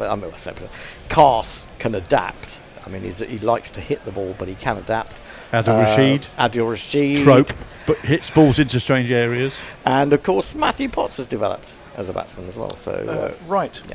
A few messages. Warwick Allen, if you think Cricinfo's win predictors are bollocks, they've now got a scoring breakdown. It compares different categories of runs from West Indies' completed innings against England's incomplete innings. Not surprisingly, says Warwick, Windies are ahead in most of them. Who comes up with these things, says Warwick Allen. Wilford Paul. Sorry, Robert. Us in the diaspora are really dejected at the performances of this ODI team. One or two performances here and there in these matches cannot win. It's not over yet, though I do appreciate your frustration. Frank Rockefeller, England back 2-11. Let's all calm down. Well, actually, I'm not sure that Sakib's much of a batsman, to be honest. But no, but that's why he is 11. They bat to 10. Yeah. They need a run of ball, 53 or 54. Brought back their big gun. Yeah. Alzari Joseph is back into the attack, and, well, they need him to produce some magic now. Their most experienced one-day bowler. It's 80 one-dayers now he's played. He bowls to Jax. Jax is so busy, he's almost running before he plays the shot, isn't he? He's tucked that away to square leg, deep square leg for a run. You almost can't... Joseph is on the pitch. Who's he fielding for? That's a good question. You might feel as if he probably should have been in his team over poor old Matty Ford, who should have had Joe Root out, in my opinion. I think that was very, very, very lucky for Joe Root. Ford offers more with the bats, but no, you want a premier frontline bowler, really, don't you? If you're going to have three seamers. I mean, it's more difficult for the West Indies here, in a sense, because as Joseph is into Root again, and he's angled down the leg side, he tickles it away. Easy run to deep square leg. It's difficult for them to sort of think about how things have gone a little bit wrong for them, a little bit haywire for them here, because I think they bowl quite well. I don't think they bowl badly. Certainly a huge improvement on Thursday. The difference is England have batted well, not early on, but England have batted with a real amount degree of discipline. Yeah, absolutely, and thinking. Thoughtful cricket, would you believe, from England. Never thought I'd say that. Sort of helped into the onside. It was getting big on Jackson. He couldn't really get the full pull into it, so he just sort of helps it towards mid-wicket. Chase who dropped Joe Root. Was I get that right, or was it? Joe Root hasn't been dropped. I thought someone had been dropped. Maybe it wasn't Joe Oh Root. no, was he dropped? No, I don't think so. I think it was just a couple went just over the slips, didn't they? But it was the LBW for me, because if you look at drop catches, you could just look and say we've got no one to blame but ourselves because we dropped it, or the person who dropped it will blame him. But when you haven't got that decision and it's so close, you're going to feel a little bit as if the world's against you. Pulled by Root, he'll get another single again. Once more, keeping that square leg busy. Hetmeyer who's gone off. Because he's he's often in that position, isn't he? He's often in that position. Yeah. He's not necessarily the quickest across the ground, although he's got good hands. That's 260 for 5. Quite a nice sunny evening now. Although maybe the cloud has moved a little bit. It was quite overcast, although not dark. Who can tell with the gain on the TV cameras? That's true. Beautifully played by Jax. He waited for that, steered it wide of the man at backward point. Has to run round Joseph to get back for the second, but still makes it comfortably. And he deserves a half century, doesn't he? And well, he should get it unless he does something silly. That was a bit of a powder puff throw from Casey Carty. Well, he looks I thought demoralised. he would be struggling a lot more for the second than that. They look demoralised, I think, the West Indies, having got themselves into a very, very much a winnable position. This will be deflating. I'll tell you who's going to be breathing huge sighs of relief. Our friend the Duckster. You've got it in for him today. Short. So short. It's way over Jax's head. It's way over the keeper's head. And it's away for 4 byes. 1, 2, 3, 4. That ball is just through the keeper. I can't help thinking that ball just trampoline on another day might have been called a wide as well, so it would have been 5 wides. But let's have another look at it. He's really put it in. No, his ducks has it, Jax. It just gets bigger and bigger, doesn't it? Yeah, just trampoline it. That's one that's actually hit a hard part of the pitch and taken off. Poor old Shy Hope would have had to be about 9 foot tall to have laid a paw on that. He'd have had to. Just waving at it as he went past. He would have had to have Ben Duckett on his shoulders. Right, Windy Fanatic. Joseph back too late. Reynolds wants to know, would you bring Gus in for the next one-dayer or a Curran? No, Gus is... No, I thought Gus was injured. He's injured. He's out of the ODI I think he's out of the series. ODI. I'm not sure if he's injured for the T20s as well. Sam Curran's not even in the squad, is he? No. Because he's captaining Surrey in the Blast. Eric J is going, look, I wouldn't call this a humiliation, Windy. I agree. This has been highly entertaining. I think I'd call it a disappointment, not a humiliation. Jay Grover, Windy Fanatic and Robert Wilford. Oh, disappeared on me. Paul Root is an all-time great. Paul Root? Joe Root? This is not shit. What's he talking about? Jay, what are you talking about? Jaden Seals is back into Bolter Root and he works that away towards deep mid-wicket, but straight enough. So he should be able to come back for the 2. Very easy indeed. Bathed in sunshine now, this ground. Early evening. Early evening? Well... Evening. Yeah. I do think actually that it might be at the point now where West Indies have to gamble a bit and bring in a few people into the ring to stop these easy singles left and right. Teams rarely do that. They do, but you know, it's almost like it's at the point now. I think where England can get the job done with the remaining batsmen. You would think so. They need wickets. Root just waits for this, opens the face and guides it down to third man as he's done. Fairly regularly this afternoon. He moves to 144. England 269 for 5. They need another 40 to win with 7 overs and 4 balls to go. And I'm sure Shy Hope knows that, but he's not willing to be the man who stands out from the crowd. Yeah, I think it's they would rather lose with 3 overs to spare than, suddenly. Then it looks a lot worse if they suddenly just get smacked around and lose with 7 overs to spare. Into the hips of Jax, who was thinking about a second as the man from mid-on moved round, but it was actually... Good choice not to go. Scampering deep mid-wicket that actually prevented him from turning for the second. 39 from 45 balls. So hang on. There's pretty much a run of ball anywhere they want at the moment with the length they're bowling and the field they've set. Sorry, I was doing a terrible arithmetic in my head. I thought there were 28 balls. I was going 7 overs with 4 balls per over. I mean, I know it's a long time since we had 4 ball overs. 1970s. No, that's 1900s. 1870s, more like. Dropped down to backward points. I don't know when 4 ball overs went out, to be honest, but there is no run on this occasion. I think the last 8 ball over was in Australia in the mid-70s, early 70s. Yeah, I can still remember 8 ball overs being used in Australia, never in this country that I can remember. In fact, I don't think they were ever used in this country. But there were 4 ball overs, weren't there, at the very start of the international cricket, yeah, yes. Yeah. 39 required from 44. Joe Root is signalling maybe for some new gloves, just getting a bit sweaty inside those, perhaps. No. Don't change anything, Joe. Short and Root takes up position to pull it, but then leaves it. It's got too big. It's gone over him, and it's been given as a wide. And Grubby has just informed me that this is Root's highest one-day score. Wide. Absolutely extraordinary. He's got a long way in terms of international hundreds. He's got a fair way to go to catch Sachin, who got 100 in international cricket, didn't he? Yeah. 100. 51 and 49, wasn't it? Was it 51 and 49? Did he never play T20? He must have done. I can't remember when he finished. Flicked away through, acres of space now. Everyone's out. I mean, in sort of complete counterpoint to the idea of bringing more players in, he just seems to be sticking everyone out if he can. If you were to be hypercritical of the West Indies, I feel like they bowled, this adage of bowling too straight, and bowling a bit too much middle and leg at times. Yeah, too easy to work it onto the leg side into the vast open areas. Bowl outside off, pack the ring fielders, and make them work for the runs.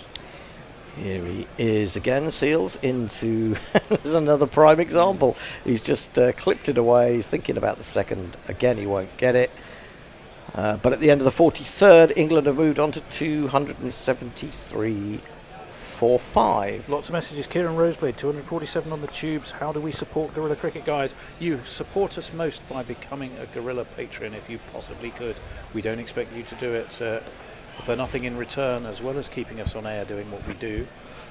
We will also, you also get content first, fastest and best with our podcasts, our written content. You get a chance to come and visit us in the studio.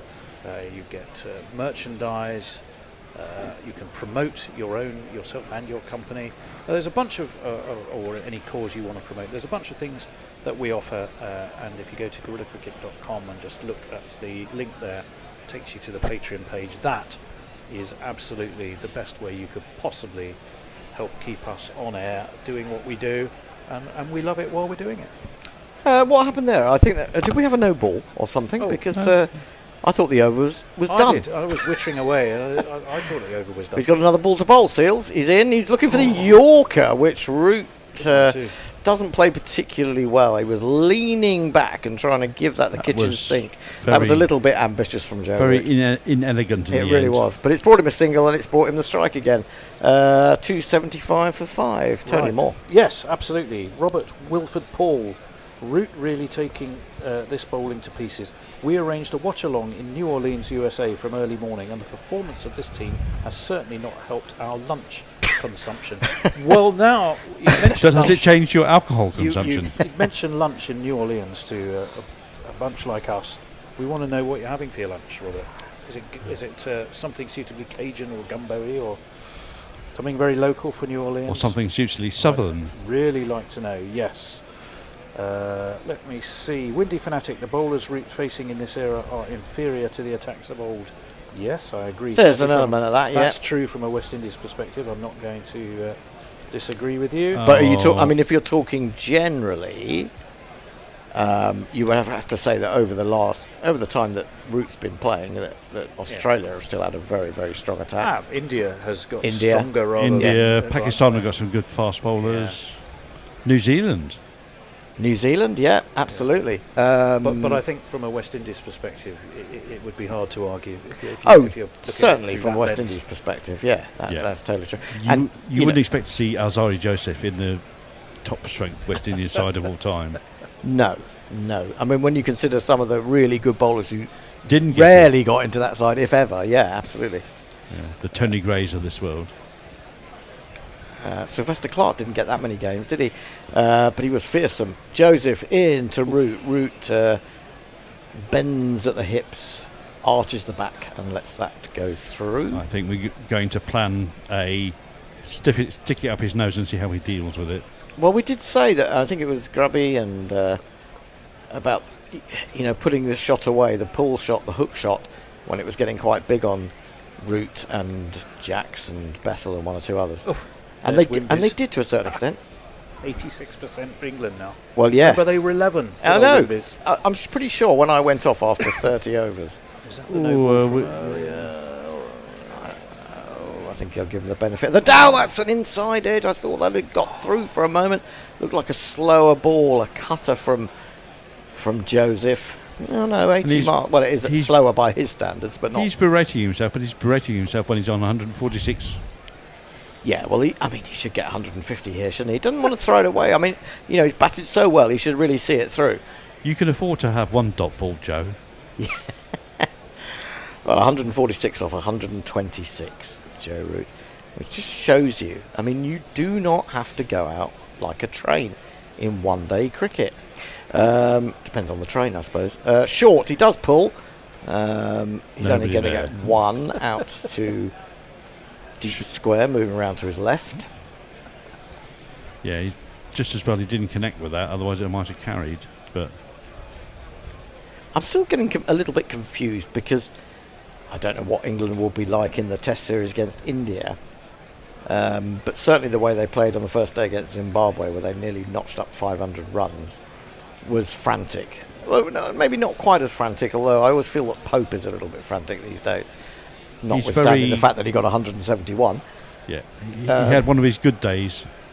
One of his good frantic days. And then he didn't have a good day the next day. No, Joseph in, bowls to Jacks, defends. Good length ball, good line on off stump. Sensible from Will Jacks, I would argue. But I mean, I almost feel as if, and I just certainly didn't feel that during the one day as in India and the Champions Trophy, I almost feel as if there's been a new calmness come over England. They thought, that incredible sort of approach at Test cricket, their so-called Bazball, seems to have given way in one-day cricket to something a little bit calmer, more measured. Yeah.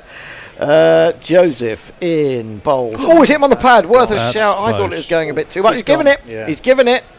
That's unfortunate for Jacks. He deserved a half century. He may still get it because that might not be out. I thought he'd cut that and it was possibly missing leg, but I presume he's going to review. Yeah, he will do. For what it's worth, I thought that was out. Yeah, I did. That was about 3/4 of the way up and sort of hitting between middle and leg. Yeah. So. Well, we will see. We will see in a minute. He's quite wide on the crease. It's cut. Surely that has come done back in. It's hit the back pad. Might be high. Oh, it's also hit the back pad as well. So that means that he's, it hasn't got Grubby very far to too travel. High. Grubby thinks it's too high. It's going to have to be high enough not to be umpire's call because the umpire's already given it as Adrian Holdstock. Well, it's right at the top of the. It's going to have to be missing of the pad, isn't it? Here comes the slow-mo. Let's have a look. I think that's got far enough to go. No, it's umpire's call. He's gone. That's harsh. Well, if that's right harsh, in the top corner. It is right in the top corner. It is a little bit harsh. And if you think those are the margins in cricket, aren't they? Joe Root gets away with one that seemed absolutely plumb, and then that one that was a little bit more doubtful is gets the right decision or gets the upheld decision by the umpire, and therefore it's out. 276 for 6. It's not all over. Get to his 50 either. That's a shame for Will Jacks. Really deserved a 50 there. I blame the glove change from Joe Root for that. If you're going well, you don't change a thing. Absolutely. It's a cardinal rule. A quick super chat from the Naked Fun Porn Bot. Good God. Sends a couple of dollars, so he pays in dollars. Bit of a bear finish and a hendo ending. Okay. Jay Grover said something quite amusing. Did he? First time for everything. I think it was that comparison of West Indies attacks of yesteryear and today. Windy Fanatic, mate, he says, that's like saying the current Mongolian horse cavalry is a bit rubbish compared to the Golden Horde. And Windy Fanatic just says, Jay Grover, keep it simple. Which is probably fair enough. I don't know who the Golden Horde. Yeah. Was that Genghis Khan? Genghis Khan and the Mongols. I think so. Figured it had to be. I didn't know many other incredible Here's a man with a role armies. to play, I would argue. Indeed Job's so. not done. Bryden Cass has come to the wicket. Where is the lad? Brian Cass, here he is. Stick your hopes of victory up to Brian Cass. Your hopes and dreams are flying at half-mast. When the Brian comes a-calling, all your blues will be. It'd be a real choke from England if they don't get in. That's a sharp bouncer, and Cass is a tall man, so it's hard for him to get underneath that, but he does. 92 miles an hour. That's the end of Joseph's 9th over. He's got great figures of 3 for 31.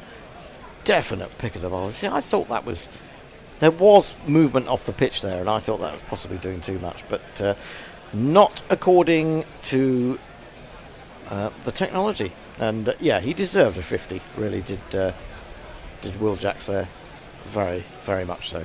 Well, that's 2 middling scores for Jacks in 2 games.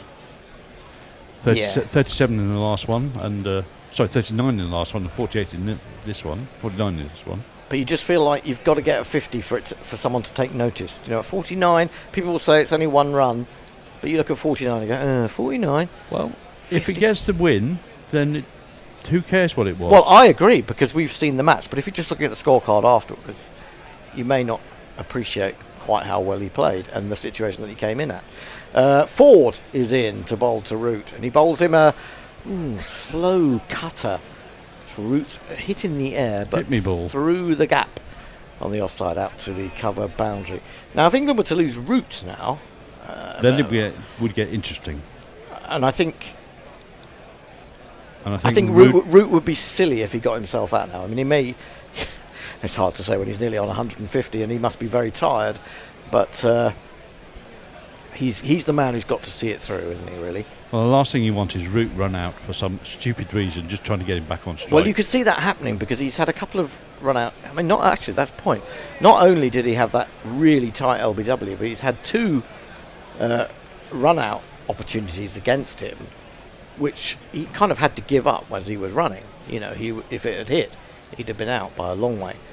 Short! Oh, he's not controlled that cast. He didn't really know where that had gone. I mean, even, goodness me, someone like Matt Ford is troubling that cast with that short ball. He's only just got out there. This is all in response to his drive down the ground for 6 in the last game to win the match. They're going to make sure he doesn't get an opportunity to do that again. See if he can hook as well as he can drive. And there's nothing wrong with that. That's a good bouncer to a lower order batsman who's just in. Ford in to cast. He dabs it into the offside. That's better. They're going to have to hurry. But they're going to get there. Chase is the man swooping. Who's 6 off the last ball? Cast won the last match with a 6 off the last ball, I do believe. On Thursday? Yeah. No, because England batted first. England batted first, so that can't be true. No, that was a county game. My mistake. Sorry. Chasing down 98 in 19 overs for Durham. Oh, okay. Which I watched on YouTube. We watch so much cricket that we get completely confused. Root gives himself plenty of room and he carves that. Well, if not over the top, through the gap as well. But, extra cover mid-off, and that's a fabulous 152, his first score of 150 plus in ODIs. He's got 6 double hundreds. He won't get a double hundred here, but wow. You shall not shift me. You shall not shift me. I have made it to 150, and you shall not shift me. Now I do recognise that tune. Ford in again, pulled to ground by Root, very well controlled, gets him a single as out from underneath the shade of the stand comes the fielder at shade or shadow, deep mid wicket. I mean, but he that just stood there with a big base and said, "Have that." Do you know, since he's got to 100, Joe Root has he's just completely in the zone, isn't he? He is. He's been completely in the zone. The relaxation is there. He's just hitting the ball so well, hitting it with more power than normal. This is fetched from outside off stump into the same area, deep mid wicket. Another single England require. Well, 25 from 30 at the end of that over. 45 overs gone. England 284 for 6, 309 the target. Right, a few things. There was some talk of Yaks giving Lear the fear. Yaks? Yaks. Something to do with the Yak cavalry gives me the proper fear. Talking about the Mongolian horse cavalry. I don't mind a yak. I couldn't eat a whole one. Not to put a damper on Root, says Ombre Nuevo. But what records are in sight this summer? How much higher can he get in the all-time great statistical ladder? Good question. Pirate Badshah, if Joe Root were Thomas the Tank Engine, character, he'd be the much unfairly maligned Diesel, a dependable workhorse that isn't as fancy as his steam engine peers, a true hero of slow, methodical, then he just goes ... I think that's a little bit harsh. I think that's a bit harsh. Yeah, I think he's more than that. I mean, I think he has often had to rein himself in because, you know, he's found himself at the crease. You know, he's an hour before he should do. Yeah, he's still on the burning deck whilst things are going. I do take your point on Diesel though. That's I go along with that. Joseph then to start his final over into Cars, who just pops this up into the onside, but short, agonisingly so, of the man swooping in from mid-wicket. He's not got the pace of this pitch at all. He's struggling to pick the ball up when it's rising. I could also tell you, Jason, you've been rumbled, mate. What? Messi Jez goes, is that my hat that Jason It is. I am wearing it in your honour, Messi. I'm actually disappointed because I saw that hat earlier and I was going to plan to put it on and see if Messi noticed, but Jason got there before me. Oh, here we go. This is the news I've been waiting for. Oh, yeah. Robert Wilford Paul's lunch in New Orleans. Oh, yes. I'll tell you after this ball. But I wasn't far wrong. It is very local. Here is Joseph in again to Cars. Cars will... I don't know what he... that's over the top. He didn't really have any idea what to do there, so he just threw the bat at it. Got nowhere near it. It went over him, over Shea Hope.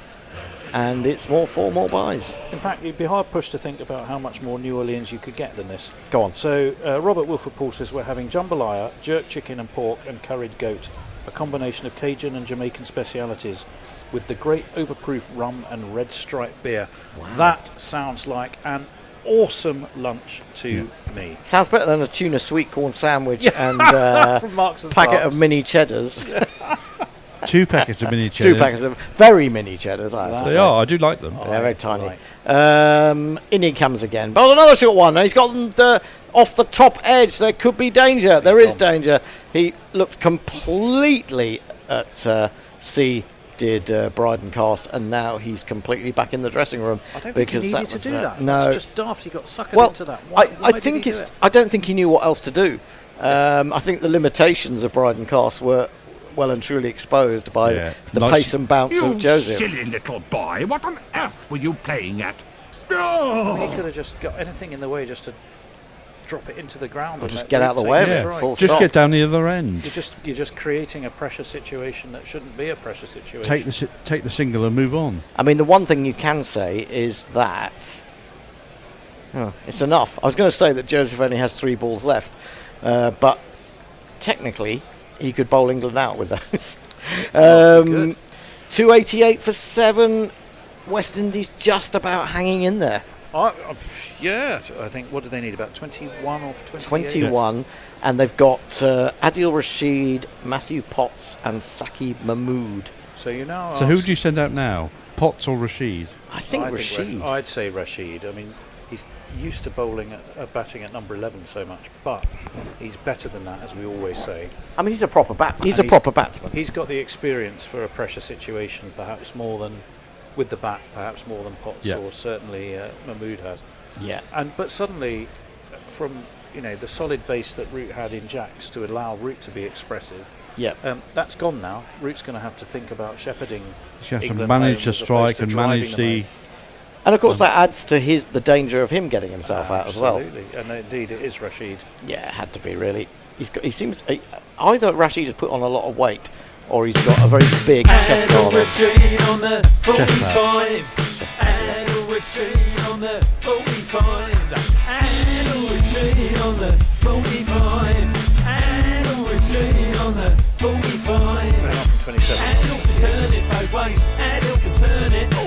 Adil can turn it both ways. Adil can turn it. Adil can turn it both ways. Adil can turn it on the 45. He's going to cop it too. He's going to get 3 short balls. Oh, absolutely. The advantage that he's got is that he's smaller and can get under them. We would hope. And he will back away and try and cut it to the offside as well, rather than Cast, who tried to swat everything to the leg side. Well, he's got a leg slip in, a leg gully, a wideish slip as well, a shortish mid-wicket, mid-on, deep square. Actually, the leg gully's gone squarer now. And push back a bit. Joseph in short, he gets right in behind that. That was good batting from Adil Rashid.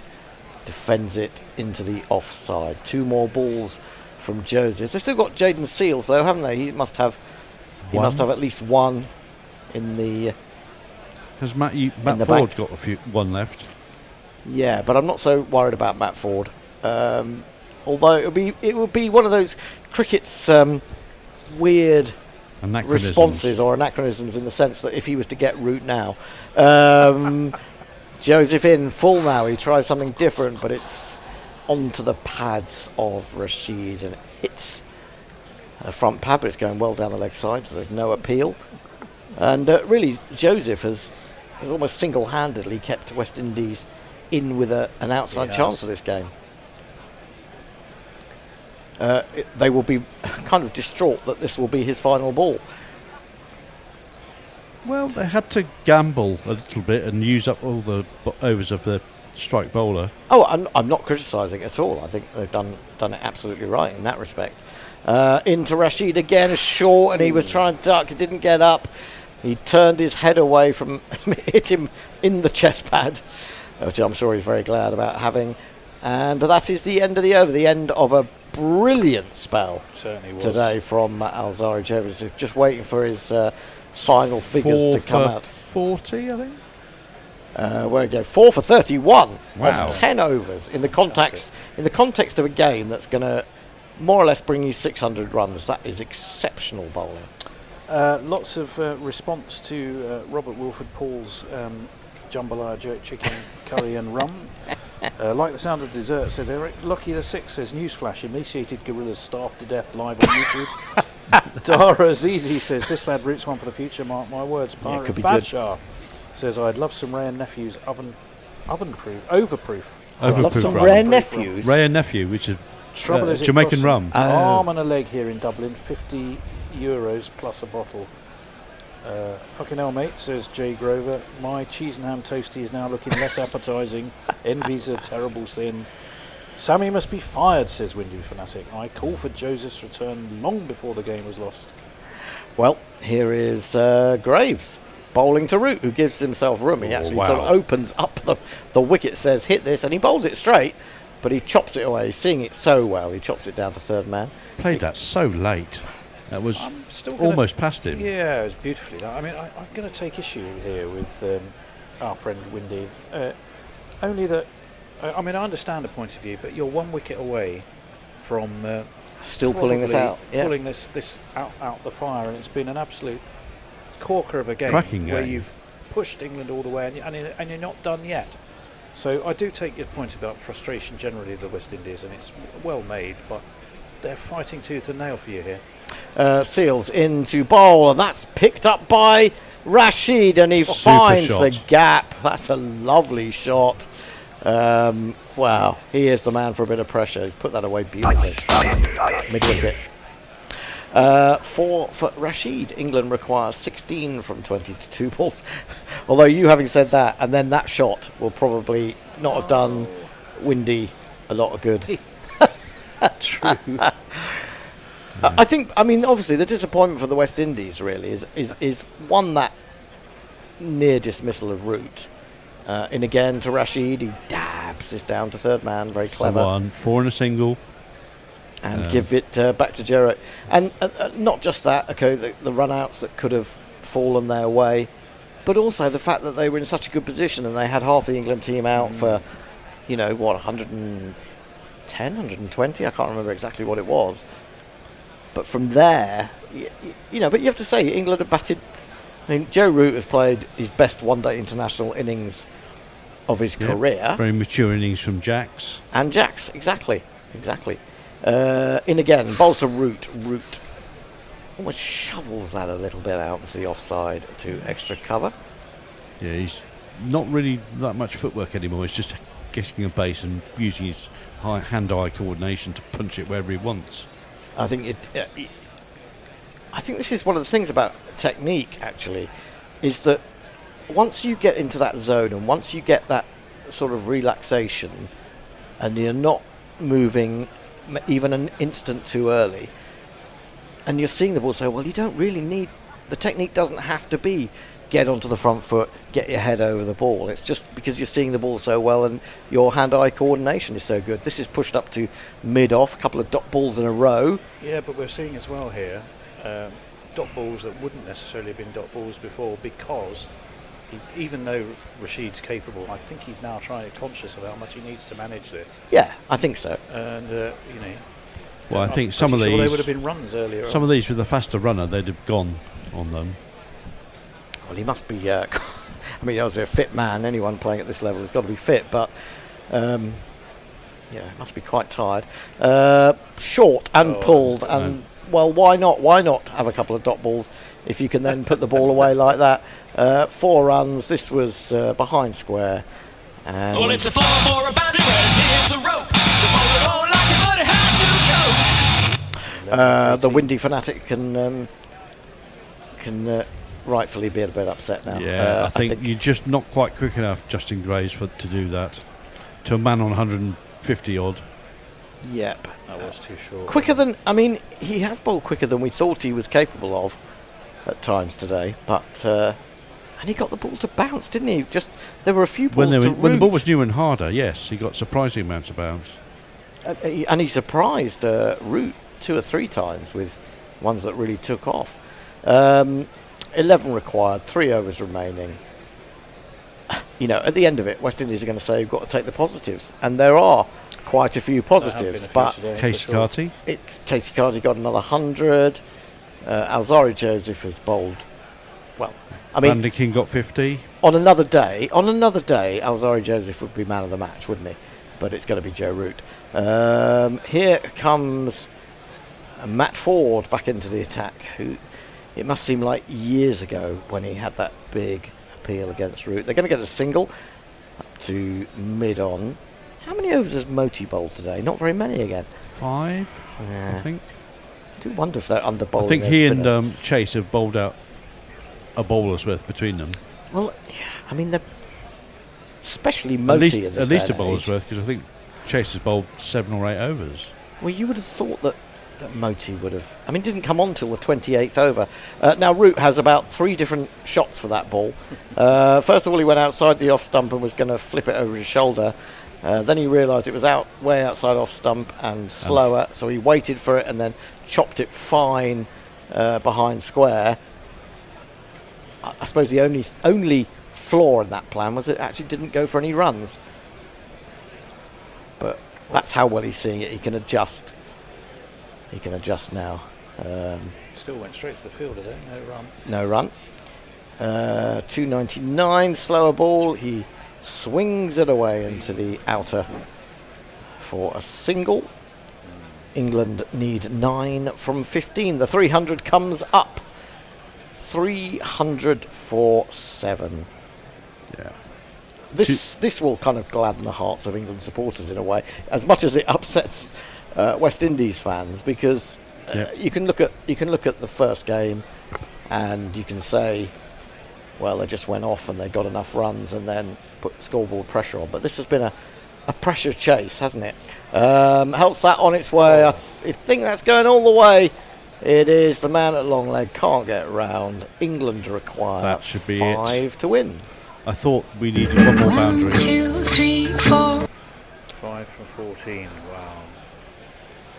Yeah. Well, don't poor let old- it go to the last over, boys. Yeah, I always think that.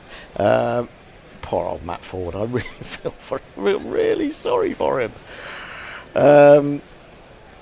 But Adil Rashid has come in and done the job at the right time, hasn't he? Really. You do wonder, if not Matt Ford, who else could they bring in? Shafane Rutherford? You would have thought so. I mean, he had such a good start to his Shamar Joseph? career. Now That's out. Now he's given that. Has he got? I thought we got an inside edge to that. He must have done, because umpire Ford- Holdstock is unmoved. Well, Ford was giving it the almost the celeb appeal, They've although reviewed it, though. they have reviewed it, I suppose. Well, they have to. I suppose not. But it just something struck me about that, the way that it didn't seem to hit the pad directly to me. I thought he got a big inside edge on that. But we will see, and well, if it is out, West More Indies drama. come back into it. Let's have a look. It's a leg cutter. No. Oh, I don't know. I think that is out. I think that is out. I think actually what's happened is that his bat has hit the hit the pad flap, hasn't it? Oh no! You can't really tell, can you? It's very. Oh no, you can, because you see where you see the edge, unless it's hitting the front pad, it's the back pad where That is Can a you tough decisively say it's the inside bat, of the bat? I think that's bat. I think that's bat, yeah. Or he's clipping the pad.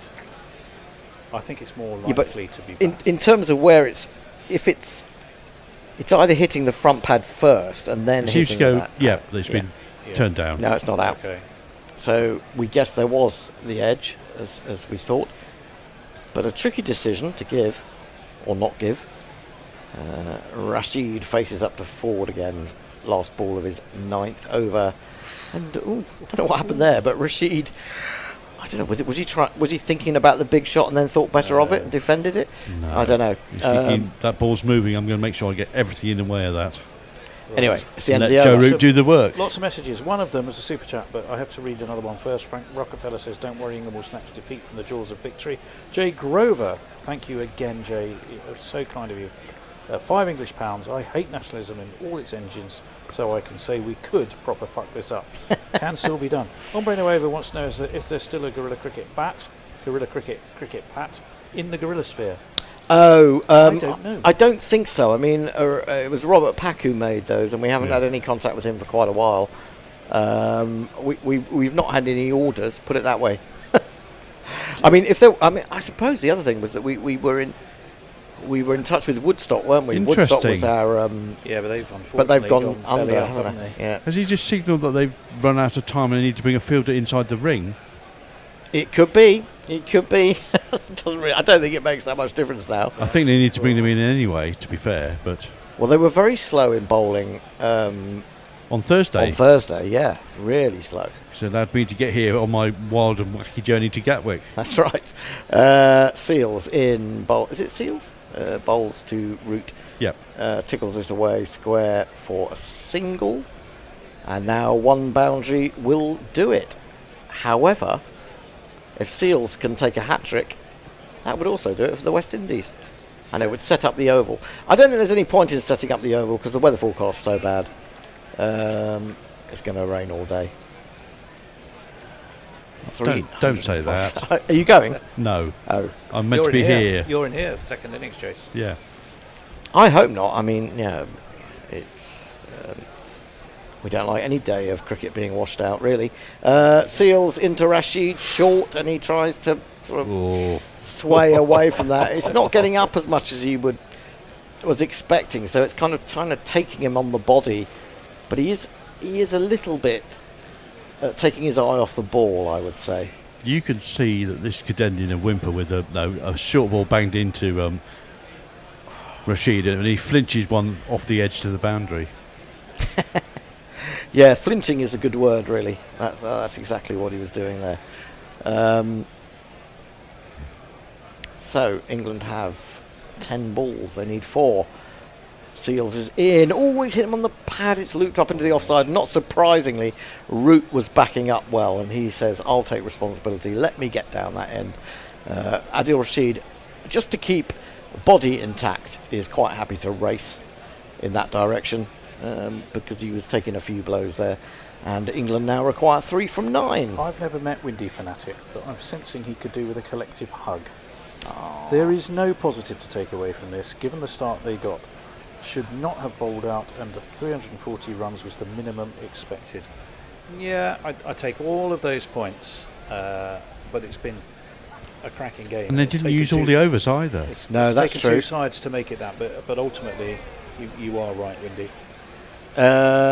In he comes, bowls to Root. Root, smashes that across the line, out into the deep. He's going to get 2. Scores a level. 2.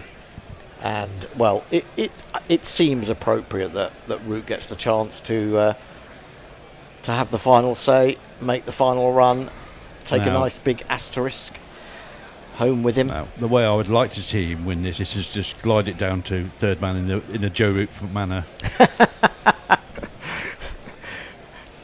Truly Rootian. No glory, just business as usual. Well, he's needed to be at his best, hasn't he? Because he hasn't had a lot of help. A bit from Harry Brook, who had a really tasty 40-odd. And Will Jacks batted really nicely, really sensibly. Not much else though. He drives straight. Shot. Well, you can give that What up a at shot. mid-on because that has been a quite staggering innings. And England win the series 2-0. They might go on to make it 3-0, but we shall see. 7 balls remaining, quite astonishing from the position they were at. Can someone tell me exactly when the 5th wicket went down? Because that's when we found out about the mental strength of Joe Root. Well, we've never doubted the mental strength of Joe Root, but also the mental strength to a certain extent of Will Jacks. We've seen plenty of flashy shots from him, but not always that mental strength. I couldn't tell you that. 5th wicket went down on 133. It was Bethel after 23.4 overs. Right, so in 26 overs they added, another 180. 185. So it's a runner ball. And it's just sensible batting, and it also shows, how you can step up a gear when you've been in that long, and you're seeing the ball really well. There's all this talk about players not going, quick enough in the top order sometimes, and Joe Root is someone who takes a bit of criticism as a man who is a bit of a sore thumb at number 3, especially if he has to come in the power play. But on a day like this, you just see the true worth of him. So what do you get, Joe Root? 165, 170? Yeah. I mean, he may be one of those who can't come in and smash the ball all over the place from the word go, but he's got staying power, and then he smashes the ball all over the place later. It doesn't matter when you score the runs, as long as you score the runs. A brilliant innings, gets handshakes all round from the West Indies staff, and that really was Joe Root at his finest. But the West Indies will look back on that LBW shout. Yes, and Ben Duckett congratulating Joe Root for his contribution. Listen, I don't poor old Ben Duckett's performance. I don't understand why we're giving Ben Duckett such a hard time, because Duckett has been England's He's been the best opener for 2 years. I think anyone would accept the duck. I think it's the 2 drop catches, and then the duck, that somehow had a neither of the catches weird was air of easy. inevitability about The it. first catch especially wasn't easy. He had to go with it by one the way. hand, didn't he? Go on. Let me see. Muttley, J. Grover, I misread that. Is you're not a bugger? I'm not quite sure why he would say that. Poor old Windy really doesn't like Darren Sammy, or doesn't think he's doing a great job. Take your point. Grubby's off. Muttley says, thanks for the coverage, Primate. Love and sausages. Hombre Nuevo saying cheers and good to see you. Thanking us for a great day and indeed all afternoon. Marlon doesn't rate Sammy either, says he thinks he should be fired. And there's plenty more, but I think we have to leave it there because I have a duty to be on the road as soon as. Yeah, I mean, Joe Root, rather than playing the Rootian shot down to third man, he actually played a glorious on drive. Punch drive. We've seen that about 4 times today, and he's played it impeccably, hasn't he? Just about the right timing and power, enough to get it straight of the man at mid-on. Really, really good knock.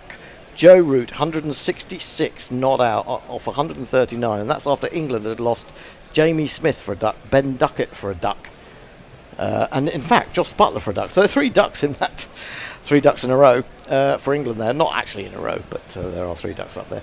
49 from Jacks, good knock from him. Bethel just began to get going, but Chase managed to turn one past his outside edge as he tried to flick into the onside. At that point, it looked a really tough task for England, but they've got over the line with a partnership of 143 between Root and Jacks. That really is what has got them there.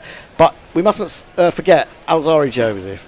On any other day, he'd been man of the match, 4 for 31 from 10 overs in a match which has seen 621 runs scored, and he's gone for only 31 and taken 4 wickets. The West Indies 100 for Casey Carty, it seems ages ago now. 103. Shai Hope 78. Brandon King 59. Shai Hope, he was left with his number 11, but you felt that it would have been better if he'd stuck around and just eked out a few more for the West Indies, but he was gone. Saki Mahmood 3 wickets for 37. Adil Rashid, who was there at the end with Joe Root, took 4 for 63. So another good day for the Brook Revolution, Jason. Yep. Welcome to the the Brook era. Yep, same as the old era. Old era, new era. Today the IPL is still on if you want to watch it. It's the qualifier, Mumbai and Punjab fighting to take on RCB in the final. Goodness me, the IPL is over on Tuesday, but we are back for more cricket between England and the West Indies on that very day at 1 o'clock from the Oval. It'll be the third and final ODI before 3 T20s. It's been great fun having you along. Now, someone was asking about, just want to see if I can find it. Someone was asking if we can give out the number or the amount of super chat, but I can't see where it used to be on here. Where is it? I can't see it on here. It might be on the producer one around the corner. Okay, all right. Well, we'll tell you on Tuesday then what it was, and hopefully we'll get more contributions from you then. Thank you very much for being with us. Thank you for your contributions. Thank you for being as entertaining as we are, hopefully. Until Tuesday, 1 o'clock in the afternoon. That's BST. Adapt for wherever you are. Muttley says, thanks for the coverage, Primates, love and sausages. As they all say, we've got to get off. Tony's got to drive me home. And you've got about 8 buses to catch. No, a walk. Oh, you're going to walk? And then a train, a tram, and a bus. Blimey O'Reilly. Oh, well, you definitely are the Michael Portillo of guerrilla cricket. Until Tuesday, then. I am the doyen of public transport. You are indeed. And long may it. Well, no, I'm quite happy for you to have a car. You've got a car? No. You ever had a car? Yes, loads of times. Oh, right, okay. Just wonder, some people don't. Anyway, that's it. Okay, I'm going now. England win by 3 wickets. Enjoyable game from Cardiff. Until Tuesday, it's goodbye from all of us at Guerrilla Cricket. Good night. Guerrilla cricket. Whoa. Guerrilla cricket. Whoa. Guerrilla. Take guard, man the barricades, patrol the cover boundary. At last the time is come, this is a cricketing emergency. Hear this call to arms for every cricket revolutionary. Take up your bats and stumps for the test match insurgency. At first they tried to silence us, but we would not be silenced. They threatened us with lies, so we threatened them with violence. Che Guevara, Sangakkara, Joseph Stalin, Douglas Jardine, Robespierre, Darrell Hare, Vladimir Lenin, O'Brien Kevin, guerrilla cricket. It's not about the winning, it's about how many rules you break. Even in cricket commentary, this is the best advice to take. Pick guerrilla cricket, it's the finest choice you'll ever make. There's so much more to cricket than rev counters and a slice of cake. At first they tried to sanitize us and clean up our act, but people like it filthy, and we know that for a fact. Fidel Castro, Lenny Pascoe, Carlos the Jackal, Umar Akmal, Mahatma Gandhi, Grant and Andy, Brendan Behan, Austin Ian, guerrilla cricket. Stick with us, cause you know we're not the kind of thing that you see on the TV and the radio. So vive la revolution. First they tried to buy us, but we would not be bought. Okay, we were, but then we ran away, and we will not be caught. We would not give up the ghost when they left us all for dead. They decapitated us, but we just grew another head. Chairman Mao, Jamie Howe, Ho Chi Minh, Asif Din, Václav Havel, Graham Saville, No Surrender, Percy Fender, Che Guevara, Sangakkara.